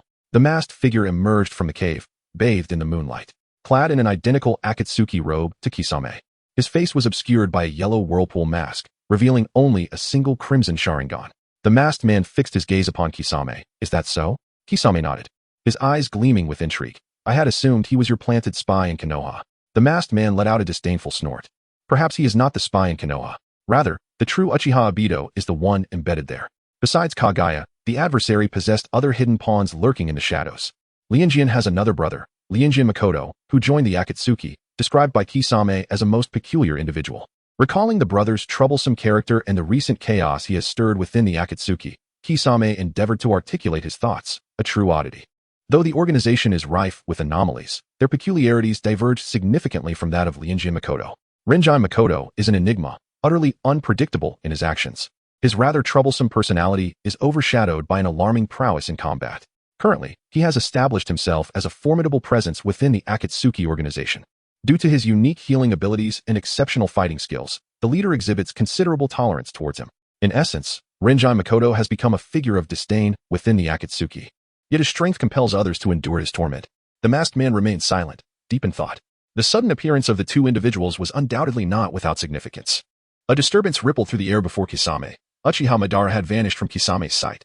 Kisame raised an eyebrow, hoping that the next encounter would yield more valuable insights regarding Rinjime Makoto and Rinjime Shin. The night was dark, with a chilling wind sweeping through the air. API call failed with status code 429. Error. Code. 429. Message. Resource has been exhausted, e.g. check quota. Status. Resource exhausted. API call failed with status code 429. Error. Code. 429. Message. Resource has been exhausted, e.g. check quota. Status. Resource exhausted. Lianjian. Has anyone ever informed Uchiha Obito that abruptly appearing behind someone is an exceedingly impolite act? Such behavior certainly warrants condemnation. Lianjian gazed at the top of Obito's head. Since Uchiha Obito demonstrated rudeness, he felt no obligation to return courtesy. Uchiha Obito. A name that could effortlessly unnerve the most emotional of souls. The emotional one traverses the world, relying on the illustrious reputation of Uchiha Madara to deceive and manipulate. A careless slip revealed that beneath the mask, he is merely an overage child. Could the emotional one refrain from feeling humiliated and enraged? Obito's hand struck towards Lianjian's neck, with a ruthlessly dark intent, leaving no room for mercy. However, Lianjian had already developed a repulsive countermeasure. Thus, as Obito's palm descended, a row of 10-centimeter spikes erupted from his neck. If he possessed the fortitude, let him strike downward.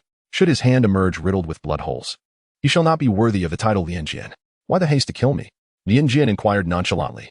Observing Obito retract his hand, while also withdrawing the spikes from his neck. We are not adversaries, unless you harbor intentions of betraying Madara. The adeptness of the Lotus Seer lies in his uncanny ability to extract the deceased from their eternal slumber, weaving nonsensical tales with abandon. After all, they are but lifeless forms.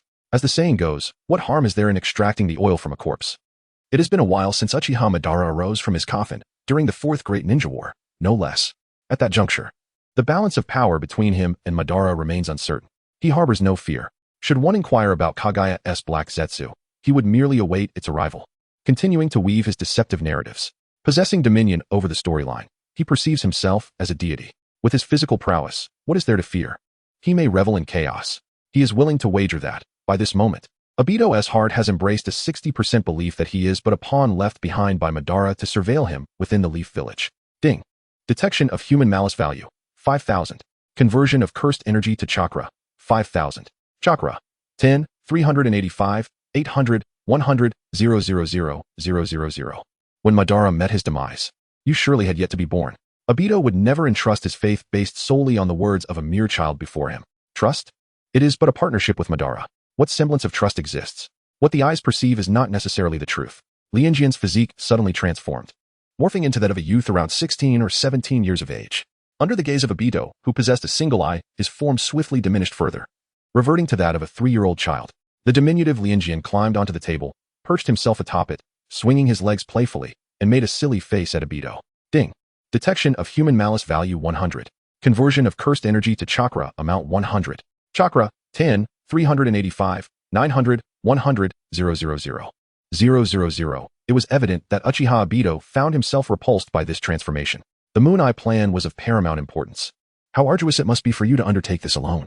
Lianjian gradually returned to his original state. He gazed at Obito with a look filled with compassion and tenderness, saying, "It is precisely because Toby understands you that he sent me to assist you." Suddenly, an alert sounded. Detected human malice value 500. Cursed energy converted into chakra 500. Chakra 10386400100000000. Understanding? Assistance? It ought to be surveillance. Obito coldly stared at Lianjian, whose smile evoked an unsettling feeling deep within. I have heard a bit about your circumstances from Toby. I am aware that you were an orphan raised by your grandmother, devoid of parental love from a young age. During your school years, you struggled academically, languishing at the bottom of your class, and the girl you secretly loved was tragically slain by your closest friend. Lian let out a sigh, mumbling softly. Ding. Malicious intent detected, 100. Conversion of curse power to chakra, 100. Chakra, 10, 386, 500, 100, 000, 000. Ding. Malicious intent detected, 500. Conversion of curse power to chakra, 500. Chakra, 10, 387, 000, 100, 000, 000. Ding. Malicious intent detected, 3,000. Conversion of curse power to chakra, 3,000. Chakra, 10, 390, 000, 100, 000, 000. Silence. Listen to the poignant voice of deep emotion brother breaking through defenses. Fear not, our objectives align. We are all striving for the successful implementation of the Moon Eye plan. Lianjian, with a compassionate gaze reminiscent of a guardian for left-behind children, intellectually challenged individuals, and the pitiable souls of sycophants and jesters fixated on Obito Uchiha. As he watched Obito, a whimsical idea unfurled in Lianjian's mind. Indeed, the appearance of Obito Uchiha ignited Lianjian's creative inspiration. How could one incite Obito Uchiha sire? By donning the visage of Rin Noera and stirring chaos in the ninja world. How could one provoke Madara Uchiha during the Fourth Great Ninja War? By assuming the appearance of Izuna Uchiha and weaving through the battlefield. How could one anger Kakashi? By wandering about with Obito Uchiha's face. In contemplating this, it became apparent that there were indeed countless individuals eager to exploit the situation.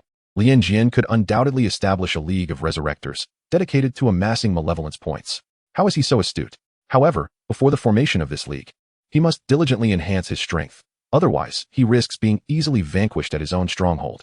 After all, this league of resurrectors is exceptionally adept at attracting enmity.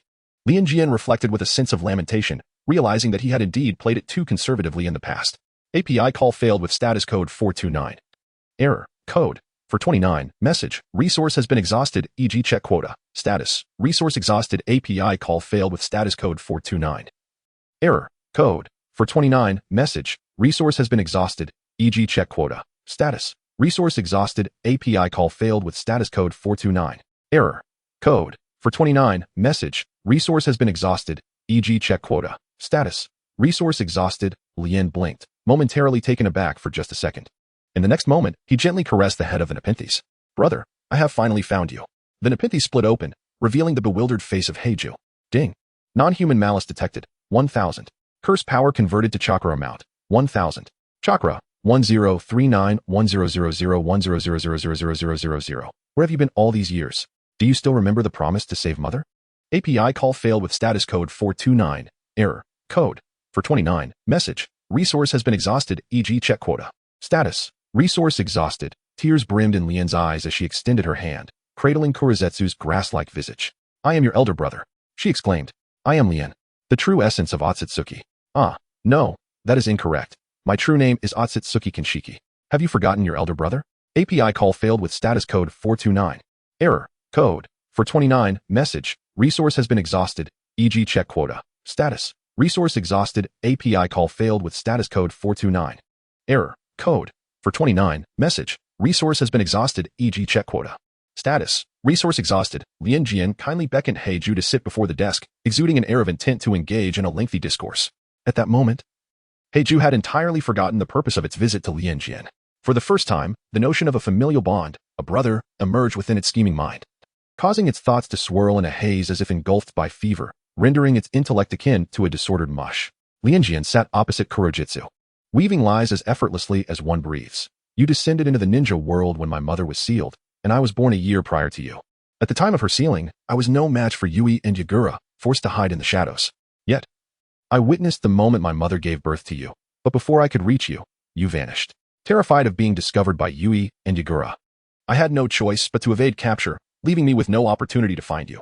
Furthermore, I have been tirelessly searching for a means to break the seal. Now, I have devised a plan to harness the powers of Uchiha Madara and Uchiha Obito, gather the tailed beasts in the Rinnegan, and unleash the infinite Tsukuyomi. Lian's eyes shimmered with unwavering determination. Heiju remarked, the life experiences of Tsutsuki Kagaya closely mirror its own. Lian cast a fleeting glance at Kurojitsu, and her body began to undergo a transformation. Her azure tresses were gradually supplanted by cascading silver locks that flowed down to her ankles. Two horns, reminiscent to Kurojitsu, sprouted from her head, and though her irises retained their distinct heterochromia, her visage bore a striking resemblance to that of Otsutsuki Kagaya. Although our appearance may closely mirror that of humans, we are acutely aware that we are anything but human. Lian addressed the pitcher plant, stating, we are devoid of gender and physiological needs. Akin to our mother, we exist as beings of a higher order, transcending humanity. Heiju appeared unable to find a reason to doubt the brother before him. Apart from this brother, it seemed inconceivable that anyone else in the world could possess knowledge of their sealed mother and the tales from a millennium past. Moreover, as the brother had articulated, they indeed were not human. They lacked gender. The plan was steadily unfolding, and soon, mother would be reunited with us. API call failed with status code 429. Error. Code. For 29. Message. Resource has been exhausted, e.g. check quota. Status. Resource exhausted. Lianjian, in a fit of neurotic fervor, clutched the grass tuft of Kurizetsu with an iron grip. Lianjian Makoto. And another Lianjian Makoto. No, that's not right. He shook his head vigorously, his 10 fingers seemingly intent on penetrating Kurizetsu's very skull. The malice value remained unchanged, indicating that Korezetsu possessed an extraordinary level of endurance against his brother's wrath. He was not Lianjian Makoto. He was Otsutsuki Makoto. No, that was incorrect. He was Otsutsuki Shinjin. At last, Korezetsu recalled his purpose for being here. The sudden emergence of Lianjian Makoto within the Akatsuki organization piqued his curiosity. Furthermore, he had overheard the conversation between Kisame and Obito.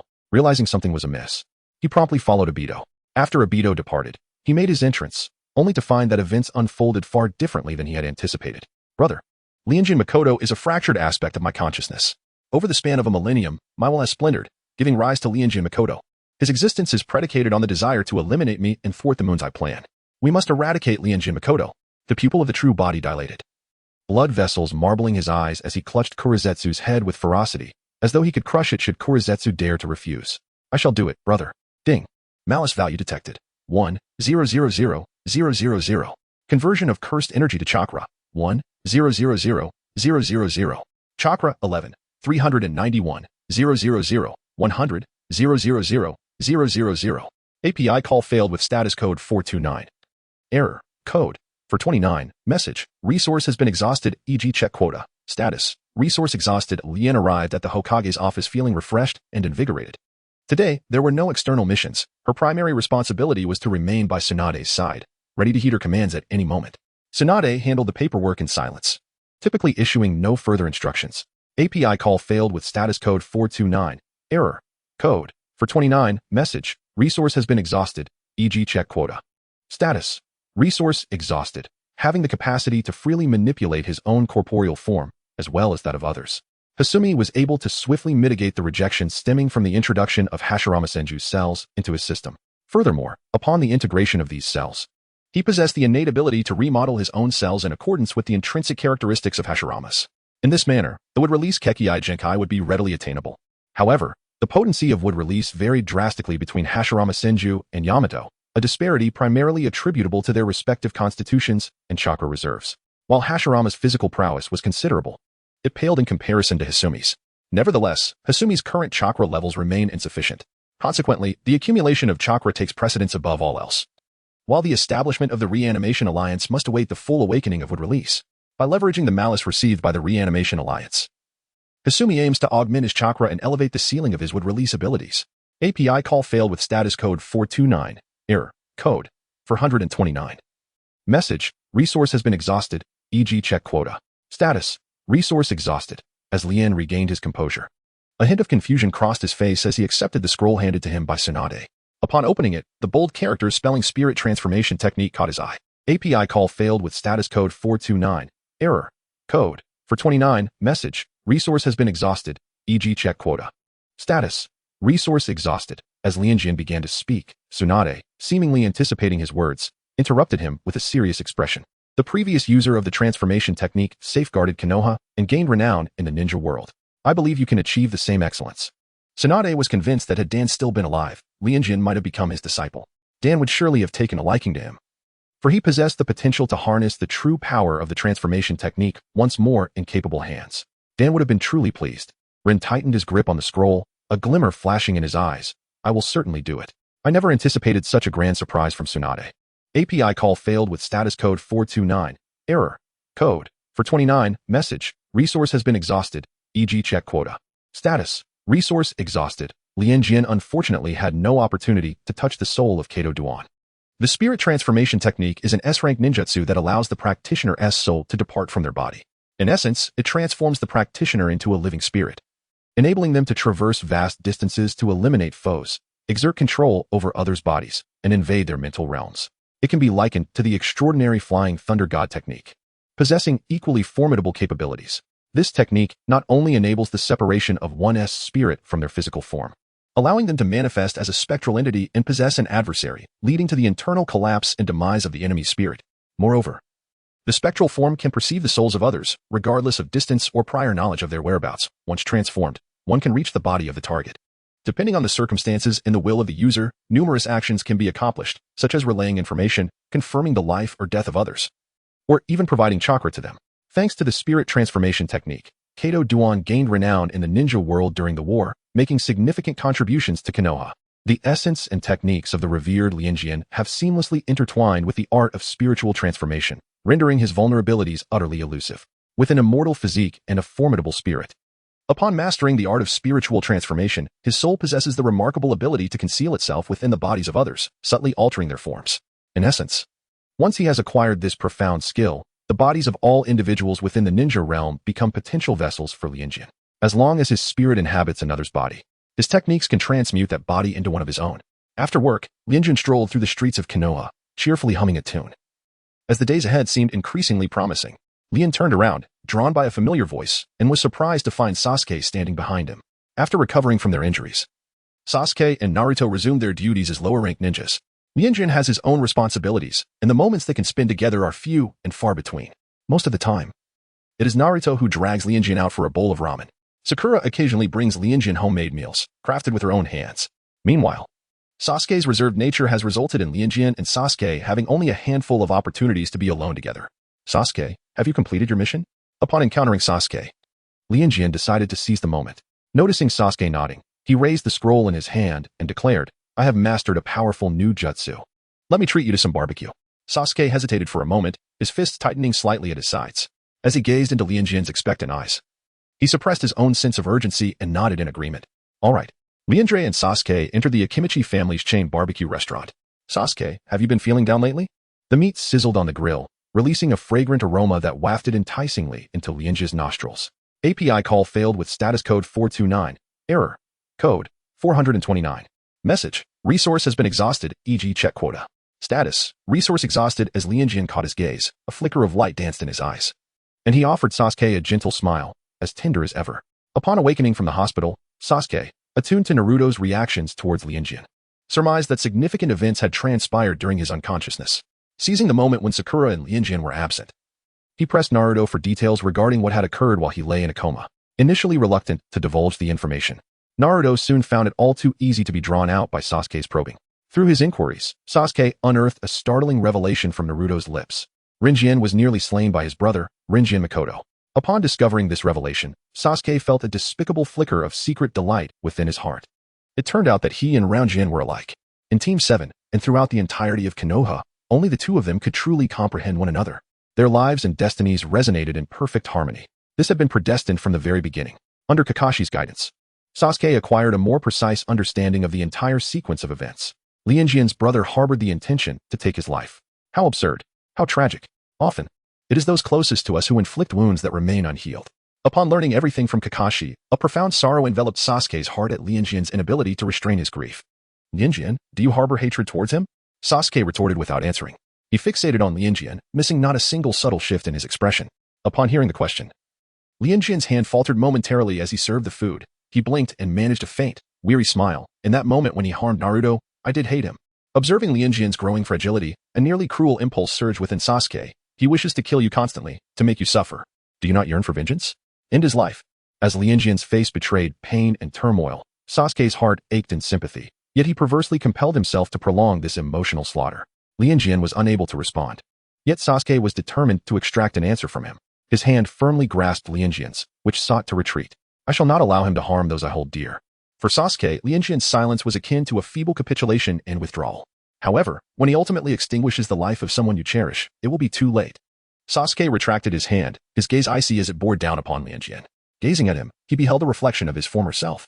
Yet, unlike his own past, Lianjian had yet to fully comprehend the anguish of losing everything. Thus, Lianjian still harbored illusions about the so-called brother. I yearn to eradicate him, this very moment. Yet my strength remains insufficient. Sasuke clenched his fist, the veins on the back of his hand protruding, as the flames of hatred blazed fiercely in his dark eyes. Rinjian is growing stronger, Naruto is becoming more powerful, and even Sakura is making progress, yet he remains stagnant. The trivial tasks akin to childish play are ill-suited for him. At this pace of development, how much longer must he wait? Perhaps he may never exact his vengeance. Just like the last encounter with Itachi Uchiha, he lacked the strength to protect those dear to him. Rinjian, whether it be you or I, we must elevate ourselves to a level where we can eliminate them first. Sasuke is ensnared in the nightmare of revenge. Thus, he remains oblivious to Rinjian, who is savoring grilled meat with a satisfied smile upon his lips as he observes him. Sasuke's level of awareness is exceedingly profound, requiring little effort from Rinjian to instigate contemplation within him. It is perhaps time for Sasuke to depart from Konoha. After their meal, Rinjian and Sasuke bid each other farewell at the crossroads. However, Lianjian does not return home directly. Instead, he silently follows Sasuke. He watches as Sasuke returns alone to the Uchiha clan's compound, quietly packing his belongings and hefting a burdensome backpack onto his back. As night descends, shadows lengthen on the ground. The Sound Ninja Quartet stealthily materializes beside Sasuke. Without hesitation, Sasuke glances back at the Uchiha clan and resolutely follows them, heading towards the gates of Konoha. The lack of surprise on Sasuke's part at the arrival of the Sound Ninja Quartet indicates that they must have sought him out previously. The moon tonight is particularly full and luminous. API call failed with status code 429. Error. Code. For 29. Message. Resource has been exhausted, e.g. check quota. Status. Resource exhausted. Lianjian gazed at him, the sorrow in her eyes starkly illuminated by the moonlight. Indeed, my path is destined to diverge from yours. I once believed I could walk alongside you, yet my resolve for vengeance remains steadfast. Sasuke regarded Lianjian with an unwavering calmness as he spoke. These words had lingered in his heart for an extended period, and when they finally escaped his lips, they bore an unusual tranquility. The appearance of Itachi Uchiha had decisively solidified his determination. Once again, Itachi forced him to confront the reality of his own frailty, revealing how powerless he truly was. Once more, he experienced the agonizing torment of witnessing a cherished one suffer right before him while feeling utterly helpless. Sasuke braced himself for Lianjian's potential obstruction. However, to his astonishment, she did something unexpected. Lian did not impede. He smiled at Sasuke, his eyes brimming with understanding. Sasuke, I wholeheartedly respect your decision. As you have stated, each individual possesses their own path and must make choices that resonate with their essence. You have simply resolutely embarked on the journey you have chosen. And that does not signify the dissolution of our companionship, does it? We remain the united Team 7. The words of Lian seemed to possess a kind of enchantment, rendering Sasuke's departure akin to a temporary sojourn. Sasuke, regardless of the time or place, Naruto, Sakura, Kakashi, and I shall await your return in the Hidden Leaf. Lianjian waved goodbye to him. Of course, one cannot dismiss the possibility that Sasuke has returned. He has departed. After all, Lianjian is busy in the ninja world, especially as her responsibilities will only increase in the future. The events yet to unfold are uncertain, so Lianjian might as well utter some kind words for Sasuke to hear. What Sasuke finds most unbearable, aside from his own vulnerability before Uchiha Itachi, is the fact that he is perpetually the one in need of protection when it comes to Lianjian. He yearns to wield his own strength to safeguard her. Sasuke clenched his fist and stepped into the moonlit gates of Konoha.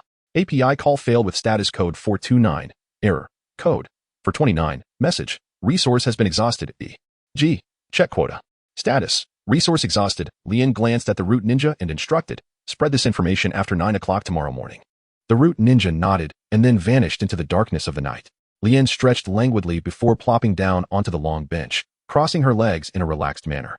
Once the news of Sasuke's defection spreads tomorrow, Naruto will undoubtedly seek out Tsunade, insisting on a mission to retrieve Sasuke.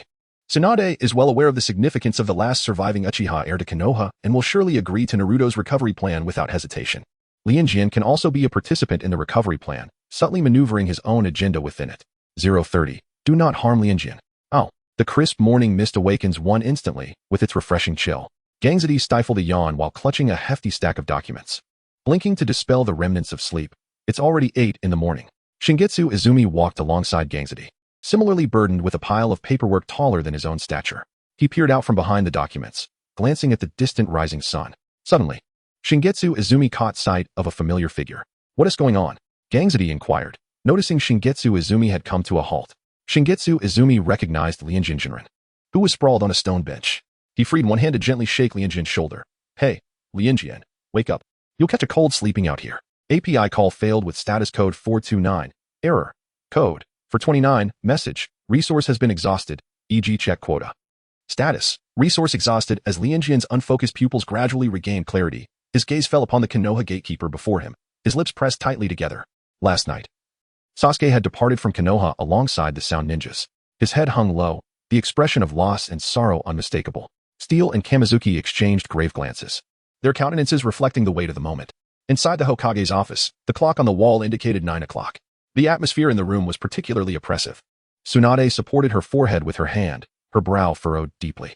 Memories of her private meeting with Orochimaru flooded her mind, replaying his ominous words. I will take what I desire, and next time, I shall utterly destroy Konoha. Orochimaru's intentions were clear. He sought none other than Uchiha Sasuke. With her lips clenched, Tsunade couldn't contain her fury and slammed her palm onto the desk, shattering its surface. Shikamaru, one of the two CHNIN present, trembled and took a step back, fearful of the woman's volatile temperament, reminiscent of his own mother. Out of the corner of his eye, he noticed Lianjian, whose head hung low in a state of despondency. Shikamaru furrowed his brow, sensing trouble ahead. Suddenly, the door to the Hokage's office burst open as Shizen rushed in. Her voice laced with urgency. The news has spread throughout Konoha that Uchiha Sasuke has defected with Orochimaru. Nani! Tsunade exclaimed, her fist crashing into the adjacent wall. Fortunately, her strength was somewhat tempered this time, leaving only spiderweb-like cracks on the surface. Fury filled her eyes as she demanded, how could this happen? Lianjian looked up in astonishment. Izumo and Zidi hurriedly explained, Lord Hokage, when we discovered Lianjian, there was no one else around, and he had not yet awakened. Upon realizing the truth, we immediately reported this matter to the Hokage's office. There was no possibility for a fourth person to be aware of the entire process. Baka. Tsunade glared at the eager-to-explain Izumo Zidi. I am not doubting Lianjian or you. Rather, I suspect that all of this was premeditated. What troubled Tsunade further was the possibility that someone in Konoha was in contact with Orochimaru. How could that be? Zidi murmured. Why is it impossible? Tsunade shot a glance at Zidi before resuming her seat. It is not difficult for someone familiar with Sasuke Uchiha to exploit his vengeful heart to entice him into defecting from Konoha. What shall we do now, Lord Hokage? Ino asked anxiously. The village was abuzz with discussions about the sole heir of the Uchiha clan's defection from Konoha. Ironically, the current leadership of the village still belonged to the Senju clan, which posed a significant threat to Tsunade's reputation. Shikamaru, I hereby assign you your first mission since becoming a Chunin, Tsunade declared formally. Shikamaru glanced at Lianjian beside him, aware that the ninjas in the village knew of Tsunade's trust and favoritism toward Lianjian. It was surprising that she would bypass Lianjian and assign the mission to him. Bring back Sasuke Uchiha. This mission was not only urgent, but could also become exceedingly complicated. Tsunade cautioned, Orochimaru's subordinates are likely to guide Sasuke, and we may encounter unavoidable battles along the way. Shikamaru felt overwhelmed. Such a task seemed more fitting for a Jonin. He displayed his helplessness on his face, prompting Tsunade to explain, the incident occurred suddenly. And the Jonin of the village have already departed Konoha between 7 and 8 o'clock to undertake their missions, so there are no Jonin available to dispatch. Which is why I called upon you. Shikamaru glanced at the unusually silent Lianjian and said to the Hokage, in terms of strength, Lianjian would be more suitable to lead this mission, wouldn't he? Tsunade wearily rubbed her temples, her tone laced with frustration. Just look at him. He is someone who is entirely soft-hearted toward his comrades. What if Sasuke persuades him with just a few words? How would the mission be accomplished? Tsunade was thoroughly dissatisfied with Lianjian's current demeanor. API call failed with status code 429. Error. Code. For 29. Message. Resource has been exhausted. E.g. check quota. Status. Resource exhausted. How could the prowess of Lianjian be so easily ambushed by Uchiha Sasuke? There exists but one possibility. Lianjian never entertained the notion of guarding against Uchiha Sasuke. It is even conceivable that, at the moment of the ambush, he believed they were merely engaged in training together. The mere thought of this infuriates Tsunade. How is it that the child nurtured by Danzo is as soft as a bun? Shikamaru remarked, it is not without reason that the Hokage harbors such concerns. They are not merely the worries of a fretful mind. He had personally witnessed how Lianjian treated the remaining 3 members of Team 7 as if they were mere children in need of care. Shikamaru, within the next 30 minutes, gather as many of the capable genin as you can and prepare to depart the village. Renjian and Shikamaru exited the Hokage's office together. API call failed with status code 429. Error. Code. For 29. Message. Resource has been exhausted. E.g. check quota. Status. Resource exhausted. Lien walked beside him, appearing disoriented, and assured him, you are the captain. I shall heed your words. There will undoubtedly be no occurrence of what you fear. Although he was unaware of what Shikamaru was apprehensive about, making a preemptive promise seemed prudent. Shikamaru tilted his chin upward and resolutely shook his head. No. Lien swiftly positioned herself in front of Shikamaru, obstructing his path. I assure you, I shall heed your every word. Whatever you say, I shall do. Shikamaru narrowed his eyes. Is that so? Lianjian nodded slightly. It was a jest. Shikamaru was indeed reluctant to part with such a capable ally as Lianjian. With Lianjian's presence, the likelihood of success for this mission was significantly heightened, provided that Lianjian could truly set aside personal sentiments and heed commands. Very well. Shikamaru reluctantly acquiesced. He turned to cast a glance at the Hokage building behind him, silently praying countless times that Lianjian would not falter at a crucial moment. Otherwise, his situation would be dire. The remaining 3 members soon gathered, Naruto, CHG, and Inuzuka Kiba. Upon hearing the news of Sasuke's deception, Naruto could scarcely contain his outrage, exclaiming, that bastard. What is he thinking? Realizing that Lianjian had failed to prevent the ambush and had been knocked unconscious by Sasuke, Naruto fixed a somber gaze upon Lianjian, muttering, Lianjian is also quite the fool. Lianjian feigned ignorance, silently resolving to don a different persona and administer a thorough beating to Naruto later. Subsequently, I devised a tactical plan. Shikamaru, adopting a more serious demeanor, cast a glance at the visibly disgruntled Inuzuka Kiba and Naruto, cautioning, if you do not pay attention, we may find ourselves in peril. Kiba and Naruto's expression shifted, reflecting their concern. Given that this was a rescue mission, we were the pursuers, which meant we could easily fall prey to the enemy's initial advantage. First and foremost, the crucial role of the lead reconnaissance scout is entrusted to you, Kiba. Your familiarity with the terrain and your ability to track Sasuke's scent are invaluable to mitigate the vulnerability of our formation to frontal assaults from the enemy. I will position myself behind you, enabling me to relay commands promptly and signal the team members behind us with gestures as circumstances dictate. Next in line is Naruto, followed by Choji. The formidable Choji will serve as a bastion of strength, gathering power to deliver a decisive blow should any unforeseen circumstances arise ahead. As for the vital rear guard, it is imperative that the responsibility rests with the most capable among us, Lianjian. Thus, the safety of our entire team ultimately lies in your hands, Lianjian, Shikamaru remarked, directing his gaze towards him. Lian nodded slightly. Rest assured, I will ensure your safety, he solemnly promised. Shikamaru's lips twitched as he corrected him. It is all of us who must remain unharmed. Do not become accustomed to disregarding your own safety. It truly causes us great concern. Naruto, Choji, and Kiba exchanged approving glances, directing their focus towards Lian. I understand, Lian replied. After Lianjian finished speaking, Naruto and his companions nodded slightly, diverting their gaze from him. Their figures swiftly leaped onto the branches, and under Inuzuka Kiba's leadership, they raced forward. Lianjian gazed at the four individuals ahead, a gentle smile gracing his lips. Let him bestow upon these freshly minted genin an indelible memory. The scent of blood wafted through the air. From the front, the voice of Inuzuka Kiba resonated. Naruto and his companions immediately heightened their vigilance, their pace noticeably slowing as they advanced. Bang, bang, bang, bang, bang. 5 explosive tags detonated simultaneously around Lianjian and his comrades. Caution! Dodge! Shikamaru bellowed.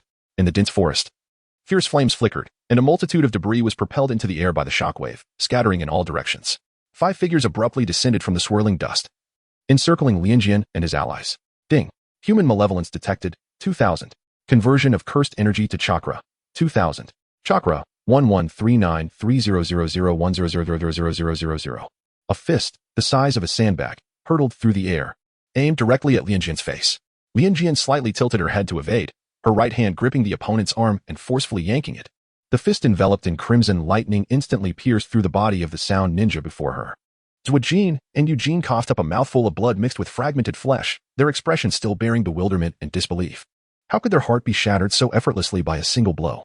Even as they collapsed, breath lost, they could not comprehend it. Ding. Detection of human malevolence value 2000. Conversion of curse power to chakra amount 2000.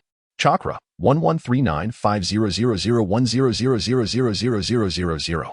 A strange flute melody resounded. 3 enormous summoning beasts emerged behind Duoyu, her eyes fixated on Lianjian with a fierce glare. The figure of Rinjian flashed, her palm striking her face. Duoyu was momentarily taken aback. How swift. Suddenly, a large lump formed on her cheek, and she began to morph at a visibly rapid pace.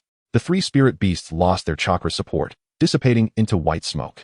Transformed into a colossal lizard, Duoyu succumbed to madness, becoming a beast driven solely by the instinct to attack her companions, lunging toward the nearest Jirobo. Duoyu, you mad woman! Jirobo exclaimed as the enormous lizard clamped down on his arm.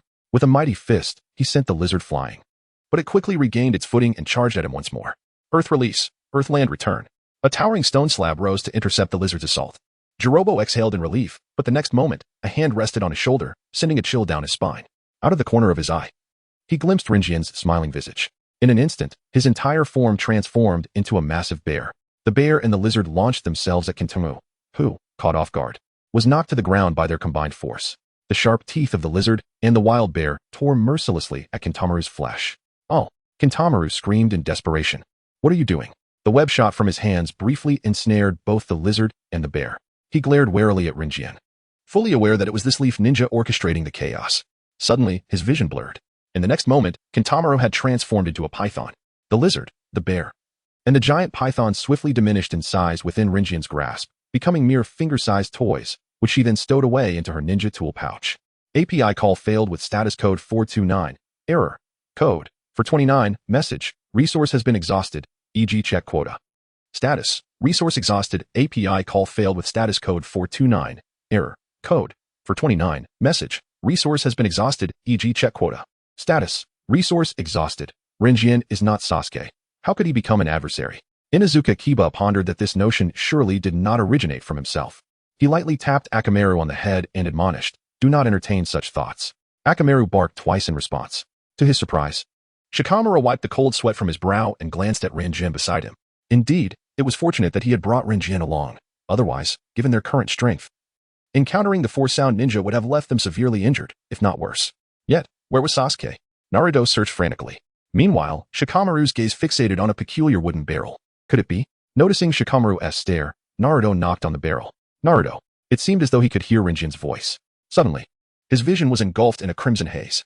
A blade sliced through his chest, and the blood that gushed forth splattered into his eyes. The abrupt turn of events left everyone in a state of shock. Lotus caught a glimpse of a fleeting figure and swiftly seized Naruto. Naruto.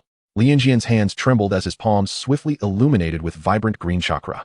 Naruto's wound on his chest was grievously deep, healing at an agonizingly slow pace, barely managing to staunch the flow of blood. Suddenly, a loud thud echoed as Inuzuka Kiba was sent flying by a swift kick from an approaching figure. His body hurtling through the air at an astonishing speed, crashing through dozens of trees. He landed with a thud, his ribs seemingly shattered, rendering him unable to utter a single word. Blood and mangled flesh gushed uncontrollably from his mouth. Shikamaru fixed his gaze intently on the silhouette ahead. The figure donned a familiar green vest, with long silver hair tied back in a ponytail, a white armband adorned with a red triangle on his left shoulder, and wielded a unique chakra short blade. The attire and forehead protector unmistakably signified the identity of a Konoha ninja. Why? Aren't you a ninja from Konoha? We are also ninjas from Konoha, Shikamaru exclaimed, aiming to buy time and assess the situation for potential avenues of retreat. Oh, I am indeed aware that you are ninjas from Konoha, the silver-haired ninja replied with a disarming smile, his demeanor a stark contrast to the ferocity of his impending assault. However, I regret to inform you that my mission is to eliminate you. A flicker of genuine remorse sparkled in his eyes, sending a chill down Shikamaru's spine. Suddenly, a blinding white light surged from the depths of Shikamaru's eyes, and the chest of Choji, who stood protectively before him, was marked with 2 deep gashes, revealing bone beneath. Ding. Detecting human malice value 5,000. Curse power converted to chakra amount 5,000. Chakra 114000001000000000. Choji. Shikamaru gasped, watching helplessly as Choji collapsed in front of him. Shadows swiftly stretching towards their adversary. Yet, the enemy's speed was astonishingly swift. In the blink of an eye, the dazzling white light had reached him. With a crackle, silver-purple lightning surged towards the back of the silver-haired ninja. Forced to retract his blade, he spun around, and in that instant, his chakra short blade cleaved through Lianjian's right arm, piercing directly into Lianjian's chest. Lianjian. Ding. Detecting human malice value 10,000. Curse power converted to chakra amount 10,000. Chakra 114100001000000000. The silver blade glimmered fiercely, its overwhelming intent converging in the air to form an impenetrable net that ensnared Lianjian. Shikamaru's eyes turned a deep crimson as blood splattered around Lianjian. Lianjian was covered in wounds, every inch of his body marred and damaged. Ding. Detected a human malice value of 1,000,000. Curse power conversion chakra amount 1,000,000. Chakra 12, 410, 000, 100, 000, 000. Nara Shikamaru trembled all over. Do not harm Lianjian. Do not treat Lianjian this way. 031. Hataki Sakumo? Impossible. API call failed with status code 429. Error. Code. For 29. Message. Resource has been exhausted. E.g. check quota. Status. Resource exhausted. Lianjian is remarkably patient. He diligently addresses questions that others might consider entirely trivial. Lianjian is remarkably meticulous, often recalling details that many might overlook. In his presence, everyone experiences a profound sense of care, concern, and affection, enveloping them in a comforting bliss. Thus, one should not treat Lianjian with disdain. Such treatment is unwarranted. Even the typically composed Shikamaru lost his composure. His shadow surged forth, uncontrollably flailing like a tempest. Lunging towards the silver-haired ninja, the silver-haired ninja retreated, distancing himself from Shikamaru. Yet, the dark tendrils of shadow swiftly pursued, entangling themselves around the ninja's ankles. Seemingly weary of such disturbances, the silver-haired ninja abruptly raised his hand. Bang! The shimmering blade erupted around Shikamaru, a brilliant flash of silver light. He could hear the frantic rhythm of his own heartbeat, the sound of blood violently surging from his body resonating with alarming clarity. It felt as though every conduit of blood within him had detonated in an instant. Shikamaru felt no pain, yet the ominous reality loomed. This signified that death was encroaching at an alarming pace. His mind had completely succumbed to an overwhelming numbness. Was he to perish? Was this fleeting existence to conclude here? He had merely wished for a simple, unremarkable life, yet it seemed an elusive dream. Life held too many attachments that were difficult to relinquish, and thus he was willing, even eager, to sacrifice his very existence for them. A verdant chakra enveloped Shikamaru, the intense agony from countless wounds converging upon him. His complexion paled, yet he sensed his injuries gradually mending. In his eyes, the reflection of Lianjian's bloodied visage flickered before him. API call failed with status code 429. Error. Code. For 29. Message. Resource has been exhausted. E.g. check quota. Status. Resource exhausted. API call failed with status code 429. Error. Code. For 29. Message. Resource has been exhausted. E.g. check quota. Status. Resource exhausted. Lian gritted his teeth.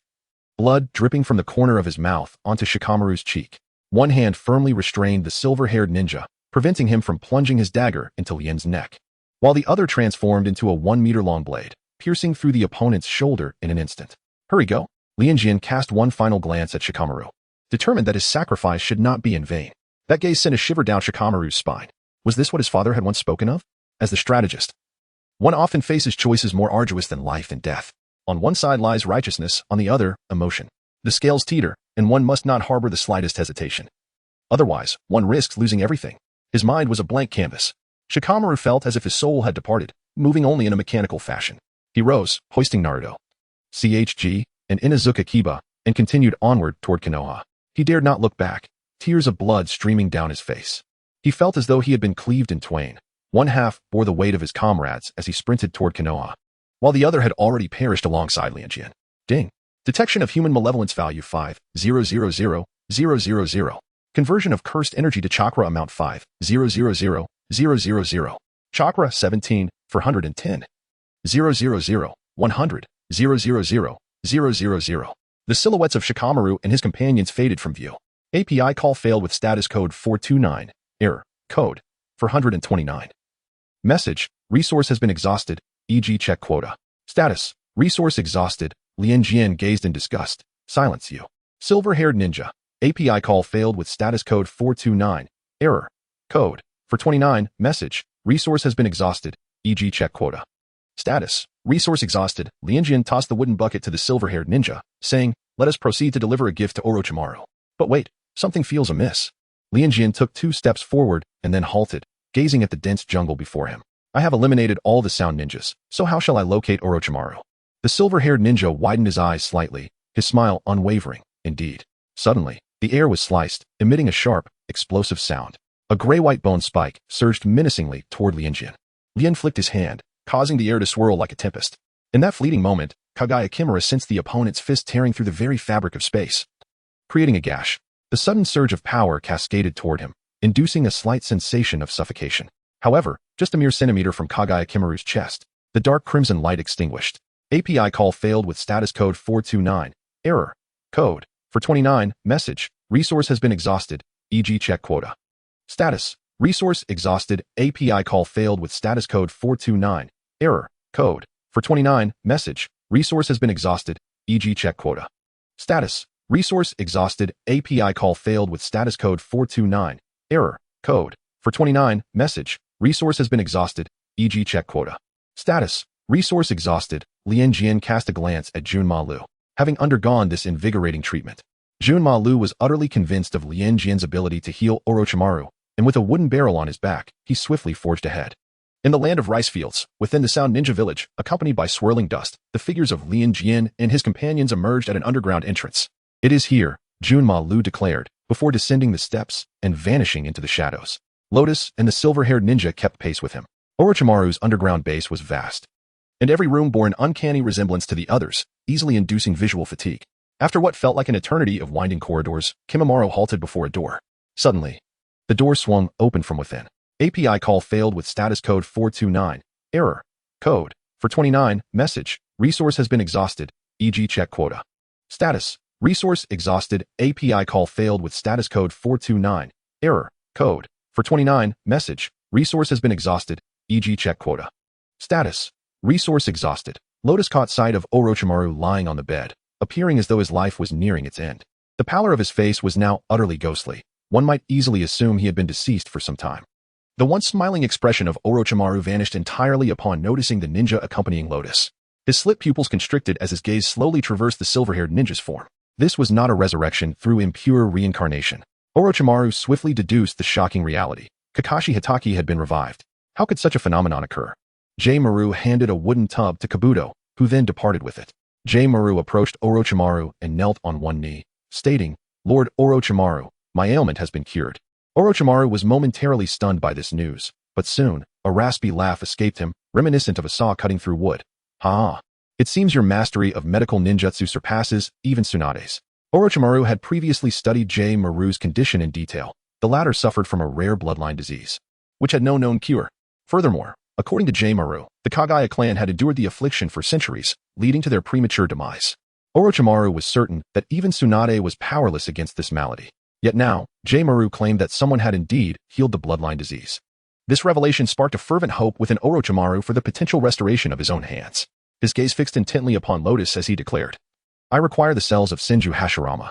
API call failed with status code 429. Error. Code. For 29. Message. Resource has been exhausted. E.g. check quota. Status. Resource exhausted. API call failed with status code 429. Error. Code. For 29. Message. Resource has been exhausted. E.g. check quota. Status. Resource exhausted. Lianjian must act swiftly. The support from Konoha is certain to arrive promptly. Soon, the true spectacle shall unfold. His hands enveloped Orochimaru's. As azure flames ignited once more, the lifeless muscles and veins of Orochimaru rapidly stirred to life. A potent vitality surged within his grasp. In but a moment, the darkly purple, withered hands of Orochimaru regained their hue, restoring to their former state. The blue flames extinguished. Orochimaru gazed at his hands, breathing heavily. He rolled off the bed, accompanied by Lianjian, and entered his laboratory. He would not waver. Lianjian had already revealed the value of their collaboration. Why should such a partnership not endure? A vial of crystalline green solution swayed within the syringe. Renowned for his prowess, Lianjian extended his arms, while a silver-haired ninja shielded him with unwavering loyalty. The sharp needle pierced Lianjian's skin, and a verdant solution gradually vanished into the syringe, assimilating entirely within his being. Simultaneously, Lianjian distinctly sensed the stark difference of the Senju Hashirama's cells. Their vitality was overwhelming. Upon entering his body, they rampaged with unrestrained ferocity, shattering the other cells in their tumultuous path. Lotus observed that the characteristics of the Senju Hashirama cells were immediately revealed. The activity of Senju Hashirama cells is 1,000 times that of ordinary human cells. The rate of cell self-renewal is likewise 1,000 times faster than that of typical human cells.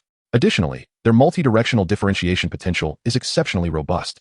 This potential refers to the ability of cells to differentiate into various types, which holds immense promise in cellular replacement therapies. Under specific induction conditions, stem cells can transform into cardiomyocytes, neurons, hepatocytes, and other cell types, thereby providing treatment for diseases caused by cellular damage or death. The formidable multidirectional differentiation potential is a significant reason why the Senju Hashirama body possesses remarkable self-healing capabilities. Furthermore, the strong stability and plasticity of the cells enable them to maintain stability under specific conditions, making them less susceptible to malignant transformation, while also allowing for phenotypic and functional changes in response to external stimuli, thereby adapting to environmental alterations. Lotus observed as he instantaneously regulated the cells within his body, effortlessly deciphering the wood-release chakra contained within the cells of the thousand-hand pillar. Simultaneously, his body was undergoing a rapid rejuvenation of cells and a proliferation of wood-release chakra at an astonishing rate, multiplying 1,000-fold, even 10,000-fold. This entire process appeared to stretch out over an eternity, yet in reality, it took no more than 10 minutes. API call failed with status code 429. Error. Code. For 29. Message. Resource has been exhausted. E.g. check quota. Status. Resource exhausted. The expression of Master Lianjian remained unchanged from beginning to end, and his body mirrored this steadfastness. Orochimaru recalled the curse mark he had once inscribed on Master Lianjian, yet it proved utterly ineffective. Within Lianjian's corporeal form lies an abundance of secrets. Orochimaru seized the opportunity to state, I wish to study your body. Lian was not at all surprised by Orochimaru's thoughts. He politely declined, stating, it is not permissible. Ding. Malicious intent detected. 1,000. Conversion of cursed energy to chakra. 1,000. Chakra. 17. For 11. 000. 100. 000. With a hint of regret, Orochimaru set aside the now empty syringe. Lianjian and the silver-haired ninja departed from Orochimaru's secret lair. Shikamaru. Naruto. What has befallen you? The on-duty Izumo and Kotetsu, stationed at the entrance, beheld Shikamaru, drenched in blood, struggling to carry his gravely injured comrade. Shikamaru's pupils appeared soaked in crimson, his scare stained red. As he faltered, Naruto and the others collapsed to the ground. Yet, Shikamaru possessed no strength left. Only a singular belief propelled him onward. Save Lianjian. Save Lianjian. His voice was hoarse, each utterance laced with the metallic tang of blood. Izumo and Kotetsu immediately grasped the gravity of the situation. Izumo hoisted Shikamaru onto his back and hurried towards the Hokage's office, while Kotetsu took the severely injured trio to the Konoha hospital. Inside the Hokage's office, Guy and Kakashi had just concluded their mission briefing when the door burst open. Kakashi raised an eyebrow, intrigued by the commotion. Izumo entered, carrying Shikamaru, whose form was drenched in blood. Tsunade's eyes widened in shock as she stood abruptly. Shikamaru, summoning his last ounce of strength, spoke in a chillingly calm tone. We encountered a silver-haired Konoha ninja wielding a short blade who grievously injured us. Lianjian held him off while I returned with Naruto to seek assistance. Tsunade's heart plummeted into despair. Kakashi frowned. A Konoha ninja? How could a fellow leaf shinobi harm Lianjian and the others? With silver hair braided and exceptional swordsmanship, Lianjian would have been no match. Just as Shikamaru's words lingered in the air, Tsunade's mind conjured a name based on his description. Hatake Tsukumo? Impossible. Kakashi interjected. His father had been deceased for over 20 years. How could he possibly return? Kakashi, Guy, you must immediately rescue Lianjian, Tsunade commanded. Once Kakashi and Guy's voices faded, Tsunade noticed her hands trembling. She understood all too well that if it truly were Hatake Tsukumo, Lianjian would not survive. No, it cannot be. Tsunade's voice quivered as she held her head in disbelief. It cannot be. 032. The mysterious resurrection? The hidden enemy. Kakashi and Guy halted. Concern etched on their faces as they gazed ahead. A familiar silhouette stood before them, merely 10 meters away. Even Guy found the figure eerily recognizable, let alone Kakashi. Kakashi maintained a stoic expression, yet upon closer inspection, one could discern the tremors in his fingertips and the quivering of his pupils. Sensing their presence, the figure turned, revealing a visage long buried in Kakashi's memories. It was the face of his father. Ding. Malice detected. 10,000. Cursed energy converted to chakra. 10,000. Chakra. 17421000000000000. Hatake Tsukumo smiled gently at Kakashi. It has been a long time. Kakashi, you have grown. The smile mirrored that of Kakashi's towering, benevolent father from his recollections. Ding. Malice detected. 10,000. Cursed energy converted to chakra. 10,000. Chakra. 17431000000000000. No one knew better than Kakashi the undeniable fact of his father's death. Thus, regardless of how similar the figure appeared, belief was impossible. Stop pretending. You are not him, Kakashi coldly asserted. Guy scanned the vicinity, not spotting Lianjian. His heart sank. And with narrowed brows, he questioned, where is Lianjian? Ding. Malice detected. 10,000. Cursed energy converted to chakra. 10,000. Chakra. 17441000000000000. How dare you impersonate the deceased in battle? Guy could not tolerate such a desecration of the dead. And Lianjian, where is he? Hatake Tsukumo, recalling Guy's inquiry, pondered briefly. Is Lianjian the child with blue hair? Kakashi and Guy's hearts tightened in unison. He is above you. Did you not notice? Hatake Tsukumo smiled deepened as he pointed at the space overhead. Plop. Rain began to fall. No, Kakashi detected the pungent scent of blood. For reasons unknown, fear gripped him. He dared not look up. Ding. Malice detected. 1 million. Cursed energy converted to chakra. 1 million. Chakra. 18441000000000000.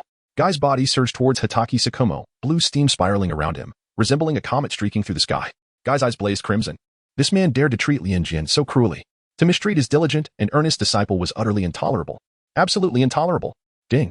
Malice detected. 2,000. Cursed energy converted to chakra. 2,000. Chakra. 18443000100000000. Hatake Tsukumo vanished, and Guy's body crashed violently to the ground. Boom. The earth was left with a massive crater. As if struck by a missile, Guy leaped from the depression, gritting his teeth in fury. His body felt as though it were forged from steel. Despite the terrifying blow, he bore no wounds, nor did he feel any impact. Hatake Tsukumo, taken aback by the previous events, was momentarily stunned. Had he not previously laid down the flying thunder god seal in this forest, he might not have evaded Guy's warped speed. Kakashi gazed upward. Blood continued to drip, creating a scene reminiscent of a hellish nightmare above. API call failed with status code 429. Error. Code. For 29. Message. Resource has been exhausted, e.g. check quota. Status. Resource exhausted. Lian lay pale as parchment, her eyes tightly shut. Even in unconsciousness, her body trembled slightly from the agony. Kakashi found himself loathing the Sharingan for its piercing scrutiny. It felt as if countless wounds had been inflicted upon him, his spirit being subjected to relentless torment. The Sharingan burned and ached, akin to a searing iron ball embedded in his eye socket. His mind was scorched by a feverish pain. Ding. Human malice detected. 5000. 000. Curse energy converted to chakra. 5000. Chakra. 23. 443. 000. 100. 000. 000.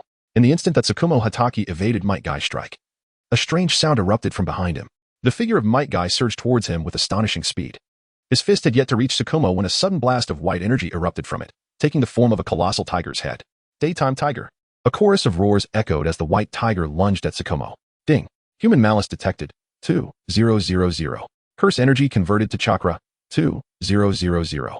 Chakra. 23, 445, 000, 100. 000. Tsukumo Hatake instinctively extended his hand, his short blade slicing through the air, leaving behind dazzling streaks of light. He retreated rapidly, simultaneously dissipating much of the daytime tiger's might. A chilling crackle of intertwining lightning resonated from behind Tsukumo. He turned slightly, revealing Kakashi, whose face was etched with hatred. His right hand enveloped in electricity, striking fiercely towards Tsukumo. Ding. Human malice detect the wounds on Lianjian's body are gradually healing. Ding. Malice value detected. 10,000. Conversion of curse power to chakra. 10,000. Chakra. 2. 845, 700, 010, 000. Might Guy is aware of Lianjian's formidable recovery abilities. However, upon their arrival, Lianjian still bears wounds. This indicates that the adversary has been relentlessly tormenting Lianjian. Each time Lianjian's wounds heal, new ones are inflicted upon him. Warm tears cascade onto Lianjian's eyelids. Gritting his teeth, Might Guy carries Lianjian on his back, yet stumbles as he rises, waves of excruciating pain coursing through his body. This is the aftermath of opening the 8th gate. Master Guy, API call failed with status code 429, error, code, for 29, message, resource has been exhausted, e.g. check quota. Status, resource exhausted. Lianjian lay upon his back, her scorching tears cascading down onto Might Guy's shoulders. Teacher Kai, you are injured. In an instant, his own tears surged forth like a torrential flood. He exerted immense effort to suppress the tremors that threatened to overtake him. Lianjian. This minor injury is of no consequence to a teacher. API call failed with status code 429, error, code, for 29, message, resource has been exhausted, e.g. check quota. Status, resource exhausted, API call failed with status code 429, error, code, for 29, message, resource has been exhausted, e.g. check quota. Status, resource exhausted. Lianjian could endure until he and Kakashi arrived. Thus, he could similarly persevere until he returned Lianjian to Konohagakure. As Lianjian's teacher, he could not afford to be weak or concede defeat. In the Konoha hospital, Tsunade sat beside Lianjian's bed, gently caressing his pale cheek. Tears suddenly fell, and Tsunade blinked, quickly wiping them away. Might Guy went to tend to his injuries, while Kakashi, having sustained lighter wounds, swiftly entered the ward after addressing his own. Tsunade sniffed and immediately forced back her tears. Is it Tsukumo Hatake? Tsunade inquired, her voice tinged with an uncontrollable tremor. Kakashi wished to deny it through various means. Yet he was acutely aware that the other party had not employed transformation techniques. Yes, but he has been controlled, Kakashi replied, recalling Tsukumo's final words before his disappearance. Tsunade's expression grew grave. Who could resurrect the dead and control them? Kakashi shook his head, pondering another crucial point. The method of resurrection was not the impure world reincarnation. It seemed to be genuine corporeal resurrection. Tsunade pressed her lips tightly together. Genuine corporeal resurrection? How is this possible? This matter was of utmost importance. If the enemy could resurrect Tsukumo Hatake, they could potentially revive other ninjas as well. They remained oblivious to the hidden adversaries lurking in the shadows, yet were compelled to confront the possibility of battling the loved ones of formidable foes at any moment. Tsunade took a deep breath. I will have Jiraiya investigate this matter. Should any information arise, I will inform you at the earliest opportunity. After all, Kakashi is the first victim in this situation. The resurrected individual is his biological father. Indeed.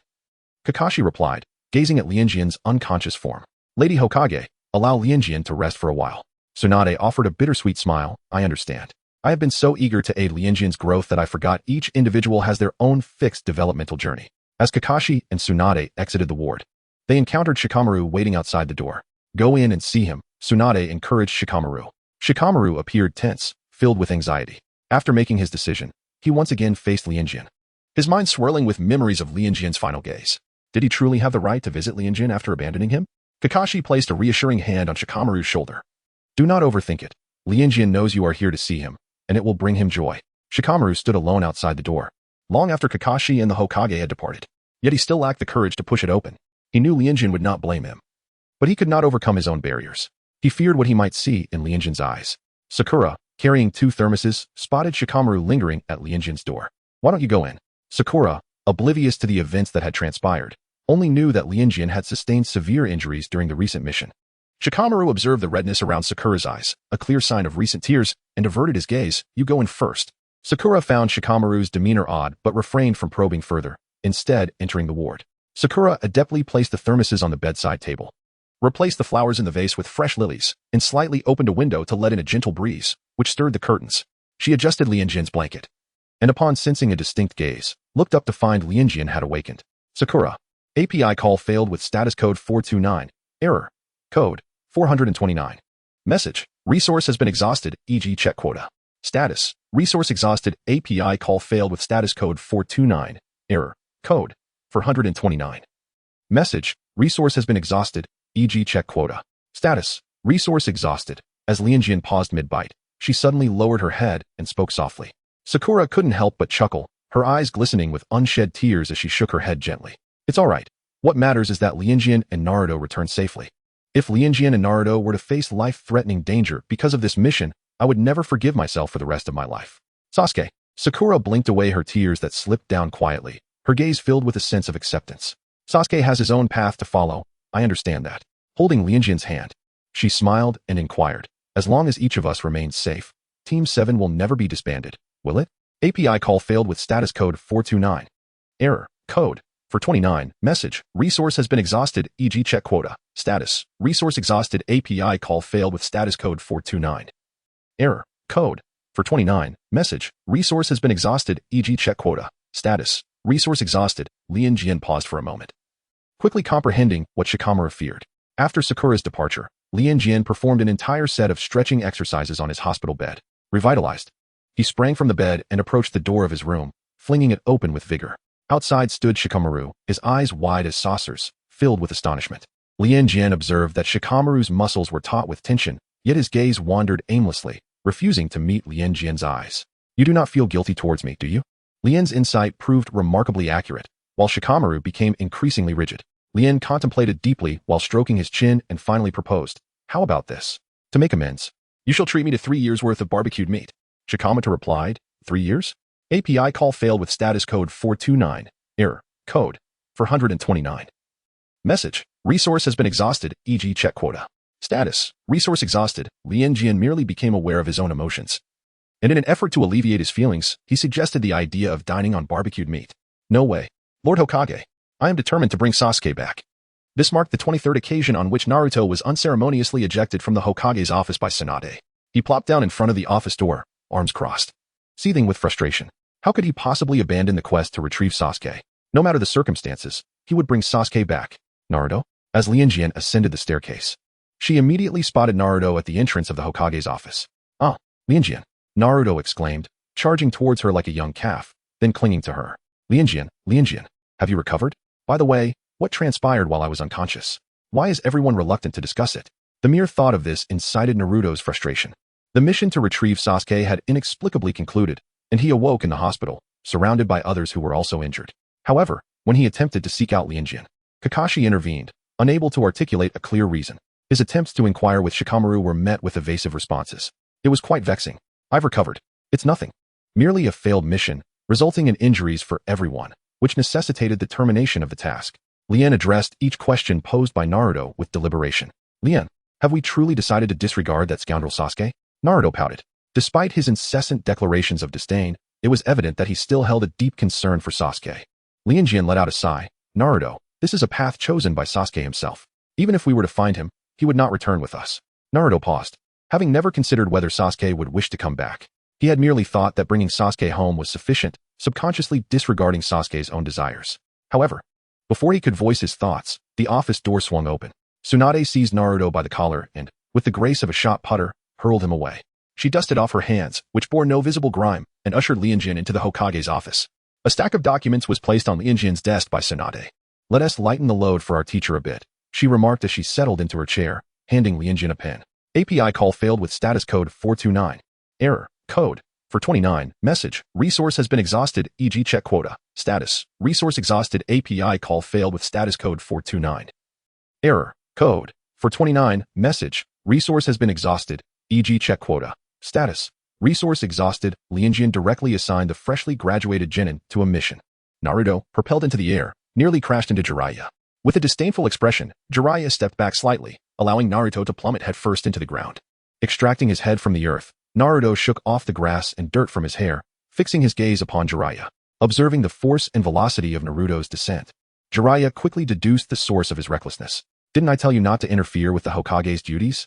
Jiraiya muttered, scratching his foot, with his hands on his hips. Naruto retorted angrily, "Are we just going to abandon Sasuke?" Jiraiya pursed his lips, seeing through Naruto's naive bravado. "As if you could actually manage that. Do you think you can bring Sasuke back from Orochimaru?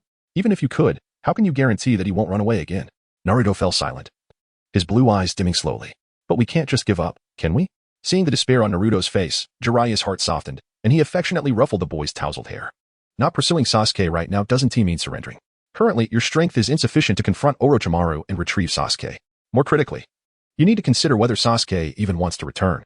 Naruto, you must cultivate the power to persuade others, rather than always relying on Lianjian." Though Jiraiya was not well acquainted with Uchiha Sasuke, he had heard whispers of the tragic events that befell the Uchiha clan. Convincing Sasuke to relinquish his hatred was an impossible task. Furthermore, as long as Lianjian remained by Naruto's side, genuine growth would elude him. Relying on Lianjian, Naruto echoed Jiraiya's words, lost in thought. It seemed he had always been shielded by Lianjian's unwavering protection. It was precisely due to Lianjian's limitless tolerance and safeguard that he had been so reckless. "Pervy Sage, what truly transpired during this mission after I fell unconscious?" Naruto inquired earnestly, sensing the complexity of the situation. The evasive nature of those around him only confirmed his suspicions. Jiraiya fell silent for a moment.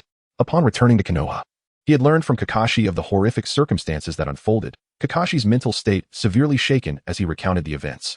The chilling revelations left Jiraiya's heart heavy with dread. Not to mention Naruto, who needed to be reminded, what you require most now is to enhance your strength. You harbor the Nine Tails within you, and the dangers ahead will only multiply. Therefore, if you wish to stand independently of Lianjian, diligent training is essential. Jiraiya shifted the conversation, solemnly advising Naruto. Clenching his fists, Naruto declared, "I will." Jiraiya intended to take Naruto under his wing for training, while also seeking information regarding the Akatsuki organization and the puppet master behind Kakashi's recent mission involving Tsukumo Hatake. Tsunade supported his decision for two reasons: to remove the persistent annoyance that was Naruto from her side, and to gather crucial intelligence about the Akatsuki and the manipulator of the dead, believing that training would occur within the village. Naruto was taken aback when he discovered they would be leaving Konoha for an extended period, potentially years. Reluctantly, he protested, "Pervy Sage, let us bring Lianjian along." In the ramen shop, Naruto suggested to Jiraiya. Jiraiya shook his head firmly. No, Tsunade would kill him. Naruto's face crumpled in disappointment, muttering under his breath, "Pervy Sage, can't you even manage this?" A vein throbbed on Jiraiya's forehead. "If you bring Lianjian, your training will devolve into mere play." That night, Naruto knocked on Lianjian's door, clutching his small pillow tightly. API call failed with status code 429. Error. Code. For 29. Message. Resource has been exhausted. E.g. check quota. Status. Resource exhausted. API call failed with status code 429. Error. Code. For 29. Message. Resource has been exhausted. E.g. check quota. Status. Resource exhausted. API call failed with status code 429. Error. Code. For 29. Message. Resource has been exhausted. E.g. check quota. Status. Resource exhausted. Who is Rinjian? The foremost performer in the ninja realm. There is no question he cannot answer. His impeccable responses have successfully soothed Naruto, injecting him with a surge of excitement. "The next time we meet, I shall undoubtedly become exceedingly handsome." With exuberance, Naruto entered Rinjian's room, placing his pillow beside Rinjian's before reclining as if he were in his own home, patting the empty space beside him. "Rinjian, come up here," Naruto exclaimed, his wide eyes sparkling with anticipation as he lay on the bed, eagerly awaiting Rinjian's presence. Rinjian, unable to bear the sight, stiffly settled down beside him. It was Naruto's first experience sharing a bed with someone, and he could hardly contain his exhilaration. He took a deep breath, remarking, "Rinjian, you smell delightful." API call failed with status code 429. Error. Code. For 29. Message. Resource has been exhausted. E.g. check quota. Status. Resource exhausted. Lianjian let out a sigh of relief and closed his eyes. In the morning, Naruto awoke with a throbbing headache, clutching his head in confusion. When had he fallen asleep the previous night? Why could he not recall? And why did his head ache so severely? Glancing at the peacefully sleeping Lianjian beside him, he tiptoed out of bed and cast one last look at Lianjian before leaving the room. Time passed, and 3 years later, amidst the dense forest, a blue figure shot forth with remarkable speed. A fist entwined with black and red lightning struck out with ferocity, its power nearly as terrifying as that of a cannonball. The air shattered beneath the force of the enormous punch. The attack reached the ninja in an instant, effortlessly piercing through his proud defenses, crashing into his chest. The sheer force unleashed a devastating blow, creating a gaping hole in the ninja's torso. Blood erupted violently from his mouth and nose, life fading from his eyes in an instant. His body fell rigidly to the ground. Task accomplished, Lianjian sealed the ninja's lifeless body into a scroll. He swiftly leapt onto the branches, making his way back to Konoha. Meanwhile, in Konoha, within the Hokage's office, Naruto was chattering incessantly, peppering Tsunade with questions, causing her temples to throb. Hokage-sama, where's Lianjian? Where has he gone? Oh, you must have sent him on another mission, right? Always squeezing him dry. Sakura, do you think I've become more handsome? Still as ugly as before. What? Impossible. Absolutely not. I must ask Lianjian. Hokage-sama, when will Lianjian return? Can he come back soon? He must not know that I am back in Konoha today. Otherwise, he would definitely have come to greet me. Lianjian is the best to me, isn't Sakura? I don't know. Regardless, for the past 3 years, Lianjian has gone to eat barbecue with Shikamaru every day, rain or shine. What? That is impossible. Absolutely impossible. Naruto, in despair, held his head, unwilling to accept the reality that Lianjian had spent 3 years dining with Shikamaru, regardless of the weather. The phrase echoed in his mind relentlessly. Then, Hokage-sama, a figure appeared at the window, gracefully flipping into the office and handing a scroll to Tsunade. Blue hair swept past Naruto's vision. A ninja clad in an umbu uniform, face obscured by a fox mask, adorned with flame-like tattoos on his right arm, tall and lithe. His muscular form elegantly encased in black attire. Tsunade nodded, not needing to verify the outcome of Lianjian's mission. Over the past 3 years, Lianjian had never failed a task and had been promoted from Chunin to Jonin. Sakura glanced at Naruto, who had inexplicably fallen silent upon Lianjian's arrival, raising an eyebrow. Hadn't he been so animated just moments ago? Why was he now mute in the presence of the very person he had been so eager to see? API call failed with status code 429. Error. Code. For 29. Message. Resource has been exhausted. E.g. check quota.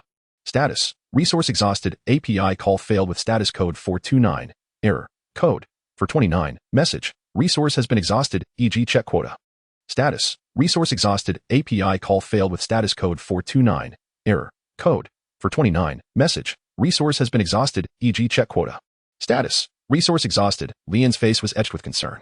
I wonder if it's akin to the leaf ninjas we encountered during that mission 3 years ago. Naruto's gaze darkened. During his 3 years of training, the lecherous sage had recounted the events that transpired 3 years prior. Naruto clenched his fists, vowing never to forgive these individuals. The table splintered in two. Tsunade's temples throbbed with fury, her expression grim. The lurking enemies dared to extend their hands towards her grandfather. Ding. Malice detected. 50,000. Conversion of cursed energy to chakra. 50,000. Chakra level. 28, 550,000, 100,000. Merely hearing about this has already contributed 50,000 points of malevolence. Witnessing it firsthand would surely elevate the malice even further. The prospect of controlling the original Hokage, Senju Hashirama, to annihilate the Leaf Village would undoubtedly yield a significant amount of malevolence. Speaking of this, I have gathered some intelligence regarding the resurrection of ninjas over the past 3 years.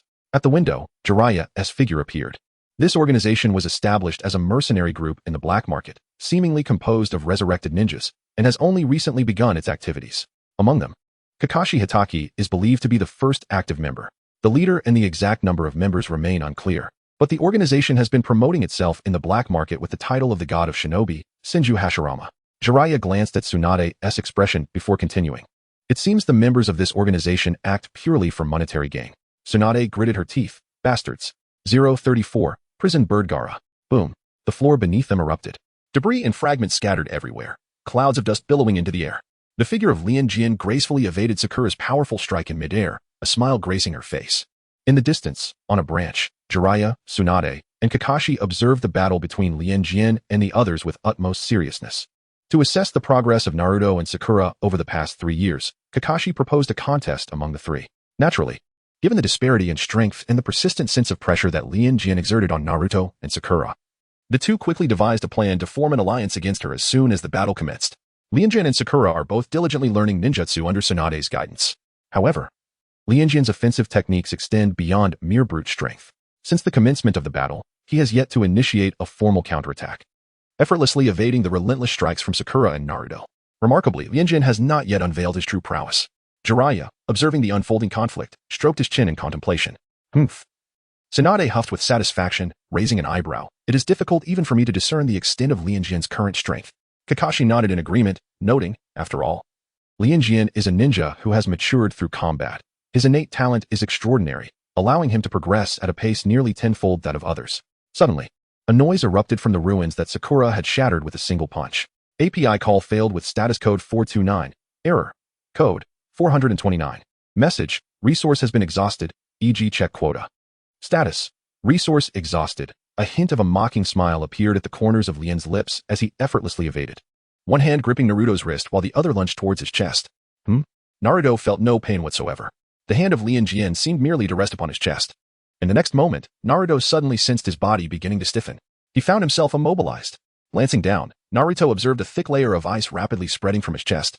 Inch by inch, it enveloped his entire form, leaving only his neck free. He had become an ice sculpture, capable of movement only in his head. With his eyes shining brightly, the frozen Naruto gazed at Lianjian, repeatedly exclaiming, "Incredible! Lianjian, this is truly remarkable." Jiraiya covered his face, remarking, "At least we are in the midst of battle. Don't become entirely engrossed in praising the enemy." Sakura, Naruto's battle companion, was exasperated. Her thoughts fraught with disbelief at Naruto's unreliability. Unbeknownst to them, Sakura stealthily maneuvered behind Lianjian, her fist emanating an aura of formidable power. As her fist cut through the air, it produced a series of explosive sounds. Bang! Her fist struck forcefully against Lianjian's palm. Sakura's pupils dilated in shock. Wow, Sakura. That was a bit too harsh, wasn't it? Seeing this unfold, Naruto's heart tightened with concern. Will Rinjin be unharmed? Kakashi's expression tightened as a hand rested on his shoulder. Tsunade wore a faint smile, her eyes sparkling with confidence. Kakashi, do not underestimate Rinjian. Kakashi focused intently and observed that Rinjian's palm was covered with a thin layer of frost. However, the immense power that Sakura could wield to shatter the ground into dust did not leave a single mark on the seemingly fragile ice. In contrast, Sakura's arm was swiftly enveloped by the icy layer. The frost silently eroded her body. Unlike Naruto, who was being eroded from the outside in, Sakura was being affected from the inside out. The human body contains approximately 60 to 70 water. If one could control the water content within a person, they could easily dictate life and death. The transformation of Lianjian through Wu Wei has provided him with immensely beneficial assistance in developing his ninjutsu and blood techniques. Over the course of these 3 years, he has reached new heights in the mastery of ice release. Initially, he manipulated the water molecules within his opponent's bodies through direct contact, thereby freezing them from the inside out. Subsequently, Lianjian elevated the challenge by discarding the necessity of physical contact with his adversaries, instead opting to freeze those who made contact with the ice formed from his chakra. It appears that the outcome is already determined. Jiraiya, arms crossed, feels no surprise at this conclusion. It would only astonish him if Naruto and Sakura emerged victorious. Tsunade's eyes gleamed with intrigue. How remarkable it is that victory has been established so swiftly. She yearns to witness the extent of Lianjian's growth. After expressing this thought, Tsunade and Jiraiya exchanged a glance, both ignited by a spark of anticipation. They then simultaneously turned their attention to Kakashi, who was suddenly engulfed by an ominous premonition. Surely, it could not be as he feared. In the next moment, Kakashi found himself hoisted aloft, his arms lifted by the Hokage and Jiraiya. The trio stood opposite Lianjian. All right, Lianjian, let us engage in a cordial exchange. Jiraiya winked at him. With only his head able to move flexibly, Naruto exclaimed, "Hey, if you three join forces, isn't that just bullying?" Jiraiya patted Naruto on the head, and alongside Tsunade, transported the ice sculptures of Naruto and Sakura to a location far enough to not interfere with the battle. Kakashi, devoid of any fighting spirit, had no desire to partake in this confrontation. While Jiraiya and the Hokage were undoubtedly curious about the outcome, he felt none of that curiosity. After all, when Lianjian first joined Team 7, he had already been able to make him cough up blood with his technique known as Black Flash. He must be even more formidable now. Lianjian, unleash your full potential, Tsunade declared, her spirit ignited as she gazed at him. Full potential? Flying Thunder God and would release. API call failed with status code 429. Error. Code. For 29. Message. Resource has been exhausted. E.g. check quota. Status. Resource exhausted. Lien swiftly evaded. Yet Tsunade's subsequent strike arrived almost instantly. A hook punch. A whip kick. A side kick. API call failed with status code 429. Error. Code. For 129. Message. Resource has been exhausted. E.g. check quota. Status. Resource exhausted. Lien's already terrifying speed surged once more. A green mist emanated from his body, as if the air itself were rent asunder by his presence. A ring of fearsome white shock waves, akin to supersonic waves, subtly manifested around him. The distance of several meters was traversed in the blink of an eye. His fist collided directly with Tsunade's, an encounter of sheer force. His Black Flash was no ordinary manifestation. It was the culmination of his fusion with Tsunade's extraordinary strength, a refined version. 20 iterations of the Black Flash, meticulously developed. Between Lianjian and Tsunade, the space seemed to transform into a crumpled sheet of paper. Tsunade sensed the terrifying force behind the strike. Swiftly, she bit her finger, summoning technique. 2 towering slugs positioned themselves before Tsunade. The slugs, absorbing the impact of the powerful blow, swiftly dispersed like flowing water, grunting as they evaded Lianjian. In the next moment, Tsunade's elbow, imbued with tremendous strength, surged toward Lianjian's head. Bang! To Tsunade's astonishment, Lianjian did not dodge. Instead, he rapidly coalesced into an ice mirror that shielded him from the side. Tsunade's eyes widened in disbelief. The ice mirror, which had endured her lethal strike, not only remained intact but began to engulf her arm. An immensely powerful gravitational force emanated from within the ice mirror, relentlessly drawing Tsunade inward.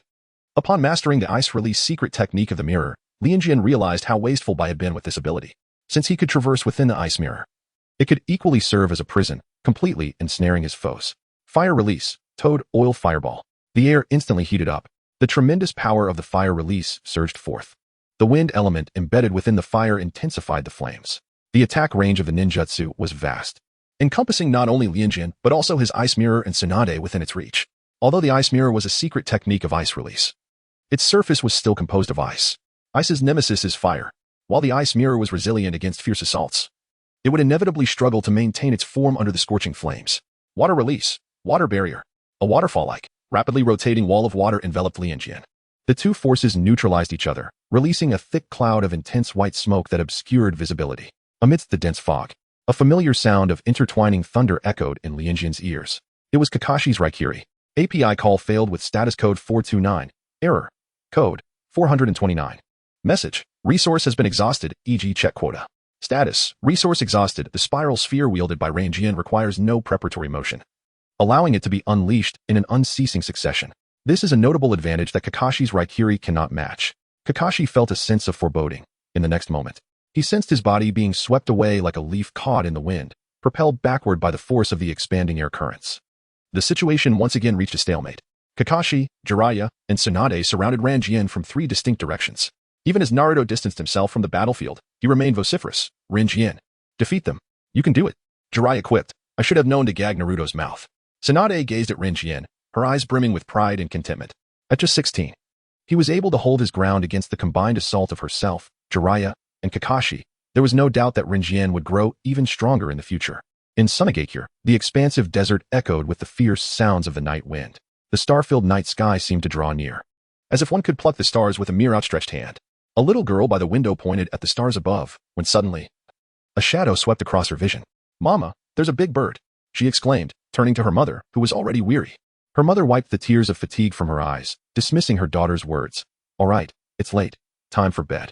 As the girl was tucked into bed, her mind lingered on the fleeting image of the great bird, which seemed to carry someone upon its back. With such thoughts swirling in her mind, she slipped into the realm of dreams.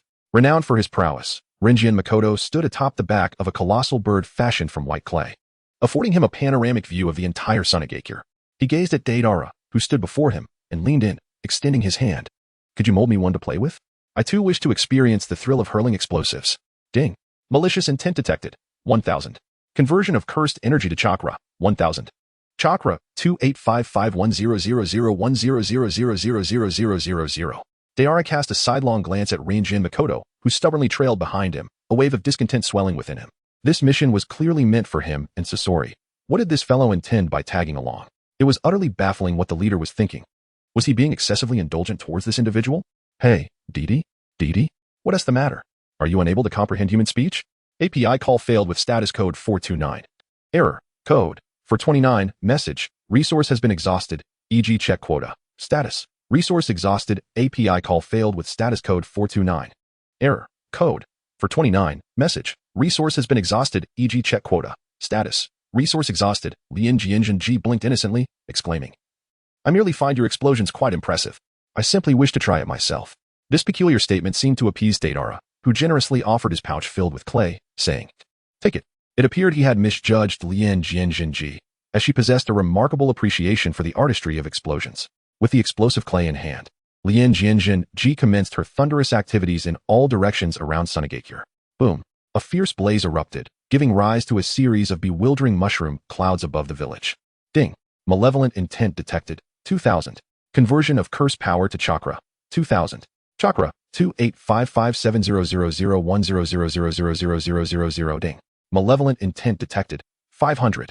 Conversion of curse power to chakra. 500. Chakra 2855700010000000. Ding. Malevolent intent detected. 200.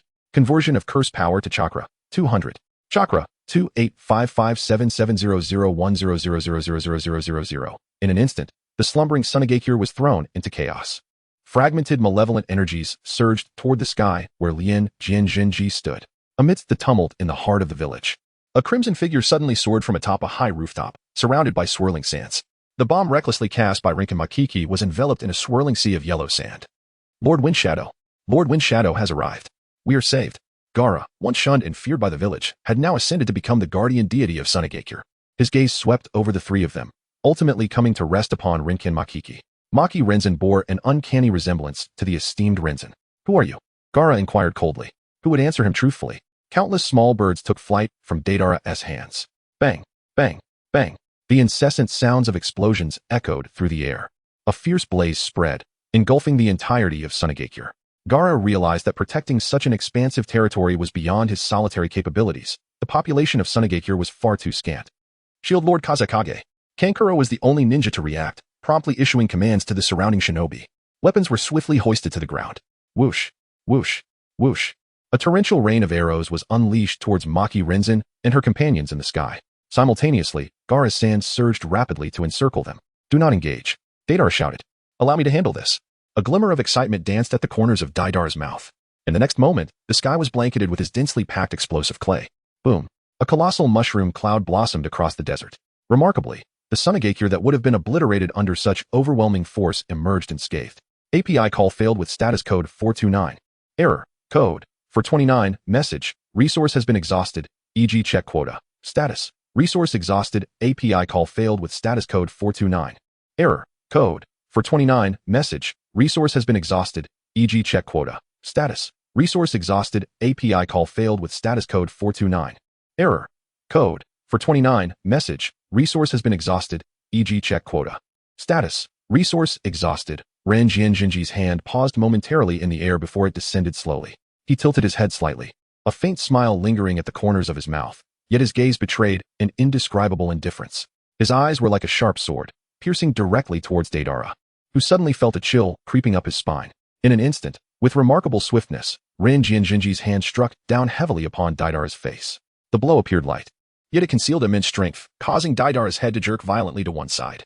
His cheek immediately swelled, a trickle of blood escaping from the corner of his mouth. Deidara's eyes widened in disbelief. He had never anticipated that Lianjian would strike so suddenly. He clutched his face, staring at Lianjian in utter shock. A wave of intense humiliation surging within him. This madman! How dare he hit him? How dare he? Deidara was so enraged that it felt as if smoke was about to billow from his entire being. Maki Rin stood silently in place, her expression devoid of emotion as she gazed at Deidara. Deidara wiped the blood from the corner of his mouth, a glimmer of ferocity flashing in his eyes. I do not favor disobedient children, you know. As Lianjian's voice fell, her palm gently caressed the side of his face that had been injured by Deidara. Her actions tender, as if filled with compassion. Yet, in the next instant, a loud bang erupted. Deidara's entire right arm exploded, flesh and blood scattering. Remarkably, within a minute, his dismembered arm began to heal at a visibly astonishing pace, restored to its original state. Ding. Human malice detected. 10,000. Conversion of cursed energy to chakra. 10,000. Chakra. 28. 567, 700, 100, 000, 000. The corners of Rinjian Maki's mouth widened as he patted Deidara's resilient cheek. Such a good boy. What a lunatic. Deidara's pupils contracted to pinpricks, his body rendered nearly immobile by an overwhelming force. Suddenly, a notification chimed. Detected human malice value 10,000. Curse power converted to chakra 10,000. Chakra 28, 577, 700, 100, 000, 000. An innumerable array of shurikens, inscribed with the flying thunder god seal, cascaded down like rain, blanketing the entirety of Sunagakure. In that instant, Rinjian Maki's figure vanished from sight, as if he had never existed. His movements were as swift as lightning, eluding perception. Clap, clap, clap. The crisp sounds resonated through the air, the gentle touch of his palm against the faces of the onlookers. Yet, these seemingly innocuous contacts bore no apparent harm. Or did they? Before anyone could ponder for more than 3 seconds, a horrifying spectacle unfolded. Those ninjas of Sunagakure, whom he had touched, underwent an astonishing transformation within mere moments. Their bodies contorted grotesquely, their faces morphed into terrifying visages, completely bereft of reason. Once familiar comrades instantaneously became monstrous entities, frantically assaulting everything around them. Their eyes glistened with bloodshot fury, emitting guttural roars as they rampaged aimlessly throughout the village. Chaos and panic engulfed Sunagakure in an instant. As villagers fled in all directions to escape this unforeseen calamity, a notification sounded again. Detected human malice value 10, 000. Curse power converted to chakra 10, 000. Chakra, 28. 587, 700, 100, 000, 000. Another chime echoed. Detected human malice value 5, 000. Curse power converted to chakra 5, 000. Chakra, 28, 629, 700, 100, 000, 000. Yet another alert. Detected human malice value 3, 000. Curse power converted to chakra 3, 000. Chakra, 28, 659, 700, 100, 000, 000. The system's notifications continued to resonate in Rinjian's mind. API call failed with status code 429. Error. Code. For 29. Message. Resource has been exhausted. E.g. check quota. Status. Resource exhausted. The figure of Maki Rinji instantly returned to the skies above Asuka. From here on, you must engage in a serious battle. Rinjian Makiki smiled faintly as the small shadow in his hand twisted and writhed violently. Countless cyborgs were birthed from his grasp. In the next instant, an almost infinite number of these creations cascaded from his hands, surging towards the populace of Sunagakure like a frenzied dance of demons. Ding. Malice detected. 1, 000, 000. Conversion of curse power to chakra. 1, 000, 000. Chakra. 3, 000, 000, 010, 000, 000, has broken through. Finally, the chakra has surpassed the 30 million threshold. However, it is evident that Gaara's affection for the village is rather insufficient. Were this the case in Konoha, Rinjian Makiki's malice value would likely exceed 50 million in an instant. Ah, Yuki, what are you doing? It's me. Why are you attacking your comrades from the same village? Countless terrified screams echoed through the air. The entire Sunagakure descended into chaos, with fleeing villagers and ninjas scrambling for safety, yet they could not escape the onslaught of the terrifying cyborgs. The cyborgs pounced upon their fellow villagers like ravenous wolves, mercilessly bringing them to the ground, blood staining the earth. No, don't kill me. A young ninja cried out in despair, but his voice was swiftly drowned out by a chorus of wails. What in the world is happening? Open your eyes and see. We are all ninjas of Sunagakure. An older ninja stared wide-eyed in disbelief at the scene unfolding before him. Maki Rin gazed down from a lofty vantage point, her demeanor cold and detached as she observed the carnage below. Very well, Shodi, proceed to deal with Gaara for me, renowned for her gentleness. Maki touched Daidara's head and softly spoke. Suddenly, an alarming notification echoed. Human malice detected 5,000. Curse power converted to chakra 5,000. Current chakra levels 300050001000000000. A chill coursed through Daidara. Yet, the sight of the exhausted Jinchuri beneath him ignited an uncontrollable excitement within him, his eyes glimmering with fervor as he swiftly ascended towards Gaara's position. Once again, the explosive clay in Daidara's hands surged towards Gaara. Gaara, already on the brink of collapse, bore the brunt of Daidara's clay bombs, his body a tapestry of wounds, blood gushing from each injury, his gaze dimming to a lifeless sheen. The village of Sunagakure fell into a profound silence, the ground littered with mangled, lifeless bodies. The modified beings emitted a foul stench mixed with the metallic scent of blood, their eyes glinting with an eerie light as they released guttural growls that sent shivers down the spine. Gaara, closing his eyes, resolutely issued a command. They are no longer our comrades. Eliminate them. With Gaara's directive, the Umbu of Sunagakure surged forth, unhesitatingly charging at the modified beings. A thunderous boom resonated, causing the earth to tremble. Gaara completely lost consciousness, his body collapsing limply onto the ground. Simultaneously, the clay bird swiftly ensnared Gaara with its tail, soaring high into the sky, vanishing into the distance.